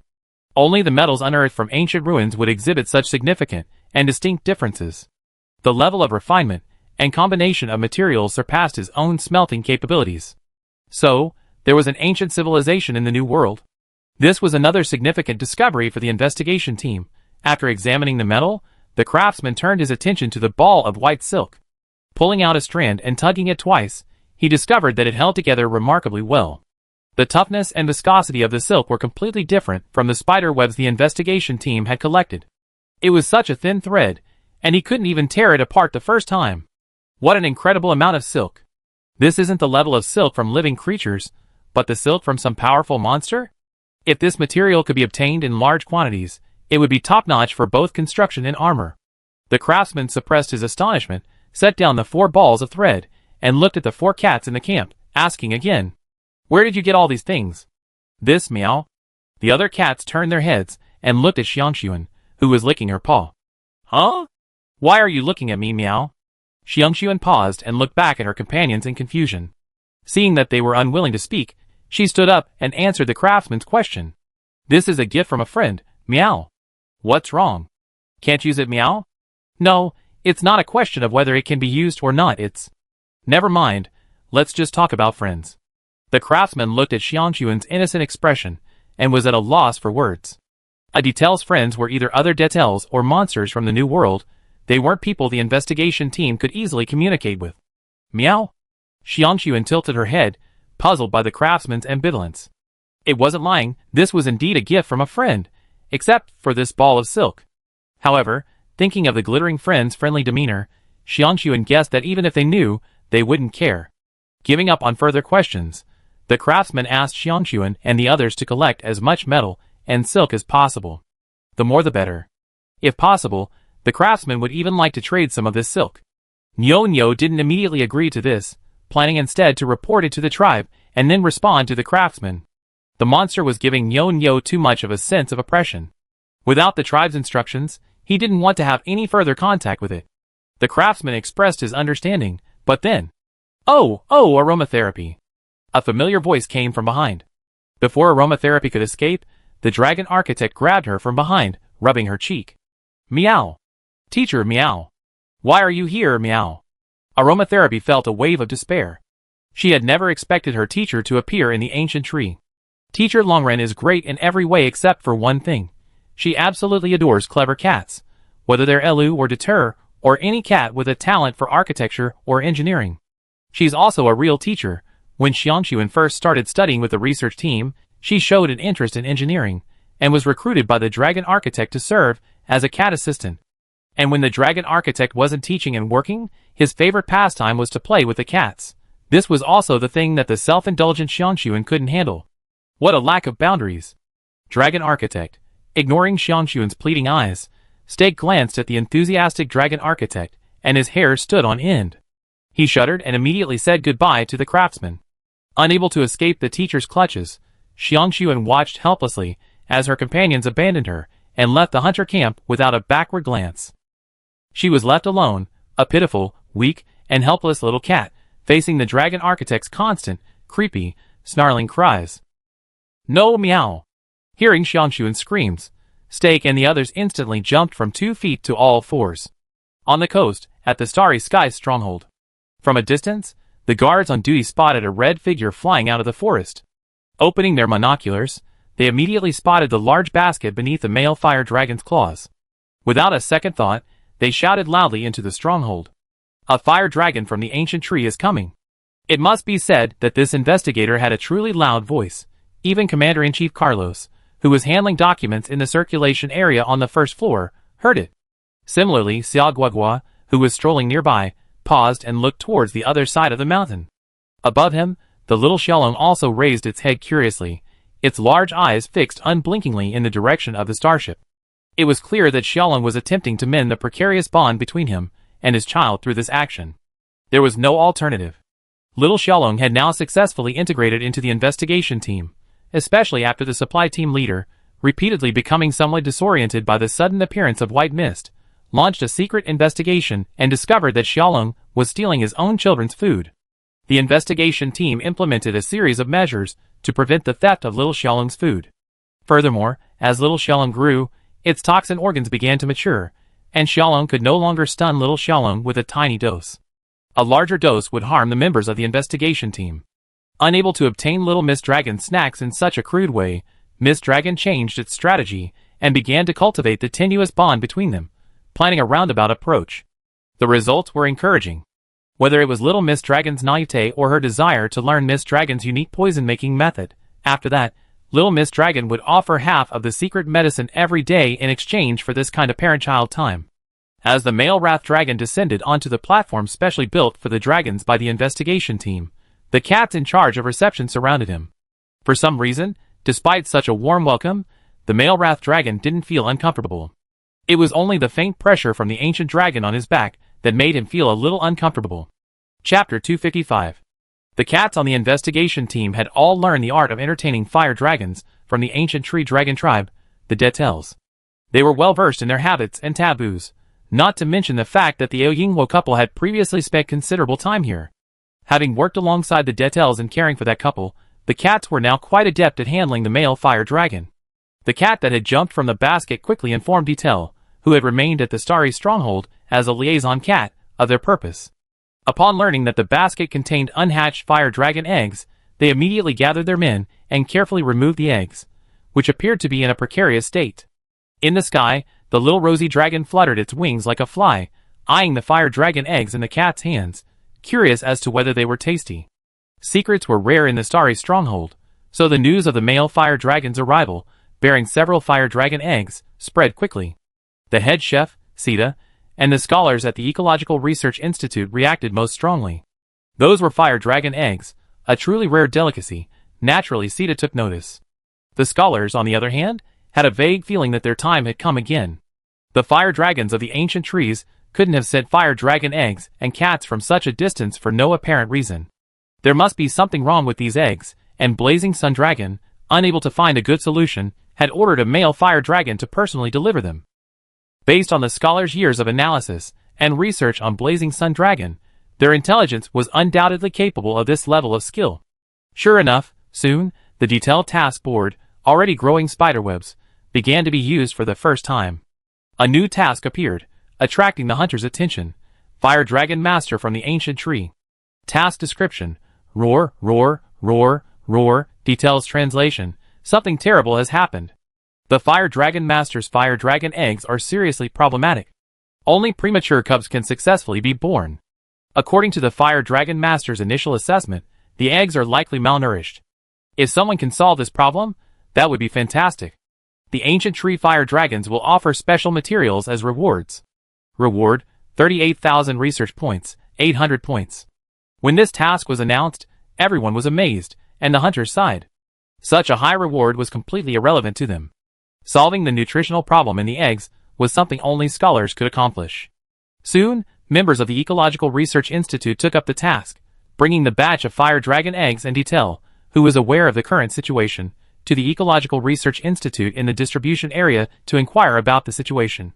Little did they know, two invisible figures had also stealthily appeared outside the Ecological Research Institute, eavesdropping on what was going on inside. Here's what's going on. The Fire Dragon boss discovered that all the nutritious liquid in the Fire Dragon egg had been absorbed, but the cub inside hadn't yet fully grown. He suspects this is due to a nutritional deficiency. The director of the Ecological Research Institute adjusted his glasses, thought for a moment, and nodded. That's a possibility, but we need further research to confirm. The director glanced at the batch of Fire Dragon eggs laid out on the cushions, their slightly grayish-white shells, and realized that what lay ahead would be a world-shaking research project. His heart, tempered by centuries of time, suddenly began to stir.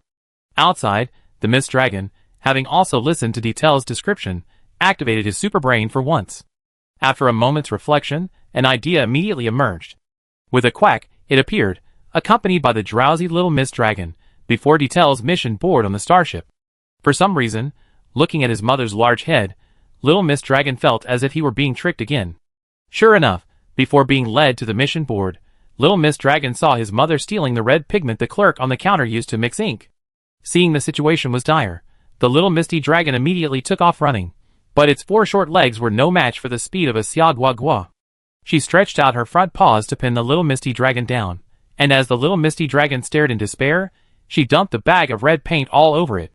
The little misty dragon's invisibility was instantly broken.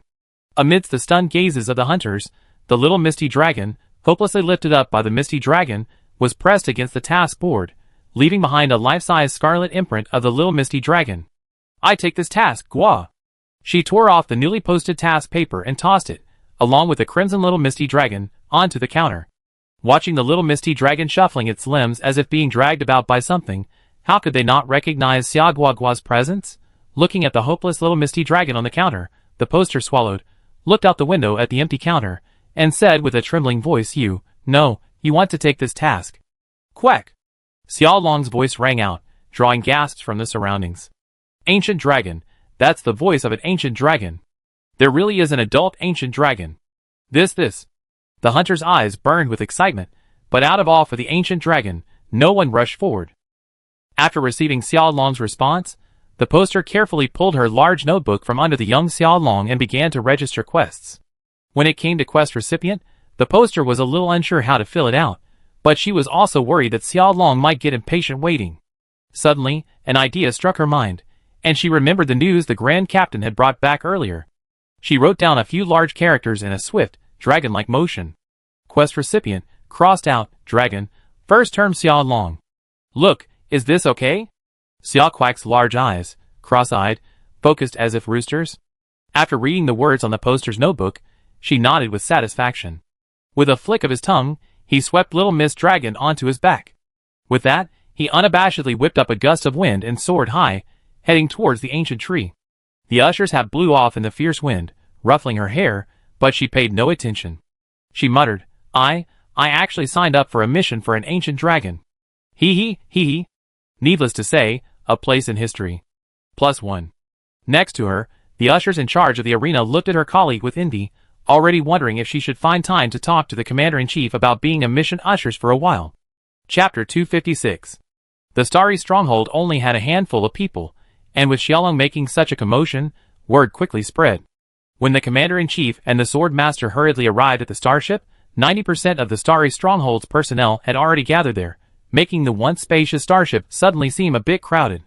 Make way, make way. With his powerful physique, the sword master forced his way to the mission counter. He immediately saw the detail mission board, which was missing a small piece, and the poster girl, who clutched her notebook tightly and refused to open it despite everyone's persuasion. Oh! He actually thought of using the pattern printed on the little Xiaolong's body to identify himself. He must have finally fully recognized the investigation team. The sword master stood beneath the mission board, arms folded, examining the red pattern. His mind preoccupied with the battle, his first thought was how likely he was to defeat Xiaolong if he faced him.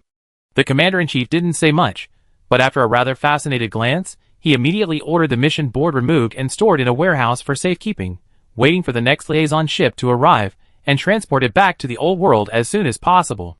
For no other reason than to show off to the Hunter Guild and the Dragon Calendar Academy. As for sending it back like this, would he be a little reluctant?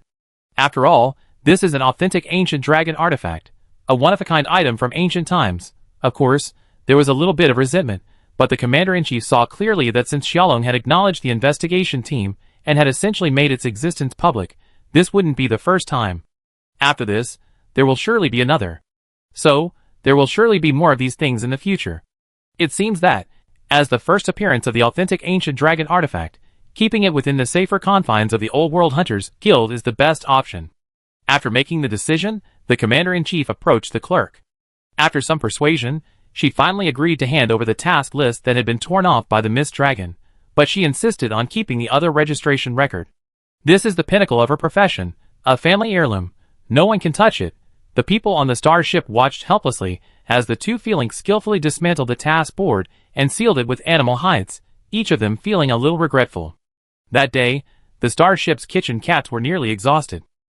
Beer, drinks, and barbecue were constantly being delivered from the weapons and cat pavilion on the third floor, allowing a large group of people to drink and brag in the starship assembly hall. The cats knew hunters could eat, but they had no idea they were such voracious eaters. Each one seemed to have transformed into a humanoid Tyrannosaurus Rex, feasting from dawn to dusk, and from dusk to dawn again. Only after the commander-in-chief gave the order did they reluctantly end the banquet and go to bed. "These guys are getting a bit too excited this time," the commander-in-chief chided, but a smile remained on his lips. It was simply that this time, with the Xiaolong's personal support, he had truly integrated into the star base. Although a baby Xiaolong had been sent last time, the members of the survey team were still unsure whether such a shameless Xiaolong, who had sent her own cub, truly wanted to integrate the cub into the survey team, or simply wanted to make the survey team act as free babysitters, or if it was simply a way for the team to be fed and housed by their employer. Once the little Xiaolong grows a little bigger, they leave with it. Of course, even with such speculation, the investigation team still had to dutifully accept this act of being taken advantage of. After all, this was the closest they'd been to the ancient dragon in years. And now, the commander-in-chief felt he could finally get a good night's sleep. Their being taken advantage of was worth it, but next, shouldn't they request more assistance from the guild? The New World investigation team has already made such a great achievement. Asking for a few more boxes of secret medicine, a few boxes of various materials, and dozens of military supplies wouldn't be excessive, right?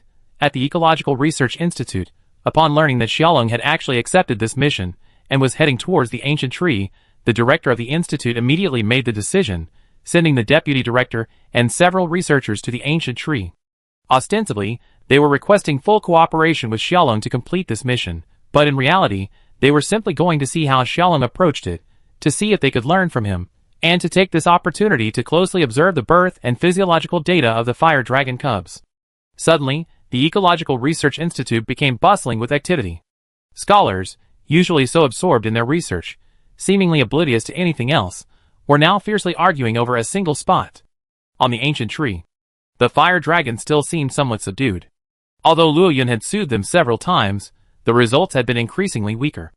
The dragons were even becoming less enthusiastic about going out hunting. Knowing that even the investigation team couldn't come up with a solution to this problem so quickly, Luo Yun, though feeling a little anxious, maintained a calm demeanor. As the leader of the ancient tree's fire dragons, his attitude influenced their behavior to a certain extent, calming some of the initially wavering dragons. While the dragons' restlessness had subsided, the 10 newborn cubs became the treasures of the entire ancient tree. Dragons and cats alike treated these little creatures with immense care, fearing they would be harmed. For a time, the monsters surrounding the ancient tree suffered. Anyone who approached the upper levels of the ancient tree was mercilessly driven away by the fire dragons. Even the pterosaurs passing by the ancient tree were smitten with flames. That day, Luo Yun and Yaji had just returned from hunting. Before they even entered the cave, they heard a croaking sound coming from the nest. At the sound, Luo Yun's heart ached, and Yaji's eyes flashed, a hint of coldness in their gaze. That annoying mist dragon is here again. *2. Fang Xiang, holding food in his mouth, entered the den, and saw that his reservoir had been dyed red. A small mist dragon, covered in water droplets, loomed in the water. And now, that familiar quacking sound came from the empty space next to the reservoir. In the den, the cats continued their patrols as usual. When they passed the reservoir, they would strangely bypass it, completely ignoring what was happening there. Upon seeing Luo Yun and Yaji return, they even gathered around them normally. Those dealing with the herbivorous dragons dealt with them, while those cleaning the den did so, just as usual. The mist dragons quacking, and the red-stained reservoir seemed like hallucinations. Chapter 257. If this world wasn't the Monster Hunter world, and everything could be attributed to the ancient dragon, Luo Yun might even wonder if he traveled through time again, or if the rules of this world had changed. Strangeness arrives. I struggled to survive in the Monster Hunter world. This scene was too jarring. A pool stained red with blood, eerie cries heard but not heard, patrolling cats who turned a deaf ear, and me who seemed to see through the world's true nature. At this point, I could set up a small dungeon, right? A faint scent of datura and unknown herbs drifted in through his nose. He shifted slightly to let sunlight filter through the gap between his wings and body, and Luo Yun keenly caught a glimpse of a faint white mist. This guy's poison mist has changed again. Is this really a biological toxin? Clearly, all of this was caused by the mist dragon. It seemed that the cats had inhaled the poison mist, affecting their consciousness, or even being subtly controlled by it, which was why they ignored the commotion at the reservoir. This Xiaolong has become even more dangerous. If it were dropped into a human city on the old world, it could probably massacre the entire city without anyone noticing. As if it had witnessed Luo Yun's return, the Xiaolong quacked excitedly, and with a flick of its tongue, it fished out the struggling Xiaolong from the reservoir, feeling no guilt at all for using Luo Yun's drinking water as a bath. As the Xiaolong spoke, the cats in the nest, as if receiving some sort of command, stared blankly. They dropped their belongings and, like ordinary wild cats, slowly left the nest on all fours. This scene sent a shudder through Yaji's heart. She subconsciously summoned the flames from her fire bag. Sparks flew from her slightly open mouth, her throat turning crimson, and it seemed as if a scorching fireball would burst forth in the next second. The Xiaolong, who had previously been blatantly ignoring Yaji, was now drawn to the sudden heat. Its large, round eyes detected a faint bluish-purple hue in the flames from Yaji's mouth. Its contempt for Yaji vanished instantly. Such a flame was more than enough to harm an ancient dragon. Having lived for centuries, the Xiaolong naturally wouldn't foolishly allow Yaji to harm it. So, with a roll of his eyes, he stopped in his tracks and let out a grumbling cry. I come all the way here with my child to visit a friend, and you actually let your partner treat me like this. This truly hurts the dragon. Quack! The Xiaolong's performance was impressive, and the roar it uttered was filled with deep grievance. Unfortunately, while Luo Yun barely understood, he didn't want to pay attention. And Yaji didn't understand at all. To her, the aggrieved expression of the Xiaolong sounded like it was complaining to Luo Yun. Who are you? You're actually complaining. Could Yaji tolerate this? Absolutely not. A member of the opposite sex, suspected of having an unusual relationship with your husband, pathetically complained about you to your husband right in front of you. This line of logic instantly connected in Yaji's mind. Already returning to her true nature, Yaji, whose possessiveness over Luo Yun rivaled that of a female fire dragon from the old world, was instantly detonated. A charged blue-purple fireball flew without hesitation towards the location where the Xiaolong had just spoken. Quack! Why are you doing this? Quack! The panic mist dragon flung the little mist dragon forward, its venomous breath colliding precisely with Yaji's charged fireball. Instantly, the roar of the fireball's explosion resounded through the ancient tree. In the intense heat, the venomous breath evaporated into a thick mist. The rapidly spreading smoke caught the tip of his nose, and he detected a hint of mandrake. Luo Yun stood before Yaji without hesitation, flapping his wings and sending a gust of wind, carrying the smoke toward another passage in the nest. This mist dragon was incredibly cunning.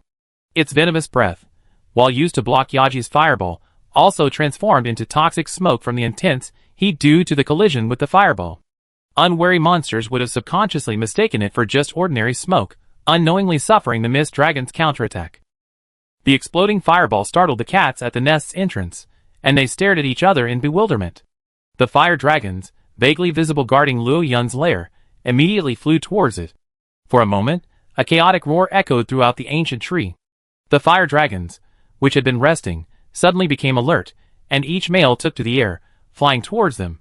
At this moment, even a common cricket, if it appeared in Luo Yun's lair, would be subjected to a frenzied attack by the entire ancient tree fire dragon swarm.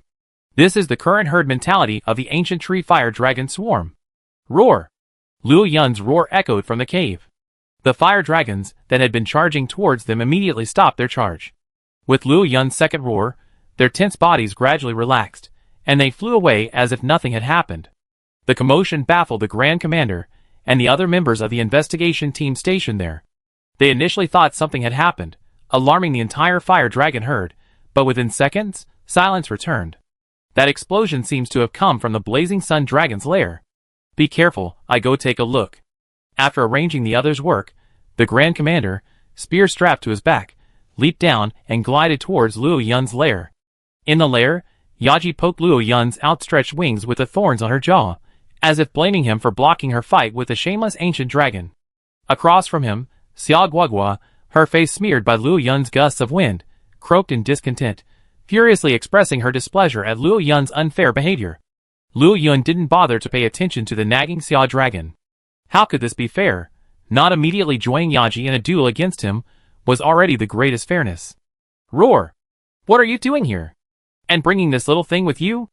Luo Yun glanced at the little mist dragon, which had just been thrown out by the mist dragon, and was now quietly lying beside it. It seemed too lazy to maintain its invisibility, lying flat on its back like a loser. Isn't it fair to say their mother and son? Their lying positions were surprisingly identical. Quack! As if somewhat dissatisfied with Luo Yun's disdainful look, the little Miss Dragon let out a protest cry. Though still young, the arrogance of a high ecological niche was already etched in its genes. Therefore, the disdain shown by non-ancient dragons, like Luo Yun, was something it took very seriously. Chapter 258. The azure pupils twitched slightly, and the pair of eyes fixed upon the protesting little Xiaolong, instantly releasing their imposing power. Instantly little Xiaolong's weakling cries ceased abruptly. The entire world seemed completely enveloped by the pair of blue pupils, and a sense of oppression washed over the dragon's body. Little Xiaolong unconsciously activated its invisible mode, instinctively attempting to avoid the mortal danger. Its four short legs trembled rapidly, as if each possessed its own consciousness. Stumbling and tumbling, it rushed behind Xiaolong, attempting to shield itself with its mother's large tail, seeking a tenuous sense of security. Quack! Hearing this trembling, unimpressive cry, Xiaolong remained motionless, its large eyes glancing back at its own rebellious son. Just a mere ancient dragon-level pressure, and look at him, so timid. How embarrassing. Quack! Just as he opened his mouth, Luo Yun's eyes turned unkindly, his target now at Xiaolong. For a moment, the scream that had been rising in his throat was abruptly stopped.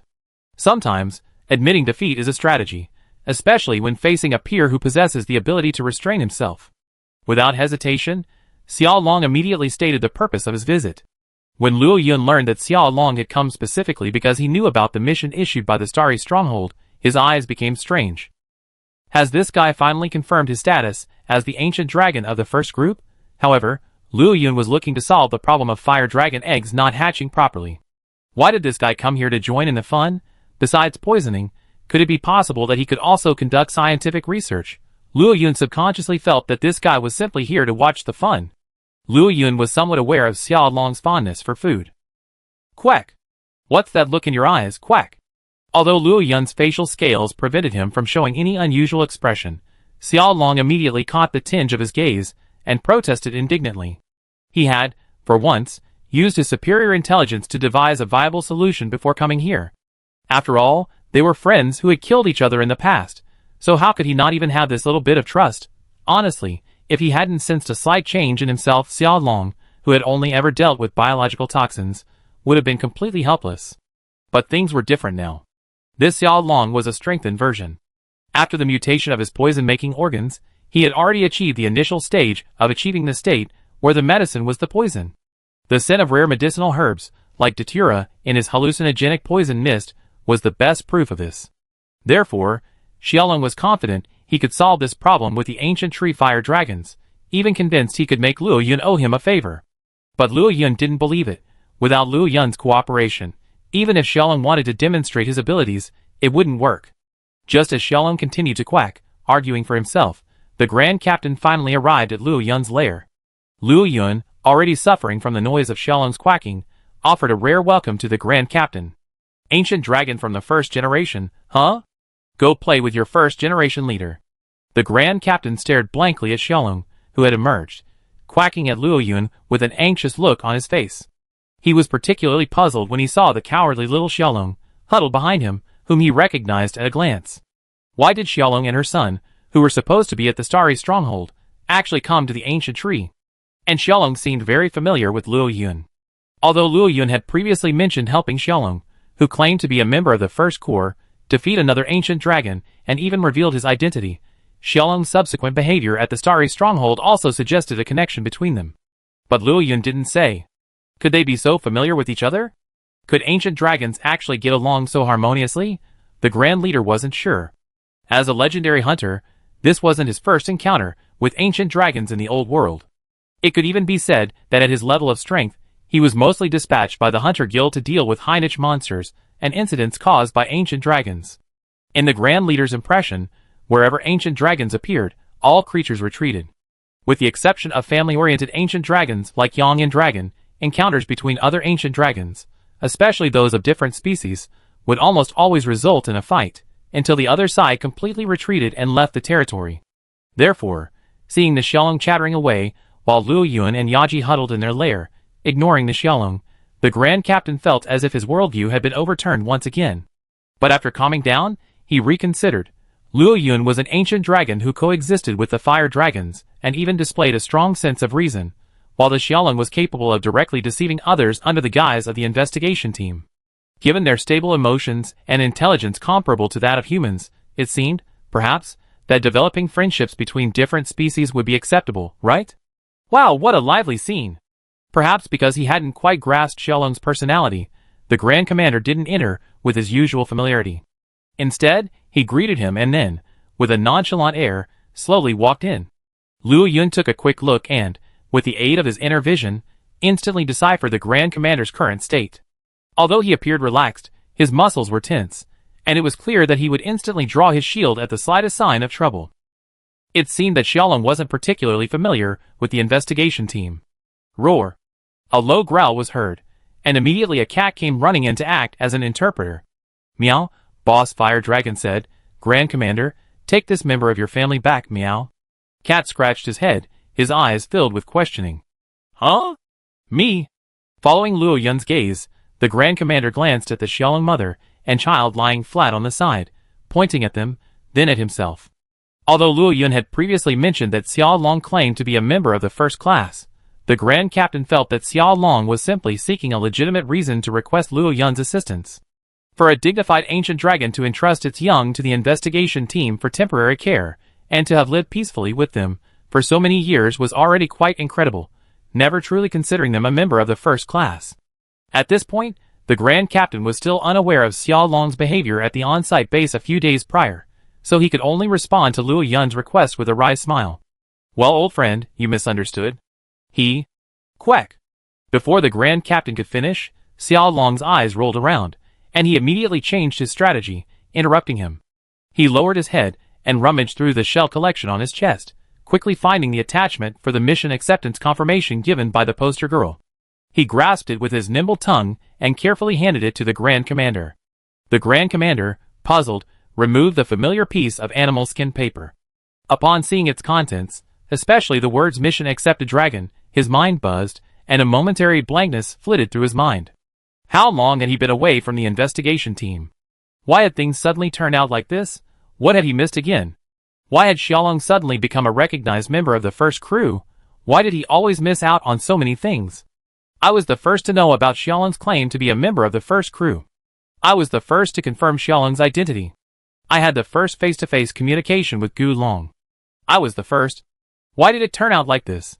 The Grand Commander, suddenly mired in self-doubt, didn't notice that the way Xiaolong looked at him was becoming increasingly unsettling. This guy's already seen the acceptance certificate. Why is he just frozen in place? Why don't you just endorse it? A grumble of discontent startled the Grand Captain. With a bitter expression, he placed the confirmation slip back on Xiaolong's still unretracted tongue, then regained his composure and looked at Luo Yun. It was clear that Xiaolong had shown him this slip at this moment in an effort to get his endorsement.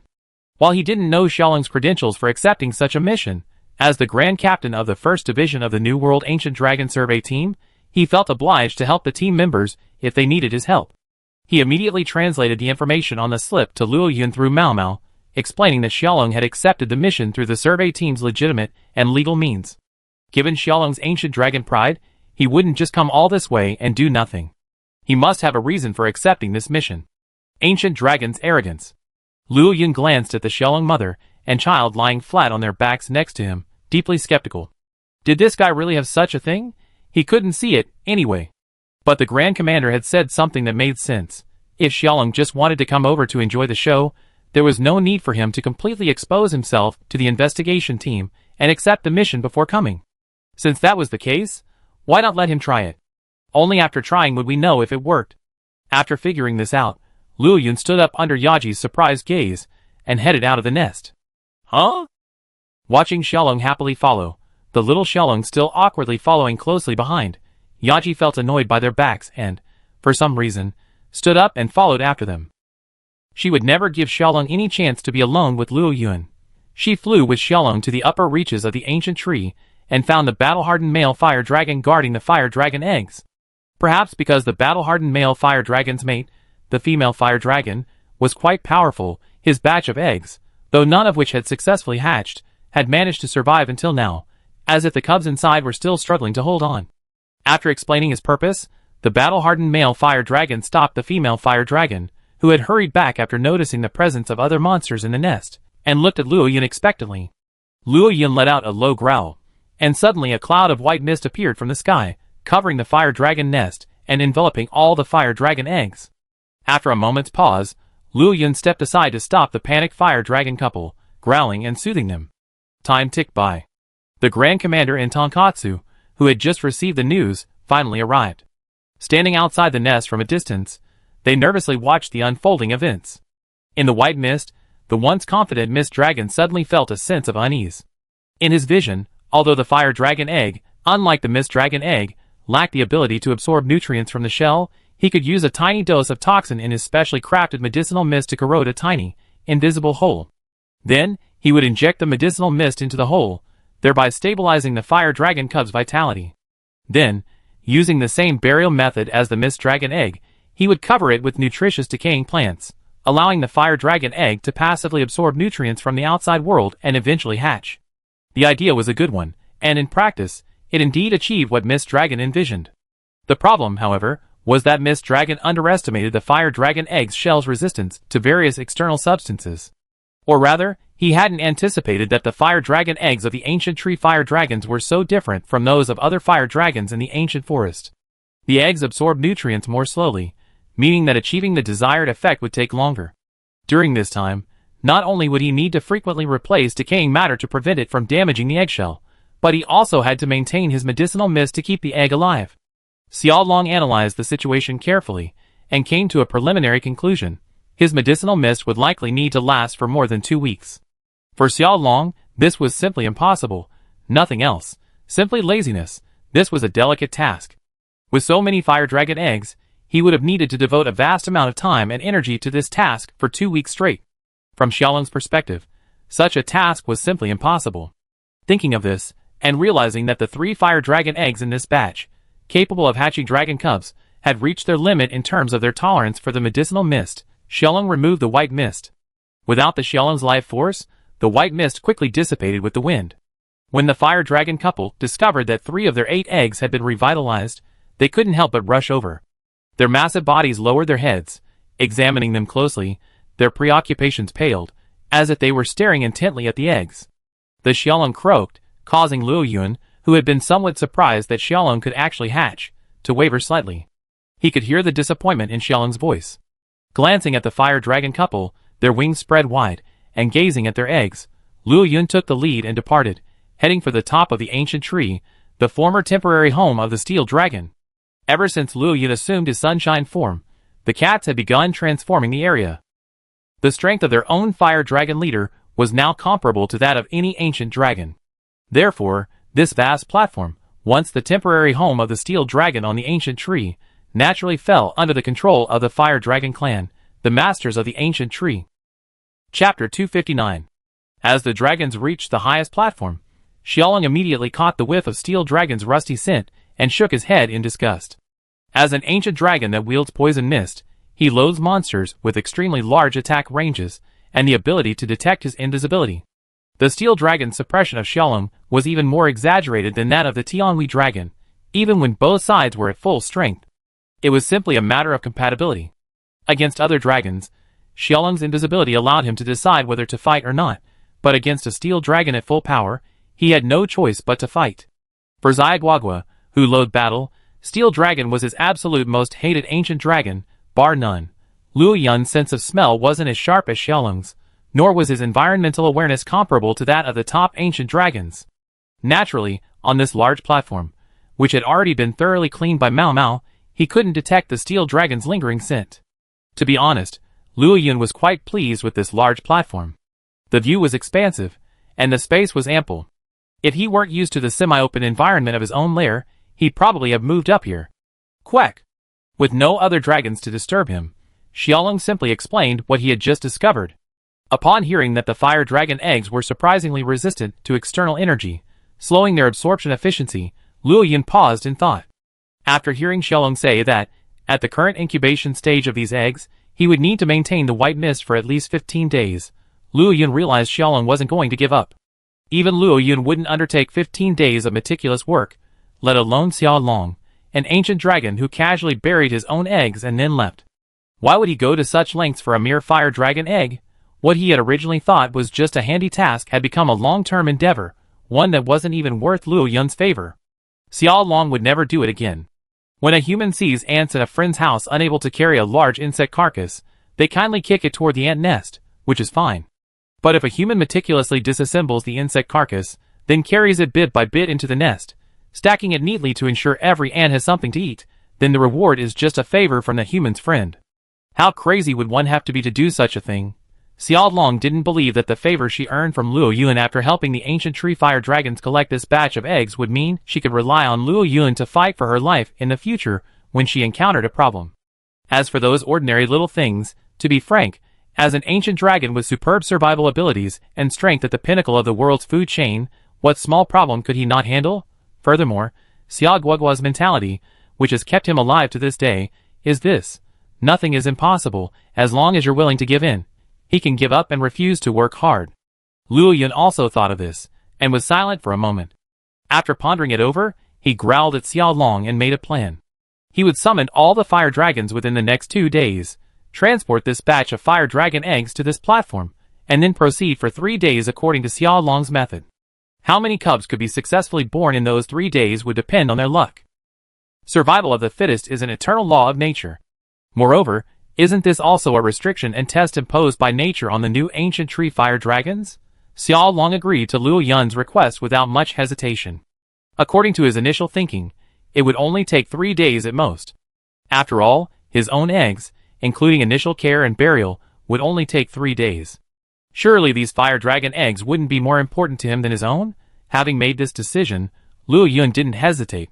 He flew decisively outside the treetops and roared loudly, summoning all the fire dragons in the ancient tree to the canopy, announcing his decision to gather all the fire dragon eggs. Although several female fire dragons were very resistant to the idea of taking their eggs outside the nest, with Yaji's cooperation and Luo Yun's strong control, they could only watch helplessly as Mao Mao carried away the remaining fire dragon eggs. Several mighty monsters, over 10 meters long, could only fold their wings and watch helplessly as the cats, clutching their own fire dragon eggs, followed them to the highest platform. Thankfully, with the full cooperation of the cats, the platform had constructed one crude version of a fire dragon's nest after another, using dead branches and vines as a standard, and marked accordingly to distinguish the eggs brought up. After the last egg was successfully placed in the nest, the cats quickly retreated, leaving only a large number of specially recruited guard cats to patrol the surrounding area to prevent so many fire dragon eggs from being gathered together and coveted by monsters. In the sky, female fire dragons, worried about their eggs, circled overhead, watching helplessly as a thick white fog enveloped the center of the platform, and the eggs disappeared one by one from sight. They were tempted to charge down, but they were deeply wary of the vague, yet oppressive, ancient dragon presence emanating from the white mist. Not to mention, Yaji's green figure, reflecting a golden metallic sheen, hovered above all the female fire dragons. Soon, half an hour later, the white mist dissipated, and the previously languishing fire dragon eggs finally recovered considerably, the deadly grayish-white hue fading considerably from their shells. The female fire dragons in the sky finally felt their anxiety subside. However, due to Luo Yun's presence, the invisible ancient dragon still emanated an overwhelming aura, so they could only watch from afar and dared not charge down. Quack! Xiao Long's voice rang out in displeasure. The thought of he casting the mist again in a few hours irritated her. Beside him, the little Xiaolong's large, round eyes widened. Other dragons couldn't see, but the little Xiaolong, instinctively using its tail to efficiently gather information about its surroundings, was well aware. Just now, his old mother had actually manipulated the white mist, multitasking simultaneously, precisely adjusting its toxicity to the condition of each egg. He wanted to emulate this incredible skill. The medicinal mist complemented the nutritious plants that the cat would place on the fire dragon eggs. The crushed plants provided nutrients, while the Xiaolong's medicinal mist sustained the fire dragon cubs, whose shells had corroded and thus become more fragile. Both were essential. This had to happen every few hours, which was precisely why Xiaolong didn't want to do it. For this, Luo Yun could only express his gratitude. He owed Xiaolong a favor. This went on like this for 2 days. That day, Xiaolong finished spreading the medicinal mist again and lay bored on the edge of the platform, staring with despair at the forest faintly visible beneath the clouds. He felt a deep sense of regret. There's still a whole day left. He doesn't want to stay even a minute longer. Why did he agree to 3 days? Chapter 260. Just as Xiaolong fell into self-doubt and dozed off on the edge of the platform, in a very hidden passage within the ancient tree, a battle-hardened stork stalked stealthily through the vine-covered tunnel. Drawing on 3 days of consistent practice, it expertly navigated one fork in the road after another. The level of security within the upper levels of the ancient tree was somewhat beyond the battle-hardened stork's imagination. A few days ago, because the wounds from the thousand-blade dragon's attack hadn't fully healed, it accidentally made a noise, and was discovered by those pesky cats. Led by a giant cat carrying a hammer, the cats, riding on thief dragons, meowed and chased it for most of the day. It tried to resist, but strangely, it couldn't defeat the cats, unable to defeat the thousand-blade dragon, the fire dragon, the jaw dragon, or even the poisonous demon bird. These battle-hardened stork had resigned themselves to it. But now, it couldn't even defeat a cat. This time, it truly became the lowest monster in the ancient tree forest. However, this minor setback couldn't crush the battle-hardened scratching bird. It didn't matter if it couldn't defeat it. It hadn't been killed yet, hadn't it? As long as it wasn't killed, it wouldn't give up its quest for rare dragon eggs. The battle-hardened scratching bird reached a fork in the road, but didn't rush forward. Instead, it crouched beside a cluster of poisonous mushrooms in the shadows of the fork, pecking at a few. Soon after, a group of ancient tree fire dragon cat warriors, armed with short swords, rode on thief dragons past the fork in the road. The scratching bird scent was masked by the scent of the poisonous mushrooms it had deliberately pecking at nearby, and the thief dragon beneath the cat didn't detect any unusual odor. As the patrol team departed, the scratching bird emerged with a haughty gait. With a powerful leap of its legs, it leaped onto the vine-covered passage across from the fork in the road. This passage, undiscovered by the cat, led directly to the terrace at the top of the ancient tree, the temporary home of the steel dragon. Other monsters feared ancient dragons, and the scratching bird was naturally afraid of them too.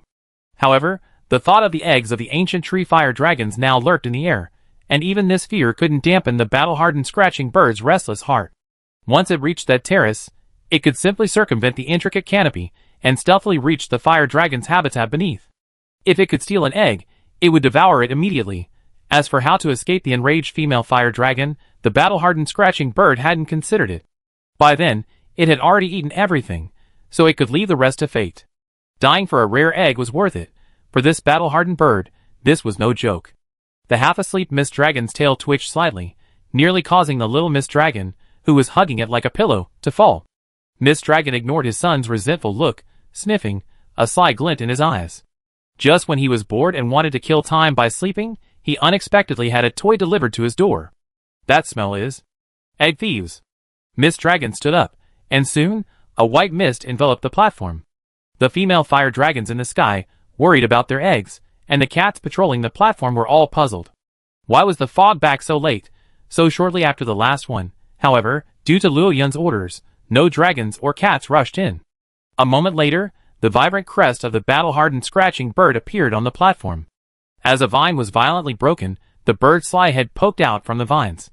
Before its eyes could adjust to the surroundings, it caught a whiff of a faint medicinal scent. The scent wasn't pungent, but for some reason, the bird suddenly felt groggy. After shaking its head vigorously to dispel the uncomfortable feeling, the bird opened its eyes again. The sight before it instantly excited the bird. What did it see? A pile of fire dragon eggs, neatly arranged in a simple nest that no dragon wanted. I can't eat them all. I can't eat them all. Saliva dripped from the corner of its mouth. Although startled by the sheer number of fire dragon eggs, it still looked around cautiously, checking for any fire dragons nearby. The sky was bright and clear, azure blue, without a single cloud. All around was silent. Not even a single flying creature, let alone a fire dragon, was visible. Deep down, the scratching bird felt something was amiss. The surroundings were a bit too quiet. But the sight of the pile of fire dragon eggs before it spurred it to suppress its doubts. At that moment, it knew only that there were no fire dragons around. Not a single one. While it didn't understand why the fire dragons had placed their eggs on this platform, it wasn't worried about angering a wind dragon that might suddenly decide to take up residence there. But this didn't affect the scratching bird's next move. Using its legs, it violently broke free of the vines entangled around it and, with a single leap, landed in the center of the pile of fire dragon eggs. With its years of egg-stealing experience, it quickly located several large, glossy fire dragon eggs. It picked them up and pecked gently with its massive beak. The eggshell's hardness was beyond the bird's imagination. This unusual hardness didn't cause the battle-hardened bird any doubt. Instead, it intensified its excitement. It's well known that the more powerful the creature, the harder the shell. The ancient tree fire dragons had mutated, so wasn't it normal for their eggs to be hardened? Thinking of this, the battle-hardened bird unhesitatingly cracked the eggshell and began to peck at the liquid egg inside. At this moment, beside the battle-hardened bird, a pair of invisible mother and child dragons watched the brightly feathered battle-hardened bird, which was cradling a stone and pecking at it continuously, swallowing the dirt from the stone while possessing a look of ecstasy on its face. It seemed quite satisfied with its meal. Just as the stone was about to be pecked clean, the little rosy dragon swung its tail and tossed a stone, also mixed with mud, at the feet of the battle-hardened scratching bird. Watching the surprised look on the scratching bird's face as it embraced the stone and began to peck at it, the mother and son both smiled maliciously. No monster in this world would have a favorable impression of a creature like the scratching bird. If it weren't for the fact that the scratching bird was low risk and mostly targeted herbivorous dragon eggs, thus having no negative impact on the ecosystem, its ecological habits would have long since wiped it out. Seeing the bloodshot eyes of the scratching bird grow thicker as it devoured the mud from its third stone, the rosy dragon realized it had reached its limit. There was no emotion in the pair of big eyes. It looked coldly at the battle-hardened bird as it blankly dropped the stone in its hand and staggered to the edge of the platform. Then it showed an expression of excitement as if it had grabbed the egg and was being chased. It jumped and crashed into the clouds below. Chapter 261. A group of foraging dragon thieves in the lower reaches of the ancient tree suddenly heard a loud crash. As they scrambled along the tree's roots, they saw a mass of shattered, rotten flesh scattered across a pit. The rich smell of blood, accompanied by a bloody mist that had not yet completely dissipated, slowly descended. A group of dragon thieves, treading through the bloody mud, rushed towards the slightly intact pieces of meat. They wanted to feast before other foragers, following the scent of blood, arrived. Otherwise, they would be left with nothing. Thanks for nature's gift. On the top platform of the ancient tree, the white mist dissipated, and the female fire dragons descended one after another. They each checked on their eggs. Finding nothing amiss, they breathed a sigh of relief, slowly pacing and continuing their vigilant inspection. For the battle-hardened scratching bird, this ending was probably a relatively good one. Although it was fake, before its death, it still tasted a delicacy it had never tasted before, right? The scratching bird's little incident finally relieved the boredom of the Xiaolong mother and child. At that moment, the little Xiaolong, resting on the Xiaolong's back, looked at its old mother with eyes full of twinkling stars. The ability to unconsciously control a living being, making it act according to one's will, is simply amazing. As the sun gradually set, a new group of survey team members arrived at the ancient tree. The Grand Commander, along with the Fire Dragon Deter warriors, personally went to the lower levels of the ancient tree to meet them. Seeing this group of dusty, grimy, and even ragged scholars, the Grand Commander was at a loss for words. He wanted to blame the two hunters, who had been assigned as escorts, but seeing their even more miserable state, he was momentarily at a loss for words. Ah! Why are you in such a mess? The craftsman, who had just finished dinner at the Fire Dragon and Cat seat, returned to camp and, upon seeing the scholar's state, instinctively asked. Well, on our way here, we were attacked by an electric dragon. Most of the pterosaurs were killed or injured, and we fell from a great height. If we hadn't landed in a stream, we would have been killed. The deputy director of the Ecological Research Institute explained to the Grand Commander with lingering fear. Upon learning that Xiaolong had accepted the mission, the Ecological Research Institute immediately selected a group of personnel, issued escort missions, and summoned two hunters. They hurriedly rode their pterosaurs to the area. Unexpectedly, upon reaching the outskirts of the ancient tree area, they were attacked by an electric dragon. Thankfully, there was a stream as a buffer, and the two hunters were quite skilled, so they fought off the electric dragon and made their way here on foot. Has Xiaolong solved the fire dragon egg issue? Before the head commander could say anything, the deputy director asked anxiously. They come all this time specifically to deal with Xiaolong. If the issue had already been resolved, wouldn't all the suffering they endured these past few days have been for nothing? Ah, well, maybe you arrived just in time. Although some resented these scholars for taking such a risk, after all, the combined number of scholars from the first and second groups was relatively small. Losing even one would be a significant blow to the current investigation team. However, their arrival was indeed auspicious. whether the relationship between the investigation team and the ancient tree fire dragons, which had stagnated since the Great Ant Mound wasteland, could be further strengthened depended on these scholars. The deputy director was a bit confused, but after the grand leader explained everything and learned the current situation, the scholars began to get excited. What's the biggest fear in scientific research? No projects, and now, the projects are here. The next morning, on the large platform, a group of scholars were blocked by female fire dragons at the only passage. If these chattering scholars hadn't each held a fire dragon identity scale, and if Deter hadn't been accompanying them, these sensitive female fire dragons would have attacked long ago. At Luo Yun's lair, Luo Yun, who had originally planned to go hunting with Yaji, was caught red-handed by the grand leader. Upon learning that a group of scholars were coming with the investigation team, he flew directly to the large platform without hesitation. Xiao Long, emerging slowly from the medicinal mist, spotted the scholars at the edge of the platform and wondered why they were there. Were they not afraid that the seemingly volatile female fire dragons would suddenly react with a sudden burst of fire and spit them to death? At this moment, Luo Yun's figure soared upwards, accompanied by a gust of wind. With a roar, the female fire dragons finally stopped their poised stance, ready to attack at any moment. Then, at Luo Yun's command, they reluctantly made way. Without the obstruction, the scholars rushed to the edge of the medicinal mist without hesitation. The deputy director produced a small bamboo pot and, eyes gleaming, collected some of the mist. Is this the white mist the Grand Commander mentioned, the one that keeps fire dragon eggs alive? It's truly amazing. I never thought the mist dragons could achieve this. Are there such differences between the mist dragons of the New World and the Old World? Or have the mist dragons of the New World also undergone a mutation different from those of the Old World due to the unique environment here? Or are they simply unique individuals? The deputy director muttered to himself, his hands moving quickly, as he quickly gathered 3 small pots of medicinal mist. Seeing the white mist enveloping the fire dragon egg wouldn't dissipate anytime soon, a group of scholars gathered around the edge of the mist and began analyzing the information they had gathered from yesterday to today. Just as the scholars began to brainstorm their own solutions, they were unaware that a rosy dragon lay beside them, listening. When a scholar's speculation was too far-fetched, it shook its head.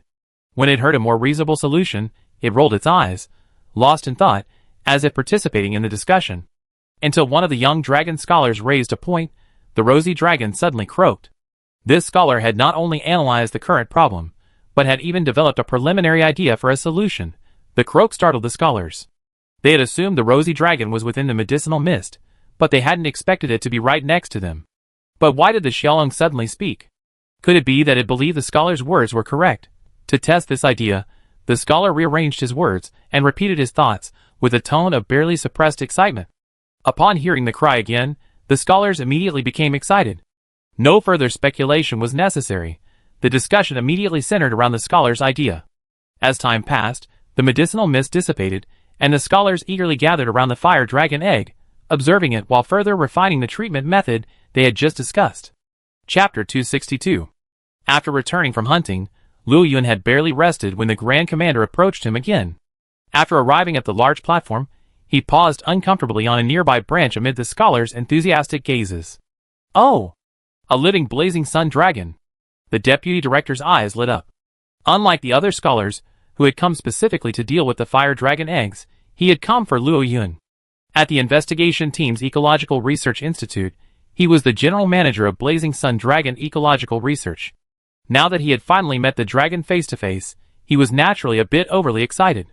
Somewhat overwhelmed by the old man's gaze, Luo Yun resisted the urge to spit out a breath of dragon fire and urged the Grand Commander to get down to business.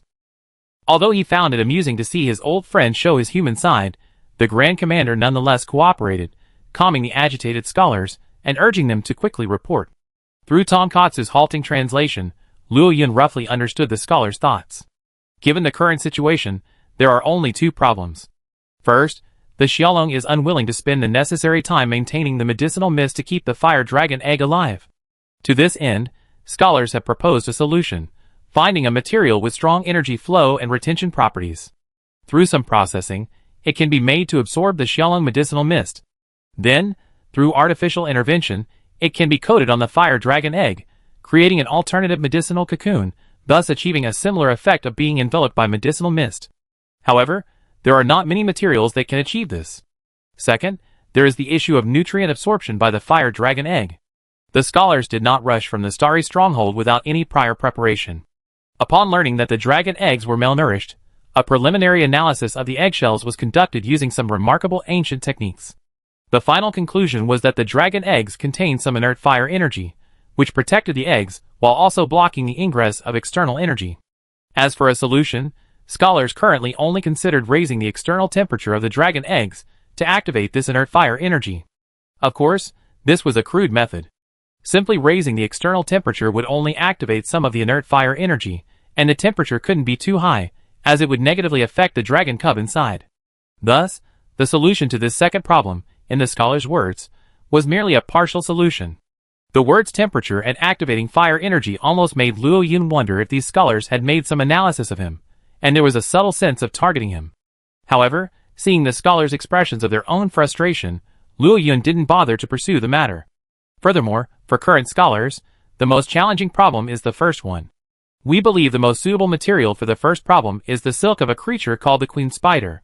This silk is often used to create breeding grounds and nests for the queen spider's young, the shrew spiders, playing a vital role in their hatching and growth.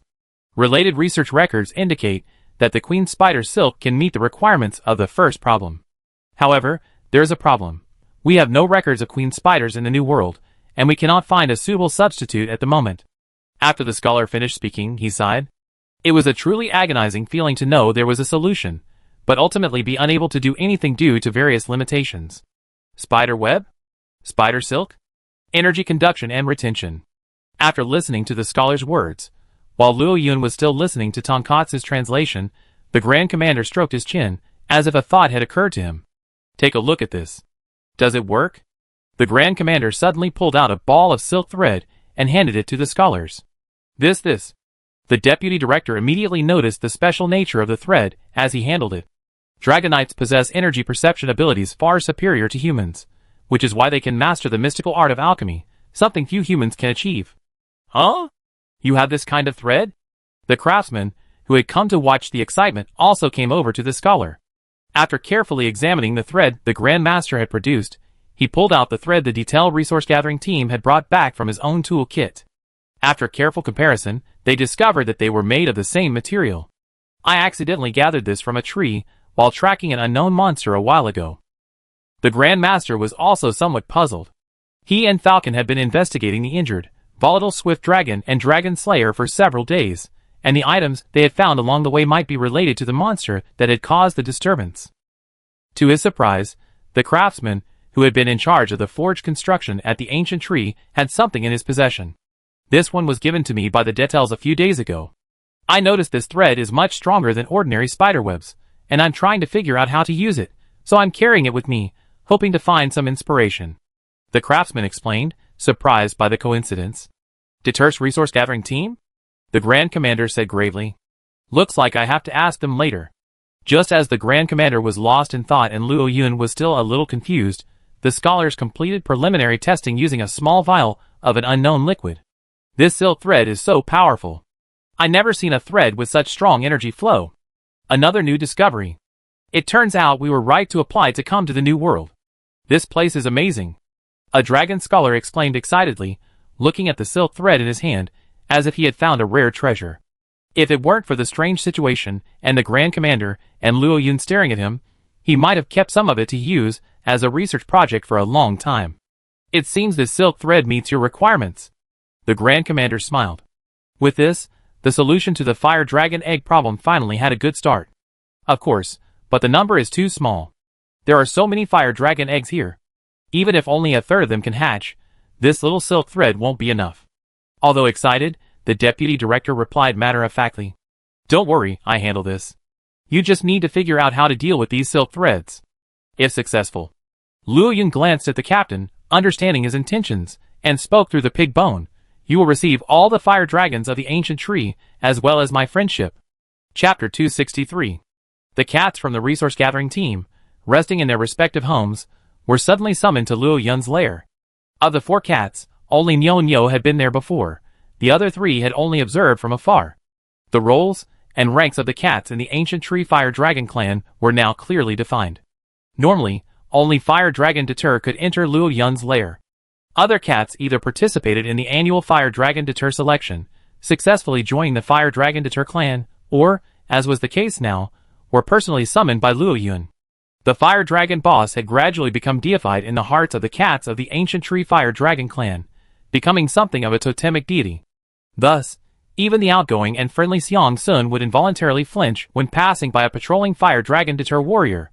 After all, this was a Fire Dragon Deter warrior, the most elite and formidable warrior of the entire ancient Tree Fire Dragon clan.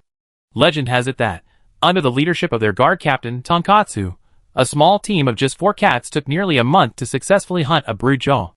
Now, the annual selection of Fire Dragon Deter has a new criterion, a record of defeating a Megatheosaurus. The requirements for ordinary Fire Dragon Deter are already so high, let alone those of the most elite guards. The Fire Dragon boss's guard consists of only 16 Deter. It's said that all of them have the talent to become hunting cats. Stake, the captain of their resource-gathering team, was once a member of the guard. At the thought, Xiangxuan's body stiffened slightly, fearing she might have fallen short. Soon, the cats from the gathering team arrived inside the nest, and saw Luo Yun's silver-white figure with a hint of red. Such beautiful scales! I want them! Xiangxuan, initially quite nervous, was immediately captivated by the scales, which reflected a silvery white metallic luster. Her large eyes sparkled, and she froze in place. Her companions noticed Xiangxuan's disrespectful behavior and quietly poked her, finally waking her from her reverie. At that moment, Xiangxuan realized where she was. A moment later, she lowered her head, feeling bewildered, fearing a reprimand from the Fire Dragon boss. Meow! Why are you daydreaming at such a crucial moment, meow? Am I going to be hated next, meow? The thought of being disliked by the Fire Dragon boss, and then, if word got out, by the entire ancient Tree Fire Dragon clan's deterrents, Xiangxuan suddenly felt that her future cat life would be extremely dark. She might even be expelled from the ancient tree. Don't think this is an exaggeration. If we divide things by era, the ancient Tree Fire Dragon clan is currently in a semi-civilized religious era. It's fair to say that every cat is a fervent Fire Dragon believer, and Luo Yun is one of those main gods or god kings. Thus, in such an environment, even a casual expression of disdain from Luo Yun could mean the difference between life and death for a deterrence. Thankfully, Luo Yun didn't take Xiangxuan's disrespectful behavior seriously. He was used to it, especially when he was replacing his scales. His cat guards had even engaged in a brawl over that one scale. When the cats in the resource-gathering team learned they needed to collect a large quantity of the silk thread Xiangxuan had brought back in a short period of time, they all turned their gazes toward Xiangxuan. Needless to say, Luo Yun understood that obtaining this thread was crucially related to this cat. Well, this thread belongs to my new friend. I can talk to him, but if possible, could we offer him some compensation? Xiangxuan said weakly. Although she wasn't sure if her new friend would be able to provide the thread, she would do her best to communicate. Furthermore, compensation would be even better. Xiangxuan's request was reasonable, but Luo Yun was a little confused when she heard that her friend, who had spit out this thread, seemed to prefer large pieces of metal or large, regular pieces of wood. According to Xiangxuan's description, her friend was probably a large monster. Luo Yun had initially assumed it needed food or something, but she hadn't expected it to be anything like that. What kind of bizarre hobby is this? At this thought, Luo Yun vaguely conjured up the name of a monster. If there were any monsters that truly liked metal blocks and large pieces of wood, it would probably be this one. But, is there a mantis in the new world? The thought was a bit scary. After all, it was guaranteed to be ancient dragon level, with a maximum limit of being a super monster that could be unlocked. Aside from being unable to fly and lacking any ultra-long range attacks, it had few major drawbacks. If it really was a mantis, then his original plan to use violence to subdue it if the aromatherapy negotiations failed would naturally be abandoned. Just kidding. Although Luo Yun relied on his flying ability to avoid the mantis, that creature was definitely capable of tearing down an ancient tree. When it came to field destructive power, the mantis was no less capable than any supersized ancient dragon. After asking Xiangxuan and the other cats about the other person's appearance, Luo Yun's initial hopes were extinguished. Upon realizing that the silk thread belonged to the mantis, his eyes changed as he looked at Xiangxuan. I hadn't expected this cat to become friends with a mantis. Could it be that even a monster like the mantis, whose rationality outweighs its emotions, couldn't resist the allure of a cat? After abandoning the idea of abduction by force, Luo Yun immediately ordered the large parts for the cable car to be delivered to the resource collection team, allowing the cats to attempt to exchange them with the mantis for sufficient silk thread. There were priorities. The cable car construction could be delayed, but the issue of these fire dragon eggs must be resolved first. Upon receiving Luo Yun's order, 3 resource-gathering teams, each consisting of 4 cats and 2 thief dragons, set out together, led by 2 female fire dragons carrying a load of timber, heading for the location of the mantis. At the hunter camp, the Grand Captain and Falcon, seeing the fire dragon's massive display, immediately approached Luo Yun, expressing their desire to join the expedition. Looking at the 2 excited faces, Luo Yun considered the Grand Captain's presence, believing it might provide some reassurance for the cats heading off to negotiate, and so he agreed. But it wasn't free. The Grand Captain had to offer a corresponding reward for the investigation before they would join him. The Grand Captain had no complaints, instead believing that Luo Yun's businesslike approach demonstrated his respect for the investigation team's rules. After all, he was essentially piggybacking on Deter's favor, and he owed Luo Yun a debt of gratitude. Chapter 264. West of the Ancient Tree Area, in the Ancient Ruins Basin. Accompanied by the sound of churning earth, the mantis struggled to pull at the silk thread tied to the forest outside the basin, crawling out of a large crevice. The golden carapace was now caked with mud, with broken branches and weeds hanging from it, making the mantis appear pitiful for a moment. Throwing down a large stone pillar bound with white silk thread to its forelimbs, the mantis swung its forelimbs, pulling a tightly wrapped cocoon from the forest, along the interwoven silk thread. With a powerful rip from its forelimbs, the carcass of a relatively well-preserved herbivorous dragon fell to the ground. After carelessly discarding the broken cocoon shell, it, not caring about the dirt on its body, began to devour it. There was no other way. Digging underground in the forest was simply too difficult. The soil's intense stickiness was a problem, and the intricate web of plant roots, the hard boulders that occasionally got stuck in the way, and the strange minerals all presented significant obstacles to the mantis. This was the only ancient ruin the mantis had found so far, and it couldn't give up even if it wanted to. Furthermore, given the conditions here, its ruins couldn't be buried beneath the sand like its mother had, so it had to build in this basin. This posed another enormous challenge to the mantis's design abilities. After eating, the mantis dangled unassumingly on its silken whip, gazing at the tattered, mud-filled pile below. Suddenly, it missed the little creature it had seen a while ago. At least with the little creature's help, it could easily make choices, instead of being reluctant to part with one thing and unwilling to give up another. After so many days of digging, its ruined city still had zero growth. Clearly, this mantis had not only a hint of obsessive-compulsive disorder, but also a considerable difficulty in making decisions. Lying helplessly on the web, the mantis even considered searching for the little creature, but the forest was so vast, and it wasn't the type of monster that excelled at tracking, so the idea had to be abandoned. It could only wait for the little creature to suddenly reappear in its spare time after a busy day of digging.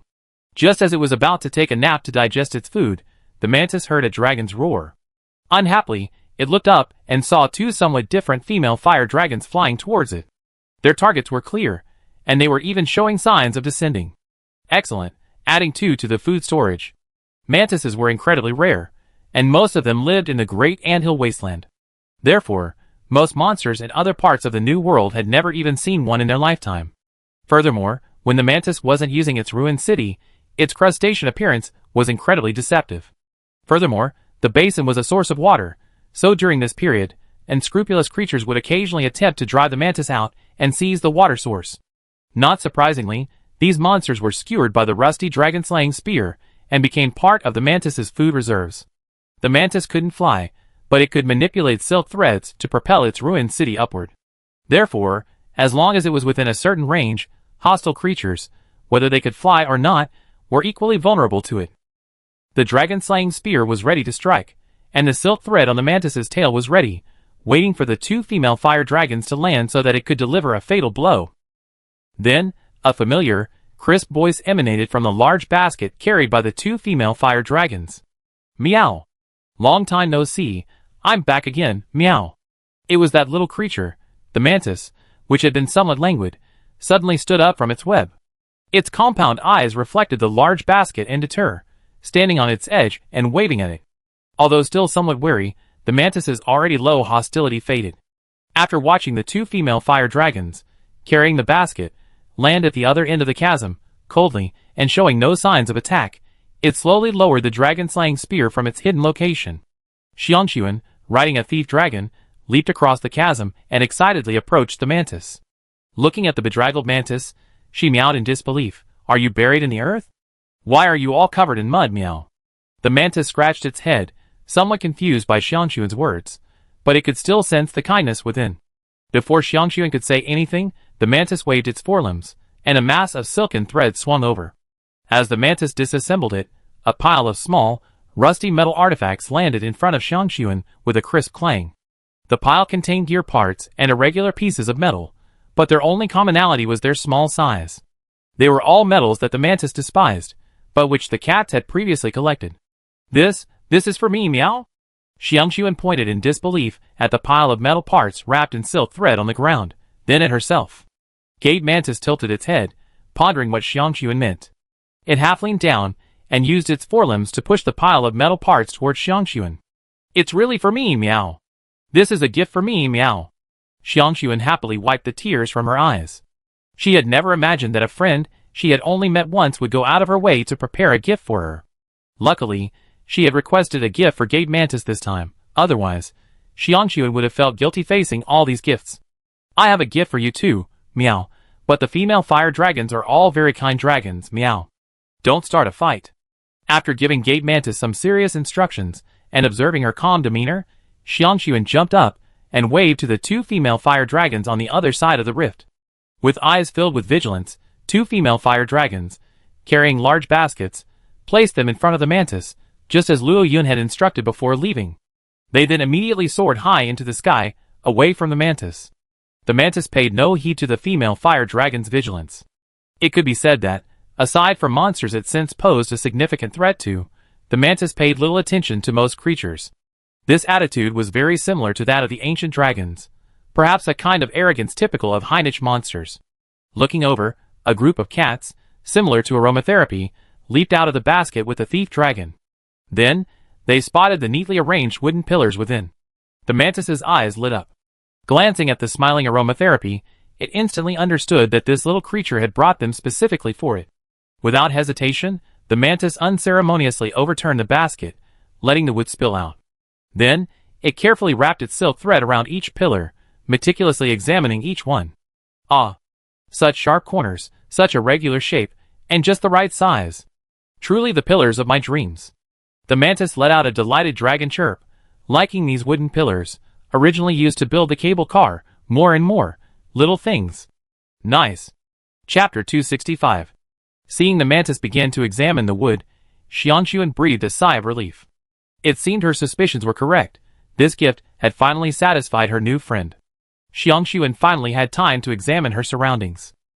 The basin was dotted with numerous unidentified pillars, each wrapped in coils of white silk thread. Upon closer inspection, she discovered they were constructed from scraps she had scavenged from the pile of junk with Xiangxuan's assistance. The mantis had used these pillars, along with some newly collected stones and wood, to transform the center of the basin into a nest covered in silk webs. The appearance was surprisingly chaotic yet possessed a certain order. Huh? Is this a discarded meow? Soon, Xiangxuan spotted a shredded cocoon beneath the spiderweb. She jumped over and pried at it with her claws, discovering that the threads, though a little dirty, were still remarkably resilient. Meow! Immersed in its own thoughts, pondering how to use these new ruined city parts, the mantis was drawn to Xiangxuan's rapid meows. Seeing Xiangxuan repeatedly trying to drag the cocoon she used to store food, it was momentarily confused. Meow!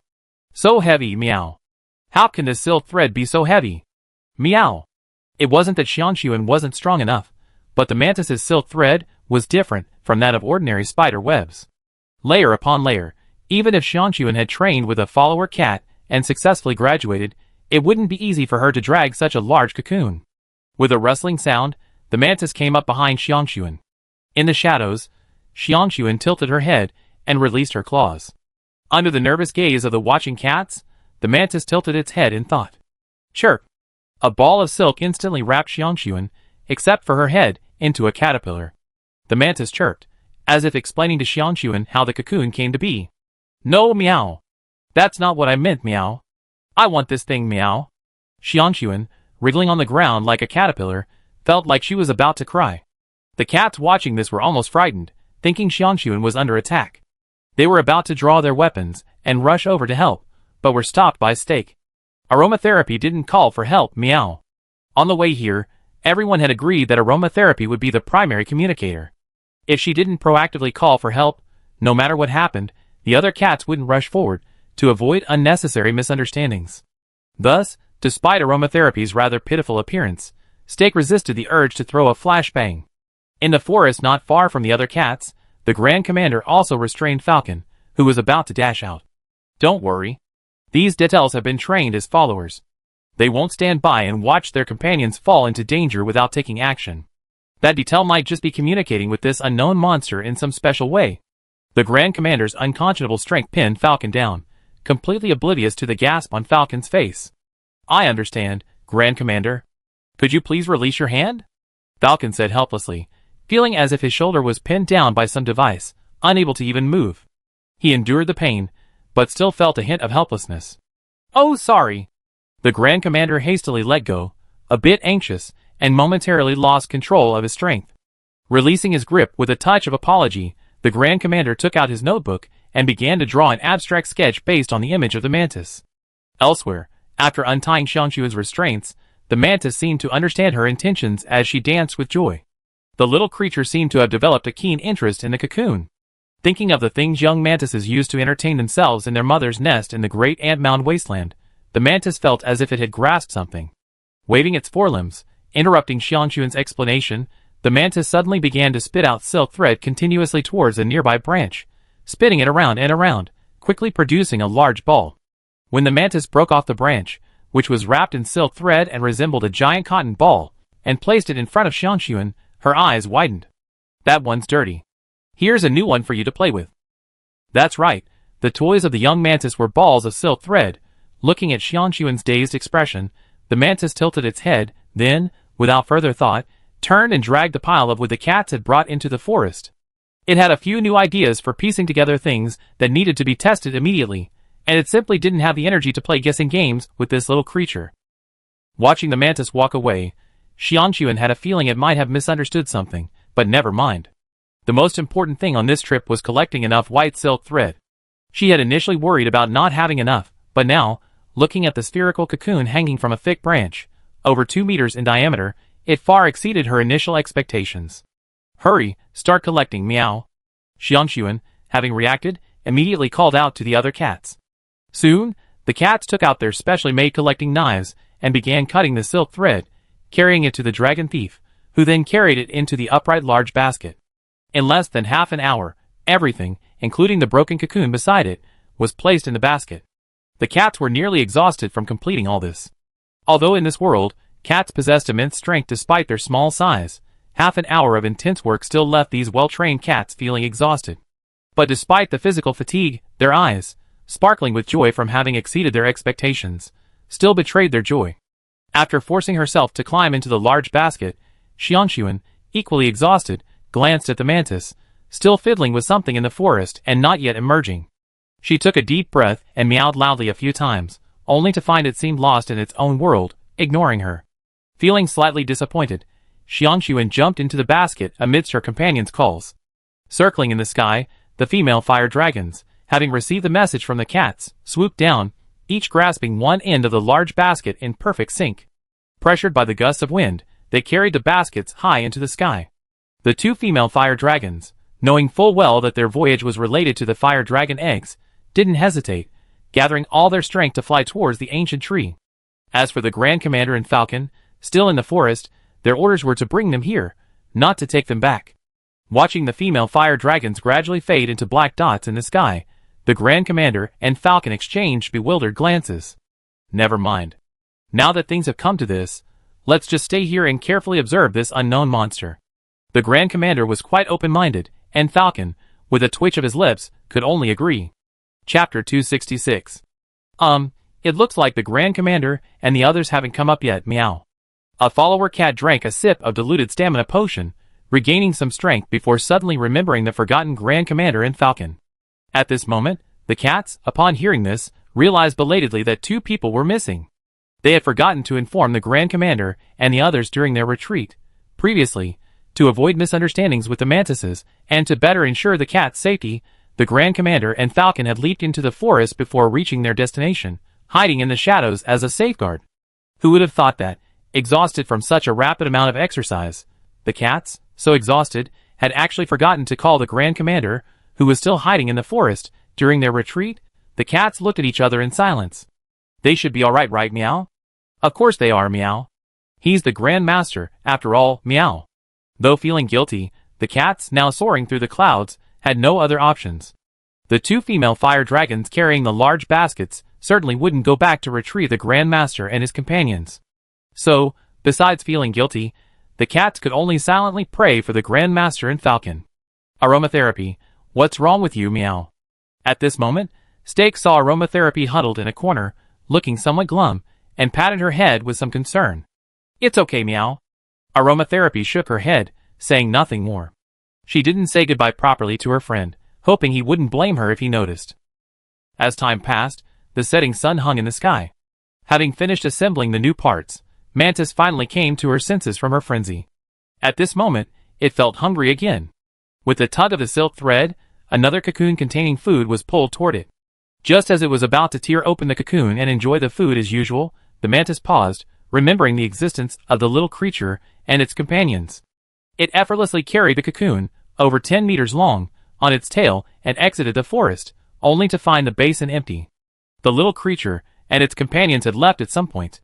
Still feeling a little lost, the mantis noticed that the metal fragments it had collected and the ball of silk toy it had crafted were also gone. For some reason, a sense of relief came over it. It had a better idea of the situation it had been in while trying to piece together the ruins.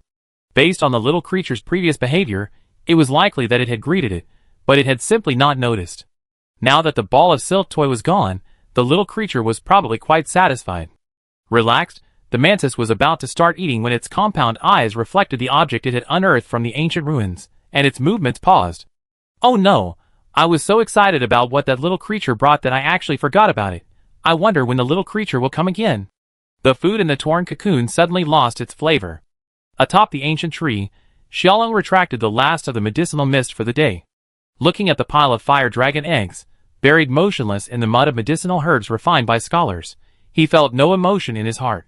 He even wanted to laugh. Finally, he was free. 3 days. Do you know how he got through those 3 days? Now he's finally free. How could he not be happy? What did this have to do with the fate of these fire dragon eggs? Just as he was happily planning to chat with Luo Yun, teased the female fire dragon, who was undergoing transformation and flew into a rage at the slightest provocation, and relieve himself from the day's fatigue, he saw the scholars, accompanied by several thief dragons, rushing up quickly. Xiaolong suddenly had a bad feeling. Is he going to have to work overtime? Scholars carefully placed spider web soaked in the prepared alchemical potion over the fire dragon eggs. Thankfully, the silk threads Detail and his companions brought back were in pieces, saving us the trouble of reweaving them. Otherwise, these webs might not even be usable tomorrow, a scholar lamented after entangling the last fire dragon egg. Elsewhere, Xiaolong reluctantly appeared under Luo Yun's gaze, lowering her head and taking dejected steps as she returned to the fire dragon eggs. Opening her mouth, the white potion spread continuously over the fire dragon eggs. In the white mist, a dragon scholar wearing dust goggles and a face towel drank a bottle of antidote and then took a traditional Chinese medicine pill. While the medicine was still taking effect, he used an unknown metal piece to measure the absorption of the drug mist on the wire mesh. Alright. That's enough. That's it. Amid the dragon scholar's loud shouts, Xiaolong sighed, and was about to stop exhaling the mist when his round eyes glanced at Luo Yun, who seemed a little nervous. Suddenly, he extended his tongue and swept the dragon scholar out from the center of the fire dragon egg. Quack! Stop getting in the way, quack! With a quack, Xiaolong suddenly increased the speed of his drug mist exhalation. Amid the dragon scholar's constant cries of enough, enough, no more, he adjusted the proportions of his own drug mist. Soon, the originally white medicinal mist quietly took on a vibrant hue. 2 minutes later, Xiaolong finally stopped, not even glancing at the scholars rushing into the still dissipating medicinal mist with testing equipment. He strode forward, his head held high, and proudly approached the onlookers, Luo Yun. Quack! I added something else, quack! It make the medicinal properties last a little longer, quack! How could Xiaolong compare to the dragon scholars, who could only rely on preliminary inspections with testing equipment, in terms of their familiarity with these fire dragon eggs? The medicinal properties required for each egg varied slightly, and the alchemical artifacts in the hands of the dragon scholars could only determine conditions within a certain range, effectively providing a standard value. For some fire dragon eggs, this standard value could actually have a negative impact. While it wasn't clear what processing the dragon scholars had applied to the nets, Xiaolong observed that it simply enhanced absorption and energy retention. While the operation was feasible, it was a bit crude. For Luo Yun's sake, Xiaolong also intended to improve his image, which had nearly collapsed in his eyes, and showcase his true side as an ancient dragon. Therefore, Xiaolong directly supplemented and improved his original plan, changing some of the medicinal mist's ratios and incorporating some life energy.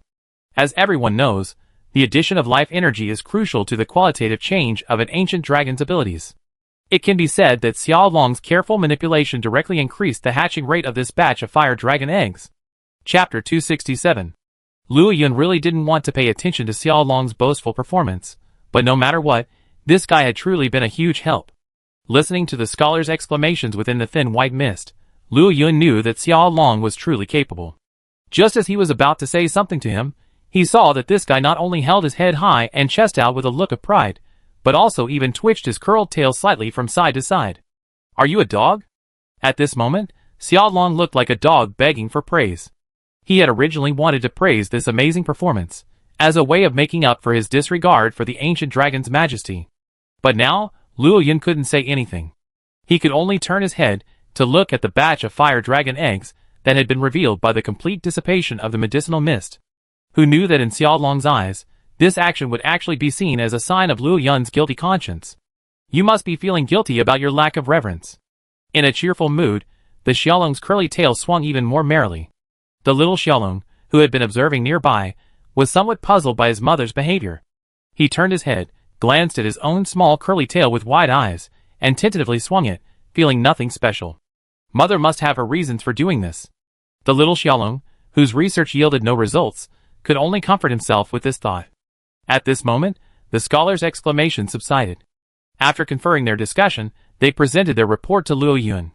On one hand, they praised the Xiaolong's astonishing wisdom and the miraculous new medicinal mist, which completely overturned all records of Xylongs in the old world and marked another historic breakthrough in the history of Xylongs. The cat in charge of translation was at a loss for words, unable to translate. All it could say was, "Amazing, powerful, godlike." The Xiaolong, understanding the praise, had reverted to stealth, but its enormous tail was already wagging like a rocket. "That's right, quack. That's me, quack. The first problem has been perfectly solved. As for the second, we plan to build a furnace and, through artificial temperature control, spread the fire dragon eggs over it, maintaining a temperature of around 45 degrees Celsius to activate the fire energy within the eggshells." The scholars were somewhat frustrated. Normally, to activate inert fire energy, without the alchemical technique known as attribute liberation, a temperature of around 50 degrees Celsius was required. However, maintaining 50 degrees Celsius for an extended period on these fire dragon eggs would be enough to kill the fragile young within. Therefore, after repeated calculations and deliberations, they decided to try using 45 degrees Celsius to activate the fire energy. While this approach wasn't particularly effective, it was better than nothing for these precarious fire dragon eggs. The scholar's proposed method of manual intervention was considered a good one. After all, in a world where technology relies on archaeology, neither alchemy nor technology has reached the splendor of ancient times. Achieving this in such a short period of time is truly top-tier scientific achievement. If we can activate fire energy, what temperature would be ideal? Luo Yun suddenly asked this question through Cat. The scholars looked at each other, confused as to why Luo Yun had asked, but they quickly replied, "For ordinary fire dragon eggs, a temperature of 25 to 30 degrees Celsius is optimal. However, considering that this batch of fire dragon eggs has undergone certain mutations, a temperature between 35 and 40 degrees Celsius is most suitable. This temperature will not affect the fire dragon egg's absorption of external nutrients, while maximizing the effectiveness of the medicinal properties on the silk screen." Hearing this answer, Luo Yun breathed a sigh of relief. He could maintain this temperature without disrupting the ecosystem. It could even promote the growth of plants in the ancient tree zone, those perennially immersed in the earth vein nodes. After consulting the scholars again, and learning that 6 hours a day was the optimal time for drug absorption, Luo Yun soared into the sky amid their hesitant gazes. A dragon's roar startled the drowsy Rathalos awake from their lazily lazing in their lair. "Roar, oh!" The response, a mixture of a roar and a yawn, echoed. Soon, the Rathalos, with its head drooping and wings seemingly flapping weakly, soaring and swooning in the air, seemingly ready to fall asleep in the next second, soared. This thing is useless. This was Luo Yun's indignant assessment of the Rathalos. But come to think of it, the fire dragon itself is arguably the strongest under the ancient dragons. After years of symbiotic mutation, it's now able to control its own flames. It lives a carefree life, but without a wife, so it's understandable that it might be a bit decadent in its daily life. The fire dragon lurched over to Luo Yun's side, its eyelids drooping as it growled in a half-dead voice. Though he didn't specifically glance at the expressions of the people on the platform below, Luo Yun couldn't hold back a bit when he heard the mist dragon's gloating croak. In the minds of other creatures, fire dragons are known for their short tempers, seemingly boundless energy. The sudden appearance of a slacking creature was a strange sight. The tail lifted and lashed out at the great fire dragon's head with a snap. The other's eyes instantly cleared. Boss! Meeting Luo Yun's cold gaze, the great fire dragon's heart sank. Its entire body suddenly became vibrant, as if ready to attack at Luo Yun's command. Light of fire. The great fire dragon blinked, suddenly understanding Luo Yun's meaning. With the explosion of a cloud of fire, the great fire dragon was instantly engulfed in raging flames. With a brief, almost imperceptible charge, a breath of searing fire enveloped Luo Yun. As the scholars below stared in astonishment, the assassination unfolded in a blazing display. Is this what the Grand Commander's notes mentioned? Another fire dragon, engulfed in flames, challenging the fire dragon king for the throne? It's so sudden, at such a critical moment. Looking at the flustered scholars, Xiaolong and Mao Mao, who knew the situation, were speechless. What the hell is going on? A challenge to the fire dragon king. Is this mighty fire dragon even worthy of this? Seeing the scholars shakily pull out their notebooks, seemingly about to make some inappropriate notes, the cats immediately pounced to stop them.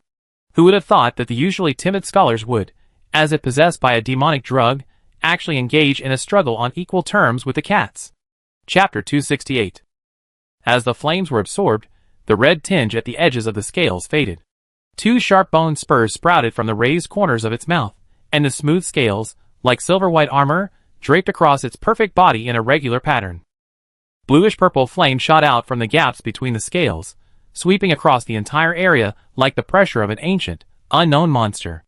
The blood within its body, imbued with a vast amount of life energy, rapidly flowed, transforming that life energy into fire energy, colliding and merging with its internal energy organs. Finally, it cascaded forth into an incredibly pure, high-temperature catastrophe flame. As its massive wings spread, the orange-red flames instantly stained blue-purple. The oppressive feeling of an ancient dragon instantly enveloped the entire ancient tree area, repressing the monsters. Some of the more timid monsters, such as the poisonous demon bird and the scratching bird, frantically fled to the narrow, hidden areas of the forest, seeking some psychological comfort in the dark, enclosed environment. The bolder, higher-niche monsters looked up in confusion, their gazes seemingly piercing the dense forest, as they caught sight of the godlike figure atop the ancient tree. They wondered what had caused the ancient tree master to display such a gesture once again. Is this the blazing sun dragon's true form? The deputy director stammered, his notebook dropping to the ground from his hands trembling with excitement. The scholars, who had been venturing into their imaginations and battling the cats, also gave up. Faced with that magnificent and majestic figure, the dry words of this world were no longer enough to describe it. Beauty? Intimidation? Ferocity? Ferocity? These words could surprisingly be simultaneously expressed in one being, blending seamlessly. A miracle of nature. At this moment, only these words could capture the scholar's truest thoughts. Overwhelmed by this sudden sense of oppression, Little Miss Dragon stared in disbelief at the silver figure in the sky. He hadn't expected this unique fire dragon, seemingly a slightly more powerful creature these past few days, to actually hold the pinnacle of its ecological niche. And it wasn't just a temporary powerhouse of special status. They shared similar blood. Even without concealing themselves, the ancient dragons could vaguely sense each other's presence. Xiaolong was also puzzled. The last time Luo Yun besieged that villain on the Coral Plateau, he looked like an ordinary ancient dragon-level creature. How had he suddenly become an ancient dragon? Or had Luo Yun still not yet demonstrated his full strength? Feeling deceived, Xiao Guodua felt both aggrieved and relieved. The aggrieved thing was that since this guy was also an ancient dragon, then he, who had previously tried to display his majesty, was now a complete clown in front of Luo Yun. Luo Yun might even be secretly laughing at him. We're all ancient dragons, so why are you pretending? The fortunate thing was that, after some determined maneuvering, he and Luo Yun had become an ally of sorts. Not many creatures in this world were willing to face two ancient dragons at once. He was truly resourceful. The slight sway of his tail inadvertently shielded the little Xiao Long, shielding him from Luo Yun's pressure. The fire dragons in the ancient tree flew out of their nests and into the sky. One of them, reflecting a golden glow, rushed to within a short distance of Luo Yun. Seeing Luo Yun's now even more majestic appearance, it roared with heartfelt pride. This roar was like a fuse, and dragon roars echoed one after another, a celebration of strength and a cheer for the tribe. As the flames were completely absorbed, Luo Yun opened his eyes amidst a fierce gust of wind. Feeling his body, now brimming with energy, and seemingly completely different from before, he quickly retracted the pressure he had been radiating. Amidst the dragon roars, Luo Yun began to manipulate the sunlight, activating the fire energy in the area while keeping the temperature around 35 degrees Celsius. The temperature is starting to rise. Is this something similar to the Sun Flame Dragon's ability? The deputy director, having forced himself to calm down, sat down on the ground, picked up his notebook, took a deep breath, and began to record and analyze Luo Yun's current condition. He understood that the second problem with the fire dragon egg had been solved, and perfectly solved. At that moment, the deputy director felt incredibly fortunate that he had impulsively and brazenly snatched the task of analyzing the Sun Flame Dragon's ecology from another young scholar. This is the ancient dragon.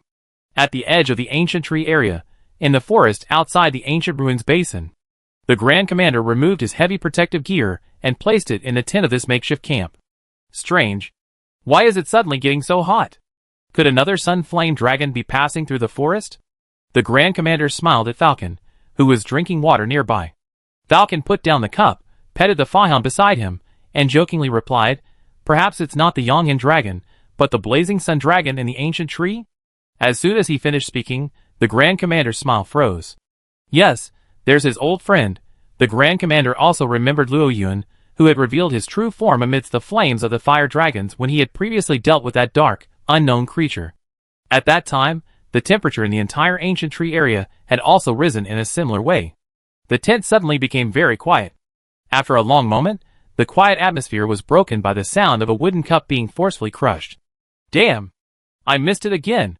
Falcon looked at the remaining cup in the Grand Commander's hand, his eyes twitching. He said nothing, though a small regret welled up in his heart. Thus, he mentally decided not to go on missions with the Grand Commander next time. Climbing out of the great crevice, the mantis, beaming with joy, gently placed a long, dragon-slaying spear-like object into its nest.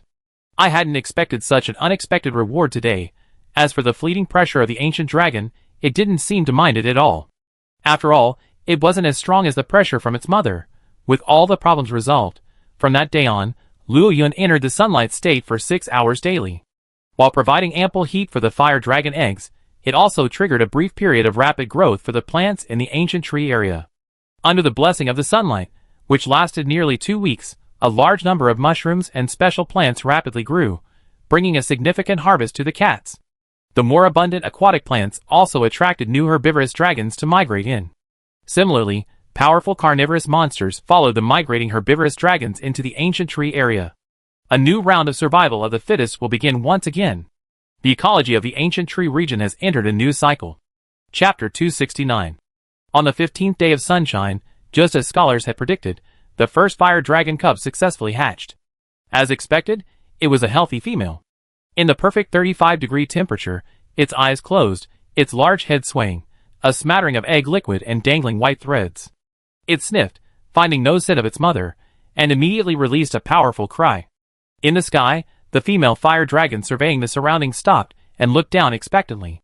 Soon, one of them roared with joy, flapping its wings wildly, and swooped down.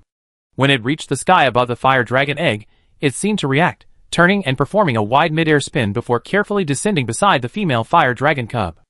A soft hum escaped its nose, and its tongue extended to lick the impurities off the cub. The female dragon cub, eyes closed, shook its head, feeling the warmth and wetness against its body and sniffing the reassuring scent. Then, slowly, it stopped crying. Instinctively, it lifted its wings and gently rubbed its mother's chin. This seemed to be the first time the female dragon had become a mother. Feeling the touch against her chin, she was tempted to spread her wings to vent her inner ecstasy, but she stopped herself at the last moment, fearing she might accidentally injure the newborn. Wow, wow! As if absorbing its mother's scent, the female dragon cub opened its mouth and cried softly. Watching her cub's movements, the mother dragon felt a little bewildered. Unable to understand what the cub was trying to say, she raised her head and looked around in panic. This bewildered look resonated with the other female dragons watching from the sky below. They had behaved similarly the first time they hatched their young. Luckily, although this female fire dragon was a first-time mother, she was surrounded by experienced cats. With the sound of a bone whistle, several cats in aprons quickly arrived, wheeling a cart of nutritious liquid food they had prepared days before. Now, the mother fire dragon understood what she had to do. Through the large hollow spines in her chin, she slowly fed the nutritious liquid food, prepared with cat-like skill, to her crying young. This heartwarming scene brought tears to the cat's eyes.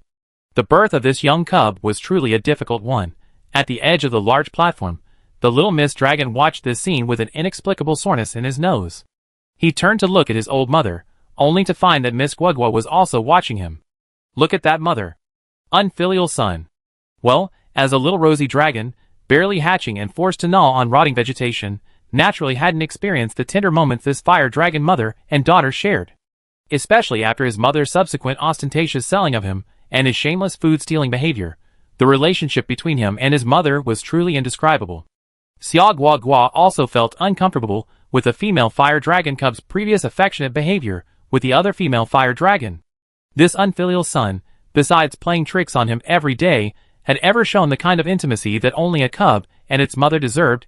He had clearly given the little rosy dragon so much maternal love. What an unfilial son.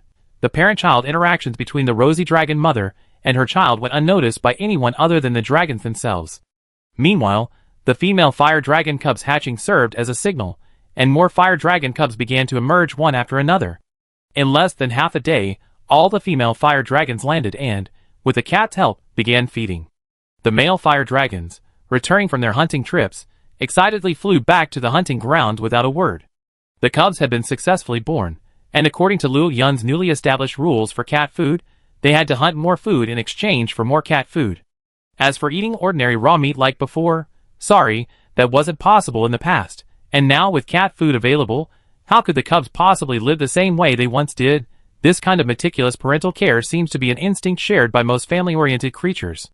For fire dragons, this love lasts for 3 to 5 years, only to fade away precipitously once the cubs have acquired the ability to hunt independently.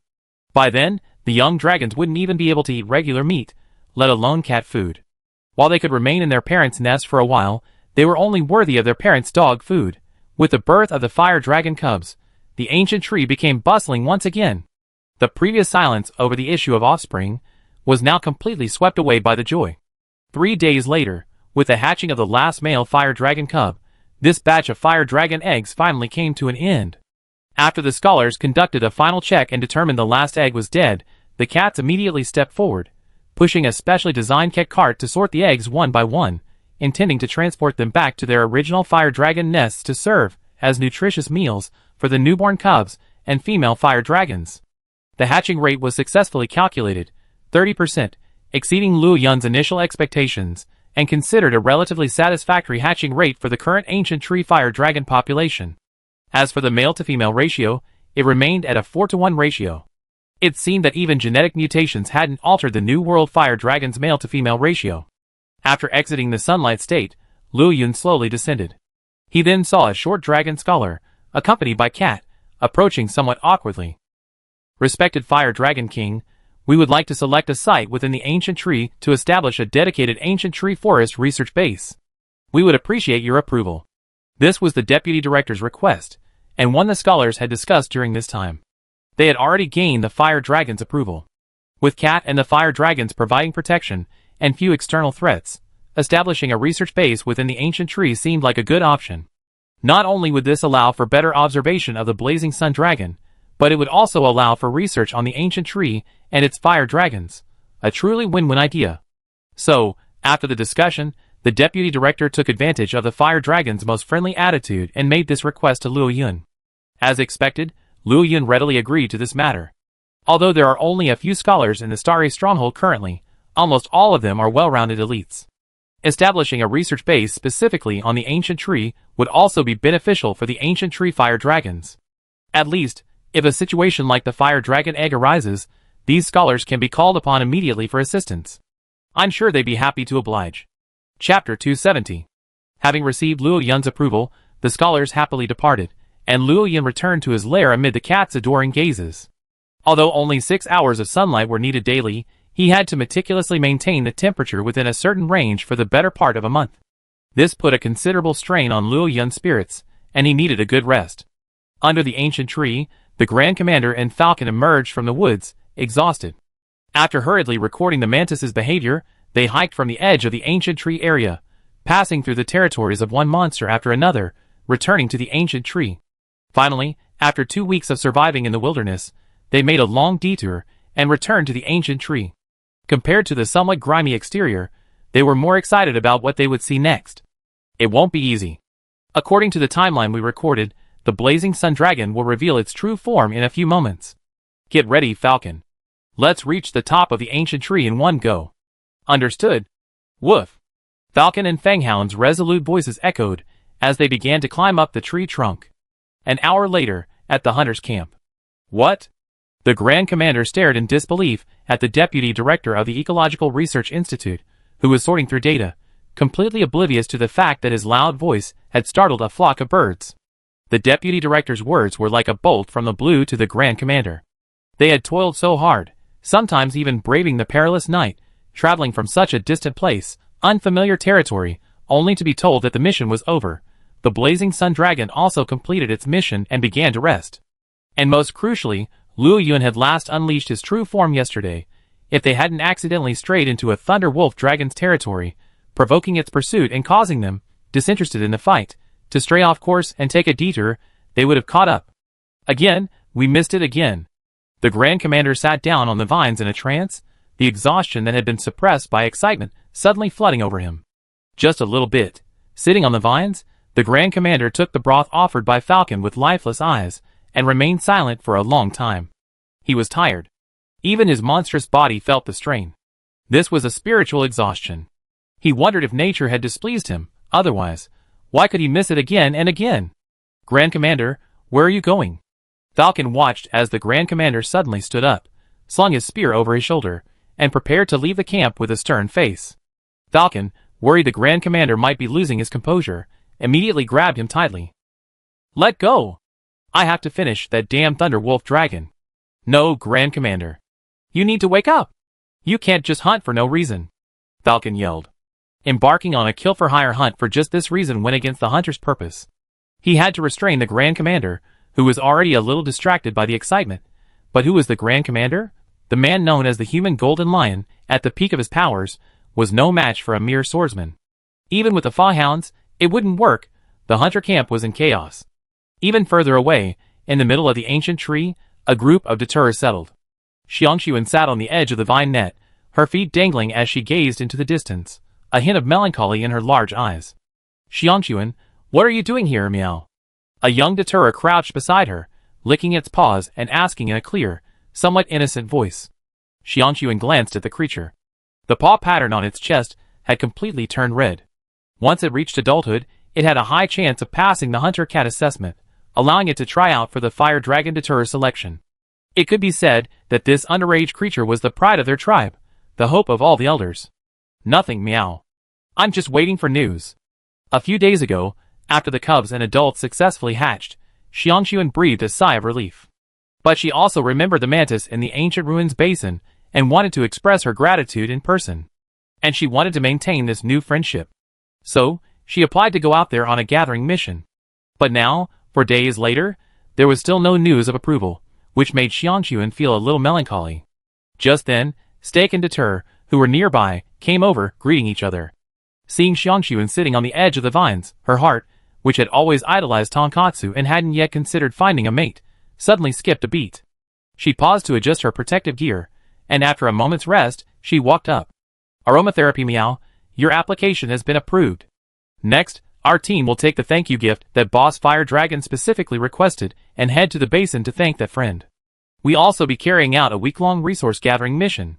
When Xiangxuan saw Steak approaching, she had a vague suspicion that her application had been approved. But she hadn't expected such a new mission. This is fantastic, meow. Praise the great Fire Dragon boss, meow. Amidst the cheers, Xiangxuan quickly ran to her tent to retrieve her equipment. The cat, who had been squatting beside Xiangxuan, now looked with envy at Steak's golden-hued female Fire Dragon armor.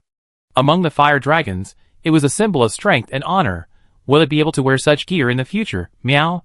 In the afternoon, amidst a series of meows and cheers, the resource-gathering team, carrying specially prepared cat food and some roughly processed metal blocks, flew towards the ancient ruins basin. They would represent the ancient tree fire dragons and Luo Yun to express goodwill to the mantis. Of course, if we could lure them back, that would be even better. All of this is up to the ancient tree forest's new socialites, the cats of the ancient tree fire dragon clan. At this moment, in the Star Stronghold's meeting room, Commander-in-Chief Carlos put down the letter in his hand and looked reluctantly at the director of the Ecological Research Institute at the table. After a long pause, he spoke. Teacher, you read the guild's letter. The second round of selections for the 3rd Brigade is nearing completion. The original 3 ships have been increased to 4.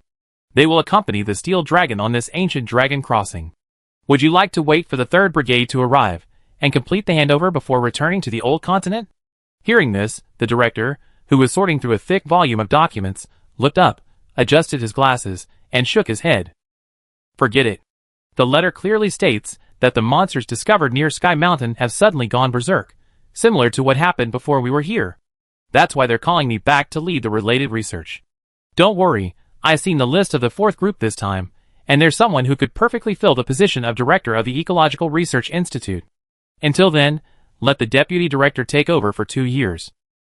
Chapter 271. Hearing the director's words, the commander-in-chief fell silent. The letter made it clear that the anomaly near Sky Mountain this time had a wide impact and indeed required a top-tier researcher to take charge. A director with sufficient capabilities and relevant research experience was naturally the best choice. After all, the newly established research institute mentioned in the letter was a joint venture between the Hunter Guild, the Dragon Academy, and the Kingdom. Understood. I have the deputy director recalled from the ancient tree immediately. Teacher, please prepare in advance. Having made his decision, the commander-in-chief issued the order without hesitation. Soon, a hunter accepted the task, attached a pterosaur, and flew deep into the ancient tree forest. Up in the ancient tree, the mist dragon, under Yaji's unfriendly gaze, swayed and wagged its tail as it left Luo Yun's nest. There was no other way. He had originally wanted to stay a few days in the ancient tree to see what fun he could have. Instead, he was met with a sour look from the female fire dragon wives, their maternal instincts overflowing as their young hatched. Compared to the other female fire dragon mothers, Xiao Long stood in stark contrast. The bond between him and the little Xiao Long had once again become extremely delicate. To prevent his rebellious son from losing his balance and disrupting his 5-year food-grabbing plan, Xiao Long decisively chose to leave. After teasing Yaji's nervous nerves, Xia Guagua finally found Luo Yun, repeatedly emphasized that Luo Yun owed him a favor, and flew out of the ancient tree with the little Xiao Long. Meanwhile, after regrouping, the Grand Commander decided to head alone into the depths of the ancient tree forest for ecological observation. He needed something to help him forget the pain of repeated missed opportunities.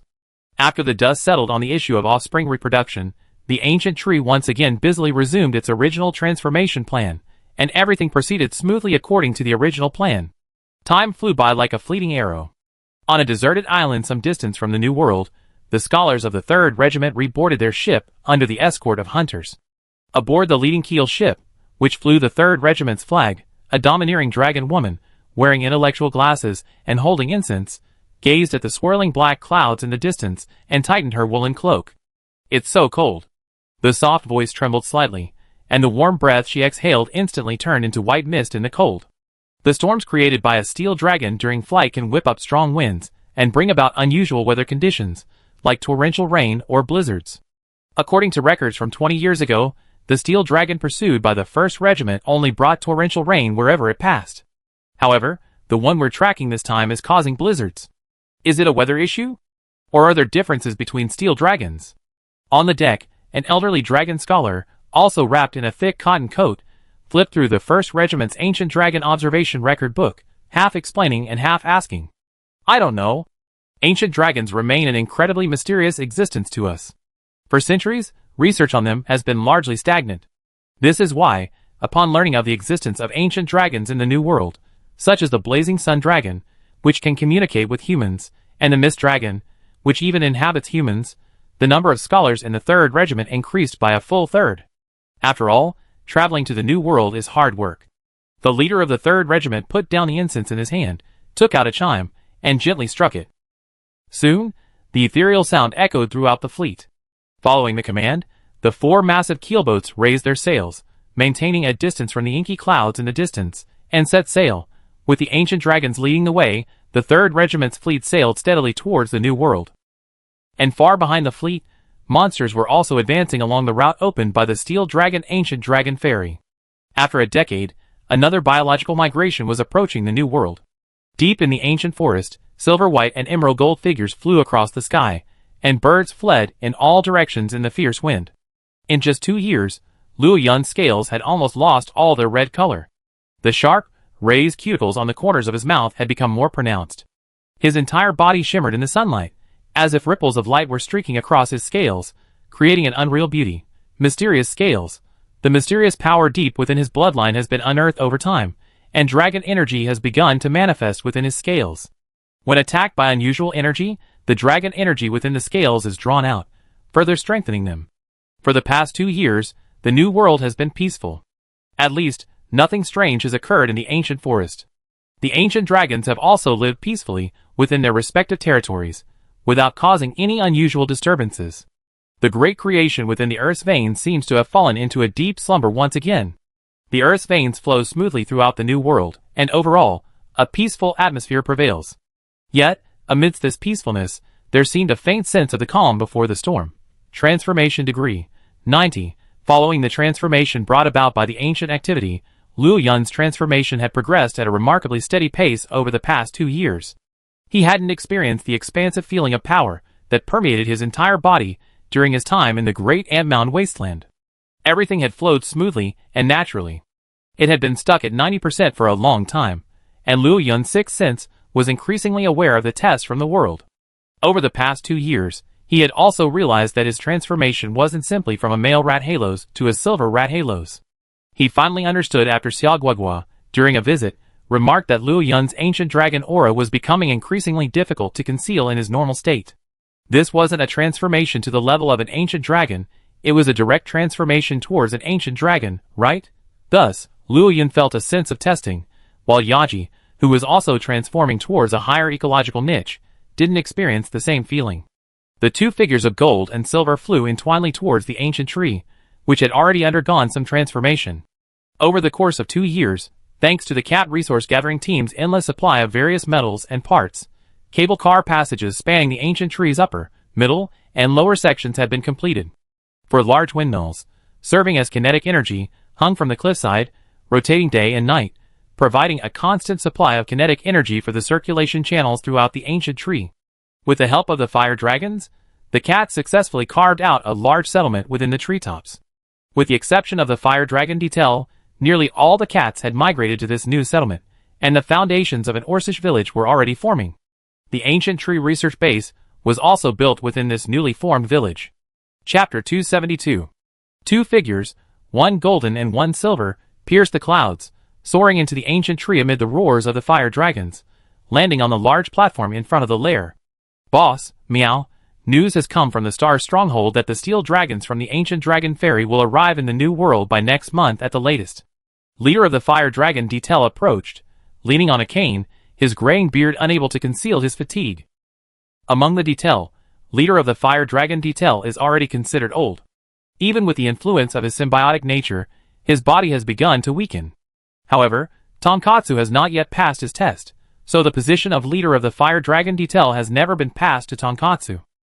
As for why Tonkatsu is still so young, while leader of the fire dragon detail is so old, it can only be said that Luo Yun arrived too late. Leader of the fire dragon detail's previous children had already died in the harsh life they once faced, leaving only Tonkatsu, the youngest. Luo Yun didn't have much in mind regarding the ancient dragon ferry. The ancient tree area lay deep within the forest. Generally speaking, ancient dragons arriving in the New World wouldn't cause much disturbance, aside from the initial disruption caused by the long journey and the inability to reclaim their authority, which impacted the ecosystem. Of course, during the first group's time, the steel dragon on the verge of molting and the Mingbo dragon that intercepted it were purely incidental. Quack! The familiar sound echoed. The fire dragon leader, Detail, collected the report in his hand without surprise, bowed slightly to Luo Yun and Yaji, and then returned to his residence to attend to matters. After 2 years of contact, Yaji seemed to have found a way to deal with this Mist Dragon. She no longer went into alert mode at the mere mention of the Mist Dragon, only to be provoked into a frenzy of impotence. Now, if the Mist Dragon dared to challenge her like before, Yaji wouldn't even show any expression, simply blasting a fireball tinged with purple. With Yaji's transformation reaching around 60, she only needed to charge slightly to unleash flames imbued with subtle hints of Calamity Flame. At full power, she could even spit out fireballs brimming with Calamity Flames. The sheer force of this was too much for even the Mist Dragon to handle, let alone intercepting Mist Dragon's fireballs with a single breath like she had 2 years ago. When faced with a monster that could threaten her, Miss Guagua, as always, began to timidize. So, with Miss Guagua's acquiescence, Yaji didn't take it too seriously. With a distorted flash of light, the Mist Dragon and its little Mist Dragon appeared in the lair. In just 2 short years, the Mist Dragon, originally purple, had suddenly developed streaks of yellow. The little Mist Dragon, in particular, had patches of yellow streaks all over its body, resembling a dog with a misplaced color. It wouldn't be unsightly, but it certainly wasn't pretty. Thankfully, Mist Dragons were able to turn invisible, so they weren't too concerned about their natural color.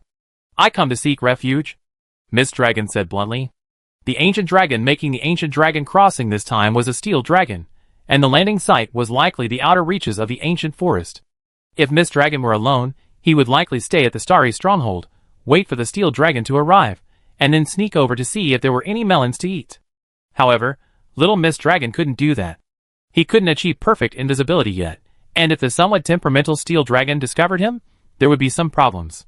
After much deliberation, Xiaolong decided to bring his cubs to live in the ancient tree for a while. Over the past 2 years, because Xiaolong often visited, he had chosen a secluded spot within the ancient tree as his lair. Little Xiaolong, for some unknown reason, seemed to have inherited his mother's temperament, repeatedly playing pranks on the cats and the fire dragon cubs. Finally, one day, the cats tricked him into revealing his true form. Of course, whether it was truly driven by the threats of the cats and the fire dragon cubs that prompted him to reveal his true form is something only he himself knows. After all, an ancient dragon cub is still an ancient dragon. By the way, Quack, I sense a familiar presence heading this way from the depths of the continent. Quack, if possible, could we avoid a confrontation? After spending some time in Luo Yun's lair, Xiaolong, still lying flat on his back as usual, suddenly spoke in a pleading tone. Seeing Luo Yun's expression unchanged, Xiaolong added, "Of course, if you feel threatened, go ahead. I won't help though." Luo Yun was now curious. What was this familiar aura Xiaolong had sensed? Furthermore, Xiaolong's words hinted at a high probability of conflict between Luo Yun and the other party.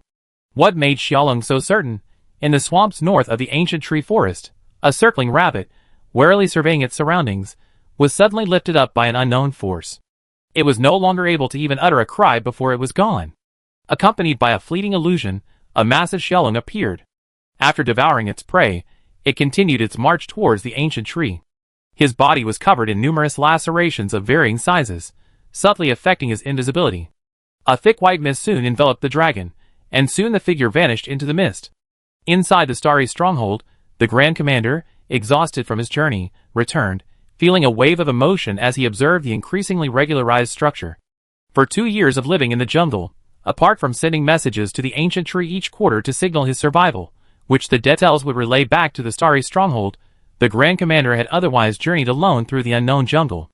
It was only recently, after encountering Detail's new resource-gathering team, that he learned of the imminent arrival of the third group and the imminent arrival of the new ancient dragon ferry on the new world. Concerned about the stronghold, the Grand Commander concluded his expedition and hurried back to the stronghold. "Hurry, prepare these supplies for safekeeping. This time, the steel dragon is bringing a blizzard, and the exact landing site is still uncertain. Everyone, work hard and complete the necessary protective measures within the next 2 days." Amid the bustling crowd, the Grand Commander seemed so out of place, momentarily unsure what to do. "You're finally back, man. Hurry! Master Yuenya and the others returned a few days ago, and now we're the only ones missing." Amid the Commander-in-Chief's complaints, the Grand Commander gave an embarrassed smile, tightened his weapon on his back, and headed towards the conference table. Chapter 273. On the conference stage, a clear disagreement emerged among the senior members of the investigation team. Some believed that the Starry Stronghold did not need to take any action regarding the Steel Dragon's crossing, and only needed to implement relevant protective measures. The investigation team's current manpower was barely self-sufficient. Although the third phase had 4 ships, 80% of them were scholars without combat capabilities. Even if they attempted to track and investigate the Steel Dragon during this crossing, they would likely yield no results. Instead, they would significantly deplete the resources accumulated within the stronghold over the years, significantly delaying its development. Other groups held a different view. They believed that although the frequency of the ancient dragon crossing had decreased from once every few hundred years to once every 10 years in recent decades, according to the guild's observations, it could suddenly return to once every few hundred years. Therefore, they needed to seize every opportunity during the ancient dragon crossing to uncover the reason behind the ancient dragon's crossing. The two sides argued endlessly over this differing viewpoint, leaving the commander-in-chief and his colleagues somewhat perplexed. They had asked Luo Yun about the ancient dragon fairy in subtle ways, but the only answer they received was, "It's just a natural phenomenon." As for why the crossing time had shortened, Luo Yun simply said, "A powerful being attracted them." This half-answer further perplexed the scholars. If it were simply a natural phenomenon, they would likely have speculated about the behavior of some creature. However, knowing that the shortened crossing time was due to the attraction of a certain creature piqued everyone's curiosity. What kind of miraculous existence could attract an ancient dragon? However, after Luo Yun's ambiguous remarks, he stopped answering any questions about the ancient dragon fairy, leaving the investigation team at a loss. After some fruitless deliberation, they simply sent the information back to the old world, intending to have scholars there study it together. In the end, the meeting ended without a conclusion. Even the usually decisive and rational commander-in-chief, Carlos, was unable to make a final decision. He could only dismiss everyone and discuss the matter with the Grand Commander. After all, the next decision would affect the Star Stronghold for at least 5 years. Although winter had already arrived in the ancient tree, the temperature wasn't too low due to the abundant fire energy. At least the cats only needed to wear ordinary clothing, combined with their own fur, to provide ample warmth. For 2 years, no new members had been born in the ancient tree. This wasn't because the fire dragons had developed any physical problems, but rather because Luo Yun's blood was nearing completion of its transformation, and the degree of transformation had reached a critical point. Under the influence of their symbiotic nature, the fire dragons had also sensed that something was amiss with their own bodies. Therefore, although the female fire dragons had been actively adjusting their bodies and prolonging their pregnancy period over the past 2 years, no couple had chosen to bear offspring. All the fire dragons were awaiting the day of their final transformation. Additionally, something Luo Yun had feared since the fire dragons began their transformation had finally come to pass. The mutated male fire dragons have become isolated from their concubines. They're actually experiencing the same rejection that subspecies feel towards their original species. This means that the ancient tree fire dragon population is gradually departing from its original ecological habits and developing into a new species. This isn't a subspecies situation, where only 1 or 2 individuals appear in a population of hundreds. This is an entire population, nearly 500 Heinisch monsters. This situation can be seen as biological evolution, but from another perspective, it can also be seen as a challenge to the existing order of nature. The current ancient tree fire dragon population is in a nebulous boundary. Perhaps only time, along with certain opportunities and tests, will tell whether it can become a part of the ecosystem of the new world. This is a long and continuous process. Furthermore, the isolation of the ancient tree fire dragons has had a significant impact on the common fire dragons of the new world. For 2 consecutive years, 60% of the female fire dragons living in the Great Ant Mound Wasteland have not given birth.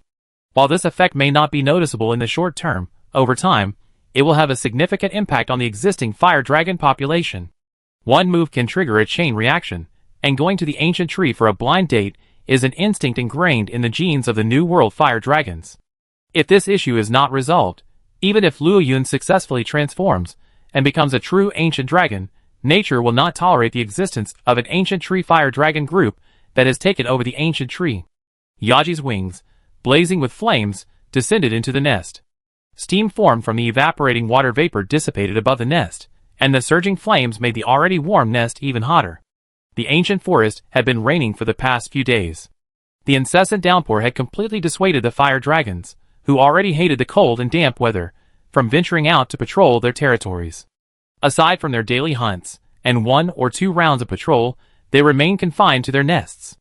The cats had also urgently erected large awnings for the fire dragon families in their open nests, providing some comfort for the couples.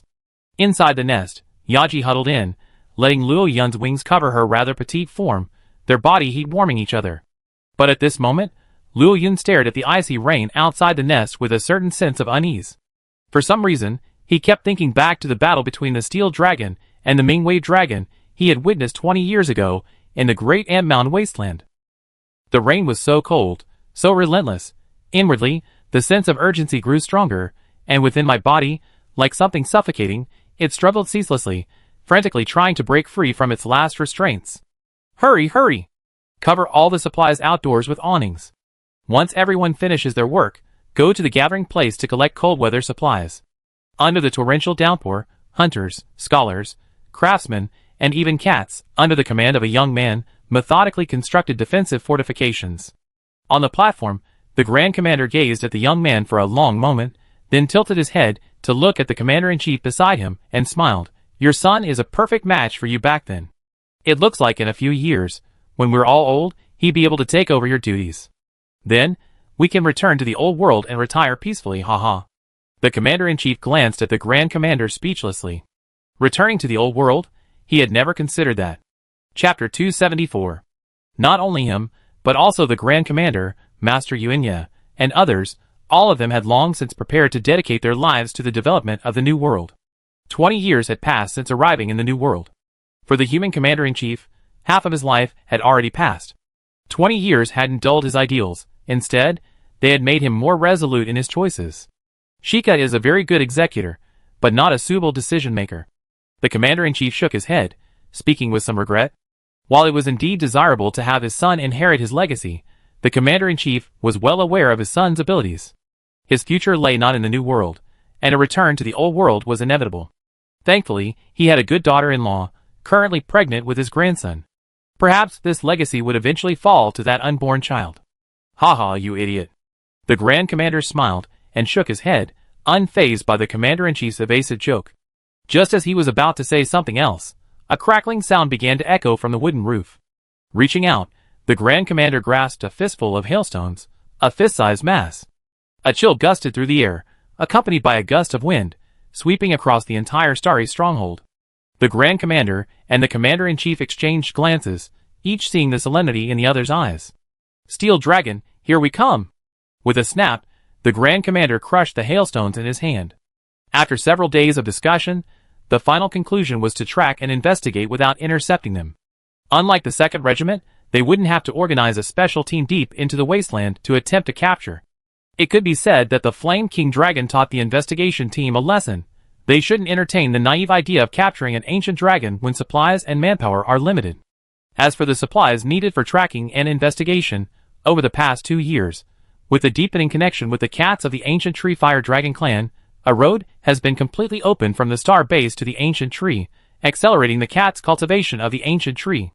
At least the pressure on medicine has been minimized. It's still possible to assemble an elite team to carry out the mission deep into the new world. After the hail, came strong winds and heavy snow. In an instant, the temperature in the area surrounding the ancient tree plummeted, and heavy snow fell, bringing many operations at the star base to a complete standstill. Thankfully, the well-prepared investigation team immediately took protective measures. Each hunter kept a close eye on the thick black clouds approaching the new world. After determining that the landing point was the ancient tree forest, they prepared to face the ancient dragon's onslaught. The members of the first group, in particular, had a deep memory of the tsunami that year. Accompanied by the growing wind, waves crashed against the reefs. Amidst the thunder and lightning, the figure that appeared and disappeared whirled through the clouds. The howling wind was its toy, and the apocalyptic natural disaster was merely a minor phenomenon caused by its appearance. The ancient dragons of the ancient dragon fairy unleashed their power without reservation during their journey. This not only paves the way for their own fairy, avoiding conflict with some inconsiderate individuals, but also serves to demonstrate to other powerful creatures that even though its life is drawing to a close, with only a few decades left to live, it is still not a ready meal for certain creatures. After all, Nergigant isn't the only creature in this world that considers ancient dragons its prey. Of course, it's also possible that this might involve a desire to leave a trace of its existence before its death. The star base would bear the brunt of the steel dragon's path, bearing the brunt of its natural disasters. Because the star ship was so conspicuous, it might even be attacked by the steel dragon. Thus, the personnel aboard the star ship, serving as a gathering place, had already been evacuated to prevent unnecessary casualties. Under the anxious gaze of the investigation team, the steel dragon arrived in front of the star base. Gazing at this massive unnatural facility, his already fretful heart, already irritated by the approaching end of his life, was now even more furious. A hint of unfounded anger lingered in his gaze as he looked towards the star base. 6 massive tornadoes gradually formed beside him. Just as he was about to attack the star base, he suddenly sensed something. Deep within the new world, a figure was now blatantly and wantonly radiating his presence, making no effort to conceal his whereabouts. For the steel dragon, whose journey had intensified the fear of death that had ignited into a fury, this was nothing less than a provocation. Without hesitation, he abandoned the star stronghold and, amidst the howling wind and the icy blizzard, flew deep into the ancient tree forest. What's going on? Huh? Great. This guy's finally gone. In the cabin, everyone on the investigation team breathed a sigh of relief. Outside, the Grand Commander and the Commander-in-Chief, hunkered down in the fortifications, exchanged a bewildered glance. They had just seen clearly that the steel dragon had clearly expressed its ill will towards the star stronghold, so why did it suddenly abandon its intention to attack at the last moment and instead fly towards the forest? Unable to understand this for a moment, the Grand Commander and the Commander-in-Chief did not delve too deeply into the issue. After confirming the steel dragon's departure, they called the members of the house and hurried out to clean up the snow and inspect the damage caused by the blizzard. Deep in the ancient tree forest, north of the ancient tree area, a white mist filled the air. The mist dragon unbridled its ancient dragon-like aura, scaring the monsters away from the misty area. The moment it sensed the ancient dragon aura of the creature who had arrived on the new world, it defied common sense and released its own aura, drawing it towards it. This was its mission, its ultimate redemption, a way to atone for past mistakes. In the ancient tree, the mist dragon and little mist dragon simultaneously raised their heads from the large bonfire built by the cat and gazed north. Quack! The little Xiaolong cried weakly, nudging its elderly mother in confusion. A fellow who made a mistake, quack! Don't imitate him, quack! Xiaoguagua, for once, refrained from teasing her rebellious son, instead offering serious soothing words. For centuries, apart from this rebellious son, her only descendants were the Xiaolong now releasing her own aura. Perhaps it was the long stay in the star stronghold, or perhaps it was the little Xiaolong's loving motherly caress over the years, but Xiaoguagua felt a surge of inexplicable sadness. The ancient dragons of the ancient dragon fairy would also face trials. After all, those who arrived in the new world had the possibility of life, not death. But this time, the test was different from all the others. This was a massive test for multiple ancient dragons. Chapter 275. Perhaps because his presence was drawing ever closer to the ancient dragon, Luo Yun's perception captured both the arrival of the steel dragon in the new world and the subsequent eruption of the ancient dragon's aura from the north of the ancient tree. The midpoint? As soon as this thought occurred to him, the premonition of a test suddenly reached its peak. He felt as if he had found his test. But the question arose, was the target of this test the one north of the ancient tree, the one who had just arrived in the new world, or both? Luo Yun couldn't figure it out. 2 days passed like this. Suddenly Luo Yun, who had been recuperating in his lair, opened his eyes. The information that had previously shrouded him, like a hazy fog, suddenly became clear. The world consciousness, which had been peacefully immersed for over 2 years, now provided the answer. He needed to repel the ancient dragons of this ancient dragon fairy. The ancient dragons of ancient dragon fairy, after their long journey, were inevitably irritable. Allowing them to recklessly release their powers into the new world and roam freely between regions would cause considerable damage to the new world's ecology. The new world wanted the ancient dragons of ancient dragon fairy to obediently accept their impending death and contribute their life energy, accumulated throughout their lives and reaching its peak, to maintain and develop the new world's ecology, rather than causing damage to it. Add to that the existence of the Dragon Crystal Land, which could potentially allow ancient dragons to break through their lifespan limits. This kind of test, akin to a show of force, often faced those ancient dragons of ancient dragon fairy, who refused to accept death peacefully. Slowly exhaling a scorching breath, Luo Yun walked out of the nest with a determined look in his eyes. Spreading his wings, he flew directly outside the ancient tree. Amidst roars, the fire dragons, having received the command, left their nests and flew towards the fire dragon and cat seat. Seeing the arrival of such a large group of fire dragons, the cats were puzzled. It wasn't mealtime yet, so why would the fire dragon boss bring the other fire dragons with him? Could something have happened? When they heard Luo Yun's order, the cats were stunned.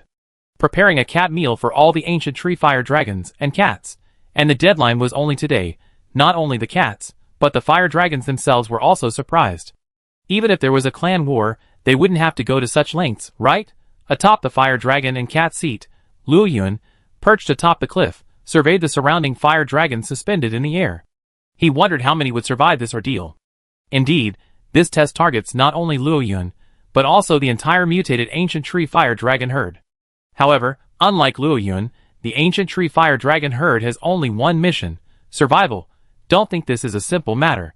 20 years ago, many monsters in the Great Ant Mound wasteland and the outer reaches of the ancient tree forest perimeter perished in the aftermath of the battle between the Abyss Dragon and the Steel Dragon, unable to escape in time. When an ancient dragon unleashes its full power, even the aftermath is too much for ordinary monsters to withstand.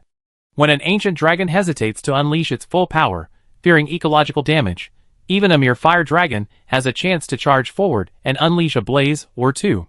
However, when an ancient dragon loses control of its power and unleashes it recklessly, even police-level officers are merely qualified to confront it. Furthermore, this time, the battle isn't between two ancient dragons, but three.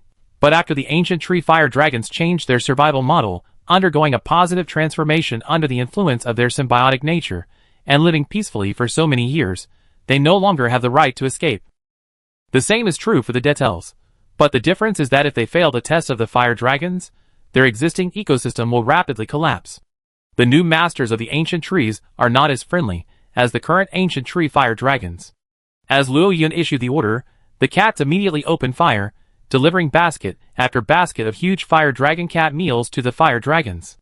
After receiving the order, the fire dragons returning from hunting and patrolling also hurried to the cafeteria and joined the meal. The unusual movements of the fire dragons and cats also alarmed the researchers at the research base. Upon learning of the cats' impending disaster, they refused the cats' requests to escort them out and immediately joined them in building their shelters. Even though they had a full day to evacuate, none of these researchers chose to leave. The night was dark, and the sky was thick with dark clouds. A strong wind, accompanied by icy rain, lashed the scales. The air plummeted in temperature, and an incomparably oppressive atmosphere permeated the entire ancient tree area.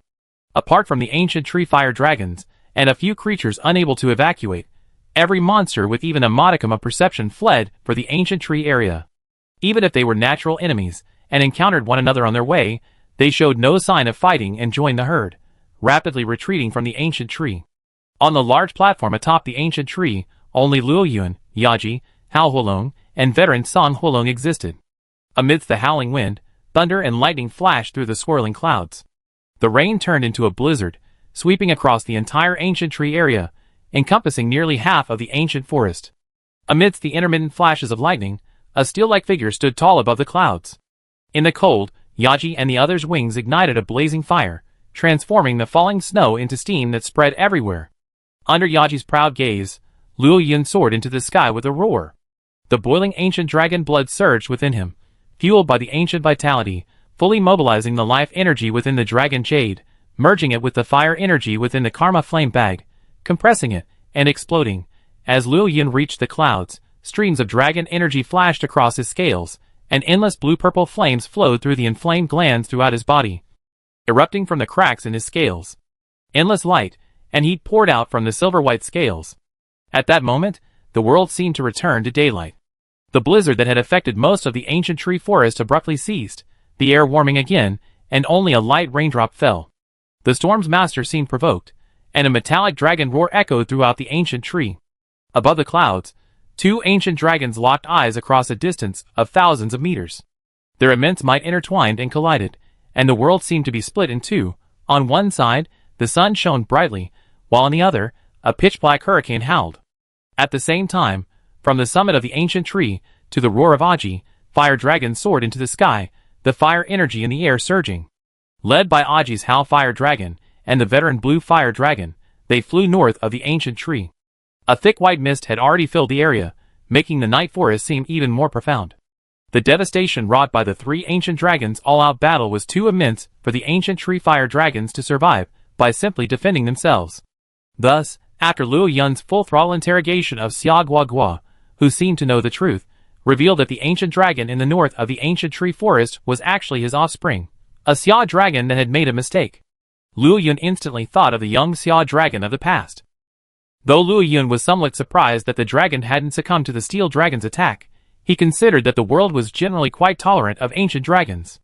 Unless they were a world cancer like the Tianhui dragon, or took extreme measures such as directly destroying an entire continent, they were usually repelled rather than killed. After Xia Guoguo made it clear that she would not intervene in this battle, and, knowing that this place was about to become a battlefield, she quickly slipped away with the little Xia dragon. Luo Yun then decided to let the fire dragons confront the Xia dragon. At times like these, facing the challenge head-on might be more effective than passive defense. In the sky, Luo Yun gazed at the distant steel dragon, his wings fluttering slightly. Using his swift wind wings, he clearly sensed the increasingly chaotic winds around him. Even the swift wind wings couldn't help him untangle the raging winds. For the first time, facing the master of the wind, the swift wind wings lost their advantage. Without any warning, in a single instant, the fierce hurricane transformed into one massive, pitch-black tornado after another. From a distance of thousands of meters, the attack reached him in an instant. Without hesitation, Luo Yun flapped his wings, charging forward instead of retreating. Relying on his sense of air currents and his own brute strength, he weaved through the gaps in the chaotic winds, steadily closing the distance between him and the steel dragon. Roar! A metallic dragon roar echoed, and a massive tornado uprooted numerous trees. The pitch-black wind, almost tangible, instantly engulfed Luo Yun. The steel dragon soared high into the sky, increasing the distance even further. Without a pause, it unleashed another hurricane breath. The tornado, that had originally been intended to hinder Luo Yun, suddenly transformed into a bluish-purple tornado of fire. Control of the tornado shifted instantly, and amidst the scorching heat, it attacked the steel dragon. The hurricane breath collided with the fire tornado.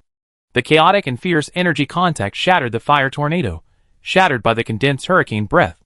Explosions erupted, and countless ignited wood fragments scattered everywhere. After crushing the fire tornado, the hurricane breath continued its momentum, plowing a long furrow through the forest below before being blocked by the distant hillside. Bang, bang, bang! Amidst the crackling sound of flames, a massive blue-purple fireball shattered through the air, leaving a trail of straight flames. Like the stroke of a brush, it instantly reached the clouds not far from the steel dragon. With a gentle inhale, a mighty breath of calamity flame, restrained by a ring of wind pressure, pierced the steel dragon's hurricane-like aura and struck it head-on. As the steel dragon flapped its wings, the invisible wind pressure sent it blasting back, colliding with the concentrated breath of calamity flame from below. The wind ring that had originally restrained the flaming breath shattered, and the flames instantly spread, expanding on the wind wall raised by the steel dragon, stretching for hundreds of meters in an instant. The insanely high temperature drained away the surrounding moisture, and even the retreating steel dragon felt the scorching heat. They say steel dragons are weak to poison, but that's only true under abnormal circumstances. Because their scales possess metallic properties, steel dragons actually hate high temperatures the most. The older a steel dragon gets, the more its overall body becomes steely, and its thermal conductivity becomes more active. This is why steel dragons prefer to inhabit icy and snowy areas rich in minerals. High temperatures can be extremely uncomfortable for them. Having his concentrated breath blocked wasn't unexpected for Luo Yun. Seeing the steel dragon pull away again, Luo Yun also stopped channeling energy. Amidst the exploding flames, using the force of his thrust, he charged towards the steel dragon again. The hurricane's barrier posed a significant obstacle to Luo Yun's flight. Conventional flapping flight was now nearly ineffective. He could only rely on brute force to break through the gale's restraints and attempt to draw the steel dragon into close combat. In terms of energy, Luo Yun's current gap with the ancient dragons was actually not that great. Although his total energy, due to his age, couldn't match that of those ancient dragons that had lived for hundreds or thousands of years, it was still more than enough to sustain a battle. The steel dragon's fighting style tends to be long-range. In melee combat, especially against ancient dragon-level enemies, its metal armor doesn't offer much help. On the contrary, due to the fluidity of its energy, the intrusion of unusual attributes can affect its energy flow when facing melee attacks involving attributed attacks. While Luo Yun's flames are powerful enough, they can't achieve the same long-range attacks as the steel dragon. Therefore, the best way to defeat the steel dragon is to draw it into close combat and, through continuous fire attacks, completely disrupt its energy flow, thereby suppressing its ability to mobilize endless storms. With their respective objectives clarified, the battle became a tug-of-war between attack and resistance. The pervasive winds were the steel dragon's weapons. Tornadoes and hurricane-force winds became the perfect means of stopping Luo Yuan. Under the wind's bruises, the earth lay devastated, trees and dirt tumbling. Creatures that managed to escape were swept up into the air by the tornadoes and flung far away by the hurricanes. Some unlucky monsters were even caught in the calamity flames, reduced to charred midair. The ancient tree area was ignited by falling flames, then extinguished by the raging winds. The flames and tornadoes tangled and collided. For a moment, neither could do anything. As Luo Yuan had predicted, the battle devolved into a clash of natural disasters, with the potential to spread to other areas. As time passed, the steel dragon gradually realized something was amiss. From the outset, he had launched an all-out attack. The 1,000-meter-long wind wall, the penetrating tornado breath, and the constant tornadoes were all testament to this. But why was the flame temperature of this unprecedented ancient dragon he faced continuously rising? At one point, during the clash of breaths, his tornado breath was actually defeated first. Unable to comprehend this, the steel dragon increased its energy input, creating more tornadoes and hurricane zones, engaging Luo Yuan in a tug-of-war of energy. Chapter 276. Do you know about fierce fire? For Luo Yuan now, energy is no longer a weakness. With the sheer collision of energy, while maintaining a sunlight state, Luo Yuan can fight a steel dragon for an entire day. Stamina is also no longer a problem. With the transformation of the ancient dragon's blood, the increased degree of transformation, and the blessing of various special features, Luo Yuan can now be considered a normal ancient dragon. What he lacks is merely the more flexible control of his abilities, and the immense vitality that only belongs to an ancient dragon. The steel dragon's hurricane force is so powerful that even scales blessed with both the burnt fragrant body and the magical scales can be torn apart by this gust of wind infused with a vast amount of life energy. However, his regenerative power is constantly at work. As long as the scales are not completely damaged, or the muscles beneath them are not injured, with conscious defense, he can delay their recovery. Thus, Luo Yuan's primary expenditure in battle is mental exhaustion. The wings of swift wind sense the turbulent hurricane zone controlled by the steel dragon, its mind constantly analyzing its weaknesses, and seizing the perfect moment to break through.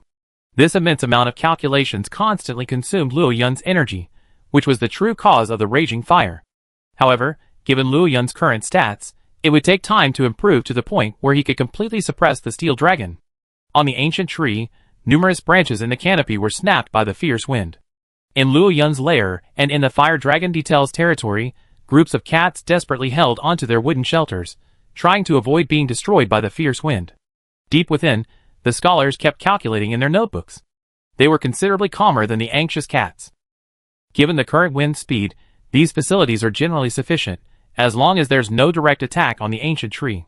However, for added security, I recommend evacuating to the lower levels of the ancient tree through the internal passages within the lair. Through the cracks in the shelter, listening to the howling wind, the scholars gazed at the ancient tree, where flashes of light occasionally appeared. Amidst the endless storm, bluish-purple flames occasionally exploded in the sky, piercing the storm's cover and raining down on the ground with scorching heat. Even though they couldn't see the entire scene, the scholars knew clearly that the battle area was now utterly devastated. Although every appearance of an ancient dragon poses a huge challenge to the existing ecosystem, what is the significance of this battle? Why would the fire dragons of the ancient tree take the initiative to fight the ancient dragon? Why would the ancient dragon come here? Questions one after another surfaced in the scholar's mind, and he was somewhat puzzled. Perhaps only a deeper understanding of the relationship between the ancient dragon fairy and the new world, or perhaps a longer-term study of the ecology of the ancient tree fire dragons, could reveal the single answer. Outside the ancient tree, Luo Yuan intentionally positioned the main battle site as far away from the ancient tree as possible. He was unsure whether the ancient tree fire dragons could handle the mist dragon, or even hold it off. Before the battle with the steel dragon, he had worried that his current strength wasn't enough to handle such a foe. After all, it was an ancient dragon from the ancient dragon fairy. Although its physical strength had declined to varying degrees, its energy reserves and combat skills had reached the peak of its dragon life. If not invincible in its class, it was at least extremely formidable. After a fight, it turned out that the difference in strength between the two was actually not that great. Aside from the difference in vitality, they were essentially evenly matched. But Luo Yuan wasn't the type of dragon that grew weaker the more he fought. His raging fire hadn't yet fully unleashed its full potential, and his acceleration hadn't reached its limit. Most of Luo Yuan's abilities were currently interconnected. He was a paradoxical berserker. The weaker his state, the stronger his combat power. The familiar gusts of wind ripped at every part of his body from all directions. Luo Yun didn't pause for a moment, and a large amount of flammable liquid seeped out. A massive liquid explosion, triggered by the catastrophe flames, directly blasted the hurricane area apart. The remaining flames were absorbed by Luo Yun, and with a ferocious expression, the flames, before they were fully absorbed, were absorbed into his flaming breath, which he returned to the distant steel dragon. The steel dragon flapped its wings, engulfed in the tornado, but in the next second, it swiftly broke free. As expected, the tornado transformed into a tornado of fire, attacking him in the opposite direction. After such a long battle, both sides had concluded their probing of each other, each having developed corresponding countermeasures to the other's common attack methods. Just as the steel dragon's hurricane zone was now being forcibly dispersed by Luo Yun's explosives, the steel dragon had also analyzed the principle behind Luo Yun's concentrated breath. The wind rings formed by the contracting breath were then exploited by the steel dragon, reversing the original concentration into diffusion. The dispersed breath could not penetrate the steel dragon's wind pressure barrier and wasted Luo Yun's energy, forcing him to abandon this attack method. At the same time, Luo Yun's wind vortex acceleration was also being targeted. Often, the vortex would be dispersed by turbulent airflow as soon as it formed, greatly reducing his acceleration method. They could only rely more heavily on the speed boost provided by the acceleration trait. However, although each had found ways to counter the other's attacks, the actual battle became even more intense. Luo Yun's mind had completely adapted to the steel dragon's combat style, and began to unleash its see-through ability. Almost the moment the steel dragon attacked, Luo Yun could understand what the opponent was trying to do and devise a corresponding countermeasure. Although it was clearly a fierce energy clash, with the blessing of his mind's eye, it actually had a subtle turn-based feel. However, this steel dragon was still an ancient dragon crossing, and the occasional flaws in its combat techniques often required Luo Yun to pay a certain price to successfully break through. The result was that both sides began to suffer varying degrees of injuries, but compared to Luo Yun, the steel dragon's energy flow was finally affected to a certain extent as it was injured. As Luo Yun grew more and more excited, the power of his flames grew stronger, and the speed of breaking through his storm grew faster and faster. The steel dragon had now mobilized its energy to the extreme. His energy was still abundant, but the outlet for it was limited, and he was helpless. Under the combined influence of scorching heat and fierce winds, the climate across the new world began to undergo strange changes tonight. Some areas experienced heavy rain, while others saw rising temperatures. The alternating heat and cold made all living things extremely uncomfortable. To the west of the ancient tree area, Xianxuan tightly clung to the carapace of a mantis moving through the forest, constantly urging it. "Sister Mantis? Hurry up, faster! Meow!" The alternating heat and cold wind pressures came in waves, and the mantis had become immune to Xianxuan's constant urging. It's just a wingless mantis. In a forest like this, dragging its own ruined city, this speed is already the fastest. Behind it, in the ruined city, which was already taking shape, several cats from the resource-gathering team clung to the cracks in the city to prevent themselves from being thrown out. The battle between Luo Yun and Steel Dragon was so loud that even the cats helping the mantis process the ancient parts unearthed in the ancient ruins basin noticed something was wrong. Over the past 2 years, the relationship between the cats in this resource-gathering team and the mantis has grown stronger. Even before the cats learned the mantis's language, the mantis had already mastered it. After Xianxuan's constant requests, and the promise of a generous reward later, and even the ancient tree's smelting workshop to help the mantis reprocess the unearthed ancient parts, the mantis finally agreed to leave its nest and head for the ancient tree. But it was really just a flightless mantis, and its speed was really not that fast. To the north of the ancient tree, fire dragons, under Yaji's command, continuously spewed flames, isolating the area of white fog. The scene was reminiscent of the one from over a decade ago. The mist dragon, covered in wounds, floated in the sky.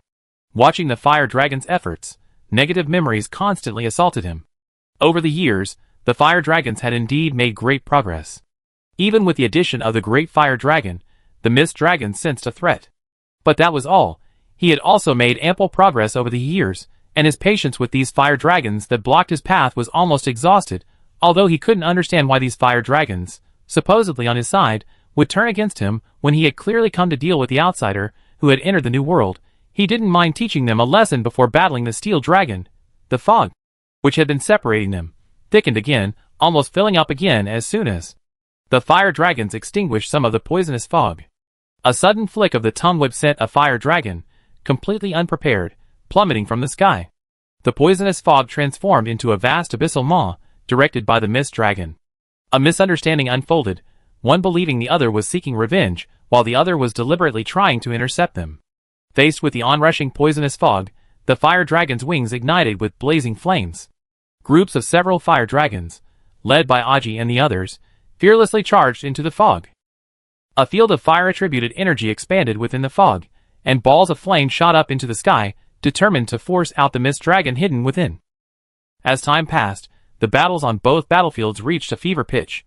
Luo Yuan and the Steel Dragon, their eyes already furious, often attacked each other, with the sole intention of exchanging wounds. The Steel Dragon's body temperature remained constant with each contact, and similarly, Luo Yuan's scales were shattered, leaving wounds visible. Spitting blazing flames, he braved the Steel Dragon's hurricane-like breath and charged towards him. At close range, a flammable liquid explosion erupted. The blown-away Steel Dragon showed no sign of weakness, its wings scorched by the wounds, still smoldering with blood. It unleashed a hurricane powerful enough to tear through steel, repelling Luo Yuan. A spiral of wind pressure returned, but Luo Yuan dodged it and landed on a distant ancient tree. Numerous branches and debris were shattered and scattered by the swirling air currents, leaving behind an unsightly scar. Yes, the battlefield was now uncontrollable. The attacks from both sides were highly targeted. The ground was now ravaged, some pitted, others ablaze with flames that even rain could not easily extinguish. The splattering blood was not enough to deter the two ancient dragons, whose flaming spirits had largely blocked out the pain of their wounds. If they were not both highly intelligent creatures, whose use of their respective energy attributes had been ingrained into their instincts, and who knew how to deal with opponents of the same level, the two sides would have already engaged in a tense and thrilling melee. Of course, Luo Yuan was certainly willing to do this, but the Steel Dragon was not. To engage in hand-to-hand combat with a being like the Flame King Dragon, blazing with flames at an incredibly high temperature, wasn't that simply asking for trouble? Furthermore, he was no longer able to compete with Luo Yuan in breath power. In this pure energy breath, his proud tornado breath would be shattered by Luo Yuan's. This wasn't just an increase in flame temperature, it was also a qualitative increase in fire energy. The rage towards death that had accumulated during the ancient dragon crossing was vented in this all-out battle, and began to dissipate unnoticed. Only the ancient dragon's pride continued to fuel his fight. North of the ancient tree, if Luo Yuan and the Steel Dragon were a clash of energies, this was a clash of predators and counterhunters. In the dense fog, as time passed, some of the Fire Dragon teams gradually lost contact. Within the toxic fog, the Mist Dragon was like a skilled assassin. The intense heat of the Fire Dragon's flaming wings severely weakened some of the toxicity in the fog. The Mist Dragon adjusted its strategy, switching from a mixed toxin to one that primarily targeted the sensory nerves. Maintaining perfect invisibility within the toxic fog, despite facing the Great Fire Dragon, a creature ablaze, like Luo Yuan in the past, Mist Dragon's control and perception of the toxic fog often allowed it to complete its attacks on the other Fire Dragons before the teams of Great Fire Dragon, Aji, and the veteran Blue Fire Dragon arrived. Strike and retreat, never pause. This infuriated the already volatile Fire Dragons, who could only try to group together, launching repeated probing attacks, attempting to locate Mist Dragon. Under Mist Dragon's influence, the battlefield gradually moved closer to Luo Yuan and the Steel Dragon. These troublesome Fire Dragons were never the Mist Dragon's target. The Steel Dragon from the ancient Dragon Fairy was, ever since nearly dying that year, his temper has calmed down considerably. He truly doesn't want to commit massacres unless absolutely necessary. With his invisibility and the longevity and strength of an ancient dragon, wouldn't it be wonderful to live a peaceful life? If it weren't for the need to atone for past mistakes, he wouldn't have set foot in this heartbreaking area again. Chapter 277. Faster! Faster! Faster! The flame dragon nimbly dodged the cloud-shattering tornado's breath in its dash. Like a leaping comet, it circled around the tornado's breath, leaving behind a trail of arcing flames. The Steel Dragon, seeing the situation was dire, decisively halted its breath and instead created an updraft, forcibly lifting Luo Yuan's trajectory, causing his lovely star-shaped flying object to deviate from its original trajectory and fly far away. The Steel Dragon panted heavily, scrambling to recover his strength. His eyes, gleaming crimson, stared through his defensive wind field, intently at Luo Yuan, who was twisting his flight path in the sky. A large number of whirlwinds gathered around him again. Driven by the wind, he quickly shifted his position to avoid Luo Yuan's second lock. Even if one's energy could sustain the intense battle, physical strength was still significantly drained. While not enough to collapse after fighting for most of the night, for the aged steel dragon, the physical drain was already greater than most battles in the long years. He finally realized that this unknown ancient dragon, like the Flame King dragon, was a versatile ancient dragon with virtually no weaknesses. Even its strangely increasing speed made it, in some ways, even more formidable than the Flame King dragon. Thankfully, his omnipresent hurricane limited Luo Yun's speed, otherwise the battle would have ended long ago. As the dark clouds formed by the steel dragon storm dissipated amidst the constant clashes, a rare moonlight descended, illuminating the earth. However, with Luo Yun in the sunlight, the presence or absence of this moonlight seemed to have no effect. Luo Yun, relying solely on his physical strength, forcibly redirected his trajectory in midair. After circling a wide circle, he locked onto the steel dragon once again. After twisting away from several hurricane zones, and forcibly breaking through the tornado, Luo Yun's various energy expenditures finally reached a limit, and his fierce fire attribute entered the next stage. The bluish-purple flames intensified again, the efficiency of his life energy conversion into fire energy increased again, and a faint trace of stored life energy blended with the flames, emerging with them. Luo Yun noticed this abnormality, and subconsciously increased his life energy input. Instantly, the flames on Luo Yun's body grew brighter. This brighter flame instantly erupted with a dazzling light. The area was instantly illuminated white. Roar! The steel dragon, who had been watching Luo Yun's trajectory, fearing he would be hit, was caught off guard and was struck by the light, which was like a powerful flash grenade. This level of flash, caught off guard, made even the steel dragon feel dizzy. The hurricane field that had previously hidden the surroundings was instantly breached. Dizzied, the steel dragon was unable to locate Luo Yun's position through the surging air currents. This opportunity is now or never. Without hesitation, the massive dragon-shaped fireball crashed into the silver-white, blackish-black carapace with a roar. Its spine shattered, and the 23-meter-long metal monster, like a flaming meteorite, glowed red. Amidst a cloud of flame and an airburst, it crashed into the forest below, triggering a small earthquake. In midair, Luo Yun gritted his teeth, enduring the pain of broken spines and shattered scales from the recoil. His torn muscles forced him to flap his wings to maintain his balance. His azure eyes were fixed intently on the crater below. The steel dragon was definitely more seriously injured by this blow than he was, but Luo Yun couldn't be sure if the steel dragon's injuries were so severe it couldn't bear them. After all, even an old ancient dragon still possessed incredible vitality. Sure enough, accompanied by an angry roar, the steel dragon ascended once more. But now it looked rather miserable. The area on its chest where Luo Yun had struck it head-on was not only dented in the carapace, but many other parts of its body, like broken steel, were cracked and ripped, and the flesh within was faintly visible. You have to understand that the steel dragon is a creature made entirely of metal. It has no skin beneath its metal shell. This shell is its skin. Luo Yun clearly heard weakness and fear in that angry dragon roar. Furthermore, when the steel dragon flew out this time, there was no swirling wind between its limbs and wings. Its energy flow had been successfully blocked. He had suffered unbearable injuries. A few hundred meters apart, Luo Yun and the steel dragon were both panting. However, unlike Luo Yun's eyes, which were filled with fighting spirit, the steel dragon's eyes had lost much of their fury. Although they were still confronting each other, their desire to fight was gone. An ancient dragon's dignity was indeed important, and he did indeed only have a few decades to live. But defeat by an ancient dragon of the same level was not unacceptable to him. The ancient dragon opposite was younger, more energetic, and equally more willing to fight to the death. Desperately fighting was not the ancient dragon's first choice in most situations. Bearing the pain of his injuries, he stirred up another tornado, and he had to find a way to escape. The battle was about to begin again. Suddenly, a green, poisonous breath suddenly appeared from the sky, hurtling straight towards the side of the steel dragon. The steel dragon, completely focused on Luo Yun, had no time to evade, and because of the injury on his wing, he was unable to take immediate action. He was thus grazed by the poisonous breath. The venom entered his body through the wound, significantly affecting his wind control ability. With a roar of unwillingness, the steel dragon quickly distanced himself, his eyes fixed on the empty space. Through the airflow, a shadowy figure formed in his mind. Xiaolong. *2. The steel dragon was using airflow feedback, while Luo Yun locked onto the opponent with this familiar attack. He looked toward the ancient tree in horror. If the mist dragon could appear here, what about the fire dragons? And what about his Aji? Thankfully, figures emerged from the dense fog, that had inadvertently spread to the base of the ancient tree. Though their numbers seemed much smaller, Luo Yun was able to immediately lock onto Aji and the others. While he breathed a sigh of relief, a question also arose. Why would this mist dragon suddenly attack the steel dragon? And why did it attack the steel dragon without even dealing with the fire dragons that were trying to intercept it?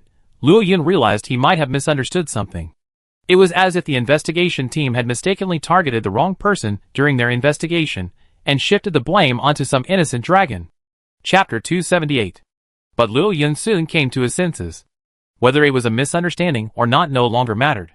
Now that the battle had begun, even if he knew he had made a mistake, he could only must continue. How could there be so much logic in the world of monsters? Moreover, only a third of the fire dragons had emerged from the thick fog so far.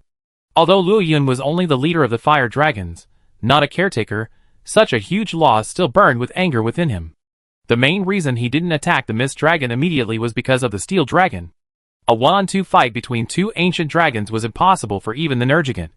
Similarly, the mist dragon's attack didn't fully impact, merely scraping the steel dragon, affecting its ability to exert its power, but that was all. Even without the power of its power, the ancient dragon was still an ancient dragon, its inherent combat capabilities still intact.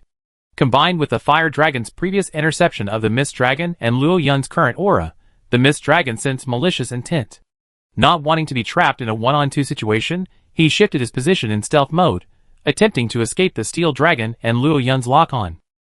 As for the question of whether Luo Yun and the steel dragon were in such a miserable state, could he take advantage of an opportunity, this thought had never crossed the mind of the mist dragon. This injury alone was only enough to cause the ancient dragon to retreat, but it had no significant impact on his combat effectiveness.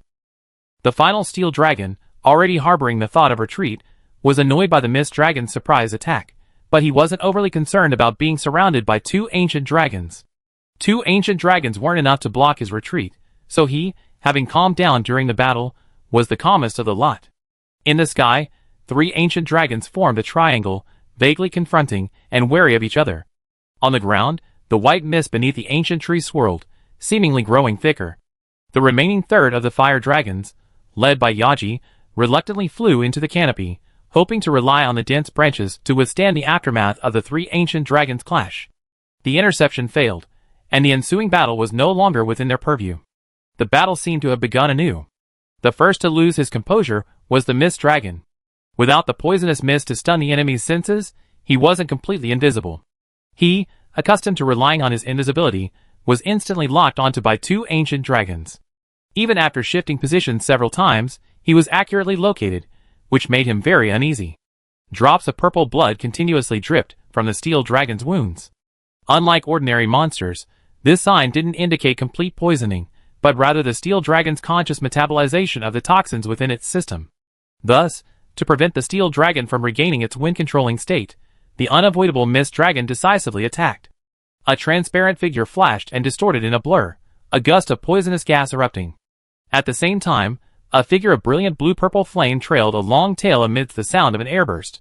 Accurately predicting the steel dragon's evasive path, it unleashed a puff of calamity flame. The poisonous mist and calamity flame formed an angle, completely enveloping the steel dragon. But the next second, the air compressed between the steel dragon's wings. With a metallic sonic boom, the steel dragon's silver-white form passed between the two puffs of air. As an ancient dragon that controlled the wind, manipulating air currents to accelerate itself was also a basic skill. It was just that the energy within his body was blocked, preventing him from forming a hurricane-like aura, otherwise his speed would have been even greater. Steel Dragon wasn't surprised at being chosen as a target by these two young creatures. After all, in terms of condition, he was the worst among those present. Flying up and down, he dodged one breath after another. Luo Yun continued to pursue Steel Dragon amidst the flames. Without the influence of the pervasive hurricane, his swift wings finally began to function again. However, at such high speeds, he could only move in a straight line over short distances, unable to perfectly control his direction, which gave Steel Dragon an opportunity to anticipate and evade. After several minutes of rapid pursuit, Luo Yun sensed something was amiss. The Mist Dragon's attacks had ceased. No, rather, he and Steel Dragon had flown out of Mist Dragon's attack range, and he had no choice but to halt his attacks. Gazing at the two figures chasing each other in the sky, Mist Dragon silently raised a white mist, concealing himself within it. His flying speed wasn't slow, But that was only relative to ordinary flying creatures. Compared to the two creatures in the sky who could harness air currents, his speed was truly lacking. He also found it difficult to understand why, after the battle resumed, Steel Dragon had been so intent on dodging, clearly intending to retreat.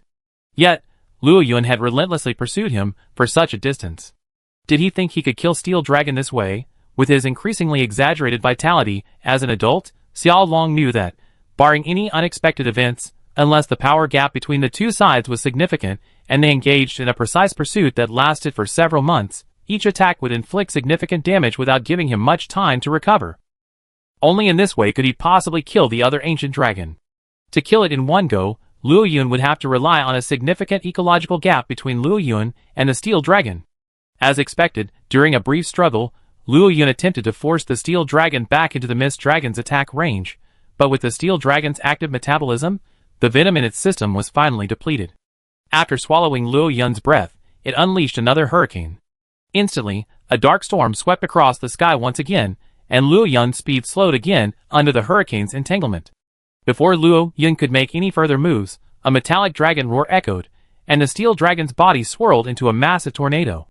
Just as Luo Yun thought it was about to strike a blow, it, driven by the tornado's centrifugal force, suddenly broke the sound barrier, its entire body transforming into a stream of light and escaping deep into the new world.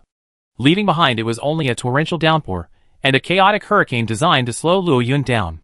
The Steel Dragon's ancient dragon aura dissipated with its departure.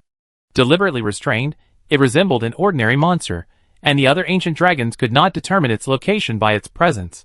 The sun shone once again, dispersing the dark clouds, and once again curbing the falling temperature. The Steel Dragon's departure also sobered Luo Yun, but, gazing at the expanding white mist beneath the ancient tree, although the physical and mental fatigue constantly reminded Luo Yun of his current state, the pain in his wings and other parts of his body also spoke of the intensity of the recent battle with the Steel Dragon. But the thought of the loss of so many mutated fire dragons ignited a nameless anger within him. Luo Yun anticipated that even if the fire dragons failed to intercept the Mist Dragon, leading to a three-way battle near the ancient tree, the loss of no more than half the fire dragons would likely be eliminated. After all, for a newly born species, losing more than half its members would essentially spell its demise in the natural world. Fury raged. Luo Yun's calamity flame surged. He summoned his fire dragons to renew his battle against the Mist Dragon. At the same time, within the white mist, a thick, yellowish fog enveloped the northern region of the ancient tree. With a helpless croak, the yellow fog replaced the white. Amidst the yellow fog, a male fire dragon, lying on the ground, its life or death unknown, twitched involuntarily. Chapter 279. With blazing flames, they evaporated a large amount of rainwater, and returned to the site of the previous battle. The terrain here had been completely transformed by the recent battle. The dense fog of the Mist Dragon had spread, and the air was filled with the life energy of the Mist Dragon, which permeated the fog and completely buried the Mist Dragon's presence. A group of fire dragons flew out from the treetops and soared above the dense fog to Luo Yun's side. Under Luo Yun's gaze, some of these fire dragons were angry, some fearful, some worried, and some showed obvious fear. But regardless of their attitudes, they still followed Yaji out of the ancient tree without hesitation and gathered around Luo Yun, awaiting his next command. The Mist Dragons had disappeared, seemingly in a state of perfect invisibility, leaving Luo Yun with no immediate target to vent his anger. The Fire Dragon's attitude also helped Luo Yun, whose mind, overwhelmed by the intense battle and dominated by rage, regained some of his sanity. At least, his mind was no longer preoccupied with fighting and venting. Only 1/3 of the Fire Dragons remained.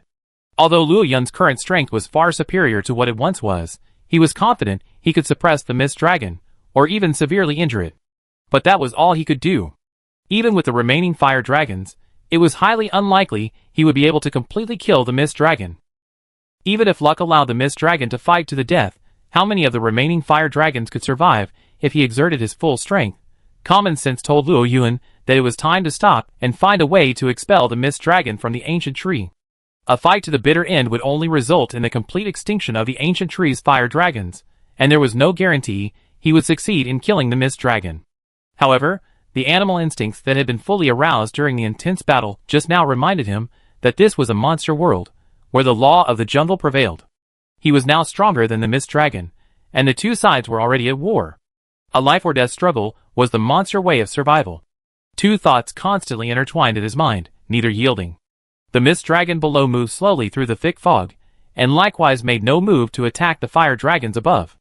At this moment, the entire battlefield, both enemy and friend, seemed to be waiting for Luo Yun's final decision. Fighting or not fighting seemed both right and wrong. As for the claim that this was all a misunderstanding, and not to mention that it was currently just an unresolved thought on Luo Yun's part, according to Xia Guoguo's information, this mist dragon had already clashed violently with the ancient tree fire dragons, and that it was the steel dragon from the Dragon Crystal Land, not the fire dragons, that had actually repelled it. In the monster world, this battle for territory had not actually concluded. Therefore, regardless of whether it was a misunderstanding or not, mobilizing the fire dragons to intercept them was inevitable. Luo Yun couldn't gamble on whether a former enemy had forgotten their hostility towards the fire dragons. Taking a deep breath, Luo Yun made his decision. The flames on his body rose again. He was going to drive them away. Quack! The all-too-familiar quack startled the entire group of fire dragons. At this tense moment, the voice of the Xia dragon echoed through the group, and the fire dragons instantly scattered amidst roars of terror. In the scattered void, Xia Guoguo's figure emerged. Seemingly pleased with the effect of her sudden appearance, Xia Guoguo raised her head proudly, and before Luo Yun could erupt in anger, her curly tail pointed toward the thick yellow fog north of the ancient tree. Quack! Luo Yun and some of the calmed-down fire dragons instinctively looked in that direction. In the light brought by Luo Yun's sunlight-brightening properties, a fire dragon staggered out of the dense fog, letting out two feeble cries. The weak roar carried a mixture of joy at having survived a catastrophe, and guilt at having failed to complete the mission. The fire dragon's appearance was like a signal. Behind it, other equally dejected fire dragons flew out of the dense fog, converging towards Luo Yun amidst the excited roars of the fire dragons on his side. Luo Yun's flames gradually faded, and Xia Guoguo accurately captured a fleeting look of surprise. Xia Guoguo excitedly quacked. Yes, that was the expression. He had always wanted to see Luo Yun's expression of surprise, a look of seeming bewilderment. Today, he finally saw it. Even if it was just a fleeting moment, it was enough to satisfy Xia Guoguo. Facing Yaji's unfriendly glare, Xia Guoguo wagged her tail and quacked in explanation. So, after sending the little Xia dragon to a safe place, this guy happily came back to eat melons. A fierce battle with the enraged ancient dragon, a battle that didn't require her to participate, was a spectacle that only happened once every few decades, even centuries, and Xia Guoguo naturally wouldn't miss it. However, the subsequent attack by the fire dragons on the Xia dragon was somewhat beyond Xia Guoguo's expectations. According to Xia Guoguo's description, the Xia dragon, while annoyed by the fire dragon's obstruction, didn't kill them. The poisonous mist they emitted was merely a nerve-splitting, sensory-impairing, and physical-strengthening type. Its actual lethality wasn't as strong as the poisonous mist Xia Guoguo had used to slay those monsters infected with the mad dragon virus. After Xia Guoguo used her medicinal mist to dispel the poisonous fog, the fire dragons that had fainted from exhaustion or nerve disturbance gradually regained consciousness. Only now, having regained some strength, did they fly out of the mist. Even those fire dragons directly attacked by the Xia dragon were only injured. The Xia dragon hadn't killed anyone during the battle. His goal was simply to escape the fire dragons and reach the battle between the steel dragon and Luo Yun. The facts were clear. Fire dragons continued to fly out of the medicinal mist. Some sustained injuries, but for a large monster, these were only minor. Perhaps, even without Xia Guoguo's intervention, they wouldn't have been in serious trouble. All these signs indicated that the Xia dragon hidden in the white mist below had truly let go of its past grudge against the ancient tree fire dragons, and that this was all a complete misunderstanding. The misunderstanding resolved, rationality completely banishing the beast. The flames within Luo Yun retracted, the sunlight stayed lifted, and a sense of emptiness washed over him. Glancing at Xia Guoguo, whose tail was still wagging, faintly blocking the path between him and a point below, Luo Yun roared and, leading the assembled fire dragons, soared towards the summit of the ancient tree. Watching the fire dragons retreat, Xia Guoguo's wagging tail stopped. Through the unique perception shared by the dragons, Xia Guoguo's body, like a stream of light, swiftly streaked with distinct colors, and a massive scale fell. Finally, with a long croak, Xia Guoguo flapped its tiny wings, re-entering perfect invisibility and vanishing into the sky.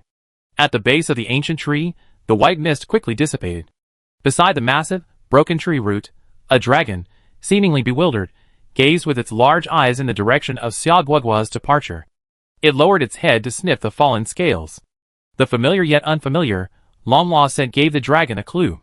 After pondering for a moment, He lowered his head and buried the scale on the spot.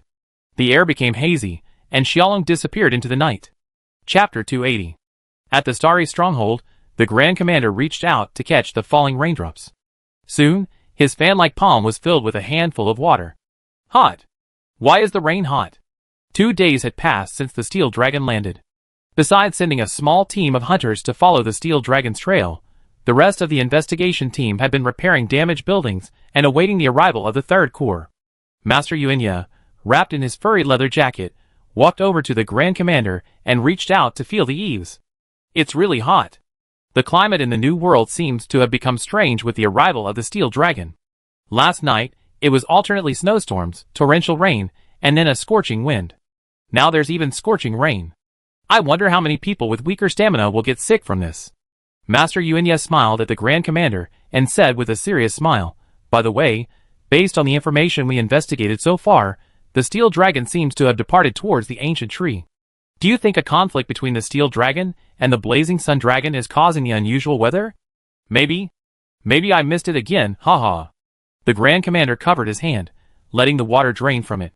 This time, however, there wasn't much disappointment in his tone.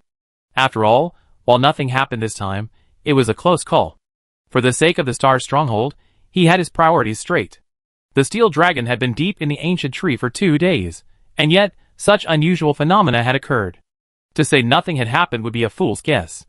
We could only wait until the Third Corps' affairs were completed before heading to the ancient tree to inquire. We didn't know if the scholars at the ancient tree research base had been in trouble. With this thought in mind, the Grand Commander braved the pouring rain as he headed towards the pavilion of weapons and cats.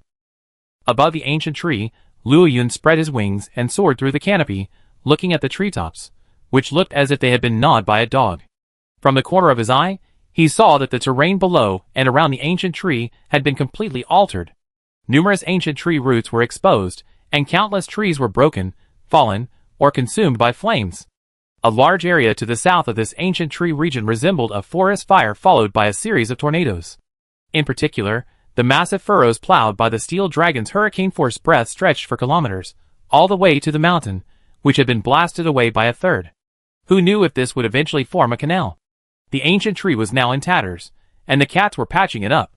On the way up, the busy cats didn't even walk, they trotted the entire way, carrying various supplies, striving to repair the damaged facilities on the ancient tree as quickly as possible, allowing the fire dragons to return to their normal lives.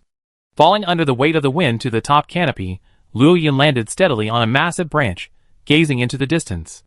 After a night of statistics, it was determined that the fire dragons had lost only 3. 2 of them fainted too close to the ancient tree and were caught in the aftermath of the Steel Dragon's attack. Their scales were ripped apart by the violent winds, and they died from the high-altitude fall. As for the third, scholars analyzed that it likely succumbed to exhaustion from the toxic mist of the Mist Dragon. Luo Yun's face remained expressionless at this cause of death. His heart wasn't filled with anger, but rather with a tinge of shame. The key point is that this was a male fire dragon, not a female, because of its weakness. Even with Xia Long holding back and Xia Guoguo's timely treatment, it still couldn't survive. Luo Yun didn't know what to say. Since the days in the Great Ant Mound Wasteland, the ancient tree fire dragons, due to food scarcity, adopted a hunting habit. The survival pressure of the ancient tree fire dragons has been greatly reduced. Although there are no longer any major cases of starvation, but the improvement of individual fire dragons has begun to slow. After returning to the ancient tree forest, due to Luo Yun's intimidation and the lack of many monsters that dare to host the fire dragons, the ancient tree fire dragon's combat capabilities have been almost zero, except for the abnormal strength increase brought by symbiosis. This deceased male fire dragon was a very young fire dragon. From its migration to the Great Ant Mound Wasteland until its death, it had lived in the lowest level. While other fire dragons were striving for higher altitudes, this guy had never even challenged a new high position. Honestly, if it weren't for the cat's reports, Luo Yun wouldn't have believed that there were actually any other languishing creatures besides the great fire dragons among the current group of ancient tree fire dragons.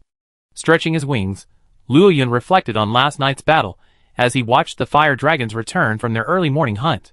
Thinking of the Xiaolong's behavior, he felt as if he had overstepped his bounds, turning what should have been a simple 2-on-1 battle into a forcible challenge. And the fire dragons, which should have struggled to survive the battle against the 3 ancient dragons, had now become a simple one, with only 3 fire dragons dying. Fortunately, the ending was a good one. Furthermore, for the ancient tree fire dragons, the test of a single battle wasn't really a test at all. Rather, time and the natural cycle of nature are the greatest tests for a new species. Whoosh! The sound of flapping wings came from behind him. Luo Yun tilted his head slightly, and saw the Hal Fire Dragon landing beside him. But at that moment, Hal Fire Dragon's eyes looked strange. It glanced at the cats on the ancient tree, then at the sky, where the Fire Dragon couple, entangled in the joy of surviving a catastrophe, kept tangling with each other. A flicker of envy and jealousy flashed in its eyes. After a long pause, it finally solidified its decision, looked at Luo Yun, and let out a dull growl. Luo Yun's pupils dilated slightly, for Hal Fire Dragon was trying to say that it wanted to leave the ancient tree for a while. Last night's battle seemed to have reignited the fighting spirit of this Hal Fire Dragon. Its strength was already in the first tier, below that of the ancient dragons, and it was probably no weaker than the Black Flame King from back then. Life atop the ancient tree was indeed comfortable. Luo Yun's symbiotic nature had also allowed its energy organs to develop a second time, allowing it to perfectly control its flames. But the improvement in its strength here was far too little. As a special species of fire dragon, it was somewhat dissatisfied with its current state. Furthermore, if it remained in the ancient tree forever, it wouldn't be able to find a mate, would it? Only in the lava volcano area could it slowly increase its strength, while offering a slight chance of finding a partner. Chapter 281. Are you planning to leave here and improve your strength? The envious look in Rathalos' eyes hadn't escaped Luo Yun's notice, though it was probably just because he'd eaten too much dog food. Normally, a special species like Rathalos, whose mates are even harder to find than gold and silver Rathalos, is generally quite patient, often staying in a volcanic area for years. Even if they were looking for a mate, they wouldn't be as impatient as this one. After all, it's hard to find one even if you're anxious. Luo Yun gave Rathalos some pause for his request. After all, the crude panel slowly emerged, fixed before his eyes, visible only to Luo Yun. Evolution value, 91%. After repelling the steel dragon and ensuring it withdrew its aura and left the ancient tree, the evolution value, which had been stagnant for a long time, finally advanced again. However, this 1% improvement gave Luo Yun a completely different feeling than before. It wasn't an outward manifestation, nor was it an improvement in his physical strength or energy. This 1% improvement made Luo Yun feel a leap in his vitality. Although his physique and other aspects were already comparable to those of a regular ancient dragon, this significant increase in vitality, a mere 1%, made it clear to him. Given the same injuries, Luo Yun was now less vulnerable than before his battle with the steel dragon. And this was only the beginning. As the progress bar grew, his vitality would fully reach the level of an ancient dragon. Thus, for Luo Yun at this stage, the increase in vitality brought a profound sense of emptiness to his body.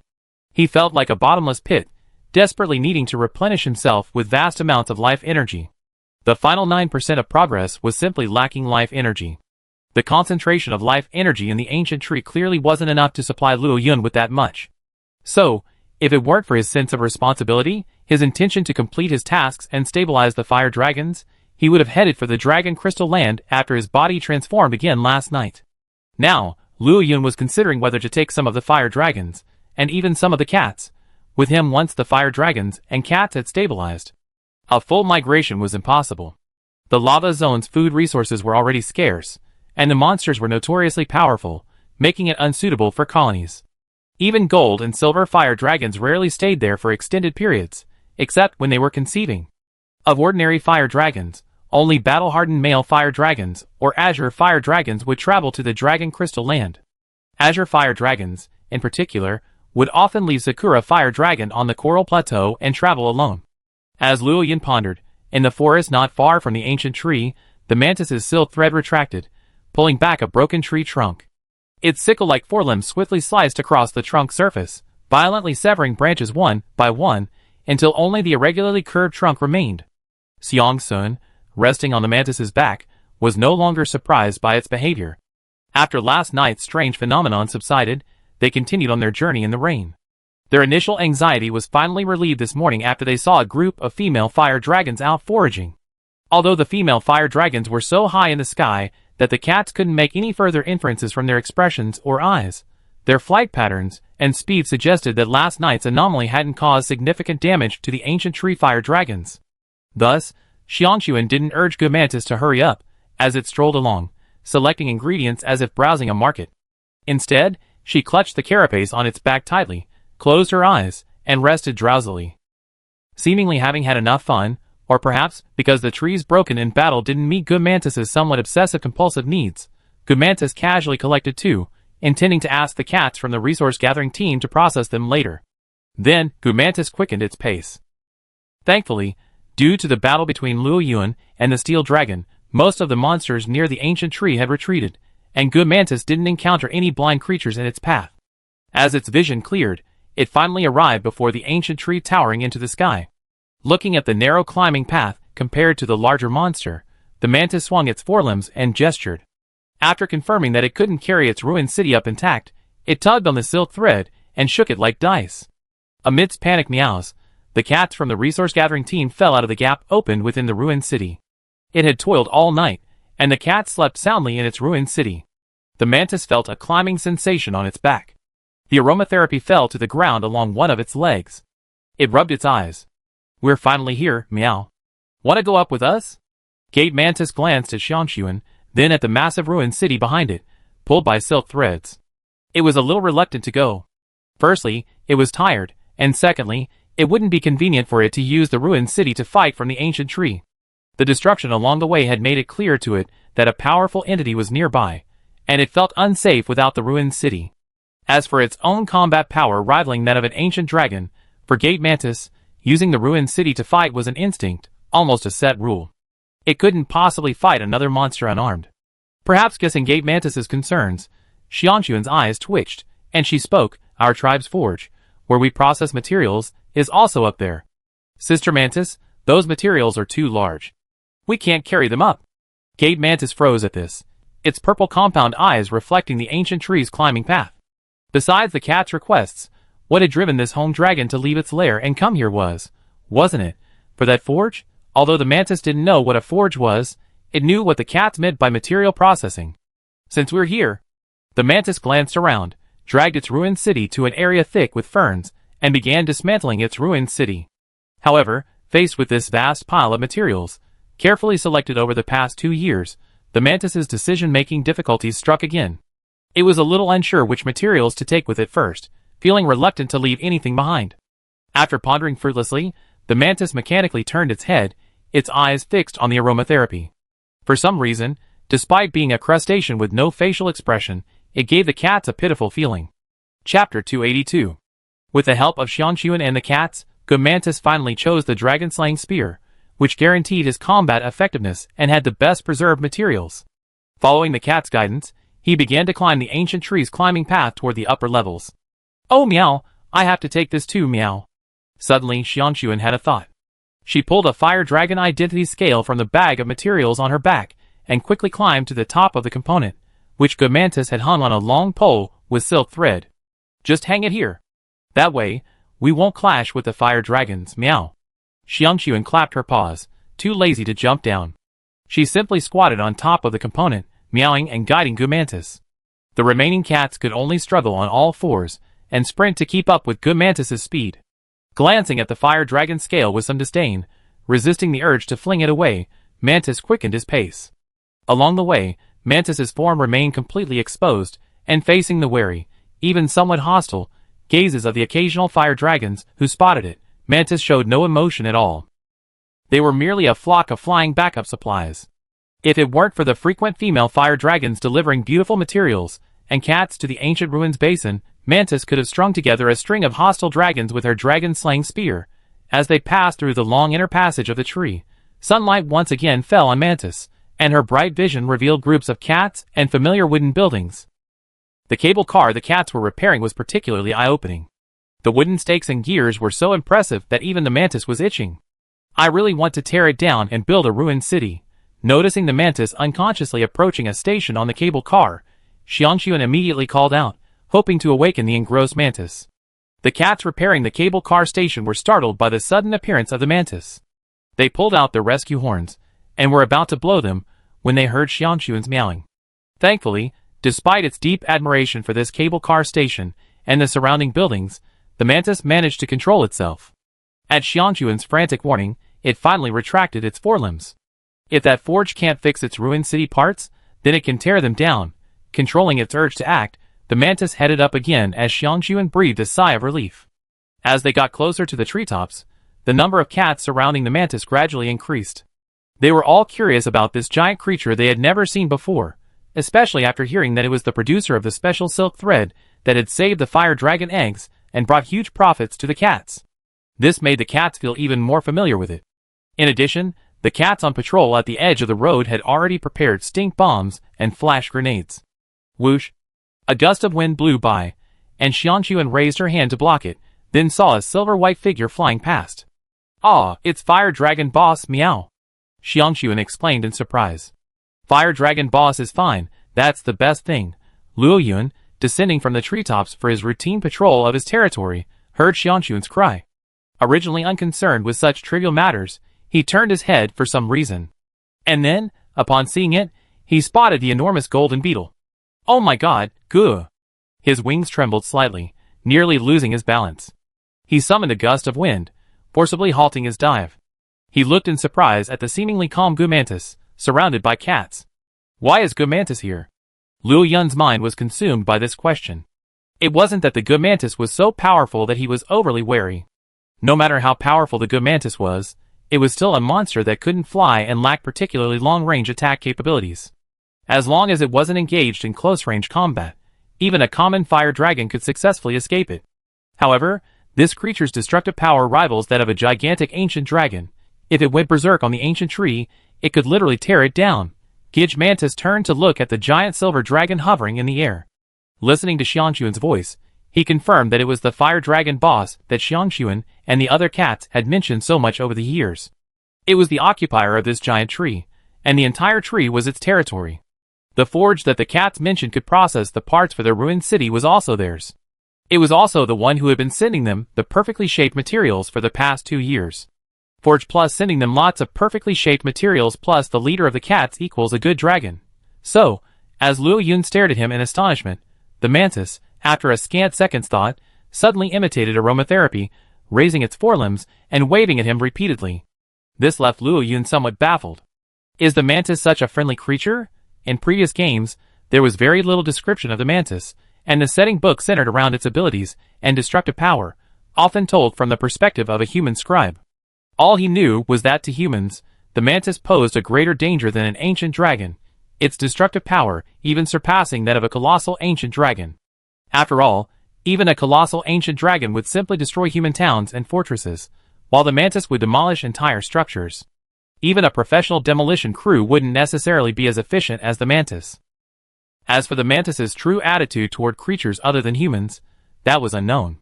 Thus, Luo Yun pondered the mantis's friendly appearance for a moment before opening his mouth and roaring. Hearing Luo Yun's voice, the cats surrounding the mantis were stunned for a moment, then quickly ran towards the cable car repair work. Seeing the cats understood his intention, Luo Yun took a deep look at the mantis and the pile of ruined city parts entwined with silk thread, held by its palm-like tail. He had no doubt that these parts could be assembled into a mechanical beast over 10 meters long. Spreading his wings, he flew back to the canopy, abandoning his original plan to patrol his territory. He needed to stay in the ancient tree, lest no creature could stop the mantis if it decided to destroy his home.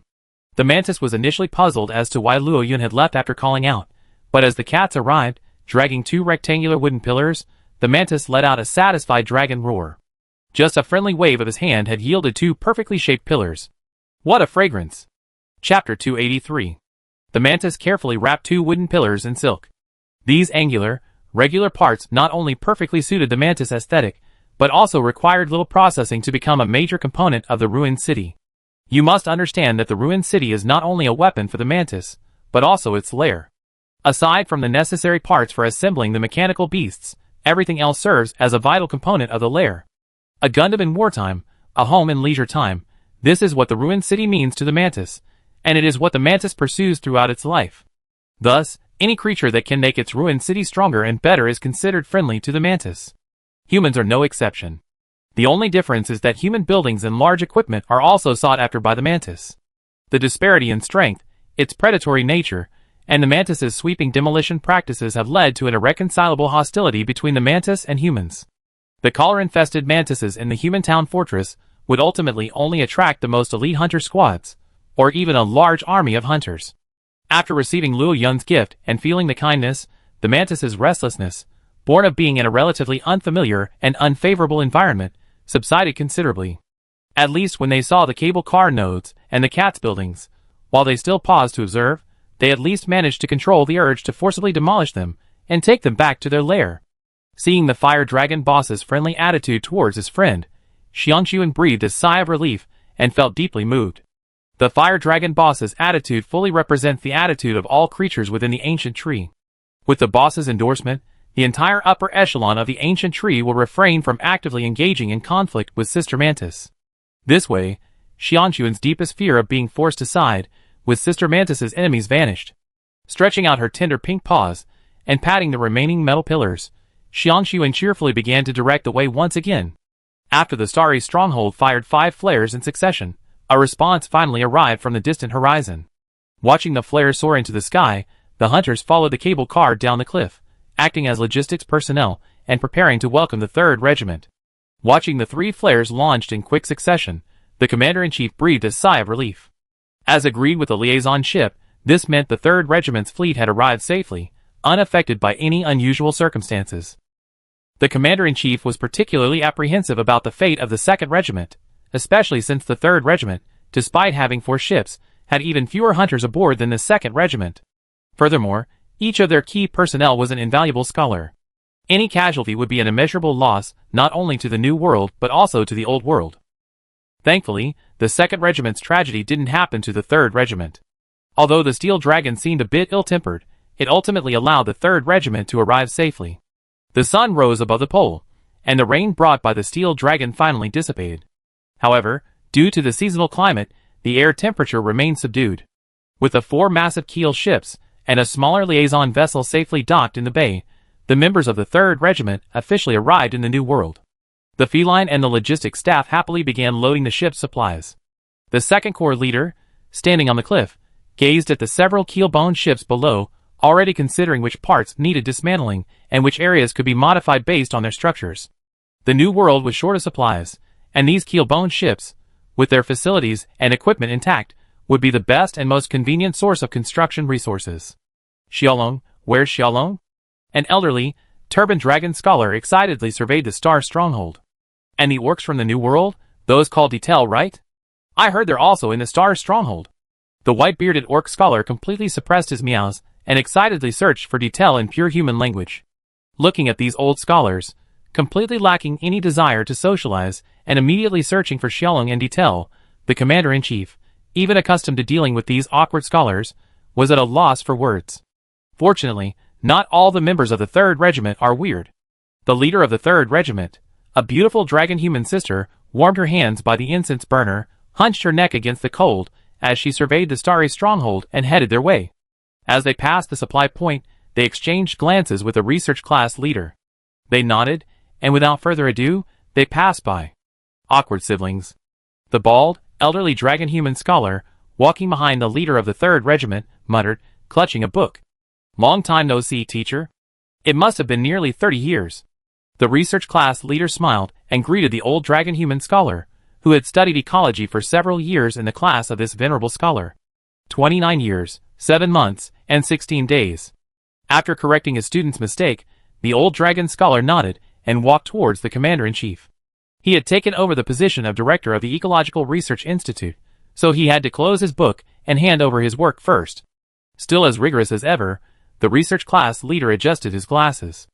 Unlike the previous director of the Ecological Research Institute, his former teacher was a true ecological researcher. His temper hadn't changed after all these years. It seemed we wouldn't see those interesting ecological deductions again.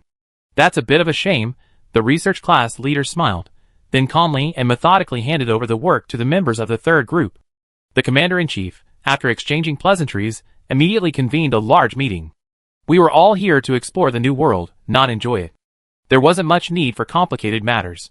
As for arranging accommodations and adjusting to life in the New World, we could discuss them after the meeting was over and both sides had understood each other's current situations. As the Commander-in-Chief detailed the New World, the eyes of the senior members of the 3rd Corps present lit up. The news of the Mist Dragon, the Blazing Sun Dragon, numerous unknown ancient dragons, and the ancient tree research base resonated deeply with the scholars. The investigation team's situation in the New World was surprisingly far better than they had anticipated. While supplies weren't plentiful, they were certainly not lacking, and their in-depth interactions with the New World's native inhabitants exceeded their expectations. Even a branch research base had been established. Before the meeting even concluded, over a dozen scholars requested to visit the ancient tree research base. They couldn't wait any longer. Chapter 284. The scholars' reaction was not unexpected to the commander-in-chief. After exchanging a glance with the Grand Commander, he proceeded to calm the excited scholars according to his pre-prepared plan. The extra shipload of scholars for the third group was not only based on knowledge reserves, but also included some physical tests. The incredibly favorable research conditions in the New World had some scholars frantic. This incident not only caused a sensation in the Old World, but was even specifically mentioned in subsequent communications from the New World. Thus, the scene before him was no problem for the commander-in-chief, who had been well prepared. Just as the Star Stronghold was experiencing a rare bustle of activity on the ancient tree, Xiangxuan emerged from the forge with her head bowed. On the cliff edge, Good Mantis, though heat-resistant but averse to fire, tilted her head, somewhat puzzled by Xiangxuan's current mood. The original intention of Good Mantis's visit to the ancient tree was to assist in the battle at the request of Xiangxuan, and the forge's assistance in processing parts for the ruined city was payment. But now, having arrived a step too late, Xiangxuan had to pay for the labor costs out of his own pockets. The forge wasn't a building built by the Rathalos. Even the mutated cats weren't suited to forging. The high temperatures were secondary, but the main issue was strength and skill. Thus, the forge in the ancient tree was primarily staffed by the craftsmen of the investigation team, with the Rathalos providing support. This led to the cross-operation of Star Stronghold gold and investigation points. Besides overseeing the various structures on the ancient tree, the forge's primary responsibilities also include maintaining and repairing the hunters' and cats' weapons and armor. Although most of the metal parts from the ruined city brought by Mantis needed only rough processing, they were numerous and large. A rough calculation revealed that the meager research points the resource-gathering team had earned were insufficient to cover the cost. This made Xiangxuan feel somewhat ashamed, and she was momentarily unsure how to explain this to Mantis. Just as she mustered up the courage to explain herself to Mantis, two scholars slid down the vines in a hurry. Upon seeing Mantis, they froze for a moment, then remembered their purpose and scurried into the forge, shouting as they ran. Dragon Striking Spear. Where is the ancient dragon striking spear that Detail mentioned in the message? Seeing the two scholars excitedly run in, Xiangxuan suddenly felt a sense of hope. After greeting the bewildered Mantis, she ran back into the forge. Beside the blazing furnace, two scholars, their eyes aglow, reached out to touch the ancient dragon-slaying spear, its surface pitted but its tip still sharp, observing and recording. Yes, it's truly an ancient dragon-slaying spear. While its appearance differs from those unearthed in the Old World, its fundamental structure is the same. This suggests that the New World also had an ancient civilization, perhaps even some connection to that of the Old World.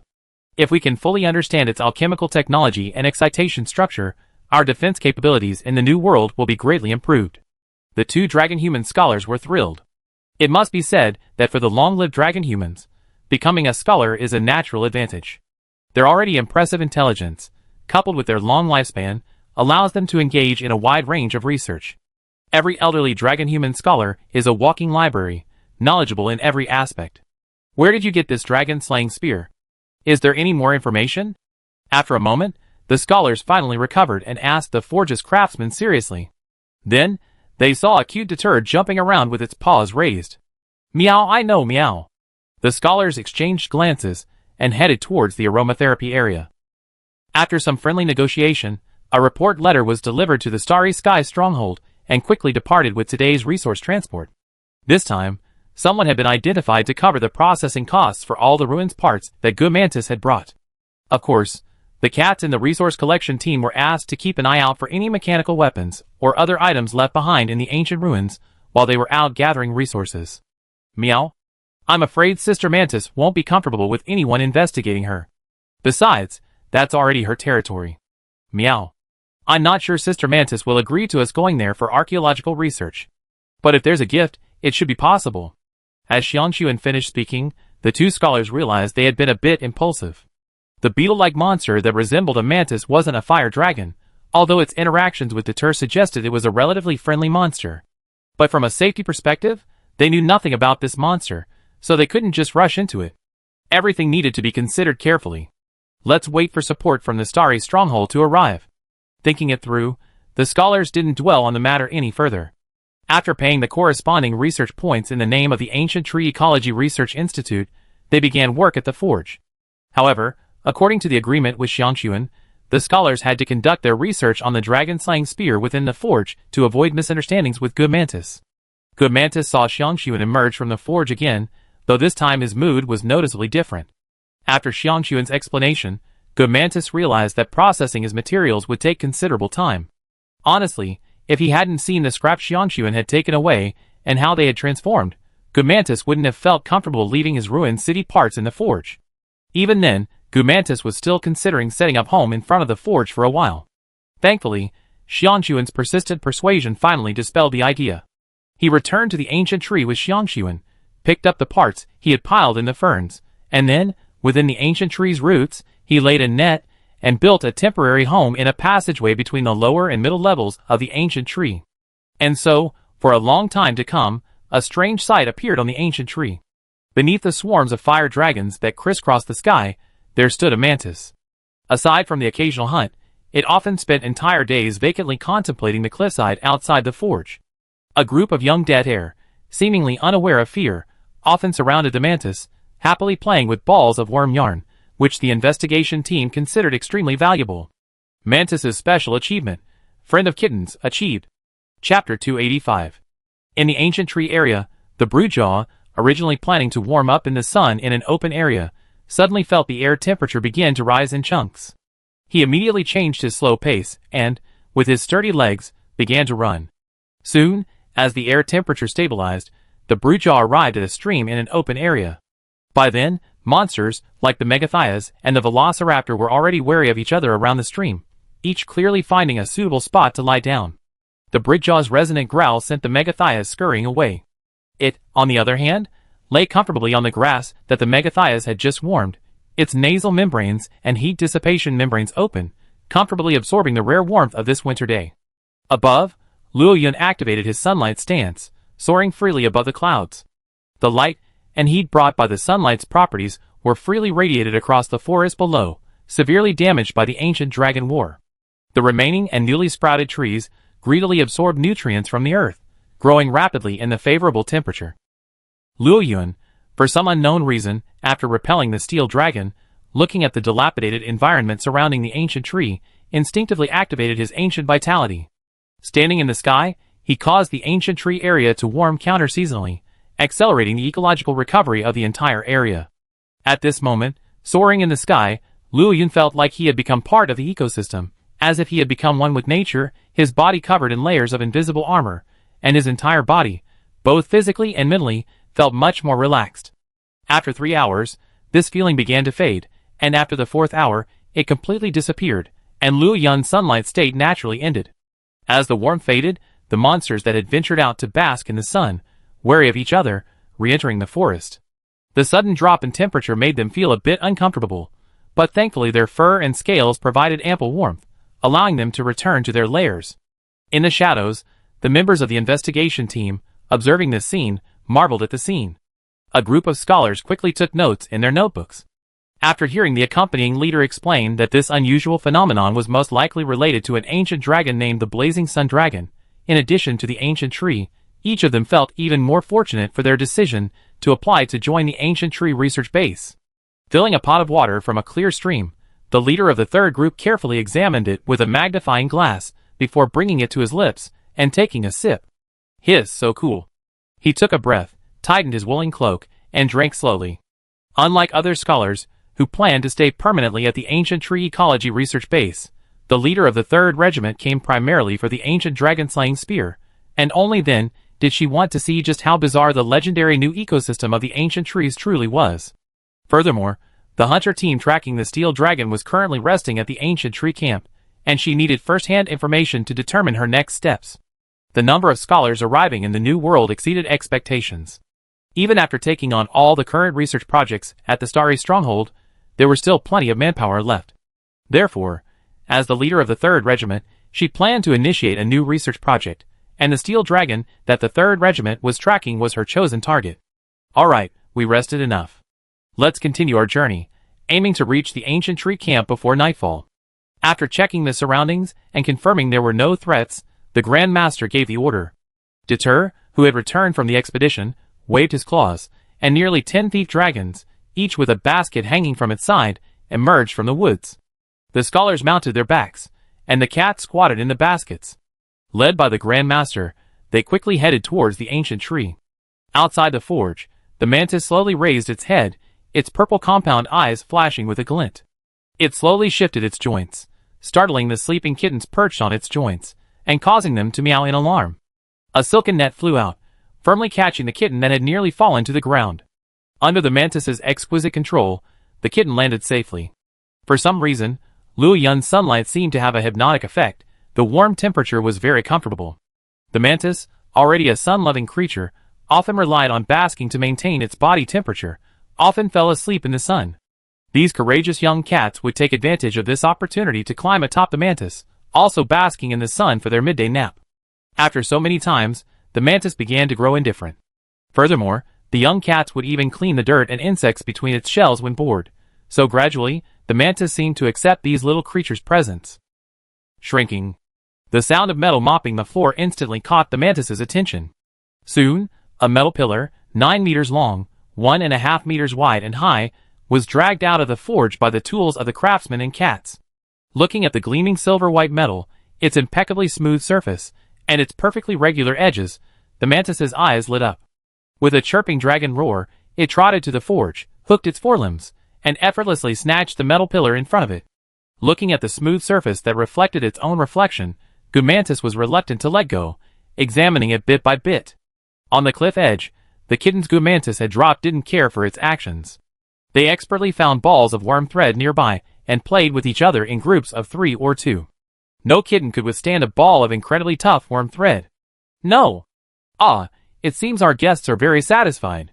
The 2 muscular craftsmen, their skin tanned from long hours in the scorching heat, clashed their palms. Their efforts over the past few days had paid off. The ruined city parts Gumantis had brought were large, and largely crafted using ancient smelting techniques. This meant that even a single metal pillar required several days of secondary processing. During this time, they had to continue their daily work. So, while there weren't many technical challenges, the actual operation was still quite physically demanding. After a careful inspection, confirming there were no flaws, the mantis became somewhat bewildered. This new part was so perfect, like a child with a brand new toy, afraid of damaging it, that the somewhat perfectionist mantis fell into a state of blissful conflict. After a long pause, he finally unleashed a large amount of silk thread to tightly wrap the metal pillar, ensuring it wouldn't bump or jostle during handling. Then, he turned to the 2 dark-skinned craftsmen. After tilting his head for a moment, he spat out a small ball of worm thread in front of him. Then, using his tail to lift the metal pillar, he headed towards the makeshift nest beneath the ancient tree. The 2 craftsmen stared at the ball of worm thread, nearly as tall as they were, wanting to say something, but unsure how to begin. Chapter 286. In the sky, after his daily high-energy release, Luo Yun arced and, instead of flying back to his lair, landed directly on the platform. At this moment, Yaji, Hao Fire Dragon, and the original Azure Fire Dragon of the ancient tree Fire Dragons had been waiting for a long time. Leader Fire Dragon Detail, the Fire Dragon Sage, and Tonkatsu were also quietly waiting here. These past few days, Luo Yun hadn't just sat idle after his daily sun-up. Each time he released sunlight, after the feeling of being protected by the world faded, a sense of emptiness would quickly return, growing stronger each day. In the past few days, news had spread throughout the ancient tree that Luo Yun was leaving for a while to travel to the Dragon Crystal Land. Some of the younger fire dragons, who had recently joined the ancient tree fire dragons, might have been puzzled by Luo Yun's decision, but those who had lived there for decades understood that it was an inevitable process. It should be said that the fact that Luo Yun had only just begun to plan a trip to the Dragon Crystal Land had somewhat exceeded their expectations. As a high ecological niche flying dragon species, and with the geographical advantage of the ancient tree, why has the number of fire dragons on the ancient tree remained relatively stable over countless years? Besides the brutal elimination system, when fire dragons reach a certain level of strength, they flock to the Dragon Crystal Land to seek greater power, and only a few return. It's not just the fire dragons of the ancient tree. Most monsters in the New World that can tolerate lava fields will, at some point, choose to travel to the Dragon Crystal Land. Those who can fly are fine, but many who can't fly are lost in the intricate miasma valleys or earth vein corridors, becoming nutrients for the new world. Therefore, while the fire dragons were somewhat uneasy about Luo Yun's decision, their concern was simply that their young leader would never return, not that he would die in the Dragon Crystal Land. Aside from that, they felt no other emotions. When Luo Yun suggested taking some fire dragons with him to the Dragon Crystal Land, only this azure fire dragon stood up. The reason was simple. The battle-hardened fire dragons in the ancient trees were mostly those who had returned from the Dragon Crystal Land, or those who were older and no longer had the desire to fight there, rather than battle-hardened fire dragons. Luo Yun didn't want to be a babysitter, so he naturally didn't want to take them along. Among the azure fire dragons, only this azure fire dragon's offspring had left the nest this year, so the decision was finally made. On a large platform, accompanied by Luo Yun's low roar, the 4 fire dragons took off on the updraft, identifying their direction, and spread their wings to soar into the distance. Damn, I'm still too weak, meow. Looking at the almost invisible figure on the distant horizon, Tonkatsu slammed the ground in frustration. It was the captain of the Fire Dragon Guard, yet, when the Fire Dragon boss chose to travel to an unfamiliar land to strengthen his strength, it wasn't even worthy enough to follow. This made Tonkatsu extremely upset. Since you know you're weak, then become even stronger, Fire Dragon leader Detail patted his son's increasingly robust frame with his dragon scale cane. After speaking earnestly, he exchanged a glance with the Fire Dragon clan's wise men. Next, they must accelerate construction on the ancient tree, ensuring a satisfactory result by the time the Fire Dragon boss returns. The investigation team, riding on thief dragons, climbed the ancient tree's inner passageway. From afar, they spotted a golden figure descending the passage, chirping cheerfully. The thief dragons retreated, and the cat seemed unfazed. Only a group of scholars murmured in surprise. It's a completely new monster we never seen before. Great. I didn't expect to see a monster unique to the new world just after arriving here. What a blessing. Is this also a symbiotic monster unique to the ancient tree? It's surprisingly not hostile to us. It's truly amazing. The scholars debated, immediately declaring the mantis a creature unique to the new world. The Grand Master had no objection. After all, after the information about the mantis was transmitted back to the old world last year, the Hunters Guild conducted a review and ultimately determined that no relevant information about the mantis existed within the guild. The guild named the monster mantis the mantis and defined it as a monster unique to the new world. When Luo Yun heard this news from Tonkatsu, he was at a loss for words. There was nothing he could do about it. After all, according to the timeline, it had been over a decade since the mantis in the old world was discovered. Therefore, since it was first discovered in the new world, and there are no records of it in the old world, there's no problem classifying it as a species endemic to the new world. As for the possibility that traces of the mantis are discovered again in the old world in the future, and investigations overturn the current conclusions, that's no big deal. Speculating on issues is part of the scribe's daily routine. The investigation team passed by the mantis, and the excited scholars gathered, eager to catch a glimpse of the ancient dragon, and headed back toward the canopy. An hour later. What? The Fire Dragon boss just left? Headed deep into the new world? And who knows how long he'd be gone? The Grand Commander stared at Tonkatsu in disbelief. The thought of explaining this to the scholars arriving at the ancient tree research base gave him a headache. Why today? The Grand Commander began to sink into self-doubt. Northeast of the Coral Plateau. Time flew by. Following his sense of life energy, Luo Yun soared across the desolate canyon, crossed the Coral Plateau, passed through the wind-drifting dragon's territory, and finally arrived at the northeastern side of the Coral Plateau. Without stopping, he continued to climb upwards. The volcanic zone of the New World is the highest point in the entire New World. Even a flying dragon would require tremendous effort to successfully cross this chasm. Flying dragons, like the explosive dragon, who are not good at climbing and flying, often cannot return once they leave the Dragon Crystal Land. Flying dragons face such a difficult journey. Monsters that cannot fly can only enter the Earth Vein Corridor from the Miasma Valley, and then follow the Earth Vein Corridor from the inside to reach the Dragon Crystal Land. If they are unlucky, they are easily swallowed by the magma in the Earth Vein Corridor. As the flight continued to climb, the air gradually heated up, and a pungent smell of sulfur filled the air. Black soil emerged, and a half-collapsed volcano, still oozing lava, came into view. This must be the gap that had collapsed for no apparent reason, as mentioned by the veteran warrior, the Azure Fire Dragon. As Luo Yun advanced, the sky grew cloudy and dark. These weren't dark clouds, but volcanic ash from the eruption. Lowering altitude, one volcano after another appeared, crimson lava flowing from the mountaintops, flowing down the ravines between the mountains toward the lower areas, ultimately reuniting with the Earth's veins in a hidden corner. Intense life energy flowed with the lava, and the scorching heat caused the air to distort slightly. Luo Yun's destination, the Dragon Crystal Land, lay somewhere within this volcanic region. Gaw! The acid wyverns panicked and retreated. Luo Yun and his fire dragon sprinted down, each grabbing one and gnawing at it in midair. Having lived in the volcanic region for years, these acid wyverns naturally tasted unpleasant, but here, they were considered high-quality food. Aside from assault dragons and monsters that could feed on, or, the main source of food for monsters in the barren volcanic region was the corpses of other monsters.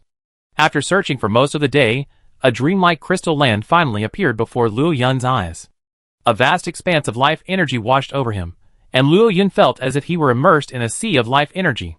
Every cell in his body cheered, greedily absorbing the invisible life energy in the air. Even before he had fully entered, the concentration of life energy had already surpassed that of the Earth vein corridor branch beneath the great ant mound wasteland. Excited, Luo Yun impatiently unleashed his swift wind wings, creating whirlwinds as he soared towards the interwoven world of black and white. This region, brimming with life energy, is centered around a massive crystal known as a dragon crystal.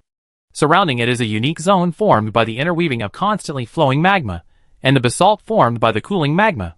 Ancient dragons slumbered within the Miasma Valley, their life energy fused into the Earth's veins. Excess life energy overflows and forms dragon crystals. Some dragon crystals condense within the dragon crystal's location, while others are ejected along with the magma during volcanic eruptions. In other words, these dragon crystals are the product of highly concentrated life energy, solidified through unknown means. It could even be said that these dragon crystals are the very essence of the New World itself, an indispensable element of the entire New World. Unlike the dark clouds above, upon entering the Dragon Crystal Land, the sky seemed to turn red, and shattered crystals covered the ground. Luo Yun landed on a piece of basalt, comfortably spreading his wings, allowing the immense life energy to wash over him. Crack!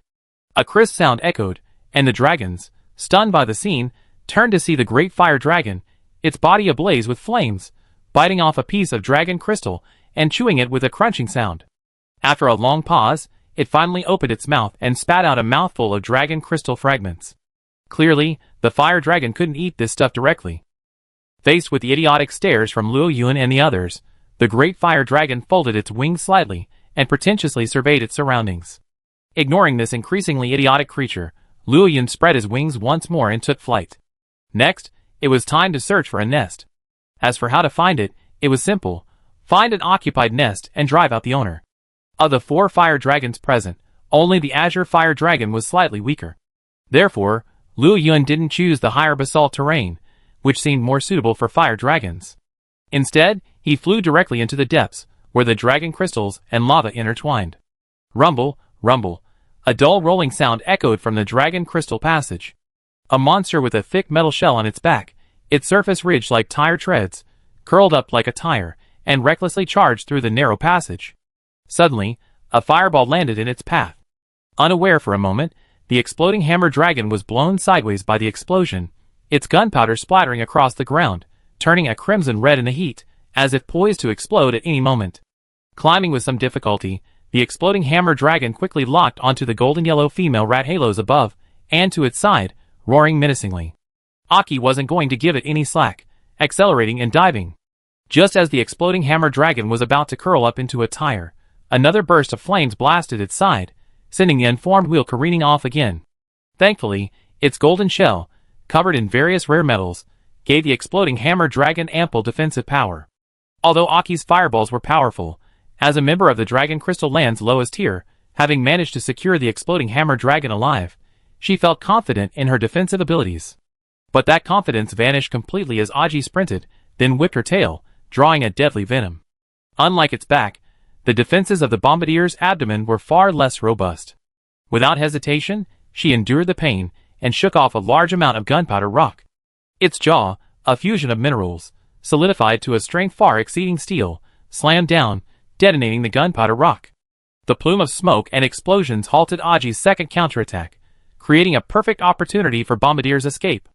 Amidst a shower of sparks from the friction of metal against the ground, Bombardier, like a race car about to launch, steadily built up speed in the smoke.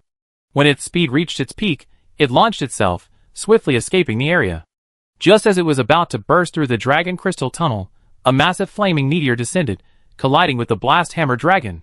With a painful wail, and the forceful ignition of a large amount of gunpowder rock, its plump tail detached from its body, and the Blast Hammer Dragon flew out into the smoke, collapsing heavily to the ground.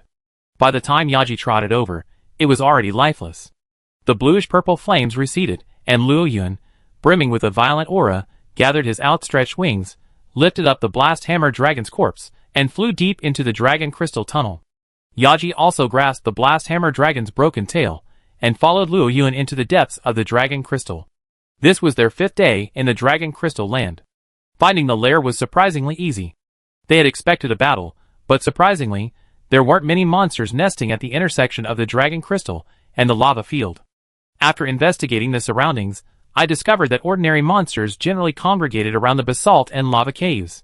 For ordinary monsters, unable to directly utilize life energy, the depths of the Dragon Crystal lacked both food and water, making hunting and entry and exit difficult. Furthermore, encountering the ancient dragons within was extremely risky. Thus, over time, the vast Dragon Crystal area became home to only 2/3 of ordinary monsters. Chapter 287. During these 5 days, the Great Fire Dragon and the Azure Fire Dragon each chose a place to live near Luo Yun's lair.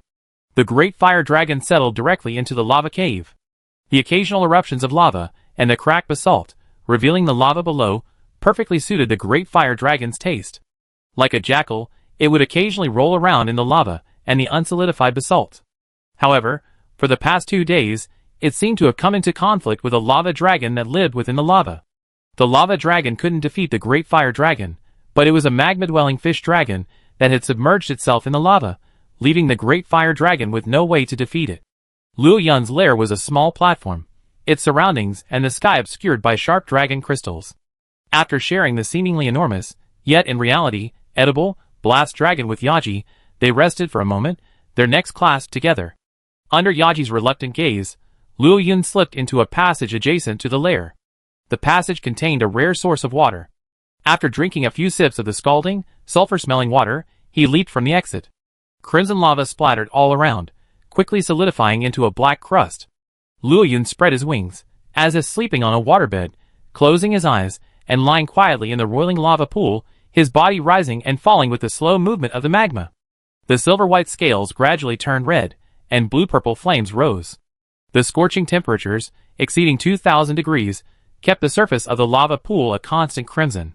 The magma, engulfed in tiny dragon crystals, began to disintegrate them in the intense heat, transforming them into pure life energy, which Luo Yun absorbed with all his might. The Rathalos, a ichthyosaur-like dragon with a solidified lava shell in its mouth, returned and immediately spotted Luo Yun, bathing in its lair. It cast a fearful glance at the bluish-purple flames suffusing the lava pool. Even the Rathalos, whose flames were already incredibly hot, were reluctant to be exposed to such flames for extended periods. To put it simply, Rapture Flame refers to flames exceeding 2,000 degrees Celsius, causing their appearance to change. Compared to the Black Dragon's Rapture Flame, the Brilliant Dragon's superheated heatwaves were nothing, but for ordinary ancient dragons and creatures below them, such flames were not something they could sustain for extended periods. The Rathalos carried the corpse of the lava dragon, which it had finally managed to snatch, and placed it beside the lava pool. As the intense heat of the Rapture Flame scorched the lava dragon's solidified basalt shell, it began to soften and slid down its body as lava. Seeing the lava dragon begin to blaze, the fire dragon immediately dragged it out and began tearing at its scales. Luo Yun observed the fire dragon's actions, but resisted the urge to beat up the creature that had used him as a tool. Instead, he focused on absorbing life energy. It must be said that Luo Yun was now like a brutal predator, absorbing vast quantities of life energy at such an incredible rate that the ancient dragons living nearby could sense the noise. The large black hedgehog, who was cleaning the excess thorns from its wings, was the first to notice something was amiss. Unlike the cocoon hidden somewhere beneath the giant dragon crystal, Luo Yun was still too inexperienced at concealing his presence. The Flame King Dragon, originally planning to investigate, spotted a black figure flying overhead. It retreated its forward limbs back into the cave, silently turning and heading deeper into the cavern. had finally managed to escape this creature's clutches, it couldn't afford to be discovered again. Infernape, happily enjoying its grilled fish, suddenly froze. It let the lava dragon fall, its wings spread low. Amidst the raging flames, its gaze fixed intently on the Nergigant entering the cave. The tyrannical aura, like that of a hellish demon, filled Infernape with visceral fear. The absolute suppression of its ecological niche reduced Infernape to a cowardly growl, a warning to the slumbering Luo Yun. Nergigant ignored the seemingly unappetizing Infernape. Its eyes glared maliciously at the bluish-purple fireball, which continued to absorb life energy. Its body crouched slightly, a sign of readiness for attack. Amidst the calamity, Luo Yun's eyelids fluttered open, his gray irises undulating, a cold glint etched across his azure vertical pupils. Luo Yun slowly rose from the lava, the scalding lava dripping from his wings and chest scales like water. The intense heat, capable of easily burning even a monster, instantly spread, filling every corner of the lava cave. He wanted to see who had the audacity to interrupt his evolution. As Luo Yun's gaze locked with his wings, once threateningly spread, froze mid-open. Nergigant, similarly prepared for battle, its body covered in sharp thorns, stared blankly at the silver-white figure perched atop the lava. Damn it! Nergigant! The dragon-deceiving male fire dragon! The atmosphere was momentarily awkward. Luo Yun hadn't expected the visitor to be a familiar dragon. He hadn't seen one since the siege of Tianhui Dragon. He didn't know if Nergigant had found Tianhui Dragon's body after chasing it into the Miasma Valley. Watching Nergigant with caution, Luo Yun began to consider how to break the impasse. Although they had some ties, now that his evolution had reached 94%, Luo Yun couldn't be sure if he would become Nergigant's target. After all, the life energy within him was no less than that of the Chaos Black Dragon back then. The lava cave was too small, making it too easy for Nergigant to get close. This battlefield wasn't suitable for Luo Yun to fight. Nergigant slowly relaxed his muscles, gazing at Luo Yun with a puzzled gaze. The more he looked at him, the more he found him fragrant. He couldn't quite comprehend. Back then, Luo Yun was just an ordinary ancient dragon-level monster. While formidable in combat, his life energy was low. But now, in Nergigant's perception, Luo Yun's life energy was no less than that of those nearing adulthood. In fact, judging by the efficiency with which he absorbed life energy, which Nergigant had sensed at the lava cave entrance, it seemed likely that it wouldn't be long before his life energy reached the level of a normal ancient dragon. Thus, Nergigant briefly considered whether to prey on this fire dragon that had once deceived him, but had also helped him with his hunts. In terms of strength, whether it was the brief encounter in the Great Ant Mound Wasteland or the siege of the Celestial Dragon on the Coral Plateau, Nergigant believed Luo Yun possessed the strength to fight him head-on. Furthermore, Luo Yun had helped him hunt his first ancient dragon. These combined factors caused Nergigant to waver for a moment. The two sides seemed to be at a stalemate. Until a dragon's roar echoed from above the lava pool.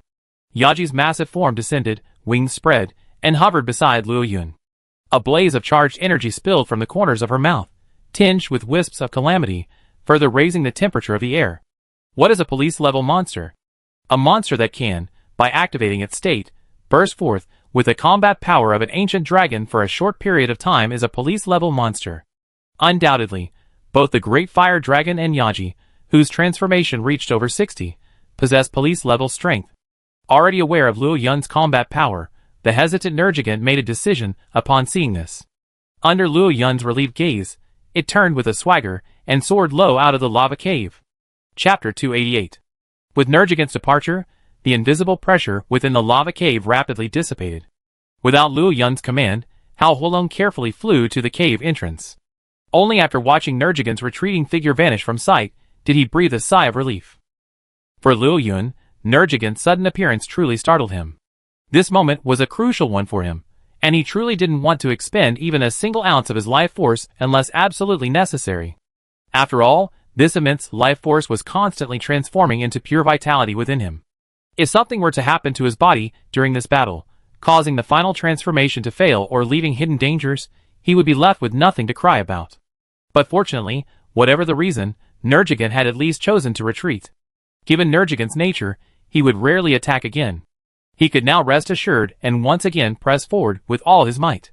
The intimidating power of the Nergigant remains considerable. While the Dragon Crystal Land harbors numerous ancient dragons, ordinary ancient dragons make up the vast majority.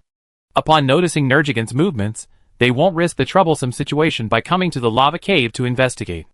As for those veteran ancient dragons, completely unafraid of the Nergigant, each one is a true homebody, quietly enjoying the blissful moments after breaking through their lifespans.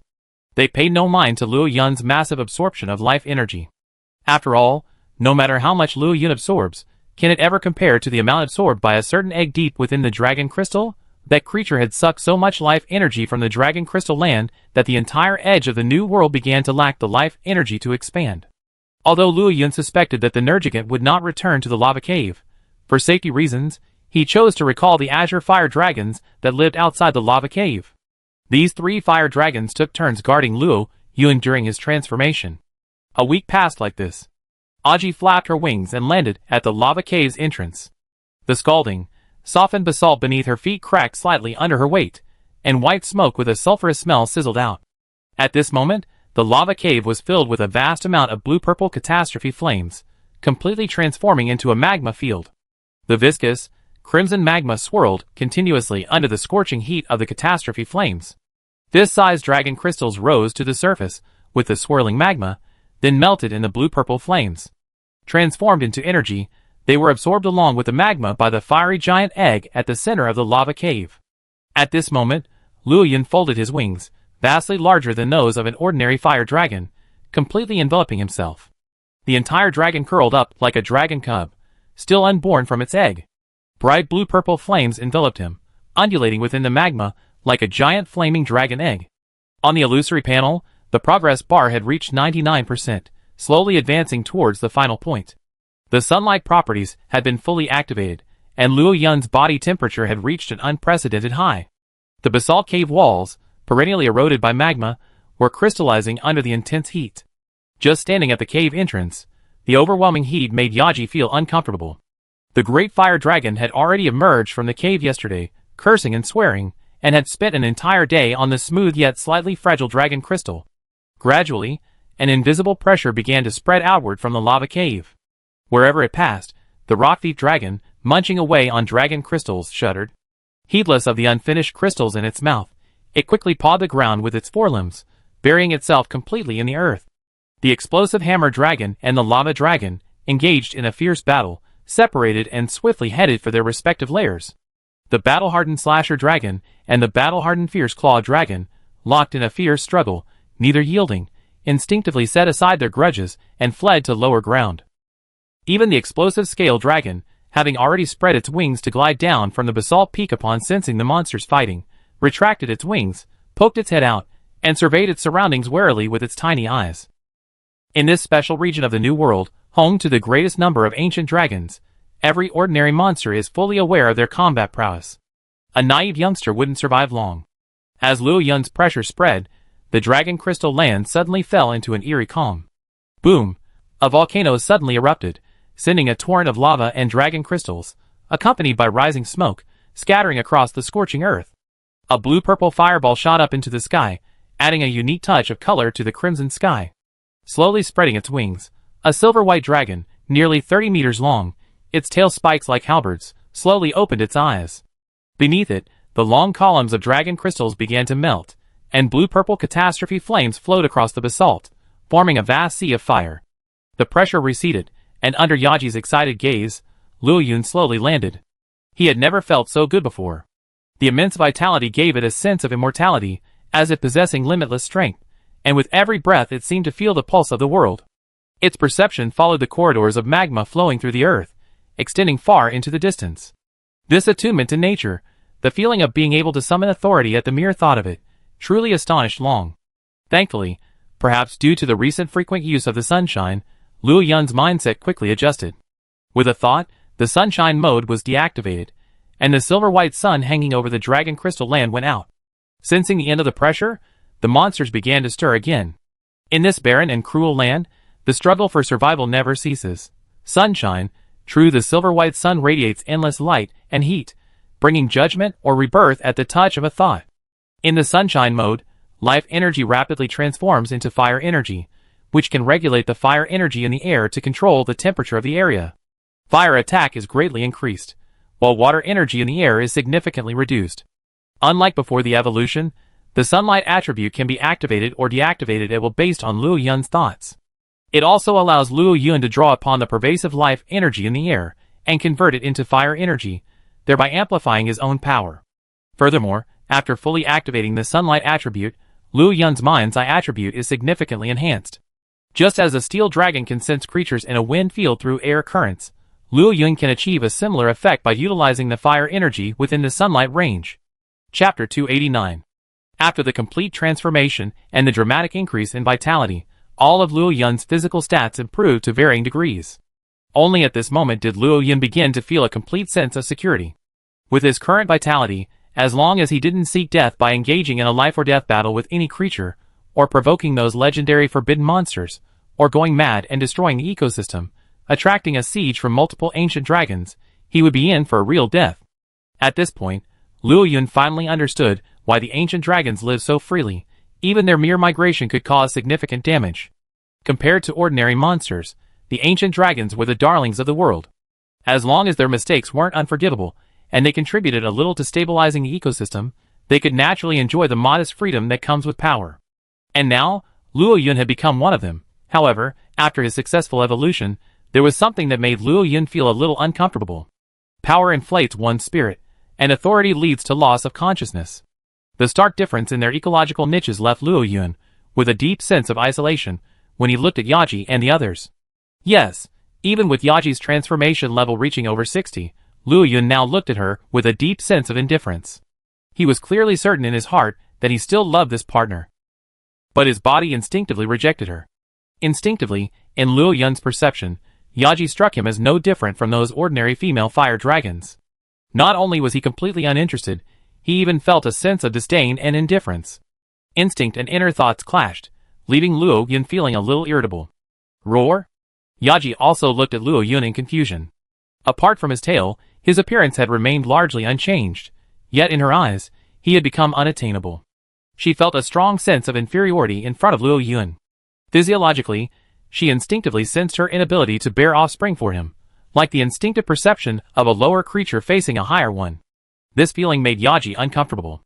Watching Luo Yun descend to the ground, meeting his calm, ice-blue eyes, Yaji, for the first time, refrained from approaching and becoming intimate with him. Unlike Yaji, the eyes of the great fire dragon and the blue fire dragon were filled with nothing but fervor. Influenced by their symbiotic nature, they had long since formed a strong bond with Luo Yun at the pinnacle of the pyramid. As Luo Yun entered a higher ecological niche, the emotions they expressed were nothing but admiration and respect. This was a reflection of the monster's ingrained belief in respecting the strong, and also the pride they felt in being part of their tribe. Amid such intense excitement, none of them noticed the strangeness between Luo Yun and Yaji. Luo Yun looked at Yaji, enduring his instinctive discomfort as he trudged towards her. Watching Yaji unconsciously avert her gaze, a hint of retreat, he lowered his head and gently nudged the top of her head. A familiar scent, tinged with the odor of sulfur, reached Yaji, who gradually calmed down. With a low growl, she nudged Luo Yun's neck. Finally, under Luo Yun's astonishment, she took a step back, staring at him with a determined gaze. Then, spreading her wings, she unleashed a confident dragon roar. The fire dragons were somewhat bewildered, but Luo Yun understood exactly what Yaji's roar signified. Yes, this was the Yaji he knew, the resilient dragon who had led her young brothers and sisters to survive the great Ant Mound wasteland after their mother's disappearance. At only 5 years old, she had dared to bring her young dragons back to her lair to raise them. The Earth Queen, always charging into the front lines of every fire dragon battle. The current issue between Luo Yun and Yaji was merely an illusion caused by differences in their ecological niches. With the blessing of their symbiotic nature, coupled with Yaji's already extremely rare talent, making her a world darling, this small ecological gap was insignificant. Yaji's confident roar had subsided his instinctive sense of isolation. Next, in this cruel land of dragon crystals, Luo Yun would proceed according to his original plan. Without excessive interference, he would protect the lives of Yaji and the others. Allow them to successfully advance in this land brimming with life energy. Yaji and the others have been guarding him for the past few days, and now it's Luo Yun's turn to report back. This area, having endured the prolonged calamity fire during Luo Yun's transformation, is no longer suitable for habitation. Now that Luo Yun has achieved a breakthrough, the next settlement should naturally be somewhere more suitable for Yaji and the others. Spreading its wings, its shimmering scales stirred up an updraft as it flew towards the basalt zone. In the ancient tree forest, At the junction of the ancient tree area and the outer area, a dragon-like girl, draped in an emerald green cloak crafted from alchemy, dodged the patrolling thief dragons and searched the area. Finally, she parted a cluster of ferns nearly 2 meters high, cut through the tangled vines, and climbed onto a boulder. Finally, behind the boulder, she spotted a cave entrance hidden among weeds and vines. Is this the place? The dragon girl cautiously approached the cave entrance, finding no signs of any creatures crawling nearby. The vines hanging from the entrance had grown densely, giving the impression of an untouched area. She slowly exhaled, took out her pocket knife, and cut through the vines, revealing a clear entrance. She then retrieved a light and tiptoed inside. It wasn't a large cave, but the light in her hand gave the dragon girl a clear view of the cave. The forest geckos, scattered around the shimmering moss, fled in panic under the light. In the corners of the cave, worms clung to clusters of mushrooms. Deep within the cave, a subtle gurgling stream curved and skirted the edge. Jumping down the stairs, following the increasingly clear feeling, the dragon girl came to the stream's edge and looked at a gray, moss-covered fragment. With a gentle poke of her finger, the fragment broke, revealing the remains of some monster's eggshell. Putting down her lighting tools and retrieving a small shovel from her bag, the dragon girl, driven by a deep thirst for knowledge, dug, shovel after shovel, along the path of the eggshell fragment. Time passed, and the dragon girl dug deeper and deeper, until finally, a pit nearly half a meter deep was dug. Crack! A crisp sound echoed, as the shovel encountered significant resistance, as if it had struck something. Chapter 290. Hearing this voice, a look of surprise finally crossed the dragon girl's face. Slowing her movements, she scraped away the dirt along the edge. Soon, the dragon girl reached out and lifted from the dirt a massive gem, over 20 centimeters in diameter, with a silver core and an outer layer of ice blue crystals. A special product from another world? The gem, exposed to the air, shimmered faintly, and silver particles with an ice blue glow emerged in the air. Even someone without any energy perception could easily sense the incomparably special energy contained within it based on the gem's current performance. The dragon girl slowly closed her eyes, as if listening to something. Desire, perfection, truth. After cradling the gem for a long moment, the dragon girl opened her eyes again. The ice blue silver particles surrounding the gem melted into her skin. The 3 fiery red scales on her forehead, like ornaments, shimmered with a silver metallic sheen and began to crystallize. I see. Are you going to give it to its rightful owner? The final piece of the puzzle. As a member of the rare New World Dragon tribe, the dragon girl's energy perception was naturally exceptional, and she naturally sensed the effect this gem had on her body. But almost instinctively, the dragon girl didn't resist this change. She glanced once more at the dark cave, then carefully wrapped the gem and the eggshell fragment in a webbed net and placed it in her backpack. Redraping his alchemical cloak for camouflage, he emerged from the cave. He nimbly climbed a nearby tree, reaching its summit and gazing at the ancient tree in the distance that seemed to grow into the sky. In the Dragon Crystal Land, ordinary flying monsters are rare. Firstly, most flying dragons aren't well adapted to the harsh environment of the volcanic lava zone. Secondly, flying monsters are too conspicuous in this land, making them easy targets for ancient dragons or even some very powerful flying dragons. For example, right now, in the Basalt Zone, Aki was battling a battle-hardened Blast Hammer Dragon. Blast Hammer Dragons are indeed at the bottom of the ecological niche in the Dragon Crystal Land, but remember, this is the Dragon Crystal Land. Even ancient dragons are included in the ecosystem. Monsters here, even of their own kind, are far more powerful than those found elsewhere, not to mention those that have survived to the point of becoming battle-hardened individuals. It's no exaggeration to say that even if this battle-hardened Blast Hammer Dragon were placed in an ordinary volcanic zone, it would be a true Map King-level monster. However, in this moment, the monster, in a duel of strength with Aki, was unexpectedly knocked over by Aki's violent dragon chariot. A beast dragon lost in a duel of strength against a flying dragon. Aki forcibly pushed through the barrier of the veteran hammer dragon's exploding gunpowder rocks, delivering a brutal tail swing to the newly recovered veteran hammer dragon. Following another injection of fierce poison, the veteran hammer dragon finally succumbed. It flung its head back with its sturdy jaws, forcing Aki back and curling up to retreat, but the massive loss of blood caused by the anticoagulant poison had unknowingly weakened it. His mind drifted off, and his body lurched, unconsciously flung from the tumbling wheels, crashing heavily against the basalt wall. His once powerful legs kicked unconsciously, and the last thing he saw in his blurry vision was a massive fireball shimmering with wisps of blue-purple flame. Boom! The explosion startled nearby monsters roaming for food and also attracted a native monster from the Dragon Crystal Land. Ah! It's coming with sound. A loud and distinct dragon roar echoed from afar.